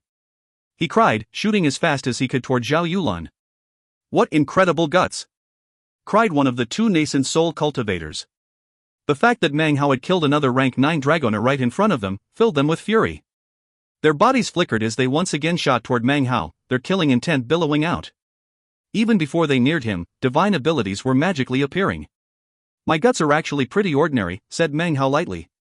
As the nascent soul elders neared, he lifted his right hand and pointed toward the two. The 8th demon sealing hex was immediately unleashed. Invisible strands of demonic chi shot toward the two men, instantly binding them. The two nascent soul experts' faces fell. Although it wouldn't take long for the explosive power of their cultivation bases to free them, their brief moment of shock allowed Meng Hao to once again use the bloodburst flash. A bloody glow surrounded him as he shot toward the final dragoner. "How dare you!" cried another of the nascent soul elders. He immediately teleported away from the shield to appear next to the old dragoner. Roaring, he performed an incantation gesture with his right hand, causing a colorful glow to spread out toward Meng Hao. "No one can save someone that I want to kill," said Meng Hao calmly. Without a scrap of hesitation, he clenched his right hand into a fist and struck out toward the nascent soul expert. A boom filled the air. Meng Hao's body trembled and he fell back 3 paces. The nascent soul expert's face fell and blood sprayed from his mouth. He fell back 7 or 8 paces, disbelief shining in his eyes. He watched in shock as Meng Hao approached the dragoner. Before the dragoner could do anything at all, Meng Hao grabbed his neck and crushed it. Completely surrounded by an army of thousands, Meng Hao slaughtered 3 dragoners. Not even 3 nascent soul elders could do a thing to stop him. In fact, one of the dragoners had been slain directly in front of one of the nascent soul elders. This scene caused everyone to be filled with shock, not just the Spider Branch cultivators, but also the members of the 5 tribes within the shield. All of a sudden their blood began to boil as their despair turned into hope. "Grandmaster Meng! Grandmaster Meng!" Cries rang out from within the shield, carrying with them the hope and excitement of the surviving members of the 5 tribes. Zhao Yulan was panting as she looked at Meng Hao. His actions completely exceeded her anticipations, and as of now, he was turning into a critical factor in the battle. Grand Dragoner. One who can directly shake a nascent soul cultivator. This man has to die. Even as killing intent sprang into her eyes, her heart trembled and a feeling of grave danger filled her. That was because she had just seen Meng Hao's eyes. In this moment, Meng Hao's gaze passed over the battlefield, soaring over the vast gulf created between him and her by the 3,000 cultivators. His gaze was filled with killing intent. And it was directed at her. He wants to kill me? Those 3 dragoners were too close to him, making them easy targets. He's much too far away from me, plus there are 3,000 cultivators between us. I have more than 10 bodyguards, plus the high priest and the elders. How exactly does he plan to kill me? This chapter was sponsored by Frank Contreras. If you find any errors, ads pop up, ads redirect, broken links, non-standard content, etc., please let us know. Report chapter so we can fix it as soon as possible. Chapter 442. Chapter 442, a figure leaping, sailing over 3,000 cultivators. There's no need to even think about it, continued Zhao Yulan. With a barrier of 3,000 cultivators, he'll get tangled up before he can even get close to me. Unless he can perform minor teleportation, it won't do him any good. Even relying on that blood chi art won't get him across such a distance. If he flew, it would require incredible speed to break through 3,000 cultivators. Having seen his speed just now, I can tell it's not sufficient. It was at this point in her train of thought that Zhao Yulan saw Meng Hao lift his head up and let out a long cry. In response to the cry, the wild giant came running. It roared as its muscles swelled and its body grew to the height of 300 meters. The muscles on its right arm began to writhe, as if all the blood in its entire body was being collected there. The arm continued to grow in a bizarre and exaggerated way. Soon it comprised more than half of the wild giant's entire body. The arm was completely out of proportion to the rest of its body. Blue veins popped up all over the surface of the arm, and it looked like it was almost about to explode. There appeared to be terrifying physical power filling the arm. The sight of it was completely shocking. The wild giant snatched up Meng Hao with its arm and hurled him into the air in the direction of Zhao Yulan. All of the fearsome power contained in the body of the wild giant was now transferred to Meng Hao, causing him to shoot through the air like a lightning bolt. As he sped through the air, the power of the wild giant bolstered his innate speed, causing his figure to rip through the air like a blazing sun. At the same time, a cloud of mosquitoes circled around him, transforming into a vortex. Black crows also approached, turning into a mist. The red crocodile also approached, becoming a giant wing. The enormous lizard transformed into a body, and the black bat became another wing. Meng Hao's speed once again increased explosively as the Neo-Demon horde pushed him forward. A shocking drone spread out in all directions as Meng Hao shot through the sky surrounded by his vast Neo-Demon horde. He sailed over the 3,000 cultivators, who stared up, their minds spinning, too shocked to react. It was at this time that Meng Hao's Neo-Demon horde transformed into a long, sharp arrow, with Meng Hao as the arrowhead. They shot forward, filled with the desire to kill and emanating fierce killing intent. It was with explosive speed that they shot through the sky toward Zhao Yulan, seemingly capable of ripping open the heavens. In this moment, the members of the 5 tribes within the shield couldn't even breathe. The Crow Soldier tribe Greatfather, now recovered from his injuries, stared with wide, bloodshot eyes. The other 7 nascent soul cultivators next to him were panting. In this moment, 3,000 spider branch cultivators watched on with red eyes that were filled with shock. In this moment, the expressions of the nascent soul elders outside of the shield, as well as of the high priest, completely changed. Zhao Yulan's phoenix-like eyes went wide and she began to pant as she stared at Meng Hao. In this moment, Meng Hao's figure could be seen reflected in her eyes as it was burned deeply into her mind and heart. A figure leaping, sailing over 3,000 cultivators. A demonic arrow, shooting directly toward Zhao Yulan. The incredible speed made the over 1,000-meter distance between the two of them suddenly less than 300. The cultivators with the green tattoos who surrounded Zhao Yulan braced themselves to contend with this formidable foe. Killing intent could be seen in their eyes. Zhao Yulan held the exotic heart-devil flower up above her head. As she stared at Meng Hao, her expression grew calm, and her eyes filled with coldness. At the moment, she couldn't move. If she did, it would cause the power of the exotic heart-devil flower to dissipate. Once that happened, the remaining 5 tribes cultivators within the shield would charge out. Including the Crow Soldier tribe Greatfather, that would be 8 nascent soul cultivators, more than enough to entangle the spider branch elders. Such a circumstance would put them in truly grave danger. I bet he won't make it, thought Zhao Yulan, her heart filling with decisiveness. The rest of the spider branch elders now abandoned their attempts to destroy the shield and exterminate the 5 tribes. More important to them was their branch's holy daughter. 3 of the 9 elders immediately teleported toward Meng Hao, their bodies exploding with power. The other 6 began to fly forward without hesitation. The 3 elders suddenly appeared next to Meng Hao's shocking figure. They immediately began to perform incantation gestures, causing totemic light to spring out from their bodies.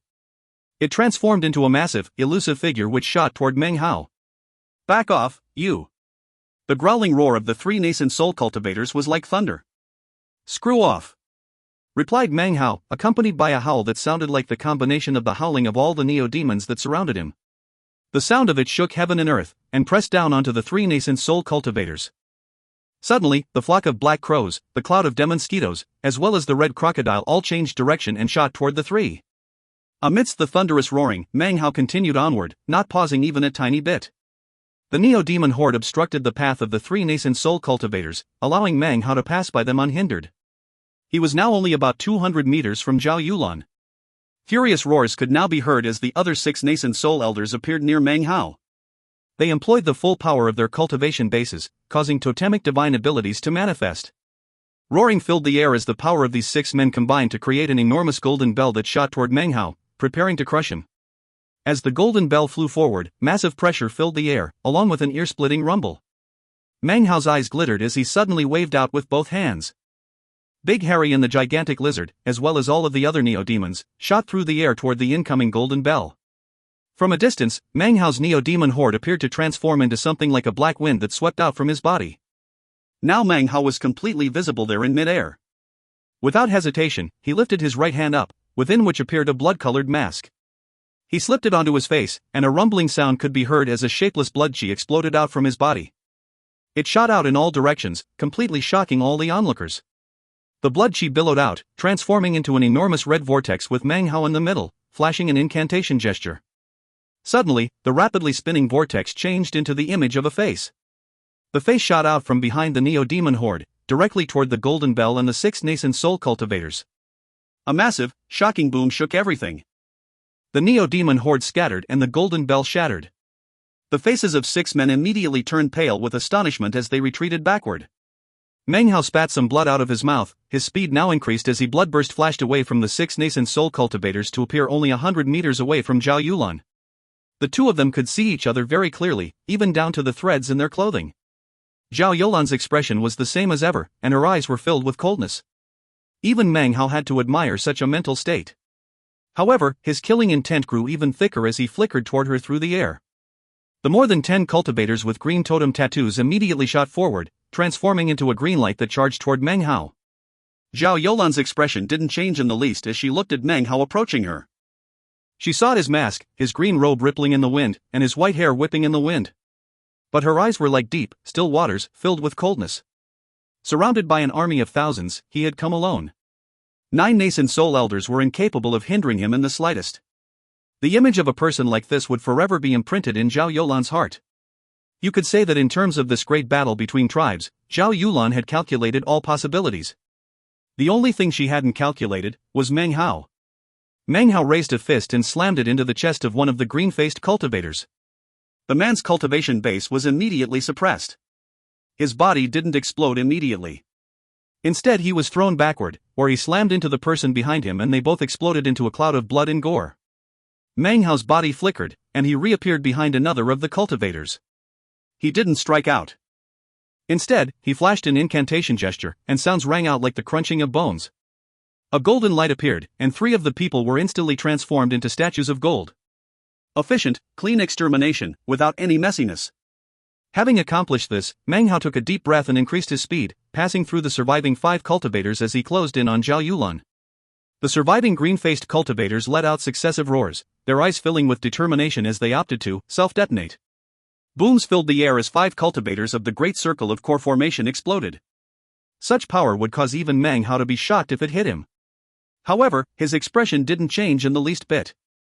Even as the power of the self-detonation swept toward him, layers of silk threads appeared around him. This was eyeless larva silk. The silk whistled through the air as it surrounded Meng Hao. The silk was indestructible, therefore, Meng Hao sustained no injuries. He shot onward like lightning, bursting out from within the self-detonation explosions. He was now only 30 meters away from Zhao Yulan. By this point, everyone in the area was completely astonished. It was at this moment that a tall figure suddenly appeared in front of him. Something like a green boulder and a black wooden branch seemed to step out from the void. A wand pointed toward Meng Hao. "Be gone!" The voice was archaic and booming, and belonged to none other than the high priest of the spider branch. He glared at Meng Hao, gripping a wand in his hand that contained power seemingly sufficient to crush mountains. Meng Hao was incapable of dodging, and the power of the wand slammed into the silk of the eyeless larva. His eyes flickered as the 9 nascent soul elders behind him managed to shake off the Neo-Demon hordes and close in on him with murder in their eyes. When Zhao Yulan saw the high priest appear, she heaved a sigh of relief. The fact that Meng Hao had made it within 30 meters of her had filled her with an unprecedented sense of crisis. A boom filled the air and Meng Hao's body trembled as the silk of the eyeless larva continuously fought back against the explosive power of the mid-nascent soul cultivation base power from the high priest. Blood seeped out of the corners of Meng Hao's mouth and he was forced to retreat several paces. However, that was the extent of it, a bit of blood seeping out, and a retreat of a few steps. This was all that happened in the face of an onslaught from the full power of a mid-nascent soul stage attack. The spider branch high priest's pupils constricted. Just what magical item is that? Well, it doesn't matter how powerful your magical item is, if you think you can get past me, you're dreaming. If you find any errors, ads pop up, ads redirect, broken links, non-standard content, etc., please let us know. Report chapter so we can fix it as soon as possible. Chapter 443. Chapter 443, Soul Stirring. Mid-nascent soul stage. Thought Meng Hao, his eyes narrowing. Of the cultivators he had personally battled with, the highest cultivation base he had faced was that of eccentric Li Tian. Even Li Tian had only been at the peak of the early nascent soul stage. There was a vast difference between that and the mid-nascent soul stage. The difference between the various levels of the nascent soul stage was far greater than the difference of the various levels of the foundation establishment or core formation stage. Meng Hao possessed 2 totems and was wearing the blood-colored mask, which enabled him to slay early nascent soul stage cultivators. However, battling the mid-nascent soul stage would be very difficult. However, considering that he had chosen to attack Zhao Yulan, how could he not have been on guard against the spider branch's high priest? At the same time that he backed up, both hands flickered in an incantation gesture, and then he pointed forward. Eyeless larva, he said coldly. Immediately, the eyeless larva silk surrounding him opened up, and the eyeless larva itself appeared in front of Meng Hao. It flickered, then shot toward the high priest. As it did, massive amounts of silk appeared, wrapping around the high priest, entangling him. You're right, I can't beat the mid-nascent soul stage, said Meng Hao coolly. But that doesn't mean I can't tie you up. The high priest frowned, and he prepared to perform a minor teleportation. But then, Meng Hao waved his hand. 8th Demon Sealing Hex! He cried. Immediately, demonic chi covered over everything, rumbling as it shot toward the high priest. The high priest's face fell. Although he could shake off the effects of the 8th Demon Sealing Hex rather quickly, the slight delay was all the time the eyeless larva needed to wrap him up in layer after layer of silk. Soon, he was almost completely covered. Booming sounds could be heard as the high priest employed divine abilities. However, the eyeless larva was incredibly powerful, and its silk was indestructible. The silk whipped around faster and faster, completely covering the high priest. Meng Hao coughed up a mouthful of blood. This was the power of the 8th Demon Sealing Hex backfiring on him because of exceeding the limits of his cultivation base. However, Meng Hao ignored it, shooting past the high priest even as the 9 other nascent soul elders closed in on him from behind. He was now directly approaching Zhao Yulan. Zhao Yulan's face finally flickered, and she began to breath heavily. Now that Meng Hao was almost upon her, she finally moved, shooting backward. She continued to hold the exotic heart devil flower above her head so that it could emit the power of its blooming.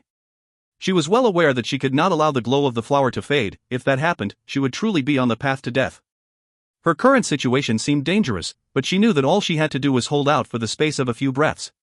Once the 9 nascent soul elders caught up, the situation would be resolved. As she retreated, she began to speak the words of some bizarre spell. The spell caused the air in front of her to distort and turn into ripples that spread out in all directions. These ripples suddenly caused a dozen or so different images of her to appear in front of Meng Hao. It was almost impossible to tell the difference between any of them. Meng Hao gave a cold snort. Not pausing for even a moment, he lifted his right hand. At the same time, golden light erupted out from the metal-type tattoo on his chest, which caused his entire right hand to turn into the color of gold. He pointed toward the ripples, sending out a will of gold which infected the ripples, dyeing them the color of gold. The golden color rapidly spread out to the dozen or so retreating images of Zhao Yulan. Each time the gold completely covered a figure, it would shatter. In the blink of an eye, the figures disappeared. Then, the distorted ripples popped like a bubble, revealing a shocked Zhao Yulan. She coughed up a mouthful of blood. Meng Hao's body flickered as he shot forward. He was now about 10 meters away from Zhao Yulan. The incredible pressure and feeling of imminent death felt by Zhao Yulan was greater than any she had experienced in her life. Her face was pale and her lips quivered. Suddenly, a white glow emanated out from her, transforming into a protective shield that began to surround her. Meng Hao snorted coldly, pulled his right arm back, and then unleashed a punch. A massive boom filled the air as the white shield collapsed into fragments. Some of the pieces shot backward, slashing across Zhao Yolan's body and leaving behind bloody cuts. When the shield shattered, more blood sprayed out of Zhao Yolan's mouth. However, she continued to hold up the exotic heart devil flower. As Meng Hao closed in, she flickered an incantation with her right hand. Then, her phoenix-like eyes flickered with killing intent as the white spider totem tattoo on her forehead began to emit a white glow. As the glow emanated out, a spider magically appeared. It imitated a shrill call which transformed into a raging wind that swept across everything. Meng Hao's body trembled, and it felt like his soul was about to be ripped out of his body by the wind. However, it only took a moment for Meng Hao to suppress the feeling. He was capable of suppressing the resurrection lily, so some trifling soul extermination wind was like nothing. Had Meng Hao not dealt with suppressing the resurrection lily in the past, or if the wind was created by someone with a higher cultivation base, it might have been a different story. His soul would immediately have been absorbed, and he would have been left in a trance. However, because of the various factors in play, this totemic divine ability, which only a holy daughter of the spider branch could gain enlightenment of, was incapable of shaking Meng Hao in the least. He flicked his wide sleeve, causing wood-type totemic power to manifest. A green blow shot toward the white spider, slamming into it. The white spider let out a miserable shriek and then turned into a white beam of light that returned to Zhao Yolan's forehead. Once again, Zhao Yulan coughed up some blood. For the first time, despair appeared in her eyes. It quickly vanished, though. She bit the tip of her tongue to spit out a glob of blood. The blood instantly began to emanate a thick odor of gore. Zhao Yulan suddenly looked older than before. She watched listlessly as a bloody aura rose up into the sky. Meng Hao suddenly felt an intense feeling of crisis. Behind him, the 9 nascent soul elders were howling as they began to teleport toward him. Then, they stopped all of a sudden, shocking Meng Hao. However, it was at this time that, up in the sky, a huge roar could be heard from the area where the totemic sacred ancients of the 5 tribes were locked in battle with the holy spider. In concurrence with the roar, an enormous black shadow suddenly appeared as something began to descend from the sky toward the area Meng Hao was in. If you looked closely, you could see that it was nothing other than a spider leg. It moved with incredible speed as it approached. Meng Hao sensed grave danger, and could feel everything shaking. An aura of death filled the area 1,500 meters in every direction. It was at this same moment that Zhao Yulan took her chance. Utilizing the power of the blood she had spit out, she rapidly increased her speed as she retreated. Considering how fast she was moving, she would be able to escape the danger zone in the blink of an eye. Her body began to grow blurry, as if she were being stretched out. Meng Hao now had 2 choices. The first choice was to abandon his pursuit and dodge the attack of the fearsome holy spider. The other choice was to continue to try to kill her. The situation was urgent, and there was no time to sit around thinking. Meng Hao's eyes gleamed with coldness and he suddenly shot forward. He lifted his hand and grabbed onto Zhao Yolan's slender arm, the one that held aloft the exotic heart devil flower. Her arm was as graceful and smooth, but also so ice-cold that touching her was shocking. Nonetheless, killing intent glittered in Meng Hao's eyes. "Get back here," he said, wrenching her arm violently and at the same time flooding it with power so strong it could crush cultivation bases. Up above, the sky seemed to fill with dark clouds as the leg of the holy spider descended like a gigantic sickle. It moved with incredible speed, and seemed as if it were cutting open the very air. Zhao Yolan's face flickered in surprise. However, this was a critical moment, and her eyes filled with vicious determination. She suddenly lifted her left hand, within which appeared a flying sword. She knew that she was no match for Meng Hao, so when she chopped down, she did not target him, but rather, her own arm, which she was holding. It was already numb, and filled with terrifying power that threatened her entire being. The sword fell and blood sprayed everywhere. The instant the exterminating power from Meng Hao appeared, Zhao Yulan had made the difficult decision to sever her own right arm. Her body suddenly shot away at incredible speed.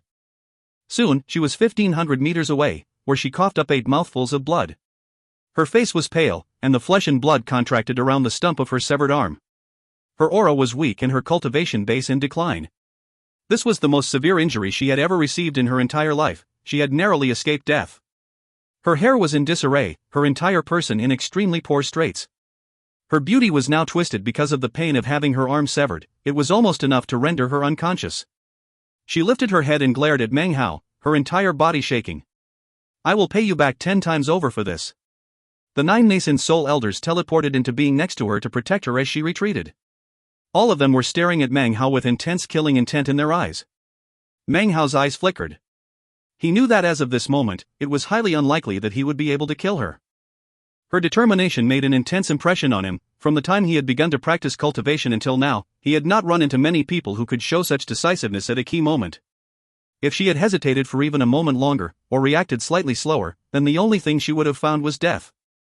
Meng Hao's eyes narrowed as he gestured with his right arm, causing Zhao Yulan's severed arm to fly over. She obviously had a very high position in the Five Poisons tribe. Perhaps he would be able to benefit from studying the totemic power contained within the arm. Now that enmity existed between the two of them, he would no doubt need to figure out how to kill not just her, but her entire tribe. In the cultivation world, the law of the jungle prevails. When fighting against heaven and earth, when forcing one's will upon the masses, soft-heartedness gets you nowhere. It was without hesitation that, in addition to the severed arm, Meng Hao also collected up the box containing the exotic heart-devil flower. He immediately closed it, causing the glow of the flower to cease. This instantly affected the entire battlefield. Without hesitation, he put the destructive precious treasure into his bag of holding. Precious treasures like that were not frequently seen in the world. As a grandmaster of the Tao of alchemy, Meng Hao would no doubt make significant progress by studying it. Perhaps he could even concoct medicinal pills with similar properties. There was no way he would pass up such an opportunity. Meng Hao looked up at the gigantic black shadow descending toward him and at the same time pointed toward the bound-up high priest. The eyeless larva silk suddenly dissipated, revealing the shocked high priest. He had used virtually every method he could think of but had been astonished to find that he wasn't able to even make a mark on the silk. The silk rapidly shot back toward Meng Hao and began to wrap around him. He stood there, his hands clasped behind his back as the black shadow loomed over him. He flicked his sleeve, and his eyes filled with coldness. My eyeless larva can stand up to tribulation lightning. I don't care how profound your demon spider's cultivation base is, do you really think it can measure up to tribulation lightning? This chapter was sponsored by Joseph Pelletier, Gabriel Lonarock, Taro Jaco Riacola, William Caron, Jesper Hansen, Abdul Rahman Morin, and LBD. If you find any errors, ads pop-up, ads redirect, broken links, non-standard content, etc., please let us know. Report chapter so we can fix it as soon as possible. Chapter 444. Chapter 444, Funeral Dirge. Up above, the sky looked like it was filled with black clouds as an enormous spider leg descended upon this 1,500-meter area. The ground trembled as massive pressure bore down in all directions. All life forms within the 1,500-meter area were completely incapable of evasion. Everything was crushed into nothing more than ash beneath the shocking power. He'll die for sure, thought Zhao Yulan. She was surrounded by the 9 nascent soul elders, but her face was completely white. Suddenly, she frowned. Her frown was because of the pain of her severed arm. The pain not only caused her face to pale, but affected her mentally. It took all the effort she could muster to ignore the pain of her lost arm and focus on analyzing Meng Hao. That silk of his can bind up even the high priest, which shows how powerful it is. All of his hope rests on that silk, and he probably knows exactly how powerful it is. Therefore, he's actually most likely not going to die. His cultivation base is profound, he's as clever as a fox, and is extremely decisive too. He's the type of person who is calculating and vicious. As a Grand Dragoner, any tribe should be wary of provoking him. Zhao Yulan sighed lightly. Had she known that the 5 tribes of the Crow divinity had the backing of someone as powerful as Grandmaster Meng, then she would have adjusted her plans. Actually, it doesn't really matter if he lives or dies. The blood I spat out just now will notify the tribe that my trial by fire has failed. The main forces from the tribe will be arriving soon. Even as she mused regarding these things, the spider leg arrived at Meng Hao, slamming into the tightly sealed silk cocoon surrounding him. From a distance, the leg looked like an enormous black sickle. However, when it was about 10 meters away from Meng Hao, it was suddenly obstructed by the eyeless larva silk. A massive boom echoed out, transforming into a shockwave which swept out across everything. A massive wind kicked up, battering into the surrounding cultivators and forcing them backward. Meng Hao's body trembled and he coughed up blood. The black sickle pushed down from the 10-meter position, slowly nearing Meng Hao. Despite its slowness, it still emanated intense, destructive pressure that pushed down onto Meng Hao. His body trembled as the sickle reached the 5-meter mark. 4 meters, 3 meters, 2 meters, 1 meter, half a meter. Meng Hao looked up at the sickle as it approached, his eyes radiating coldness. Although his body shook as he gazed up, when you compared this pressure with that of heavenly tribulation, it was simply too weak, said Meng Hao coolly. The sickle was now only 3 inches away from the top of his head. That 3-inch gap was like the difference between heaven and earth.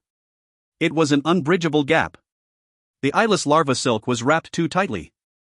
Nothing in heaven or earth could destroy it. No matter how the sickle tried to break it, it couldn't. Soon the sickle began to tremble. In the blink of an eye, all of its power was gone, and it transformed into ash, right there, 3 inches away from Meng Hao. A howl drifted down from up above in the sky. Everything grew dim and the clouds seethed as a gigantic spider with legs like sickles magically appeared up above. It seemed to rip itself out from the void, followed by the roaring totemic sacred ancients of the 5 tribes, who were pestering it in a way that made it impossible for the thing to descend any further. The instant that the black sickle disappeared, the members of the 5 tribes within the shield let out powerful roars. There were 7 nascent soul cultivators, as well as all the other surviving tribe members. The archaic Crow Soldier tribe Greatfather, who had the combined desire for revenge of more than 10 fellow nascent soul tribe members imprinted on his heart, lifted his head up, his eyes bloodshot, and roared. Revenge. All of the members of the 5 tribes who charged into battle screamed with rage and sadness. Revenge! Revenge! Led by the Greatfather, the rest of the tribe members charged out of from behind the shield. Their world was now a world ruled by revenge as they charged toward the 3,000 spider branch cultivators. Their bodies exploded with a madness that made it clear they would bring the spider branch to ruin even if it meant they died in the process. A moment later, the close-quarter fighting began. Unfortunately, the deaths of the 3 dragoners had been quite a blow to the morale of the spider branch. Meng Hao's intrepidness had also left a deep impression on their hearts. He had slaughtered his way through thousands, then soared overhead above the crowds to pursue the holy daughter. 9 nascent soul cultivators were incapable of stopping him, and even the high priest had been captured. People could only watch on wide-eyed, as their lofty, sacred holy daughter's face filled with despair and her arm was severed, after which she fled in a panic.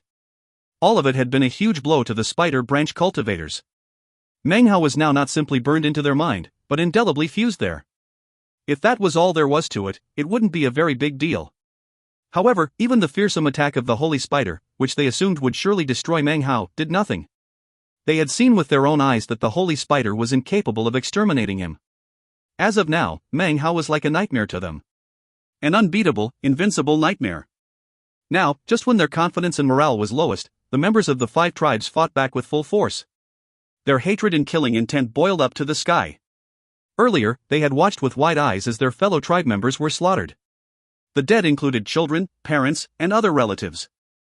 Right now, the eyes of the surviving tribe members were bloodshot, and they seemed on the verge of weeping. Within the redness of their eyes, living fury could be seen. That was because the time for revenge had arrived. When the 2 sides slammed into each other, there was no leadership, nor any tricks. It was mutual slaughter. A boom suddenly filled the air. One of the 5 tribes members slaughtered one of the enemy, but was mortally wounded in the process. Laughing madly, he chose to self-detonate. Even as his body exploded, a vicious smile twisted his face as he saw that his self-detonation would kill 3 of the enemy in front of him. Booms continued to sound out in the air as one member of the 5 tribes after another, after having reached their final moment in battle, chose to use self-detonation. This was their way of sending a message to the spider branch: observe the staunch vengeance of the 5 tribes of the Crow divinity. But one of the 5 tribes members lost his legs and an arm. Even his Dantian region was damaged beyond repair, making it impossible for him to self-detonate. But he still had teeth. Soon, his entire body was destroyed, and yet, his teeth were still clenched viciously into the throat of the enemy. Regardless of anything, mutual destruction would be achieved. In a very short period of time, the spider branch had already lost over 100 members. The viciousness of the scene, the explosive madness of the members of the 5 tribes to get revenge even in defiance of death, thoroughly shook the hearts of the spider branch cultivators. They were scared witless, and began panting. Facing the savagery of the 5 tribes suddenly filled them with feelings of cowardice. They began to retreat. Off in the distance, the 9 elders watched on with wide eyes. They too were moved, but before they could even think about the situation, the 7 nascent soul cultivators from the 5 tribes were shooting toward them. The high priests, the great father of the Crow Soldier tribe, and the others, all had eyes filled with blood as they whistled through the air. This was truly a war between 2 tribes. It was different than the killing before. This was a deadly massacre. Meng Hao looked around at everything that was happening. He saw the 5 tribes rise up, and saw their determination to exact vengeance. It was at this time that an undulating sound could be heard. This was not the sound of war bugles, but rather, the voices of all members of the 5 tribes who had stayed behind within the protection of the shield. There were less than 1,000 of them, but their voices joined together and drifted out onto the battlefield. Most of this group of nearly 1,000 people were children. The rest were the elderly. The majority of them did not have cultivation bases, they were simple, ordinary tribe members. However, considering all the sacrifices that had been made by the 5 crow divinity tribes, they were hope. They were the hope of the tribe. Nearly 1,000 people began to weep. As they wept, their feet stamped the ground and they began to sing. This song was the tribe's funeral dirge, the song sung to accompany the soul of any tribe member into death. 1,000 voices joined together, filled with the sound of youth, filled with tears. Perhaps you are still here. Perhaps you are watching your family.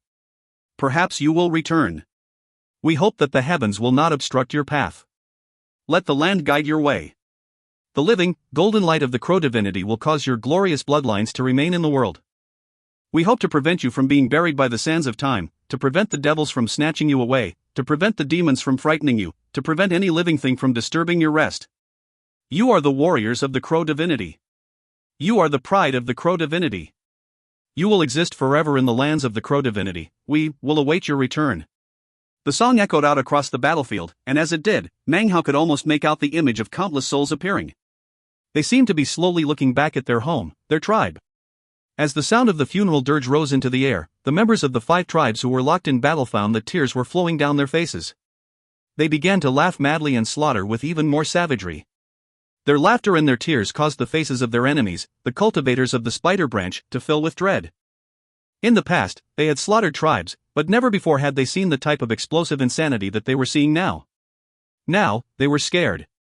If you find any errors, ads pop up, ads redirect, broken links, non-standard content, etc., please let us know. Report chapter so we can fix it as soon as possible. Chapter 445. Chapter 445, A Drop of Violet Rain. For the Crow Divinity. This was the end of the funeral dirge sung by the nearly 1,000 tribe members within the shield.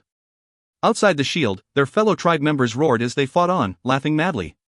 For the Crow Divinity. Murmured Meng. He lifted his right hand, and a cold glow appeared in his eyes. He suddenly looked at Zhao Yulan, who was still fleeing under the protection of the nascent soul elders. Her face was extremely pale, and the nascent soul elders around her had looks of extreme vigilance. Meng looked at her coolly, then looked away. It seemed she would be able to escape calamity this day. He did not have the same advantages from earlier, therefore, it would be too difficult to slay her right now. Meng Hao's body flickered as he shot into the force of nearly 3,000 enemy cultivators.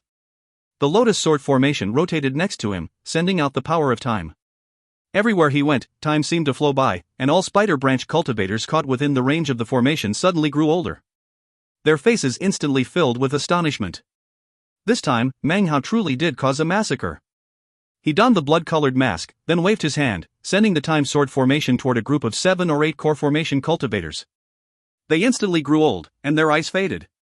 It was like a wind had blown over to extinguish the flame of their life. Meng Hao waved his hand again, and the shocking light of the blood finger could be seen. Anyone who touched it felt their blood decaying, and then they exploded into death. Meng Hao took a few more steps forward, then pointed out with his left finger, stabbing it into the forehead of a rampaging spider branch cultivator. He killed neatly and efficiently. With the wave of a sleeve, he summoned what remained of his neo-demon horde. 10,000 neo-demons roared out to join the chaotic battle. They fought side by side with the members of the 5 tribes. As the sound of the funeral dirge continued to echo out, they fought to the death with the spider branch. The black bat did not exhibit any of the strangeness it had in the previous battle. Its eyes glowed coldly as it disappeared in a flicker, to reappear behind a spider branch cultivator. It wrapped its wings around the man, who struggled with astonishment. 2 sharp fangs plunged into the cultivator's neck, and the man's flesh instantly withered up. Every time it did this, a bloody glow would appear in the eyes of the black bat, and its strange aura would grow a bit stronger. In the beginning it sought out the weakest cultivators, but gradually, its gaze began to fall on early core formation cultivators. When Meng Hao occasionally looked over at it, it would suddenly restrain itself, and not reveal any hints about what it was doing. However, it didn't take long before Meng Hao caught on to the vigilance being shown by the black bat in this regard. There's definitely some big mystery regarding this creature, thought Meng Hao. Now was not the time to think about such matters though. After confirming that the brand connecting him to the bat was still intact, he continued on with his extermination of the spider branch cultivators. Within this chaotic battle, it wasn't just the black bat who fought dazzlingly. Big Harry, his fur shining like silver, descended into the fighting like a silver moon. The cloud of demonsquitos spread out, their vicious mouthparts guzzling fresh blood. The red crocodile, who was now the shape of a flying rain dragon, as well as the gigantic lizard, and all of Meng Hao's neo-demons experienced a sort of baptism by means of the fighting. Everyone who survived only continued to grow stronger. Fueled by the madness and ferocity of the 5 tribes members, a stunning massacre was underway. The Spider Branch cultivators' morale plummeted. Once Meng Hao joined the battle, the tide clearly turned in the favor of the 5 tribes. When the Neo-Demons appeared, the Spider Branch experienced an unprecedented feeling of devastation. It didn't take long before only 1,000 were left from the original force of 3,000. Blood soaked the ground, and the reek of gore filled the air. It was then that a miserable shriek could be heard from up above. Except for the 2 nascent soul cultivators protecting Zhao Yulan, the rest of the Spider Branch's elders were now locked in deadly combat with the 5 tribes' 7 nascent soul cultivators. Just now, the cry had come from one of the Spider Branch elders. He was a middle-aged man whose face was currently ashen. His pupils constricted as he retreated backward, a massive wound on his chest, within which his beating heart was actually visible. Directly in front of him was the Krogloon Grand Elder, his hair disheveled, his body covered with serious injuries. His shocking expression was one of madness, like that of a wild beast. A boom filled the air as the Krogloon Grand Elder's body suddenly exploded as another of the Spider Branch elders took advantage of the situation to exterminate him. However, before he died, he lifted up his right hand, within which was the severed head of the middle-aged nascent soul cultivator. This was the first of the Spider Branch nascent soul cultivators to die in the battle. His death immediately caught the attention of the remaining 1,000 cultivators down below. As of this moment, it seemed that any remaining will to fight was now completely gone. All of them began to do everything in their power to flee. It was like tide waters. Their faces filled with panic as they gave up attacking and focused completely on defense and full-speed flight. Even the remaining nascent soul cultivators up above seemed to have lost their will to do battle, and were about to flee. Although the 5 tribes now had the upper hand in the battle, the price they had paid was an incredibly heavy one, far more than what could be made up for by capturing the Spider Branch. Therefore, how could they possibly allow the Spider Branch to flee? Kill them! Kill them! Their eyes red and filled with both frenzy and the comfort of revenge, the 5 tribes shot in pursuit. Many of the tribe members still had tears streaming down their faces. All the tribe members, both the ordinary cultivators and the nascent soul experts, joined in the chase. Meng Hao had no way to understand the pain they felt from the loss of their friends and family. However, what he could feel was the desire for revenge. For some reason, this also made him think of the Ji clan. Suddenly, another of the Spider Branch's nascent soul cultivators died. Hundreds of other cultivators were being slaughtered by Meng Hao's Neo-Demons and the other 5 tribes' cultivators. They were like an avalanche, completely unstoppable. It was at this moment that all of a sudden, a raindrop fell onto Meng Hao with a light plopping sound. The color of this raindrop was somewhat strange. It was violet, and as soon as it landed on him, it stained his garment, soaking through to touch his skin. As soon as the raindrop hit him, he stopped in his tracks. The place where the raindrop had hit him felt cold. The cold aura seemed as if it had the power to exterminate life force. However, it was only one drop, so as far as Meng Hao was concerned, it was harmless. Violet rain? He thought, frowning. He looked up into the sky to see some random raindrops falling down from up above. Don't tell me that because so many people have died here that the aura of blood and hatred has merged together and transformed into clouds? Is that where this violet rain is coming from? After a moment of thought, he suppressed his doubts. Looking around, he saw that scattered raindrops were falling, not just on him, but on the bodies of others. Even some of the Spider Branch cultivators were getting hit. It didn't seem to be anything out of the ordinary, but for some reason, Meng Hao couldn't shake the feeling that the rain had the power to exterminate life force. The thought of it swirled in the back of his mind. Zhao Yulan also noticed the rain. Earlier, she had been biting her lip as she watched her fellow tribe members dying. There was nothing she could do, unfortunately. No order from her could secure victory in this battle. The fighting had descended into chaos. Then the funeral dirge began, and Zhao Yulan understood. The Spider Branch was suffering a complete defeat. She felt as if her heart were tearing apart. What stuck out most in her mind though, the figure which had shocked her more than anything in her life, which had caused her trial by fire to become a complete failure, and had almost killed her, was of course Meng Hao. However, it was then that a drop of violet rain landed on her face and then slowly flowed down her cheek. It felt cold, and caused a tremor to run through her body. Without thinking, she reached up to wipe away the raindrop. When she looked down at the water on her hand, she frowned and suddenly looked even more anxious. Violet rain? She gaped in shock. The violet rain was very light, and was quickly forgotten by everyone except for Zhao Yulan and Meng Hao. Zhao Yulan had the same feeling that he did. Something about this rain seemed strange.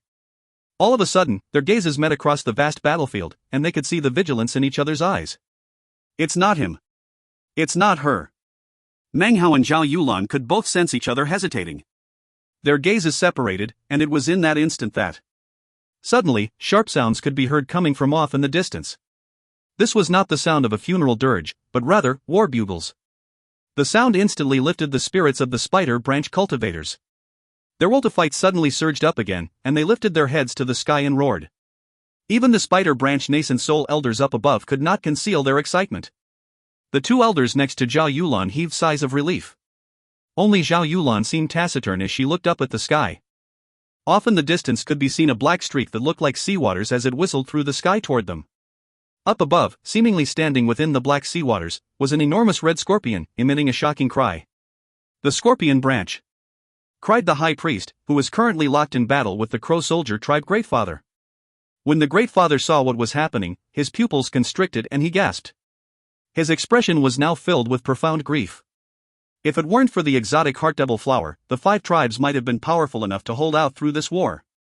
But, now. In mid-air, the members of the 5 tribes ceased their pursuit and began to group together. Their faces filled with madness as they look off into the distance at the approaching scorpion. This chapter was sponsored by Juho Parikat and Nitish Markandai. If you find any errors, ads pop up, ads redirect, broken links, non-standard content, etc., please let us know. Report chapter so we can fix it as soon as possible. Chapter 446. Chapter 446, Totem Perishing. As the black streak beneath the scorpion neared, it became clear that it was not a black sea. Instead, it was a group of roughly 5,000 cultivators, all of them wearing long black robes, organized in formation. An army of blackness. They blotted out the sky as they arrived, accompanied by the sound of war bugles, which drifted out in all directions. In addition, the cultivators shouted out intense roars, the sound of which caused the gigantic illusory scorpion above them to suddenly let out an incredible shriek. As it shrieked, it suddenly shot through the air with incredible speed toward where the holy spider and totemic sacred ancients were battling it out, the area that was distorted and impossible for anyone to see into. Booms filled heaven and earth. The scorpion was of the same level as the holy spider, which meant that the battle with the sacred ancients was instantly thrown out of balance. In years past, the totems of the 5 tribes had also been of the same level as the scorpion and the holy spider. But after the passage of time, the crow divinity began to fade and the tribes grew smaller. Thus, they were now much weaker, which was why it took 5 of them just to fight the holy spider. And now, things were even more different than before. No one could see them battling. The only thing outsiders could see was the scorpion charging into the area of distortion up in the air. After the space of about 10 breaths passed, before the cultivators of the scorpion branch could even arrive, a deep sigh could be heard from up above. Then, an enormous stone golem suddenly shot out from within the distortion. Its body began to collapse, and black strands could be seen emanating off of it. There was a gigantic hole in the middle of its chest. This was the Crow Fighter tribe's totemic sacred ancient. And as of this moment, its body was surrounded by an intense aura of death. With a sigh, it shot out from within the distortion. Before it could get very far, the shocked members of the 5 tribes watched as a black shadow emerged after it from within the distortion.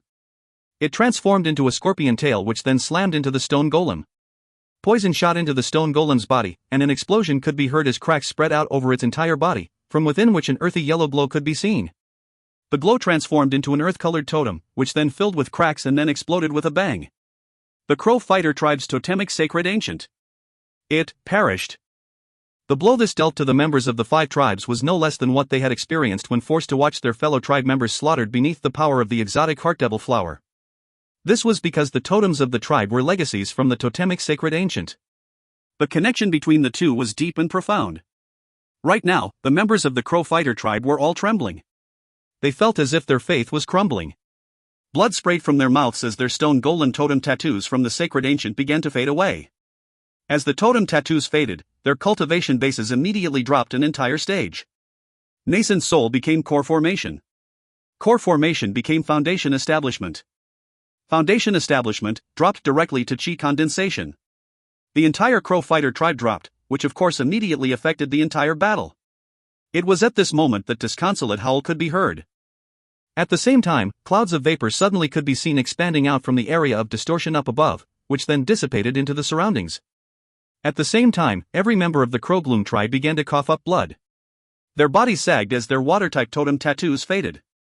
all of them experienced an immediate cultivation base drop of a full level. The Crowbloom priest's face was pale as he coughed up blood and staggered backward.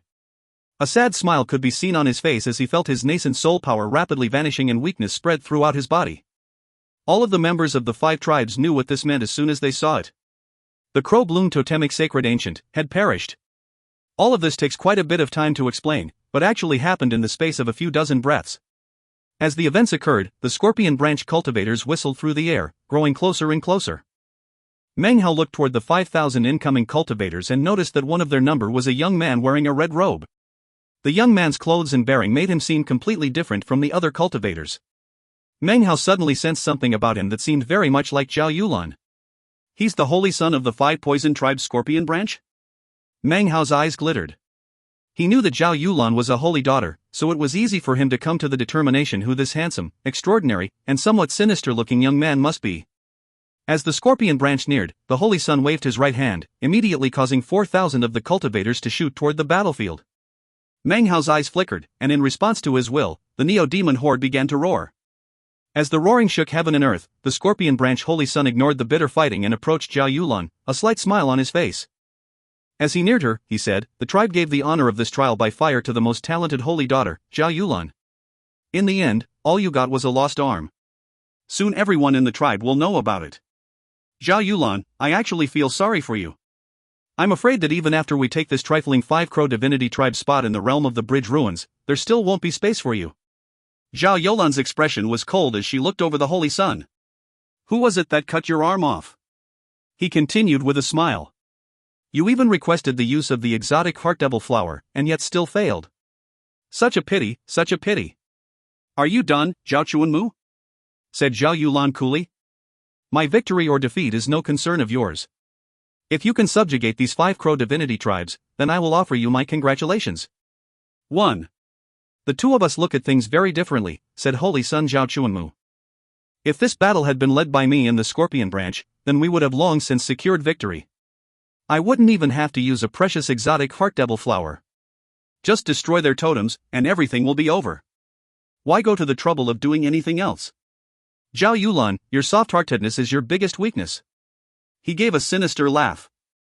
The sound of bitter fighting rose up into the air as the 4,000 Scorpion branch cultivators dove into battle. They had hideous grins and sinister looks in their eyes. Totemic light shone out from their bodies, and they attacked with even more viciousness and cruelty than the spider branch. Were it not for the resistance provided by Meng Hao's neo-demons, the members of the 5 tribes would have instantly sustained heavy casualties.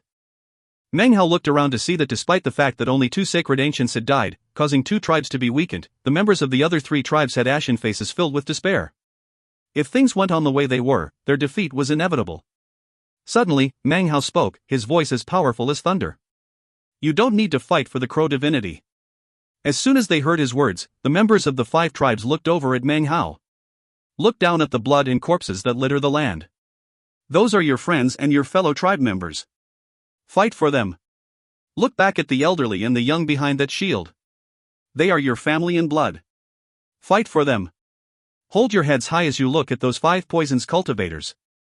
Fight for your friends. Fight for your family. You are the last line of defense. If you give up, then your families will be completely exterminated. The time has come to go all out. We might not win, but if you don't take the risk, then your defeat is assured. Fight for them. All of you, will you really hold back now?" Meng Hao lifted his head up and roared, a roar that entered into the ears of the 5 tribes and shook their hearts and minds. Madness once again burned in their eyes. Their exhaustion, their hopelessness, and all of their negative emotions did not disappear. Instead, it transformed into an explosive, mortiferous despair. "To battle! Kill them!" The remaining 2,000 members of the 5 tribes roared. Their madness blazing to the point that they no longer feared death, they charged toward the Scorpion branch. Meng Hao led the charge, surrounded by his neo-demons. Roaring filled the air and the intent to slaughter spread out everywhere. You could definitely say that without Meng Hao, the 5 tribes would have long since been defeated, but without Meng Hao, they would have been ruthlessly slaughtered on a mass scale. The only ones who would have survived would have been the ones enslaved by the 5 Poisons tribe. By this point, Zhao Chuanmu had taken notice of Meng Hao. He looked at him for a moment and then began to chuckle. "Ah, so he's a dragoner," said Zhao Chuanmu. "You, of course, would hesitate about whether or not to kill him, That's why he's still alive. As for me, there is only one course of action that I would take. Strike like lightning and exterminate him immediately. Killing intent glittered in Zhao Chuanmu's eyes as he lifted his right hand and pointed toward Meng Hao out on the battlefield. 18 stealth guards, you have the space of 10 breaths to kill that man. Zhao Yolan's face was the same as ever, but she backed up a bit nonetheless, seemingly wanting to put some space between herself and Zhao Chuanmu. The two nascent soul elders standing next to her hesitated for a moment. However, after looking at her, they didn't say anything. When Zhao Chuanmu pointed his finger out, Meng Hao sensed something and looked over with cold eyes. He waved his right hand, and a blood chi emanated out, enveloping two scorpion branch cultivators. Immediately, they began to scream as their bodies withered up. I let Zhao Yulan scurry away, but I can't believe that this newly arrived holy son will be able to do the same. Killing intent flickered in Meng Hao's eyes as he came up with a plan for how to kill Zhao Chuanmu. Suddenly, his pupils constricted, and his body disappeared as he used the bloodburst flash. When he reappeared, he was about 10 meters away. The moment he appeared, the place he had just been standing was suddenly filled with 16 glowing bands of light that looked like needles. If he had been standing there just now, the 16 black needles would definitely have pierced through him. Meng Hao's eyes glowed coldly as he lifted his right hand to punch out into the air. Surprisingly, the air in front him seemed to sink inward as the figure of one of the assassins was forced to appear. It was at this point that Meng Hao's fist landed. The figure was actually that of a woman, her appearance sweet and charming. Surprise filled her eyes as his fist slammed into her and her body exploded into pieces. Meng Hao's expression was the same as always. After making the kill, he shot backward to avoid another black needle which whistled through the air. He gave a cold snort and lifted his left hand, which was surrounded by a bloody glow. He shoved his hand out in front of him, whereupon another miserable shriek could be heard. Another woman appeared, whose head Meng Hao now held in his hand. Suddenly, Meng Hao moved forward, rapidly lifting his leg to slam his knee into her head. There was a bang, and another person was dead. Here to assassinate me, eh? Said Meng Hao, a cold smile twisting his lips. 1. Zhao Chuanmu's name in Chinese is Zhao Chuanmu. Zhao is a surname, the same surname as Zhao Yolan's. Chun means spring. Mu means wood. If you find any errors, ads pop up, ads redirect, broken links, non-standard content, etc., please let us know. Report chapter so we can fix it as soon as possible. Chapter 447. Chapter 447, New Totem. Two people had been killed quickly and efficiently, causing Zhao Chuanmu's eyes to flicker slightly. However, his expression was the same as before. It was at this moment that Meng Hao released the head he held in his hand. Eyes flickering, he lifted his right hand up and then gestured toward the ground. Immediately, a blinding bloody light shone out from Meng Hao's body, rotating to cover the area for dozens of meters in each direction. Within this blood death world, 15 figures were instantly made visible. As soon as they appeared, Meng Hao stepped forward. With two fingers of his left hand emanating a will of blood, he tapped onto the forehead of one of the figures. A boom could be heard as, at the same time, he punched another of the figures with his right hand. Blood showered out everywhere, accompanied by one blood-curdling scream after another. Meng Hao's entire figure had turned the color of blood. He flicked his right sleeve as he reached out to grab another of the women. His left hand slapped his bag of holding to produce a medicinal pill, which he shoved into the mouth of the terrified woman. After the space of a few breaths, the woman's body began to swell until it exploded, sending blood out for a dozen or so meters in every direction. Blood landed on 4 or 5 nearby assassins, causing the women to emit miserable shrieks as their bodies dissolved into pools of blood. Poison cultivator! Cried the remaining 4 women. They were tall, slender, and beautiful. As of this moment, though, their faces were completely filled with astonishment at seeing Meng Hao's ruthless slaughter. Their faces were pale, and they immediately began to retreat. No longer were they attempting any sort of assassination, but instead were trying to flee what they now viewed as the most terrifying figure in existence. Want to run? Said Meng Hao, his face expressionless. These women had bizarre forms. If it wasn't for the blood death world and Meng Hao's faint demonic chi, he might not have been able to prevent them from getting close to him. Even as his words rang out, Meng Hao moved forward. As he neared them, the faces of the 4 women filled with despair. However, the hopelessness quickly changed into viciousness. Just when they were about to attack, Meng Hao smiled. Suddenly, the blood death world began to shrink. In the blink of an eye, it was as if a gigantic hand were clenching down viciously on the 4 women. A rumbling sound could be heard as the fist crushed them to death. Meng Hao floated in midair. The area for dozens of meters surrounding him was completely empty. No other person could be seen. The scorpion branch cultivators off in the distance looked over at him, fear written across their faces. As for the members of the 5 tribes, they were starting to get excited, and continued on with their slaughter. Zhao Chuanmu chuckled and coolly said, "It's not over, why?" Before he could finish speaking, his face suddenly filled with astonishment. Just now, a dark figure had appeared directly behind Meng Hao. It made no noise and let off no ripples, and was completely bizarre in appearance, like a ghost. It shot toward Meng Hao at incredible speed that almost looked like minor teleportation. However, just as the figure was almost upon Meng Hao, it let out a blood-curdling scream. Its right hand, with which it had just been preparing to stab into Meng Hao's back, was suddenly shredded to pieces as if by some massive rotating blade. Meng Hao's right hand shot back and grabbed hold of the throat of this final, wounded assassin. Dragging her in front of him, he clenched his fist, and then looked over at Zhao Chuanmu, his eyes filled with killing intent. When Zhao Chuanmu saw the killing intent, his heart was filled with coldness. Meng Hao had just killed 18 stealth guards, which left Zhao Chuanmu completely shaken. What he didn't notice was that off to the side, on Zhao Youlan's face, a sneer could be seen. He also didn't notice that Zhao Yulan had quickly backed up even more, putting more distance between the two of them. 9 Grand Elders.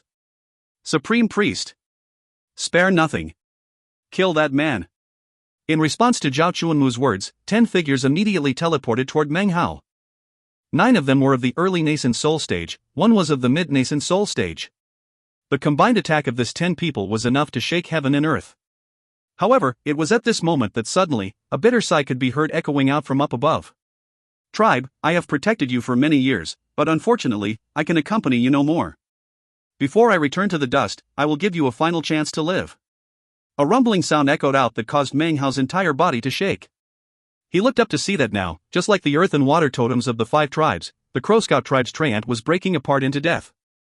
As it died, vast quantities of life force turned into an aura which shot down toward the 5 tribes, fusing into their bodies and transforming into healing power. What was unavoidable, however, was that because of the death of the treant, the totem tattoos on the members of the Crow Scout tribe began to fade away.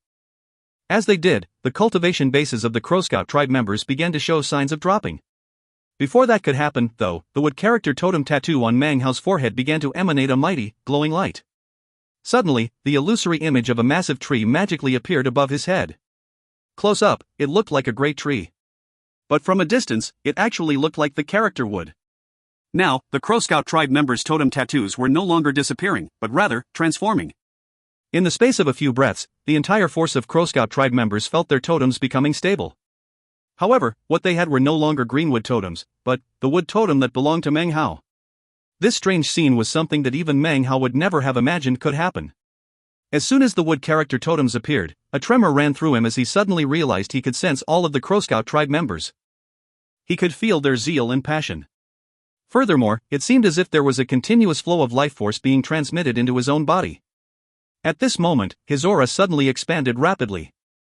His wood-type totem tattoo emitted boundless, shocking light. Not only were the 5 tribes stunned, the cultivators of the Scorpion branch were shocked and in disbelief. Zhao Youlan's eyes went wide, and she began to pant. Zhao Chuanmu stared blankly, his eyes filled with incredulity. As Western Desert cultivators, they all knew that totems could only arise from neo-demons. Cultivators practice cultivation and could never produce totemic power. What was happening exceeded anything they could ever imagine. What they were seeing could only indicate one thing: Meng Hao had become the Crow Scout tribe's totemic sacred ancient, but his totem was now the Crow Scout tribe's totem. The explosive growth of his aura meant that, just like the magical totemic neo-demons, he could absorb the power of worship directed toward him by the tribe members. It was mainly because of this incredible power that such neo-demons could bestow totems. Up above in the sky, where the battle of totems was taking place, a sigh could be heard.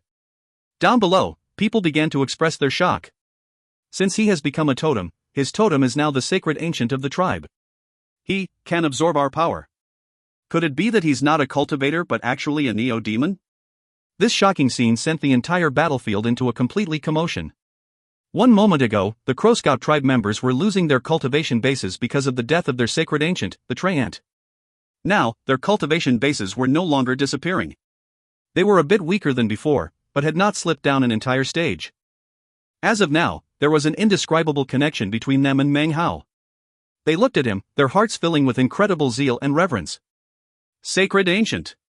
We members of the Crow Scout tribe offer our respect, Sacred Ancient. One by one, the members of the Crow Scout tribe began to shout out, roaring. Instantly, they began to fight with increased ferocity. Meng Hao was panting, and his mind reeled. but then, everything became clear. His eyes flickered as he took advantage in the sudden increase in his aura to point his hand up into the air. Without a face. An enormous face suddenly appeared, its eyes closed. A bloody glow rose up and spread out in all directions, transforming into attacking power that slammed into the 9 nascent soul cultivators who were charging toward him. Their faces flickered, and they immediately backed up in retreat. A single word. Meng Hao suddenly felt an unimaginable power welling up within him. He could sense that this power did not come from him, nor was it something he could store up or fuse with his cultivation base. It was as if doing that would break some sort of rule, making it impossible to accomplish. This power was something he could only use, or perhaps borrow. It came from the members of the Crow Scout tribe. There weren't very many of them, only a few hundred, but their zeal made the power potent to a shocking degree. This borrowed power could sustain him and enable him to unleash the second form of the blood immortal divine ability that previously had sucked away at his life force.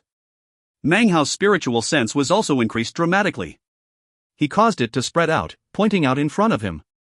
Suddenly, the giant face that was currently beginning to break up became clear.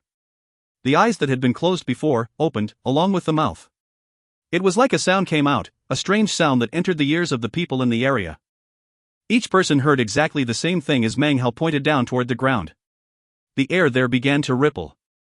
The face of the Scorpion Branch Mid-Nascent Soul Stage Supreme Priest filled with disbelief. He suddenly began to tremble, as if he were being injured by some invisible force. He immediately began to back up, but before he could get farther than a few paces, blood sprayed from his mouth. Panting, his eyes filled with fear, and he hoarsely said, "Joss Flame." He can actually wield the power of Joss Flame. Only totem neo-demons can do that. The Supreme Priest wasn't the only one to cough up blood. The faces of the other 9 nascent soul elders from the Scorpion Branch filled with shock and terror as they coughed up 3 successive mouthfuls. Meng Hao floated there, his hair whipping about, his clothes flapping. A strange glow shone in his eyes. With every breath he took, he could sense the power from the zealous Crow Scout tribe members pouring into him. "Joss Flame, huh?" murmured Meng Hao. He closed his eyes for a moment, then opened them. They were filled with a fierce glow. Flames of War unify. Without a face, a single word, Flames of War unify. These were 3 blood immortal divine ability forms. Thanks to the power of the Joss Flame, Meng Hao was now able to truly unleash the 3rd form. Flames of War unify. This chapter was sponsored by Jonathan Tanamiharja, Joshua Evans, Alexander Gates, Adjective Anima, and LB. If you find any errors, ads pop up, ads redirect, broken links, non-standard content, etc., please let us know. Report chapter so we can fix it as soon as possible. Chapter 448. Chapter 448, East Pill Ever Burning Flame. These 3 blood immortal divine ability forms immediately caused black smoke to appear on the bodies of the 9 nascent soul elders. It rolled off of them up into the sky, seemingly completely beyond their control. Seeing this caused their faces to fall immediately. It took only a moment for them to realize that this smoke was caused by an invisible burning of their own life force. Their life force was the fuel and this black smoke was the result. The sight of it caused the 9 men to be filled with shock. They immediately began to utilize various techniques and divine abilities, but to their horror, they were completely incapable of preventing their life forces from being burned up. The black smoke continued to billow off them. Within the black smoke was vast quantities of thick aura of death, making the smoke a mass of inky blackness. From a distance, it really did look like the flames of war were burning in the area. The sight was shocking to the extreme. As for the Supreme Priest, even he had black smoke coming off of him. The 10 nascent soul cultivators' faces were filled with shock at this strange divine ability which apparently couldn't be evaded. Then their faces filled with hatred, and they once again used minor teleportation to charge toward Meng Hao. 10 people closed in on Meng Hao from 10 different directions. Meng Hao closed his eyes. He had noticed something familiar within the black smoke from the burning life forces. He had seen something just like that after his glimpse at the world above the Tower of Tang in the state of Zhao, when he had been infected by the death aura from the fallen immortal whom he later encountered outside the rebirth cave. There must be some similarity between the two. A cold glint appeared in his eyes as he performed an incantation gesture with both hands and then waved his hands out. Flames of war shot up into the sky. The power he had absorbed from the hundreds of Crow Scout tribe members poured through the mask, causing rumbling sounds to fill the air as the flames exploded up to shocking effect. The 10 nascent soul cultivators immediately coughed up blood. The closer they approached in their charge toward Meng Hao, the more life force they wasted. It was as if Meng Hao had turned into some destructive force that could consume all life forces. Unfortunately, they had no choice but to continue to charge toward him. Retreat was not an option. The only chance they had was to kill Meng Hao. Even as they roared and charged forward, Meng Hao closed his eyes and sensed the boundless, so-called Ja's flame power within him. Suddenly, the enormous face once again magically appeared. This time, the face was different. This time, it bore the semblance of Meng Hao. Meng Hao's eyes suddenly opened, and so did the face's eyes. Its lips quivered, and just as it seems more flames of war would rise up, a single word was uttered. Collapse. The instant Meng Hao's voice could be heard, rumbling sounds filled the air. In that instant, the black smoke coming off of the 10 nascent soul cultivators roared with an earth-shaking sound as it exploded with intensity. This was an explosion of their life forces, as if they were being harmed by their own power. Surrounded by roaring sounds, 9 of the nascent soul cultivators coughed up blood as their bodies tumbled backward violently like kites whose strings had been cut. They were thrown 300 meters away, and their bodies were listless, older. Their life forces were now dim, they had lost nearly half of their longevity. When they finally came to a stop, their faces were unsightly. Their hearts trembled, fear for Meng Hao had already taken root inside of them. It seemed to them that they weren't fighting a cultivator, but rather, a totemic sacred ancient. Furthermore, the power of Ja's flame was incongruous with their own cultivation base power, which came from the totems of their tribe. This, combined with Meng Hao's blood immortal divine abilities, allowed him to thoroughly shake these 10 nascent soul cultivators. As for the supreme priest, blood sprayed from his mouth. He was obviously stronger than the other 9, but he too had been severely injured. All of them were thoroughly shaken inwardly. Meng Hao gave an inward sigh of disappointment. Just now, he had attacked with the full force of the Ja's flame power. Even that was only enough to injure his opponents. After all, these were 10 nascent soul cultivators. If he were only fighting 1 or 2, Meng Hao was confident that with his borrowed power, he would be able to slay them. However, as soon as all of them came to a stop, the killing intent in their eyes grew even stronger.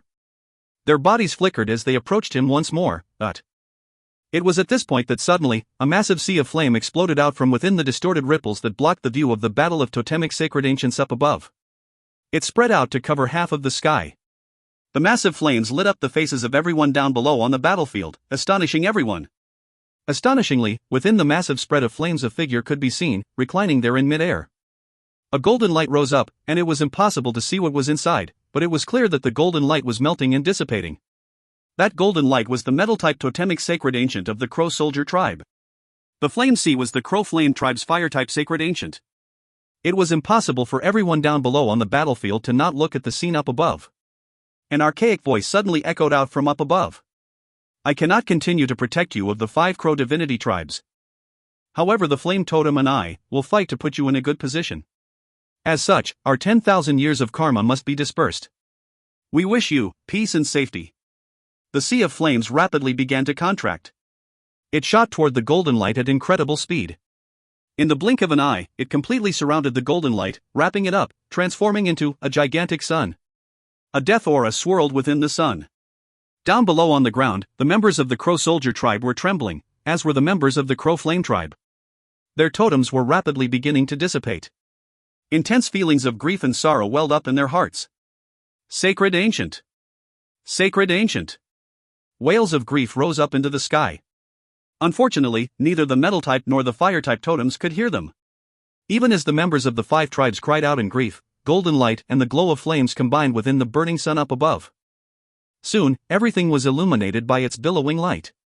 Shockingly, just barely visible within the enormous sun was a golden crow. The instant the golden crow appeared, Meng Hao's eyes went wide. He was able to sense a somewhat familiar aura on it, and yet, most of it was unfamiliar. It's not her, he murmured with a soft sigh. It's only a tiny sliver of consciousness left behind in the world. Gold and fire ended their own lives to transform. The golden crow lifted its head to the sky and roared as it shot out from within the sun. It closed in on the spider and the scorpion, which in turn shot toward it, intent on destroying it. Such a totemic battle was something that cultivators couldn't interfere with. The instant the 3 of them slammed into each other, the golden crow's body burst into flames. Golden light and the glow of flames spread out. The golden crow began to expand. In the blink of an eye, it was 300 meters, 3,000, 30,000 meters. It filled the sky and covered over the land, completely enveloping the spider and the scorpion. Totems, I call upon the vestiges of the power of the crow divinity to seal you and the root of your totemic power. Totemic demons of the 5 poisons tribe, be sealed. The archaic voice was filled with weakness as it used the last of its power to speak. The gigantic golden crow was now completely enveloping the spider and the scorpion. It transformed into an enormous golden shield almost like a bubble. The frantic spider and the scorpion were trapped inside, and were madly attacking in all directions as they tried to escape. Seal! The enormous golden bubble glittered as if with flames as it shot away with the spider and the scorpion. All the onlookers were breathing heavily as it flew out of the mountains, carrying the sacred ancients of 2 branches with it. Its destination? The plains which housed the 5 Poisons tribe, where it would use the last bits of its power to interfere with the other 3 totemic sacred ancients. This was the final price paid by the great totems of the crow divinity, a final protection for the members of the 5 tribes. This seal would last for half of a 60-year cycle. They had burned their own life forces to create this seal. However, their deaths, and the burning of their life force which had unleashed such incredible power, had caught the attention of the golden crow's sliver of will, which would exist for half of a 60-year cycle. As for the sacred ancients from the other 3 branches of the 5 Poisons tribe, they would meet similar fates as the other 2. Even if the 5 Poisons tribe made another move, they would not be able to employ the strength of their sacred ancients. Zhao Yulan coughed up a mouthful of blood. It wasn't just her, all of the surviving cultivators from the spider branch did the same as their cultivation bases instantly dropped an entire stage. When the sacred ancients were sealed, their auras were also sealed as if in death, and were incapable of bestowing any of their power. This was the cause of this instant cultivation base drop. Zhao Chuanmu also coughed up a mouthful of blood, along with the rest of the scorpion branch cultivators. Their expressions were that of shock as their cultivation bases also fell. The faces of the 10 nascent soul cultivators who Meng Hao was facing up against instantly fell. They began to pant as their cultivation bases began to weaken and fall. It wouldn't be long before they were no longer of the nascent soul stage. That was a unique feature of Western Desert cultivators. They could borrow the power of totems, but if a sacred ancient died, then they would lose a totem tattoo, which would result in cultivation base loss. In contrast, the cultivation base of Southern Domain cultivators belonged only to them. That was why practicing cultivation was much more difficult there than in the Western Desert. Of course, the Crow Divinity tribe was in the exact same situation because of the deaths of the Metal-type and Fire-type totems. The Crow Soldier tribe members' totem tattoos began to vanish. However, at this exact moment, when their cultivation bases were beginning to fall, a golden light suddenly sprang out from Meng Hao.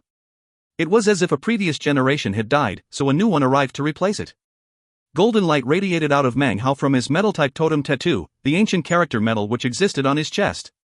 The instant the light appeared, the Crow Soldier tribe members' bodies began to tremble. Although their previous metal-type totem tattoos were disappearing, a new one appeared. It looked different than the previous totems, it resembled Meng Hao's in every aspect. This was the ancient character for metal.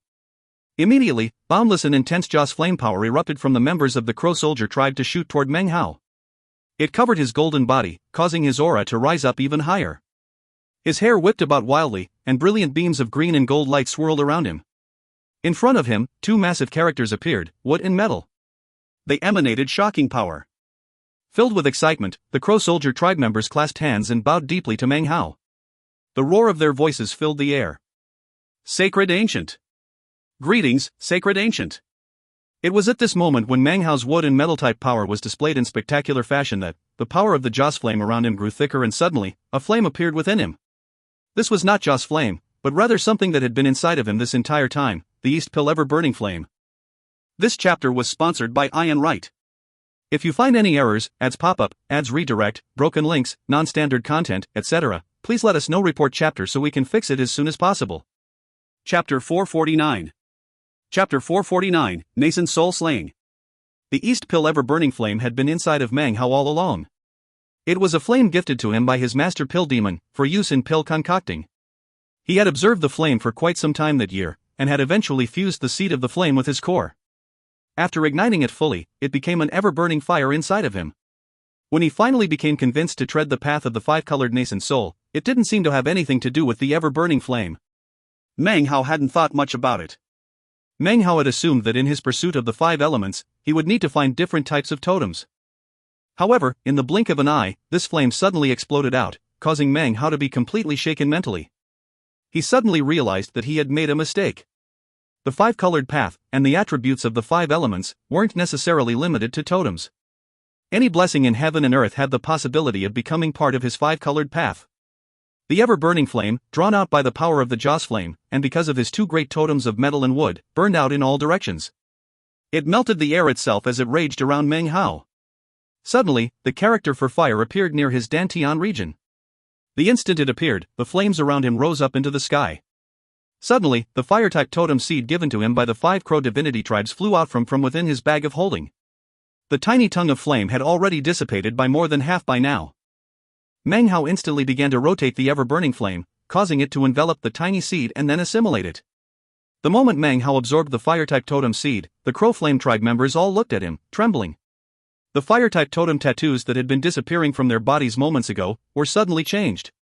Now, they looked exactly like Meng Hao's fire character. Immediately, Ja's flame power shot out from their bodies toward Meng Hao. The crow flame tribe members were shaking with excitement. Their voices came out in loud shouts as they dropped to their knees to kowtow to Meng Hao. Sacred Ancient! Greetings, Sacred Ancient! Meng Hao's entire body was filled with roaring sound. His aura was shocking as his body floated there in mid-air.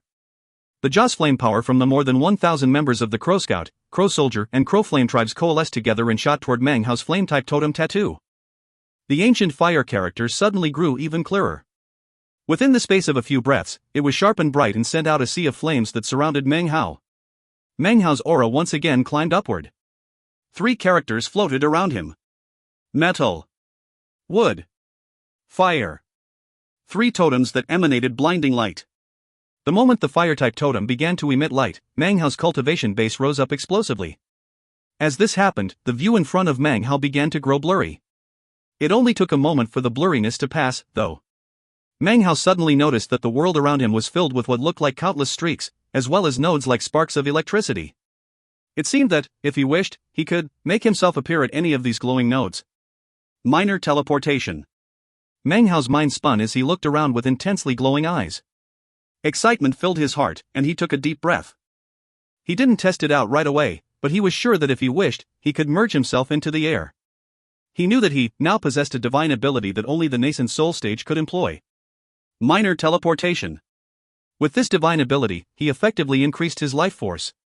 If he faced up against a powerful enemy, he could rely on this ability to evade. My decision to pick the path of the 5-colored nascent soul was the correct one. This path will let me forge my own Tao. He took a deep breath, and his eyes filled with a bright glow of confidence. What cultivators cultivate is confidence. Meng Hao breathed deeply as he sensed the power of the 3 great totems circling around him. He lifted his right hand and waved it forward, causing the sea of flames to spread out. He merged wood-type power into it, causing it to rage even higher.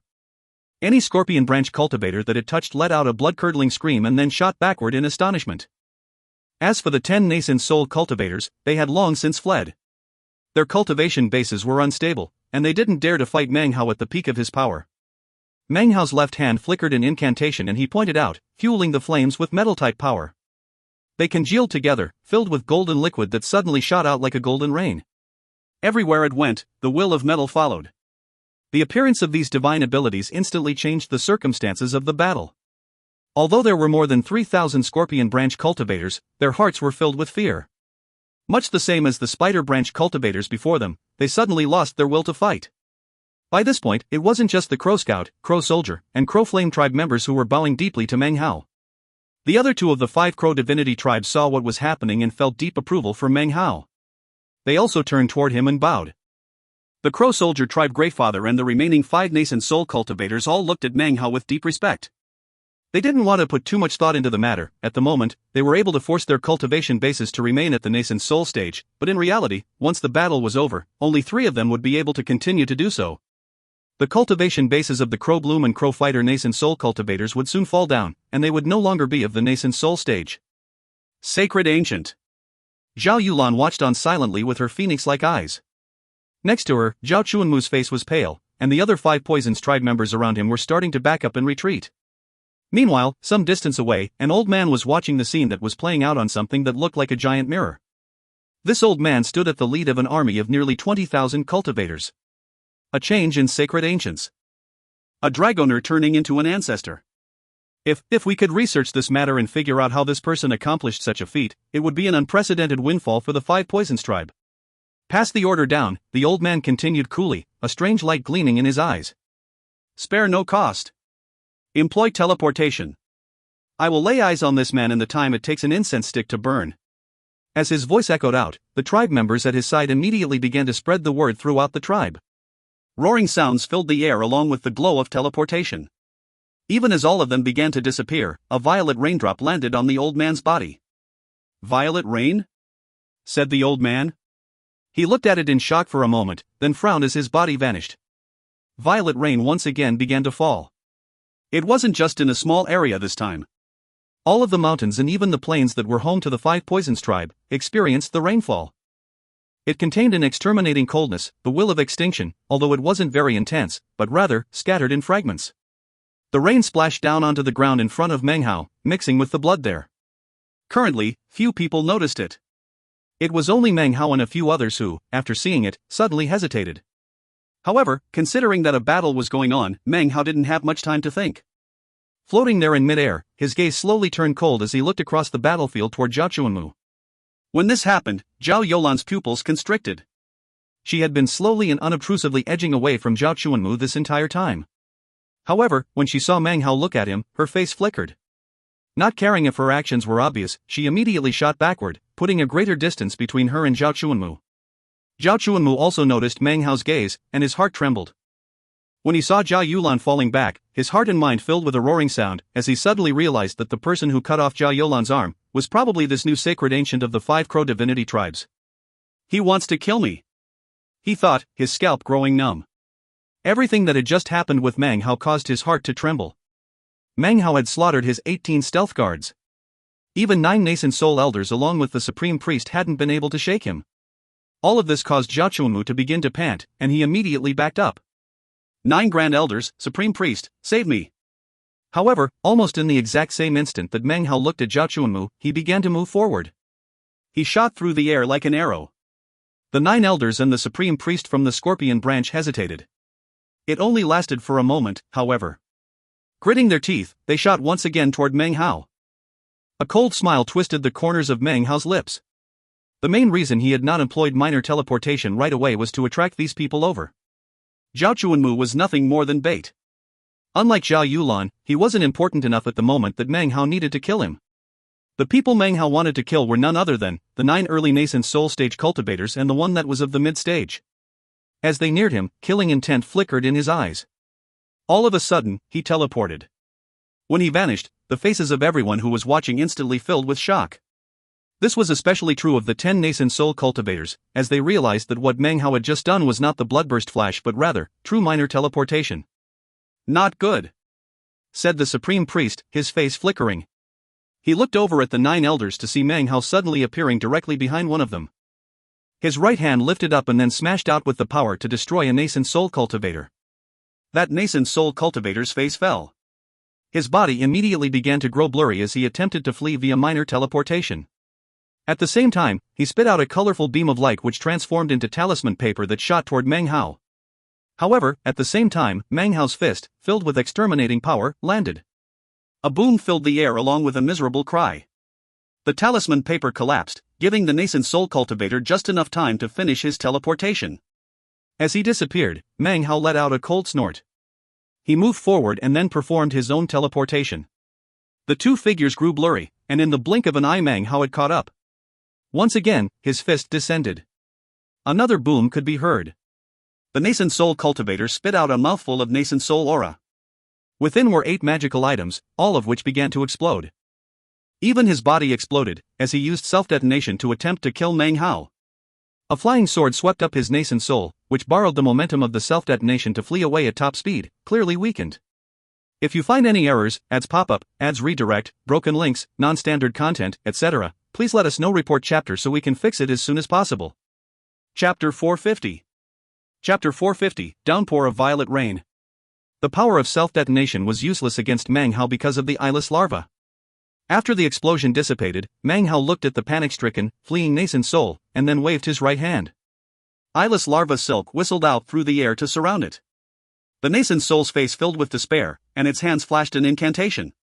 Immediately, brilliant light surrounded it as it tried to fight back. However, the instant it touched the eyeless larva silk, the light shattered. The eyeless larva silk wrapped crushingly around the nascent soul, strangling it into death. A miserable shriek could be heard as the scorpion branch elder first lost his physical body, and then experienced complete death as his nascent soul was crushed into tiny pieces. His death caused the minds of all onlookers to reel. The viciousness of Meng Hao's tactics and his cold-blooded attacks made it clear that he desired to exterminate them all. When you added in the fact that he could teleport, that meant that he was firmly in the position to be able to battle with nascent soul cultivators. The surrounding nascent soul cultivators had already sustained injuries. Furthermore, the sealing of their scorpion, cutting it off from the outside world, made their nascent souls unstable. The Supreme Priest's face flickered with hatred, but he retreated unhesitatingly, no longer willing to be entangled with Meng Hao. The other 8 nascent soul cultivators were scared witless. Were their cultivation bases at the peak of their power, they could join hands to fight Meng Hao. But now, they had sustained severe internal injuries, and were no longer willing to fight. They began to back up, vigilantly putting as much distance as possible between themselves and Meng Hao. Seeing this, Meng Hao inwardly gave a sigh of relief. Just now, he had known that he must either kill with extreme speed or kill more than one person. These were nascent soul cultivators, each of whom had risen up to supersede countless contemporaries. They were crafty and scheming, and difficult to kill. He had pulled a fast one just now to quickly exterminate one of their number. As a result, they didn't wish to continue to fight. If they did, it would be difficult to continue killing them. So they don't want to keep fighting? Fine, thought Meng Hao. The seed has been planted in their minds. If I ever face them again, it will be even easier to kill them. He took a deep breath, confidence shining in his eyes. This was the first time that he alone had killed a nascent soul cultivator. As of this moment, his feet were truly planted firmly in the cultivation world. Before acquiring the metal-type totem, Meng Hao could have killed a single early nascent soul stage cultivator. However, he would not have been able to do so very easily. With the addition of the fire-type totem, he now had 3 totems. Even though he was still of the great circle of core formation, in terms of battle prowess, he had already bridged the gap between core formation and nascent soul, that supposedly uncrossable divide. Meng Hao once again disappeared. When he reappeared, he was standing next to Zhao Chuanmu. Zhao Chuanmu screamed, and his pale face was filled with terror. Well, since I can't catch any of the big fish, then I guess there's no need for the bait anymore, said Meng Hao coolly. He slowly raised his right hand. Zhao Chuanmu could do nothing to resist him as he tapped his forehead. The slight tap turned into a roar as Zhao Chuanmu's head exploded. His body fell to the ground, twitching. Meanwhile, back on the battlefield, the fighting was growing more intense between the 5 Crow divinity tribes and the Scorpion branch. After successfully killing a nascent soul cultivator, none of the other nascent soul elders were willing to get near him. Then, he slew the Scorpion branch Holy Son. The Scorpion branch's will to fight was now completely shattered. As they slowly began to retreat, the 5 Crow divinity tribes began to gain the upper hand. The sound of slaughter rose up as they seemed to forget their exhaustion. As of this moment, there were less than 1,000 of them left, but they continued to attack with wild abandon. Meng Hao's Neo-Demon horde was a critical factor in the battle. Without his remaining 7,000 or so Neo-Demons, the 5 Crow divinity tribes would not be able to continue on with the fight. Meng Hao stood on the battlefield, looking around until his gaze came to fall on Zhao Yulan. Instantly, her face paled. The 2 nascent soul elders who stood next to her, as well as the high priest, who had long since approached to protect her, started looking nervous. Meng Hao's valiance had shaken them to the core. Suddenly, thunder could be heard from up above. The sound of it was very unique, it almost seemed to be like the sound of countless people wailing. It was so shocking that it even caused the soul to begin to tremble. After the thunder rumbled out, rain began to fall. The rain was violet in color, and this time it didn't fall in just scattered bits like before. This time the rain began to pour down heavily, splashing all over the ground. The rain contained a cold, destructive will, as if it wished for all life to become extinct. The rainwater fell down and spread out on the ground, and suddenly, it turned into an omen. Meng Hao suddenly felt a sense of crisis. He looked up at the falling violet rain, and frowned. This rain, there's something not right about it. Almost at the same time that the rain began to fall, a blinding light appeared up in the sky not far away. Countless figures began to emerge at top speed. These people were none other than members of the 5 Poisons tribe. Their appearance instantly caused the looks of despair on the faces of the Scorpion branch cultivators to vanish. Meng Hao's pupils constricted, and he shot backward with the flick of a sleeve. Members of the 5 Crow divinity tribes, fall back to the area behind the shield. His voice caught the attention of all the 5 Crow divinity tribes on the battlefield. One by one, they silently looked up into the sky, and then began to retreat. Suddenly, a huge gap appeared on the battlefield between the 2 forces. The 20,000 5 Poisons tribe cultivators whistled through the air toward the battlefield, smiling coldly, eyes filled with the desire to kill.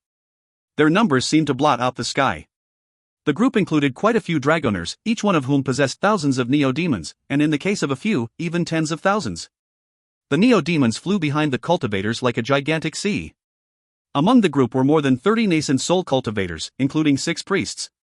Even more impressive, one of their number was an old man in a white robe. His skin was dark brown, and his eyes shone with a threatening light. Shockingly, this man was of the late nascent soul stage. This man was the leader of all the priests in the 5 Poisons tribe. He was the high priest of the entire 5 Poisons tribe, a position similar to Great Father. Greetings, High Priest. We offer you our respects, High Priest. It didn't matter if they were from the Spider branch or the Scorpion branch, all of the remaining cultivators on the battlefield dropped to their knees and kowtowed to the old man. So did Zhao Yulan. The Crow divinity tribes were clearly not capable of fighting back against someone so powerful. Furthermore, the source of their shield was already gone, and the shield itself was growing thin. From the look of it, it would only last another 4 hours. Meng stood there outside of the shield. Next to him were the remaining nascent soul cultivators of the 5 tribes, including the Crow Soldier tribe Great Father. All of them had extremely unsightly faces. Under Meng command, the remaining 7,000 or so neo-demons in his horde were positioned protectively around the shield. Everything was very quiet, making the battlefield seem almost like a graveyard. The violet rain began to fall even harder. Amidst this deathly silence, the 5 Poisons tribe's high priest, the brown-skinned old man, coolly said, "Leave none alive." All of the 5 Poisons tribe's 20,000 cultivators and their neo-demons roared. As they did, they surged forward like seawaters toward Meng and the others. As the enemy neared, Meng took a deep breath, and his eyes filled with coldness. He did not summon the Agarwood. That was something he could only use to protect himself, and was not a tool for a battle like this. From beginning to end, Meng had been filled with confidence regarding this battle. That was because, the entire time, he had kept one card up his sleeve. One trump card, yet to be played. Suddenly, Meng voice echoed out. "Vines! Thorn Rampart!" As soon as the words filled the air, a howling noise could be heard coming from the body of the wild giant. There was a blood-colored vine wrapped around it that suddenly shot out. Instantly, thorns sprang out from its body as it burrowed into the ground. The moment the vine burrowed into the ground, the earth in front of the attacking 5 Poisons tribe army exploded up as countless thorns exploded out. The shortest of the thorns were roughly 25 meters long. The largest were over 300. They shot out in waves to protectively surround the Crow divinity tribes. Even more bizarre, each of these thorns quickly began to bristle with even smaller thorns. Even as the 5 Poisons tribe charged, these vines formed a protective barrier, completely covering over the Crow divinity tribes. These thorns were a sacred relic of the Frigid Snow Clan. Upon leaving Holy Snow City, the patriarch of the Frigid Snow Clan granted them to Meng as a reward.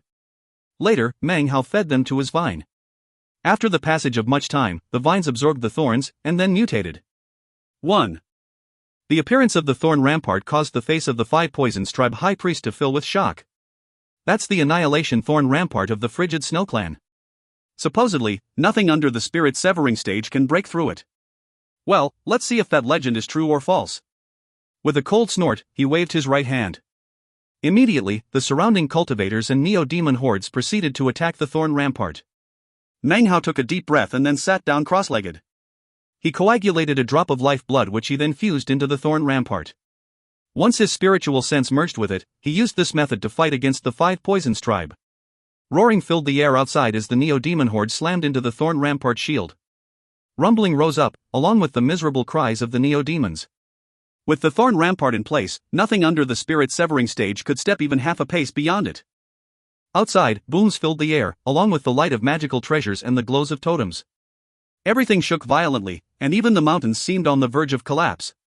The thorn rampart vibrated, and some cracks even appeared, but it did not fall. At the same time, thorns shot out from the vines. In a relatively short period of time, a vast number of neo-demons had been killed. Of the 20,000 cultivators, more than 3,000 had been stabbed through with thorns. They could only let out blood-curdling shrieks as their life force was sucked away and they were transformed into desiccated corpses. It seemed the battle would not stop until one side had been exterminated. However, it was at this time that suddenly more thunder filled the sky. It sounded like countless people weeping. The violet rain grew even harder. A bit of the rain was absorbed into the earth, but most began to pool up on the ground. Now, puddles were forming in some of the lower areas. This caught the attention of Meng as well as Zhao Yulan. The nascent soul cultivators of the Five Poisons tribe also noticed, as did the high priest. He stared in shock for a long moment at the rainwater, and then suddenly, his face fell. Thoroughly and completely fell. This is... The high priest's body began to tremble. Considering his intelligence and the level of his cultivation base, even something that could lead to the destruction of his tribe would not cause him to lose control of his facial expression in such a way. The only thing that would be something shocking that far exceeded the destruction of a tribe. This chapter was sponsored by Gregory Treat, Michael Harrison, and Joshua Evans. 1. Meng How first used the Thorn Rampart in Chapter 369. He was given the Thorn Rampart seed in Chapter 382. If you find any errors, ads pop up, ads redirect, broken links, non-standard content, etc., please let us know. Report chapter so we can fix it as soon as possible. Chapter 451. Chapter 451, Western Desert Apocalypse. There was a legend in the great lands of the Western Desert, the source of which was impossible to determine.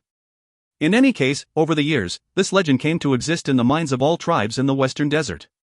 It was even recorded in the ancient records of the tribes and passed down from generation to generation. But then, even more time passed. Eventually, people began to forget about the legend.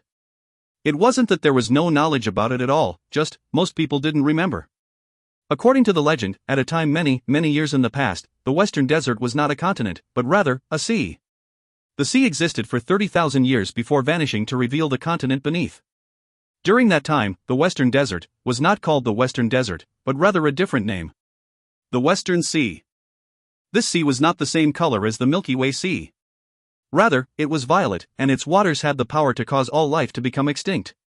It even cut off spiritual energy, making the area a prohibited zone for living things. There was an area of division between the Milky Way Sea and this sea, as if they intentionally did not want to mix. According to the legend, the Western Sea was not completely without any land mass. There was one area with land, a part that was connected to the southern domain. That was none other than the Black Lands. In terms of elevation, the Black Lands were relatively high. Such high elevation was something that cultivators wouldn't pay too much attention to. However, the Black Lands were actually the highest place in the entire continent, including the Western Desert and the southern domain. It was so high that even after the Western Desert became a sea, it still existed. The legend said that long before the Western Desert, and even before the Western Sea, the entire land was filled with abundant resources and dense spiritual energy. However, it eventually experienced a fall of violet rain that lasted many years. The rainwater did not soak into the earth, but rather began to collect on its surface. Gradually the waters turned into streams, which then formed lakes, and eventually turned into a sea. The violet rain had the power to destroy the life force of any living thing it touched, and could even cut off spiritual energy. All spell formations ceased to function, and it became difficult for cultivators to survive there. Everything was plunged into destruction. Countless varieties of vegetation died, and an innumerable amount of animals became nothing more than skeletons. Multitudinous life forms reached the end of their path.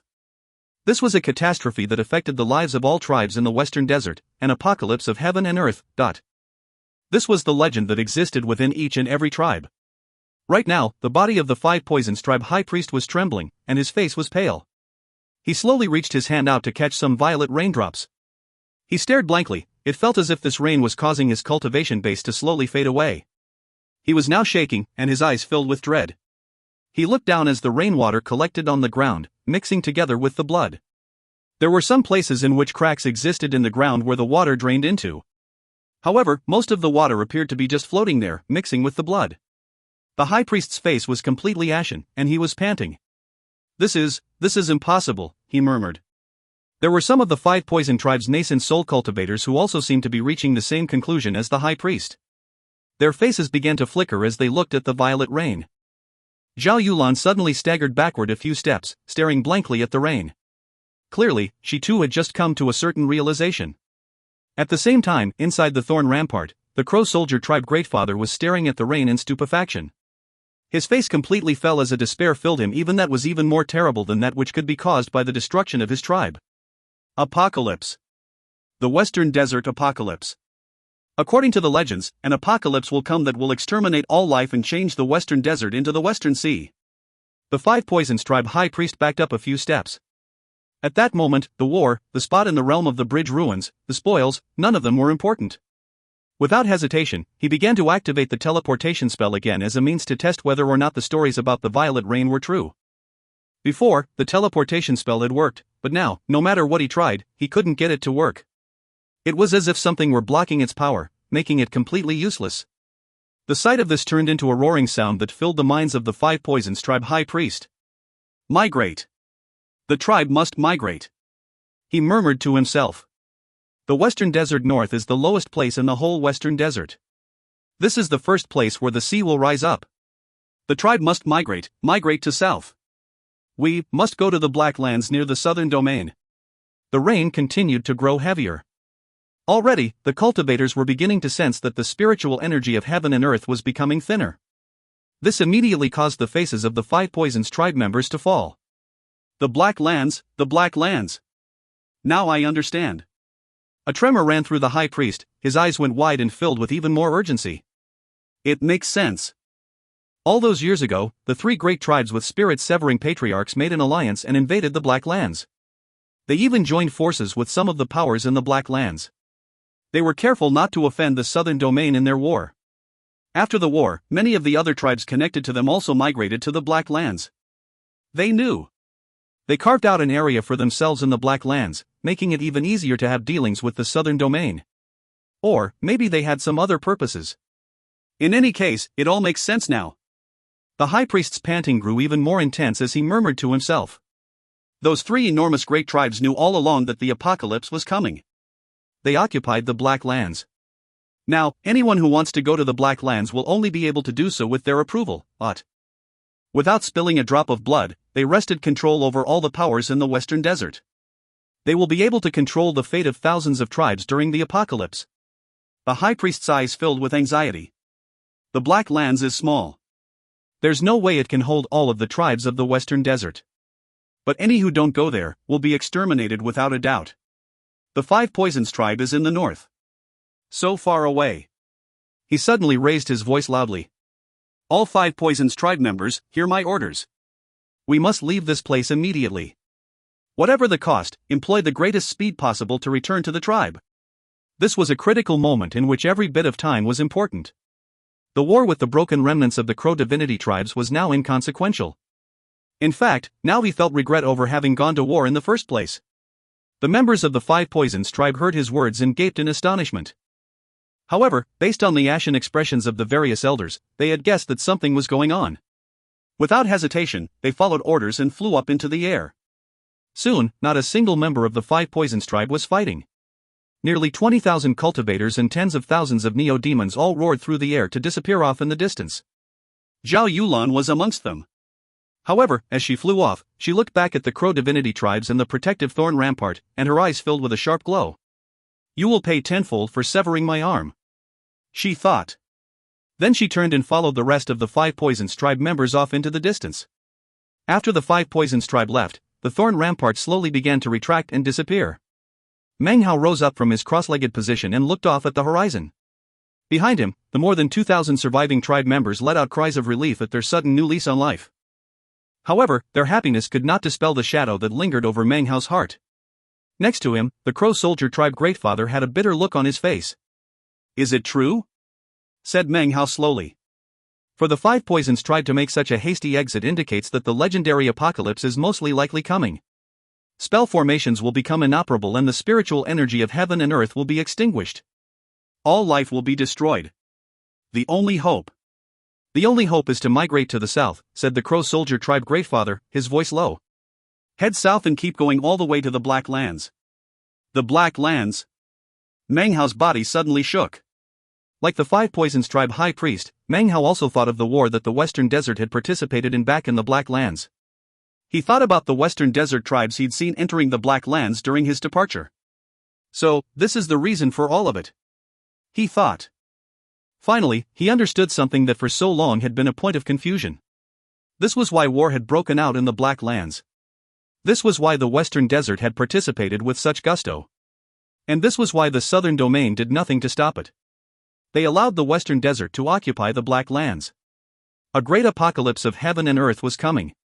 If the Southern Domain attempted to obstruct the Western Desert, a full-scale war would have broken out. That was something the Southern Domain wouldn't want. Meng Hao looked up at the increasingly heavy rain. A gleam suddenly appeared in his eyes. The spiritual energy of heaven and earth is being extinguished. All living things will be destroyed. The continent will turn into a sea. For me, it's not that bad. After the experience of using the yeast pill ever-burning flame to form my fire-type totem tattoo, I know that all things in heaven and earth exist on the path of the five elements, and have the potential to give enlightenment. What better type of water could you use than a sea? And what better sea could there be than one referred to as the Western Desert Apocalypse? As for the spiritual energy of heaven and earth being extinguished, with the exception of the ultra-high-grade spirit stones, I've already gone for many years without absorbing it. That's why I've supported myself by consuming medicinal pills. Every time I attack, I must very carefully control the spiritual energy I use. Furthermore, I've constantly been improving my pill concocting skills. For the same reason, I was always inclined toward being a dragoner. Only dragoners can grow strong without wasting very much spiritual power, but the main thing I need to be careful of is that the rain can exterminate life force. In any case, I am definitely the most suitable person to exist within the Western Desert Apocalypse. Meng Hao's eyes glittered for a moment. However, he then looked at the rejoicing members of the 5 tribes. They didn't know about this apocalypse. Seeing the happiness of the children caused him to think for a long moment. Golden Crow, he said, closing his eyes. I have accepted your legacy. Your tribe calls me their sacred ancient, and I am connected to them through totems. Is this the protection you wish me to give them? As of this moment, all sky and land of the Western Desert North regions was filled with violet-colored rain. No sun could be seen in the sky, and everything was dark. This was a dusk that would last a very, very long time. Down on the ground, the water slowly began to pool up. More and more puddles could be seen. It wasn't just in the north region of the Western Desert. In the east, west, and south, it was just the same. Violet rain began to fall, and as it did, more and more cries of alarm could be heard. Hearts shook. The Western Desert Apocalypse was nigh. This chapter was sponsored by Armour, Brett Flowers, LB, and Carter B. If you find any errors, ads pop up, ads redirect, broken links, non-standard content, etc., please let us know. Report chapter so we can fix it as soon as possible. Chapter 452. Chapter 452, Hope. Migration. Throughout the lands of the Western Desert, it took only a short period of time for a multitude of tribes to all reach the same bitter decision. To make such a decision was easier said than done. However, as far as the Crow divinity tribes were concerned, migrating was the same as death. Throughout the Western Desert, teleportation spells rapidly ceased to function. This was especially true of the low-lying Western Desert North, where vast amounts of violet rainwater was collecting. One could easily imagine how the rain which fell in the west, south, and east would flow down and accumulate within the north. The Western Desert North was definitely the first place that the sea would begin to rise. Had the 5 Crow divinity tribes not experienced the war with the 5 Poisons tribe, then they would surely have been powerful enough to migrate. Unfortunately, even including all the young children and elderly tribe members, their total population was now around 2,000. Considering that they used to have more than 10,000 tribe members, their overall power had been critically reduced. As of this moment, they only counted as a small tribe when compared to the rest of the Western Desert. Furthermore, because teleportation portals were no longer functional, and more than half of the tribe members were ordinary people with no cultivation bases, there was no way for the tribe to fly. They would be forced to travel on foot. The Great Father stood next to Meng Hao, his hair gray and his expression one of exhaustion. He smiled bitterly and said, "We can't travel on foot to the Blacklands. We're simply too far away." Even a nascent soul cultivator who flew continuously without sleep or rest would need at least 10 years to get there. If we went on foot, it would take more than 1,000. More than 1,000 years to migrate. Would the Crow divinity tribes even still be around by that time? He looked even older than he had before. He turned his head back to look at the tribe members behind him who were erecting wooden shelters, and continued, "The violet rain will continuously extinguish the spiritual energy. Eventually we would all become mortals. The will of extermination in the rain would corrode our bodies, weakening us to the point of death. That's not even to mention what the rain would do to the children and the other ordinary tribe members. They would be the first to die. After that, the deaths would only continue to increase. The entire tribe would eventually be wiped out during the course of the migration. In addition, virtually all of the other tribes in the Western Desert will be migrating at the same time. Because of food, resources, and other reasons, the road will be filled with chaotic battles. Tribes will be constantly contending with each other in order to ensure their own existence. Right now, the Crow divinity tribes simply could not survive such an ordeal. Also, even if we managed to travel for more than 1,000 years, even if by some fluke we weren't swallowed up by some other tribe, then, once we got to the Black Lands, what would qualify us to enter? There is limited space in there. How could we get in? How could we possibly distinguish ourselves amongst so many great tribes and mid-sized tribes? With so many big-shot tribes controlling the Black Lands, how could we get them to accept us? Meng Hao stood there silently. He had already seen some of the children who were physically weak to begin with growing even weaker after being touched by the rainwater. This violet rain was going to exterminate everything. It is because of all of this, exalted sacred ancient, that I urge you to leave. The Great Father's voice was so decisive that it could sever nails and chop iron. Leave this place and leave the Crow divinity tribes. Sacred Ancient, given your cultivation base and your status as a Grand Dragoner, any tribe would be happy to accept you during this critical time and bring you with them to the Black Lands. Exalted Sacred Ancient, this is your only hope. As for us. The Great Father once again looked back at the 5 tribes members building huts to shelter themselves from the rainwater. Their eyes were filled with sorrow and grief. We will not leave our homeland. If we are doomed to be exterminated, then we will die together and be buried here with our forefathers and fellow tribe members. At least this way, maybe some of those children will have a chance to grow up. The Great Father looked even older now, as if his life force were slowly flowing away. Meng Hao continued to stand there quietly, unsure of what to say. He looked over his shoulder at the silent 5 tribes members. Wu Chen was there, as was Wu Ling. There were sleeping children, who occasionally called out for their mothers. Tears were being shed. There were elderly ones longing for loved ones. As Meng Hao looked at them all, he realized that there were many, many familiar faces. Right now, he had only 2 choices. Go, or stay. If he did leave, then he was essentially the most likely person to be able to survive within the violet rain, considering all of his special abilities. But if he stayed... Meng Hao let out a soft sigh. He said nothing, but rather, turned and walked over to where the tribe members were gathered. As he neared, they all looked toward him, eyes hot with zeal. With a slight smile, Meng Hao continued around to the back of the mountain and his courtyard. Here, the rain was falling heavily. He sat down beneath the eaves, surrounded by his neo-demon horde. Big Harry lay on the ground next to him, letting out light yips. He was wounded, but not fatally. Meng Hao now had only 6,000 neo-demons left in his horde. All were wounded, and were currently healing naturally. Gula braved the rainwater to bustle about, giving them food and treating some of their minor injuries. The sky above was dim, and the rain only continued to fall harder and harder. The vast sky and land gradually transformed into a depression that weighed down on the hearts of both Meng Hao and the Crow divinity tribe members. Perhaps I should wait for the parrot to return, and then leave. Leaving really is the best decision. However, he lapsed into silence again. During his entire time in the Western Desert, he had lived amongst the 5 Crow divinity tribes. He had achieved his goals, and yet, the ones to pay the price had been them. Objectively speaking, everything that was happening was not Meng Hao's fault. However, when it came to his heart, Meng Hao found it hard to shake off the deep emotions that he felt. The Crow Soldier Greatfather's words made sense. The 5 Crow divinity tribes had no ability to migrate, and even if they did, they would never be able to enter the Black Lands. When he thought of the Black Lands, Meng Hao recalled the war he had seen there, and the Western Desert cultivators who had fought in them. What an incredible plan, Meng Hao thought, his eyes flashing. Because of this apocalypse, the eyes of the entire Western Desert will be focused on the Black Lands. It seems that the time will soon come for those great tribes who control the Black Lands to bare their fangs. Time passed by slowly. 2 months were gone, and the violet rain never ceased to fall. It only grew harder.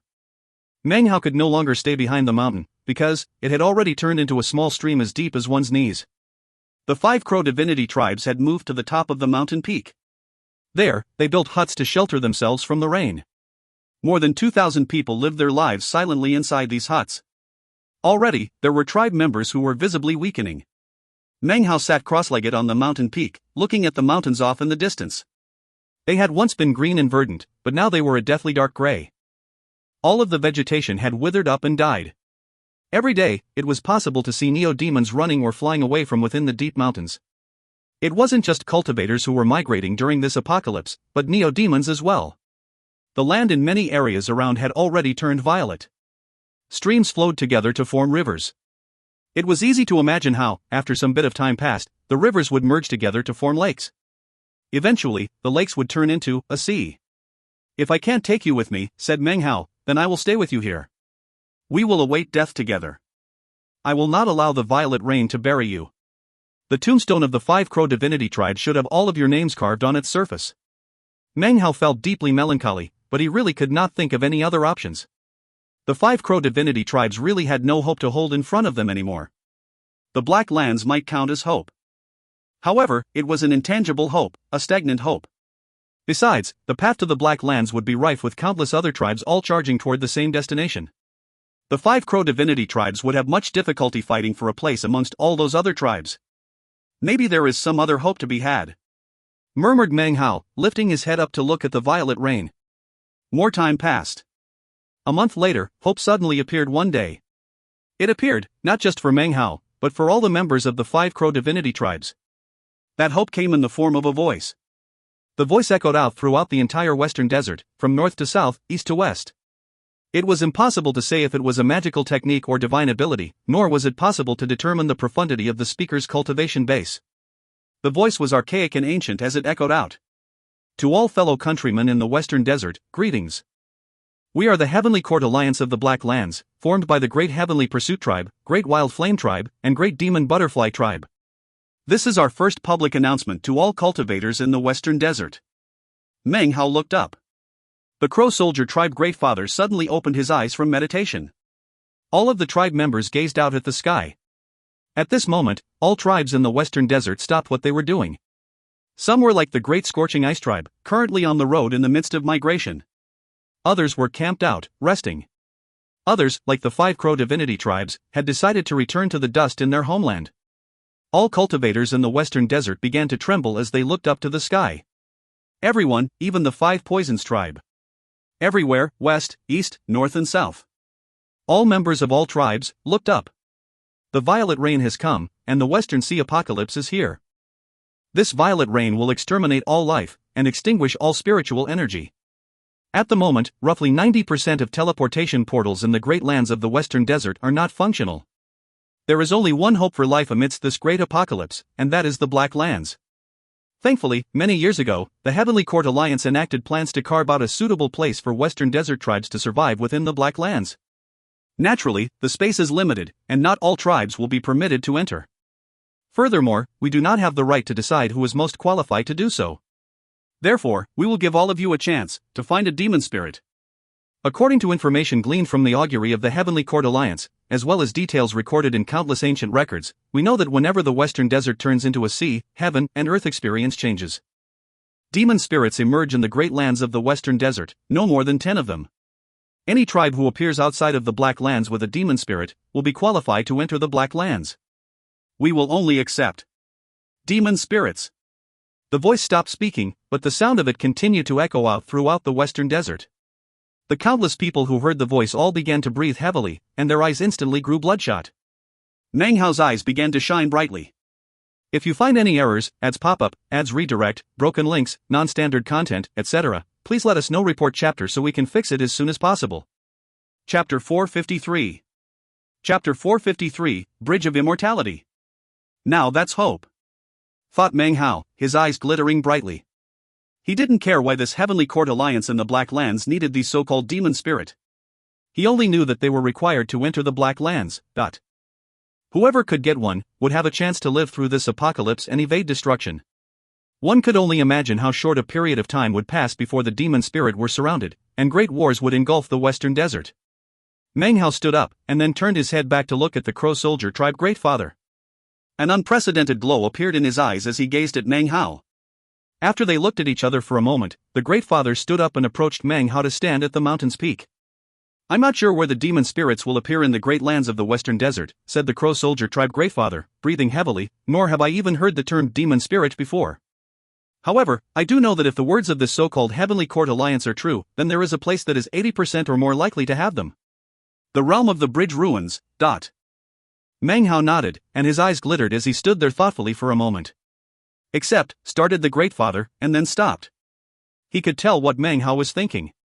However, he knew that if he himself had reached this conclusion, then many of the other tribes in the Western Desert would also be able to. As such, this particular foray into the realm of the Bridge Ruins would be fraught with even more danger than usual, danger not from that world itself, but rather, the other cultivators who entered it. I've made my mind up already, said Meng Hao slowly, looking at the old man. If I can't acquire a demon spirit, then I will accompany you to the end of the road, and I will carve your names onto your tombstones. But, if I can get a demon spirit, then I, Meng Hao, will lead you in migration. Regardless of whether or not the migration is successful, I will not disappoint you by leaving you." The Crow Soldier Tribe Greatfather listened. He looked quietly over at Meng Hao, his eyes shining with an indescribable brightness. Next, he flicked his sleeve and, disregarding his own mid-nascent soul cultivation base, and the difference in age between himself and Meng Hao, dropped to his knee, clasped hands, and bowed deeply. "For generation after generation to come, the 5 Crow divinity tribes will never forget your kindness, sacred ancient. For generation after generation to come, we will offer worship to your statue. If my words are not true, let the 5 Crow divinity tribes be destroyed by fire." There were 2 other nascent soul cultivators in the tribe, as well as 2 whose cultivation bases had dropped to the great circle of core formation. They, too, heard the words spoken by the Crow Soldier Tribe Greatfather. It wasn't just them, but all of the tribe members. They all were watching on, listening to the conversation between the 2. No one said a word. It was hard to say who did it first, but one by one, they all began to drop to their knees to kowtow. Soon, the entire tribe was on their knees. All the cultivators of the tribe, including the core formation and nascent soul cultivators, had dropped to their knees in worship. No one spoke a word, they simply kneeled to him. There were, in fact, no words that could express the appreciation that existed in their hearts. They could only use a kowtow, along with the glistening teardrops in their eyes, to show Meng Hao how deeply thankful they were. As Meng Hao looked out at them, thunder rumbled in the sky, and the violet rain continued to platter down from up above. What cultivators truly cultivate is self-confidence, and even more importantly, self-awareness.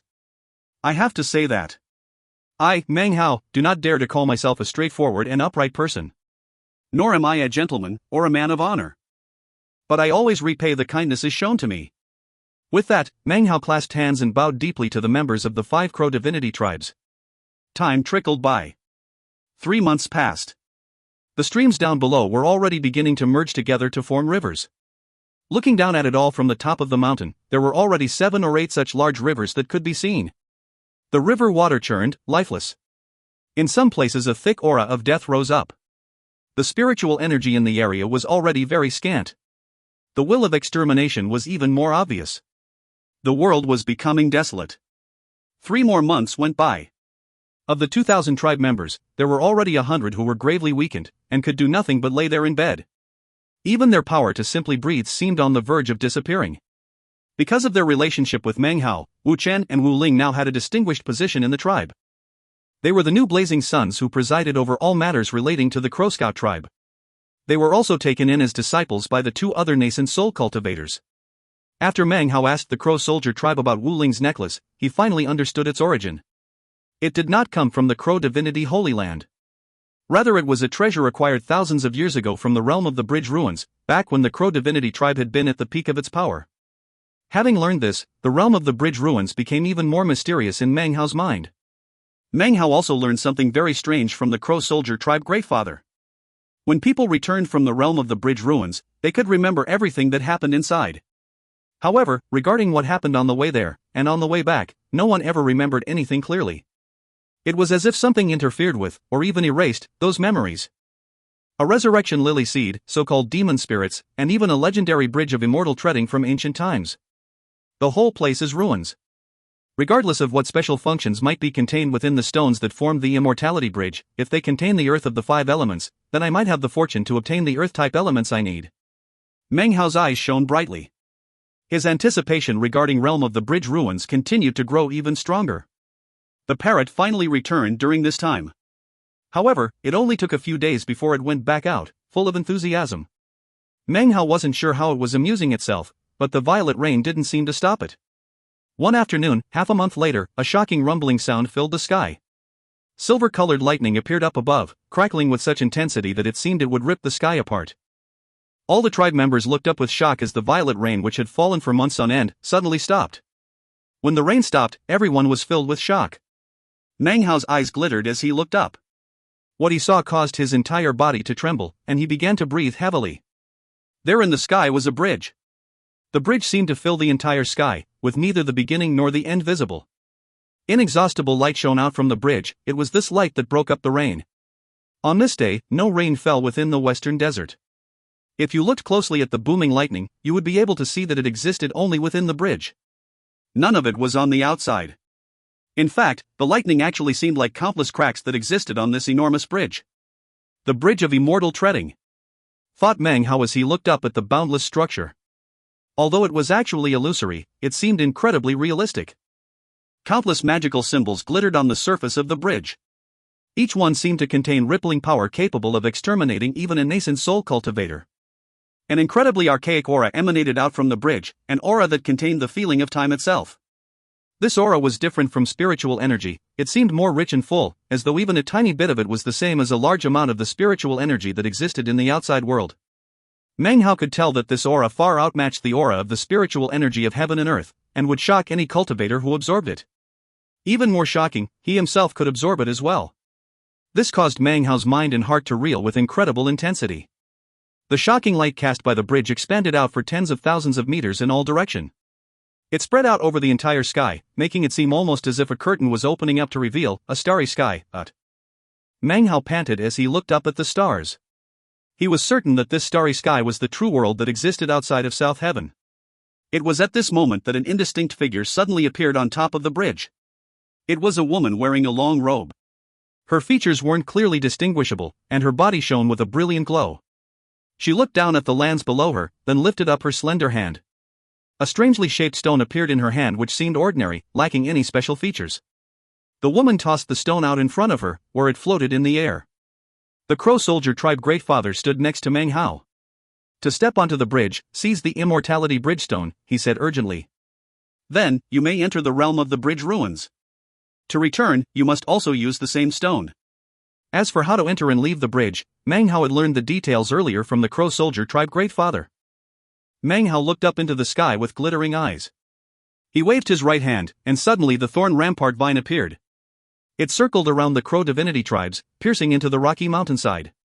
With it in place, the Crow Divinity tribes would be protected in the days after Meng Hao left. No migrating tribes would be able to raid or attack them. Meng Hao was aware that ordinary dragoners were not able to enter the realm of the bridge ruins. The reason for that was because neo-demons were incapable of existing there. This point had only been revealed to him apologetically later on by the Crow Soldier Great Father. The instant that Meng Hao saw the bridge of immortal treading, he could sense an aura that repelled neo-demons. It was as if the bridge was designed for the immortal ascension of cultivators only, and not immortal demons. Although it had been destroyed, its primary laws still remained. As such, Meng Hao left his neo-demon horde behind within the 5 Crow Divinity tribes. He took a deep breath and then flew up into the sky. He transformed into a beam of light that shot up toward the bridge of immortal treading. Below, the more than 2,000 tribe members watched him go. Meanwhile, across the rest of the western desert, people flew up into the air from the other 20 or more tribes qualified to enter the realm of the bridge ruins. The representative from the 5 Poisons tribe was there too. It was none other than Zhao Yulan. Her right arm had been restored, and she wore a white robe. She looked incredibly beautiful as she flew up toward the bridge of immortal treading.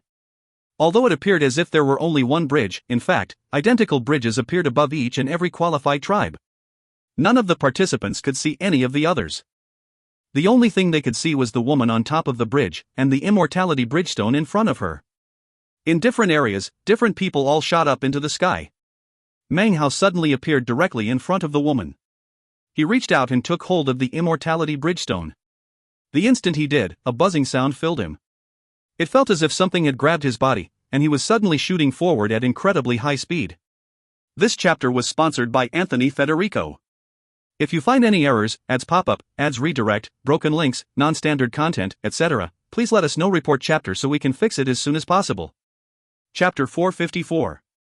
Chapter 454, Demoness Jisheng. Meng Hao wasn't the only one experiencing such a thing. The exact same thing happened to everyone from all the other tribes.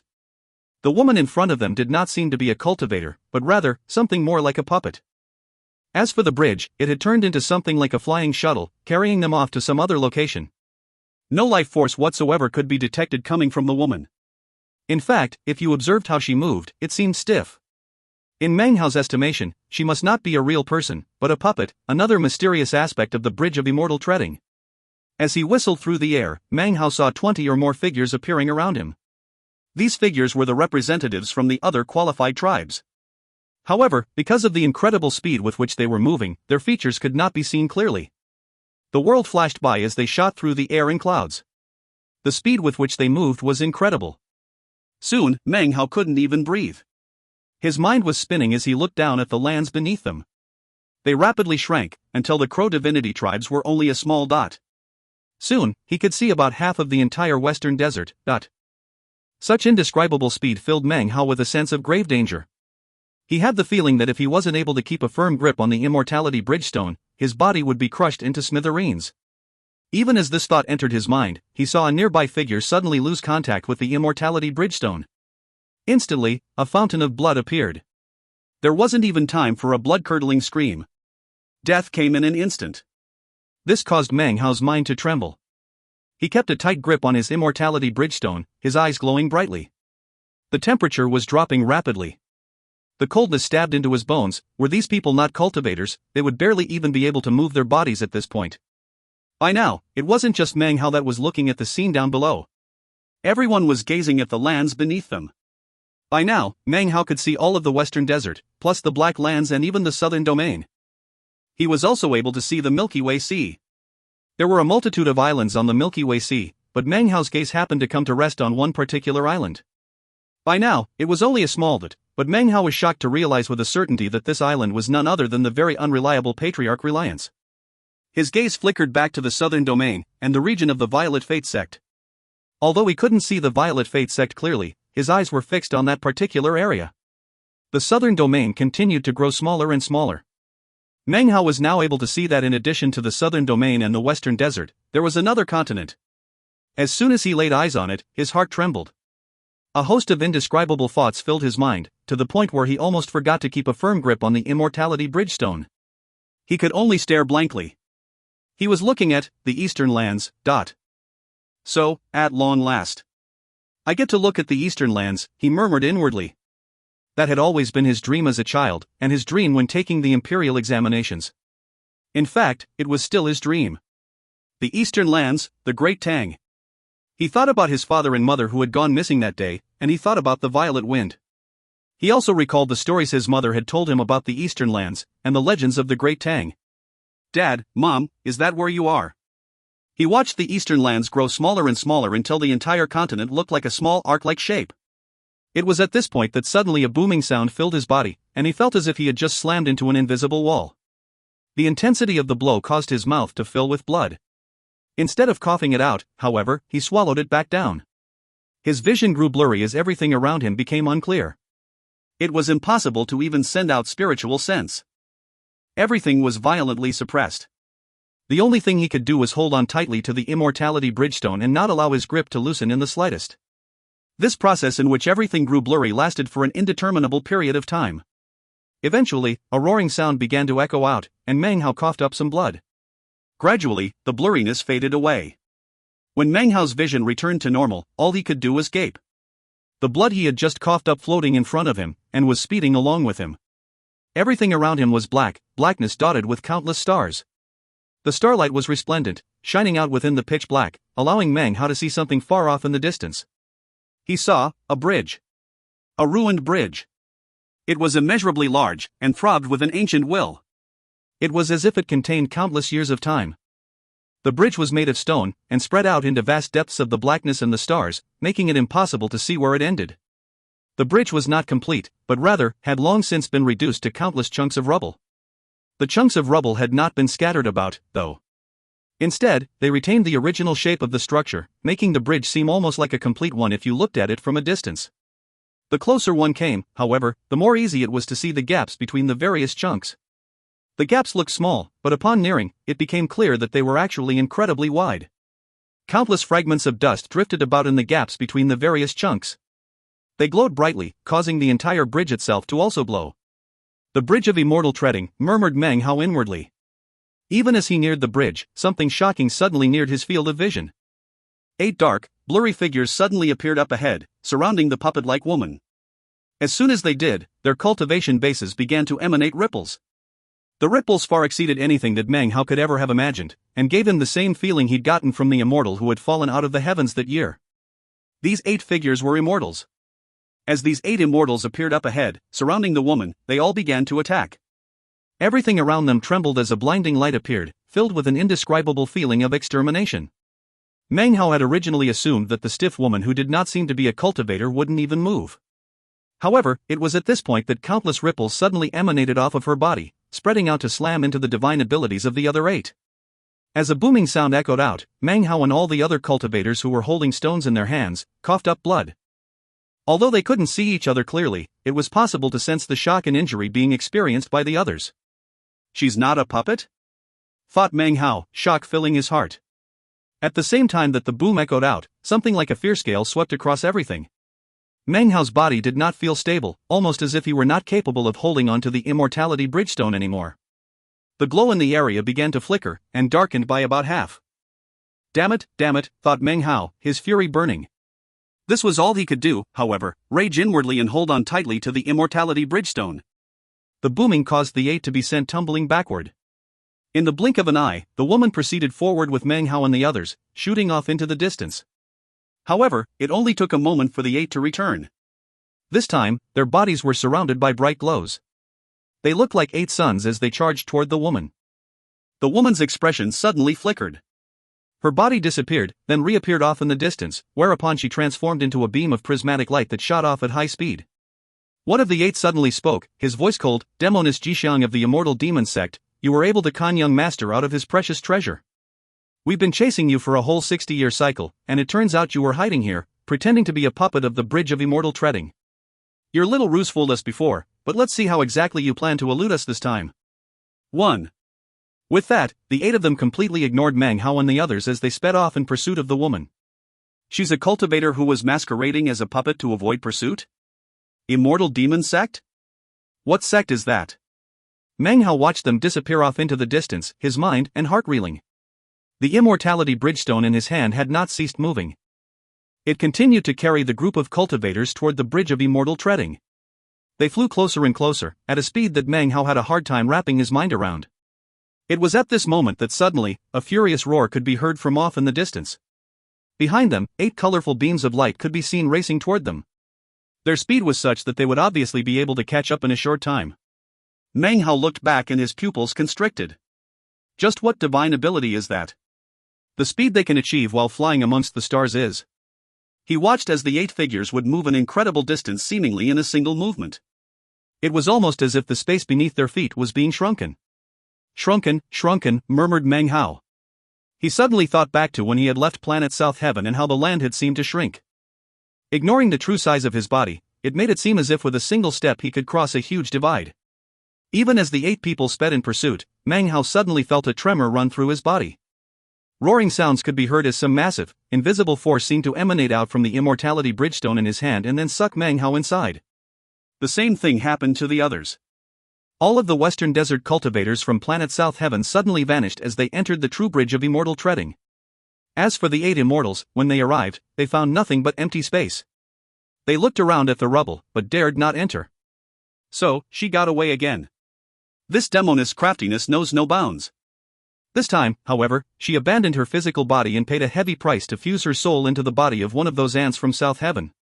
The Bridge of Immortal Treading was destroyed by Ancestor Ji long ago.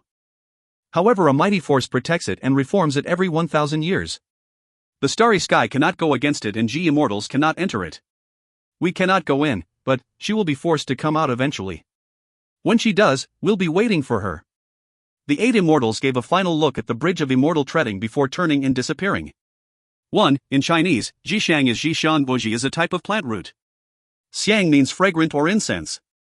Madame Deathblade also humorously pointed out that in Chinese, her name is a homophone for paper box. If you find any errors, ads pop-up, ads redirect, broken links, non-standard content, etc., please let us know. Report chapter so we can fix it as soon as possible. Chapter 455. Chapter 455, Step on the Stone, Enter the Void. Meng Hao's vision blurred. As soon as everything became clear again, he sent out his spiritual sense as he looked around vigilantly. Is this the realm of the bridge ruins? He hesitated for a moment as he looked down at the immortality bridgestone he held in his hand. It was this object that had brought him to his current location. He was surrounded by destruction.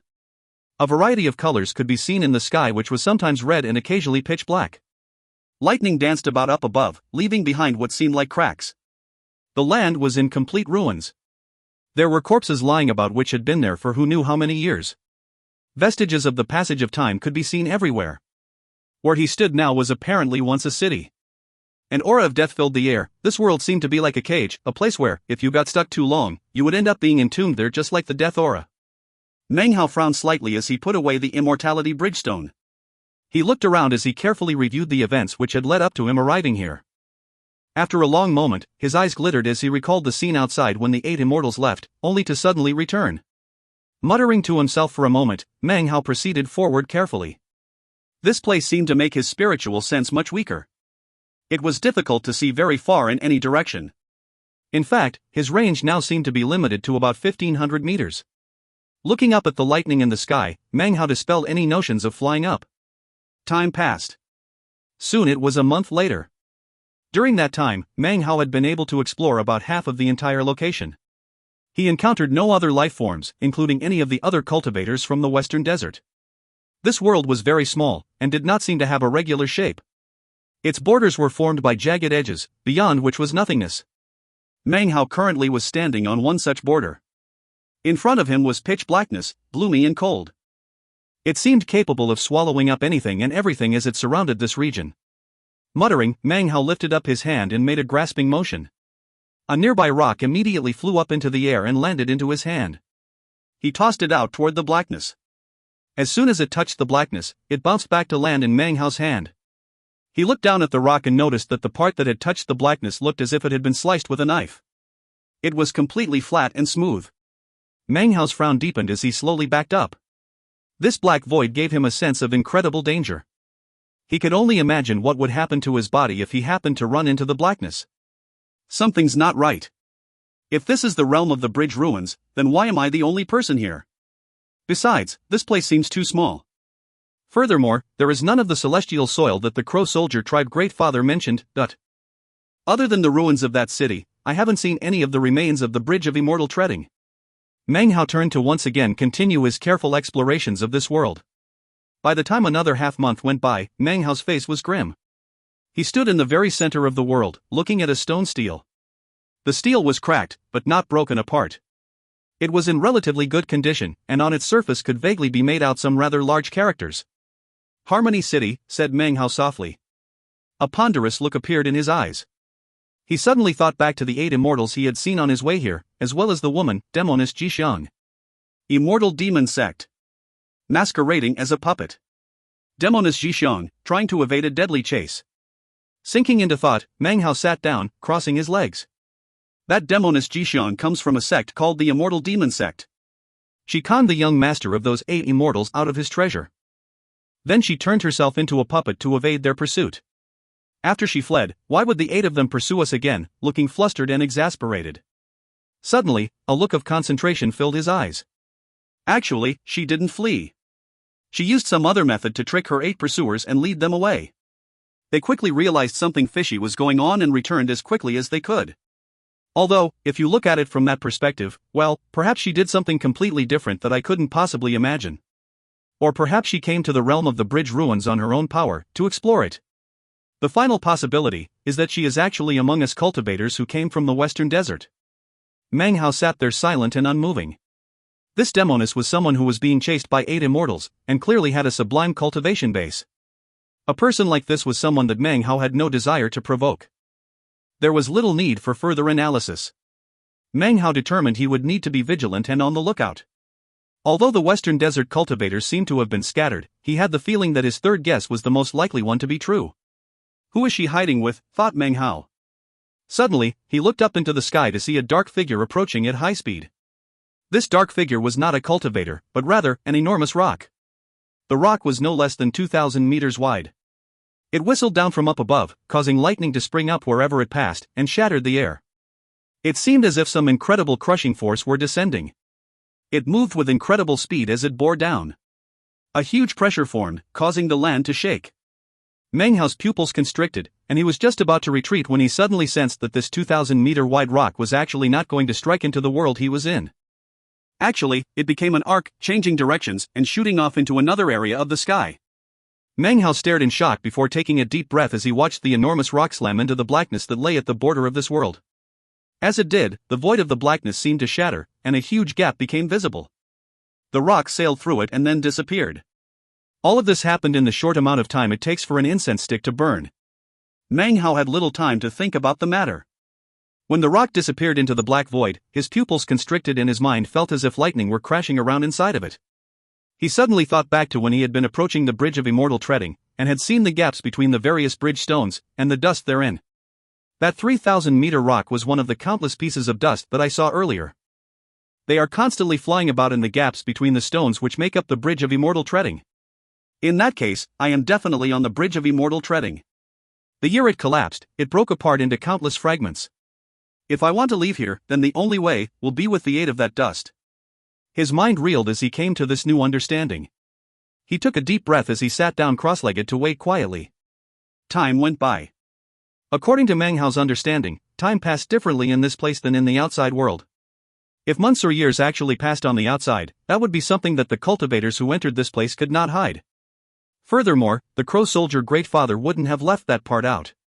3 months passed, during which time, Meng Hao saw 6 huge rocks come and go. He did not act rashly, but rather, carefully observed what happened to the rocks after they slammed into the black void. Finally one day, a rock suddenly neared that was roughly 2,000 meters wide. When this particular rock appeared, Meng Hao took a deep breath. His body suddenly vanished. When it reappeared, he was in mid-air, stepping down onto the rock that was shooting through the air. The instant he set foot onto it, Meng Hao suddenly felt as if there were some terrifying force getting ready to pull his body apart. He rotated his cultivation base and the glow of 3 totems emerged.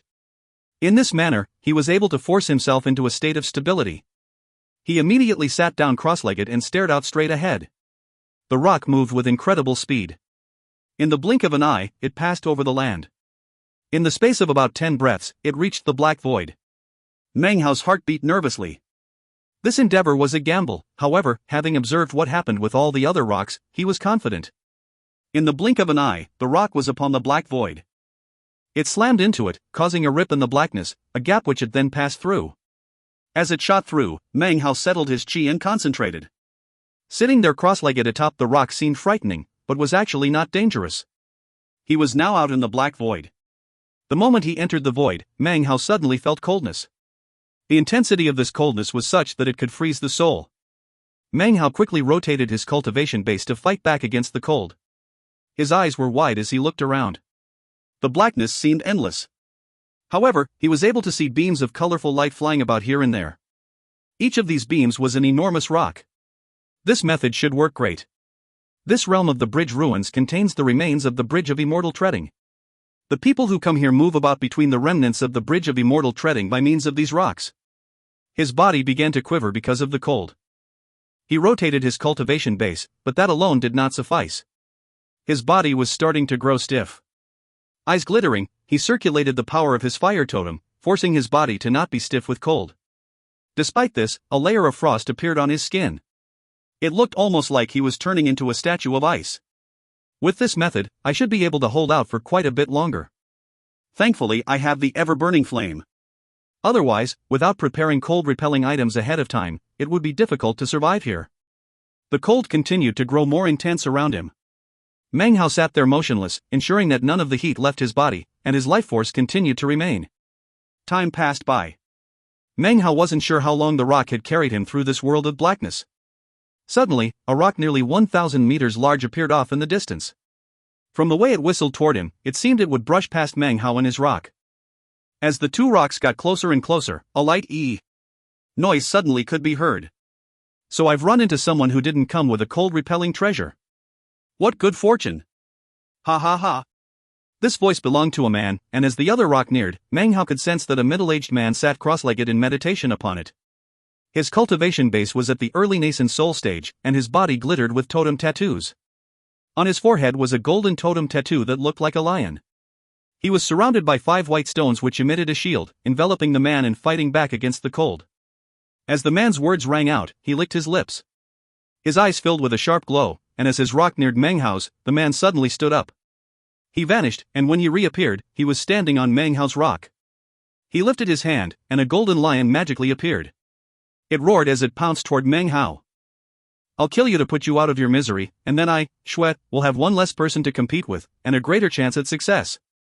If you find any errors, ads pop up, ads redirect, broken links, non-standard content, etc., please let us know. Report chapter so we can fix it as soon as possible. Chapter 456. Chapter 456, Changes of the Lotus. The golden lion roared as it neared. Suddenly, Meng Hao's eyes snapped open. They had been closed the entire time in his efforts to not waste even a scrap of energy. It was in this manner that he could use the power of the ever-burning flame to fight back against the bitter coldness of the void, and prevent his life force from being exterminated. After all, he had not come prepared with any cold-resisting magical items. When he saw the middle-aged man and felt his killing intent, Meng Hao had maintained his motionlessness. He was waiting for the man to near him. That way, he could conserve the most amount of energy when killing him. The man wanted to rob Meng Hao of his life. How could Meng Hao not prepare to take the man's cold-resisting treasure after that? Almost the same moment that Meng Hao opened his eyes, he sprang into motion. His body immediately disappeared, then reappeared next to the man. The man's face filled with surprise as he realized that his previous assessment of the situation was incorrect. Meng Hao's sudden movement proved this. His soul hasn't been frozen by the cold. The man thought, his scalp growing numb.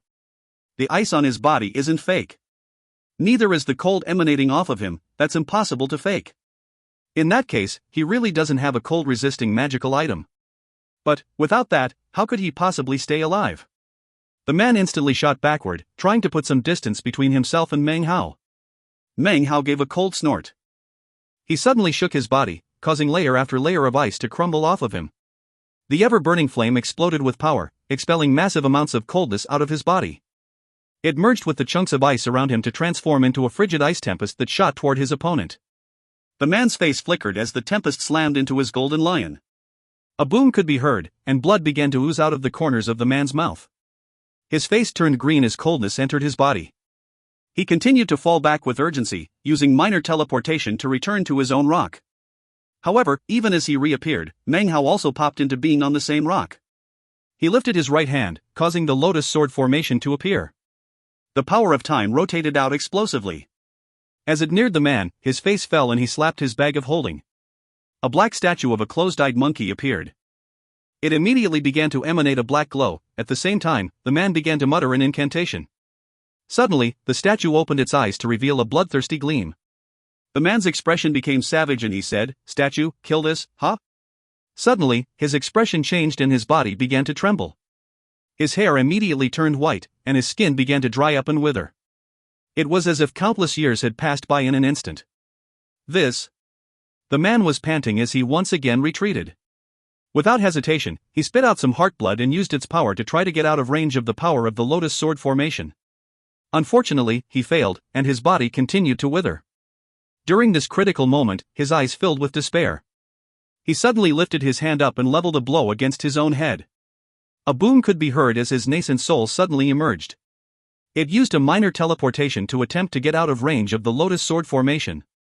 "What magical item is this?"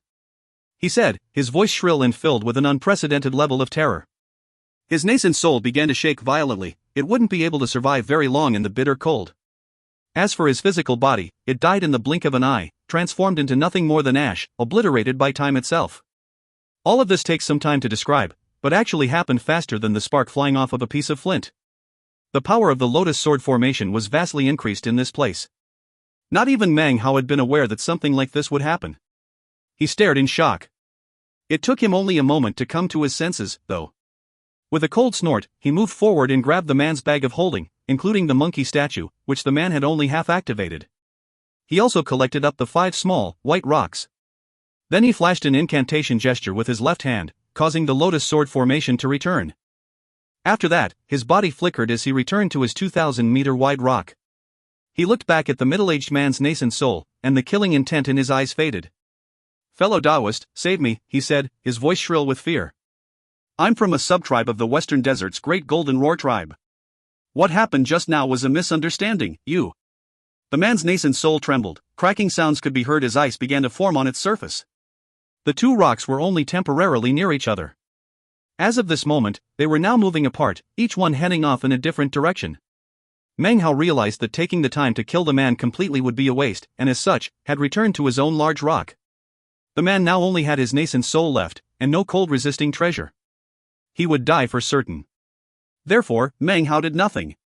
He sat down cross-legged on his large rock. He then took out the 5 small rocks and studied them for a moment. He was about to erase the branding seal on them, when it suddenly began to fade away on its own. Meng Hao looked thoughtfully back toward the smaller rock which was disappearing into the void. The middle-aged man's nascent soul was now completely frozen solid. The cold in this void is shocking, thought Meng Hao, quickly branding the small stones to himself. Immediately, a glow appeared, surrounding Meng Hao and reducing the cold by more than half. Meng Hao let out a sigh of relief. Now, his confidence in being able to proceed through the void on this large rock was even greater. Sitting there cross-legged, he produced the man's bag of holding, opened it, and glanced over the contents. There were quite a bit of spirit stones and a random collection of odds and ends. There were quite a few magical items, but Meng Hao ignored them, searching instead for jade slips. He found a total of 8. After glancing them over, he selected one, which he began to study closely. After a moment, he lifted his head up, and a bright glow appeared in his eyes. So, the great tribes really are well equipped to come to this place. They even have maps. The jade slip he held in his hand contained a simple map. The map depicted 4 locations in which the fragments of the bridge formed large land masses. One of them was the place that Meng Hao had just come from. It seems this guy was heading toward Harmony City. However, I explored the place thoroughly and didn't find anything unusual. Meng Hao frowned. He continued to look through the bag of holding, eventually pulling out a jade box. The box emitted a soft glow. Meng Hao didn't open it immediately, but studied it closely to make sure there wasn't anything dangerous about. Finally, he opened it, whereupon a dense chi sprang out. The chi contained a medicinal aura that seemed capable of moving his spirit. In addition, it gave him an indescribable feeling that was similar to ultra-high-grade spirit stones, except even stronger. After taking only a single breath, Meng Hao's spirit was shaken, and his skin went tight. Inside of the box was a finger-sized clump of black soil which was where the powerful chi was emanating out from. After examining it closely, 2 characters sprang up in Meng Hao's mind. Celestial soil. His eyes glittered as he examined it. After doing so, he was now certain that this soil did contain the power of the 5 elements. Too bad there's so little. If I had a lot more, I could use the same method I used with the fire-type power to make my own earth-type totem. Meng Hao's heart was beating as he closed the box and then put it away. If I want to get more celestial soil, it will require robbing others. Well, then rob I shall. His eyes filled with determination. To Meng Hao, the matter of forming his earth-type totem was just as important of a reason for coming to the realm of the bridge ruins as was acquiring a demon spirit. He looked out into the void and began to recall the shocking power of the lotus sword formation earlier. The power just now far exceeded the ordinary power of time. It was able to cause a nascent soul cultivator to abandon his physical body in the blink of an eye. It made time pass so quickly that even minor teleportation wouldn't work. The only way for him to get away was to cause his nascent soul to emerge. Just now, the lotus sword formation emitted time power equivalent to 1,000 years. Meng Hao began to pant as he took out his wooden time swords to look at. No matter how he studied them, however, they appeared normal. Meng Hao couldn't find any signs of change whatsoever. Could it have something to do with this void? He thought. Or is it because, as I speculated, time flows differently in the realm of the bridge ruins than outside in the western desert? After thinking about the matter for some time, Meng Hao couldn't come up with any more clues. Nonetheless, his eyes flickered with a bright glow. If he could figure out the true reason for the increase in power, then maybe he would be able to cause the lotus time formation to permanently increase its power. In any case, even if it only has this effect in the realm of the bridge ruins, it's still an incredible advantage for me. Meng Hao put away the wooden time swords and looked out into the black void. Up ahead, a large land mass was approaching. The rock he was on was tiny when compared to this immense, unmoving mass. I'm here, said Meng Hao, rising to his feet. The jade slip he had acquired from the man had a description of the location up ahead. Just like the place Meng Hao had come from, this was one of the broken remnants of the Bridge of Immortal Treading.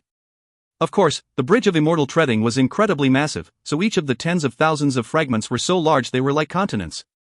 Meng Hao's 2,000-meter-wide rock shot rapidly through the void toward the giant landmass, emitting a piercing shriek. Meng Hao once again sat down. He collected the cold-resisting magical item, once again igniting the ever-burning flame to battle against the suppressive cold.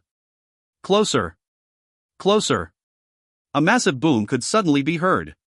Meng Hao felt the rock shaking beneath him, a tremor which ran up into his own body.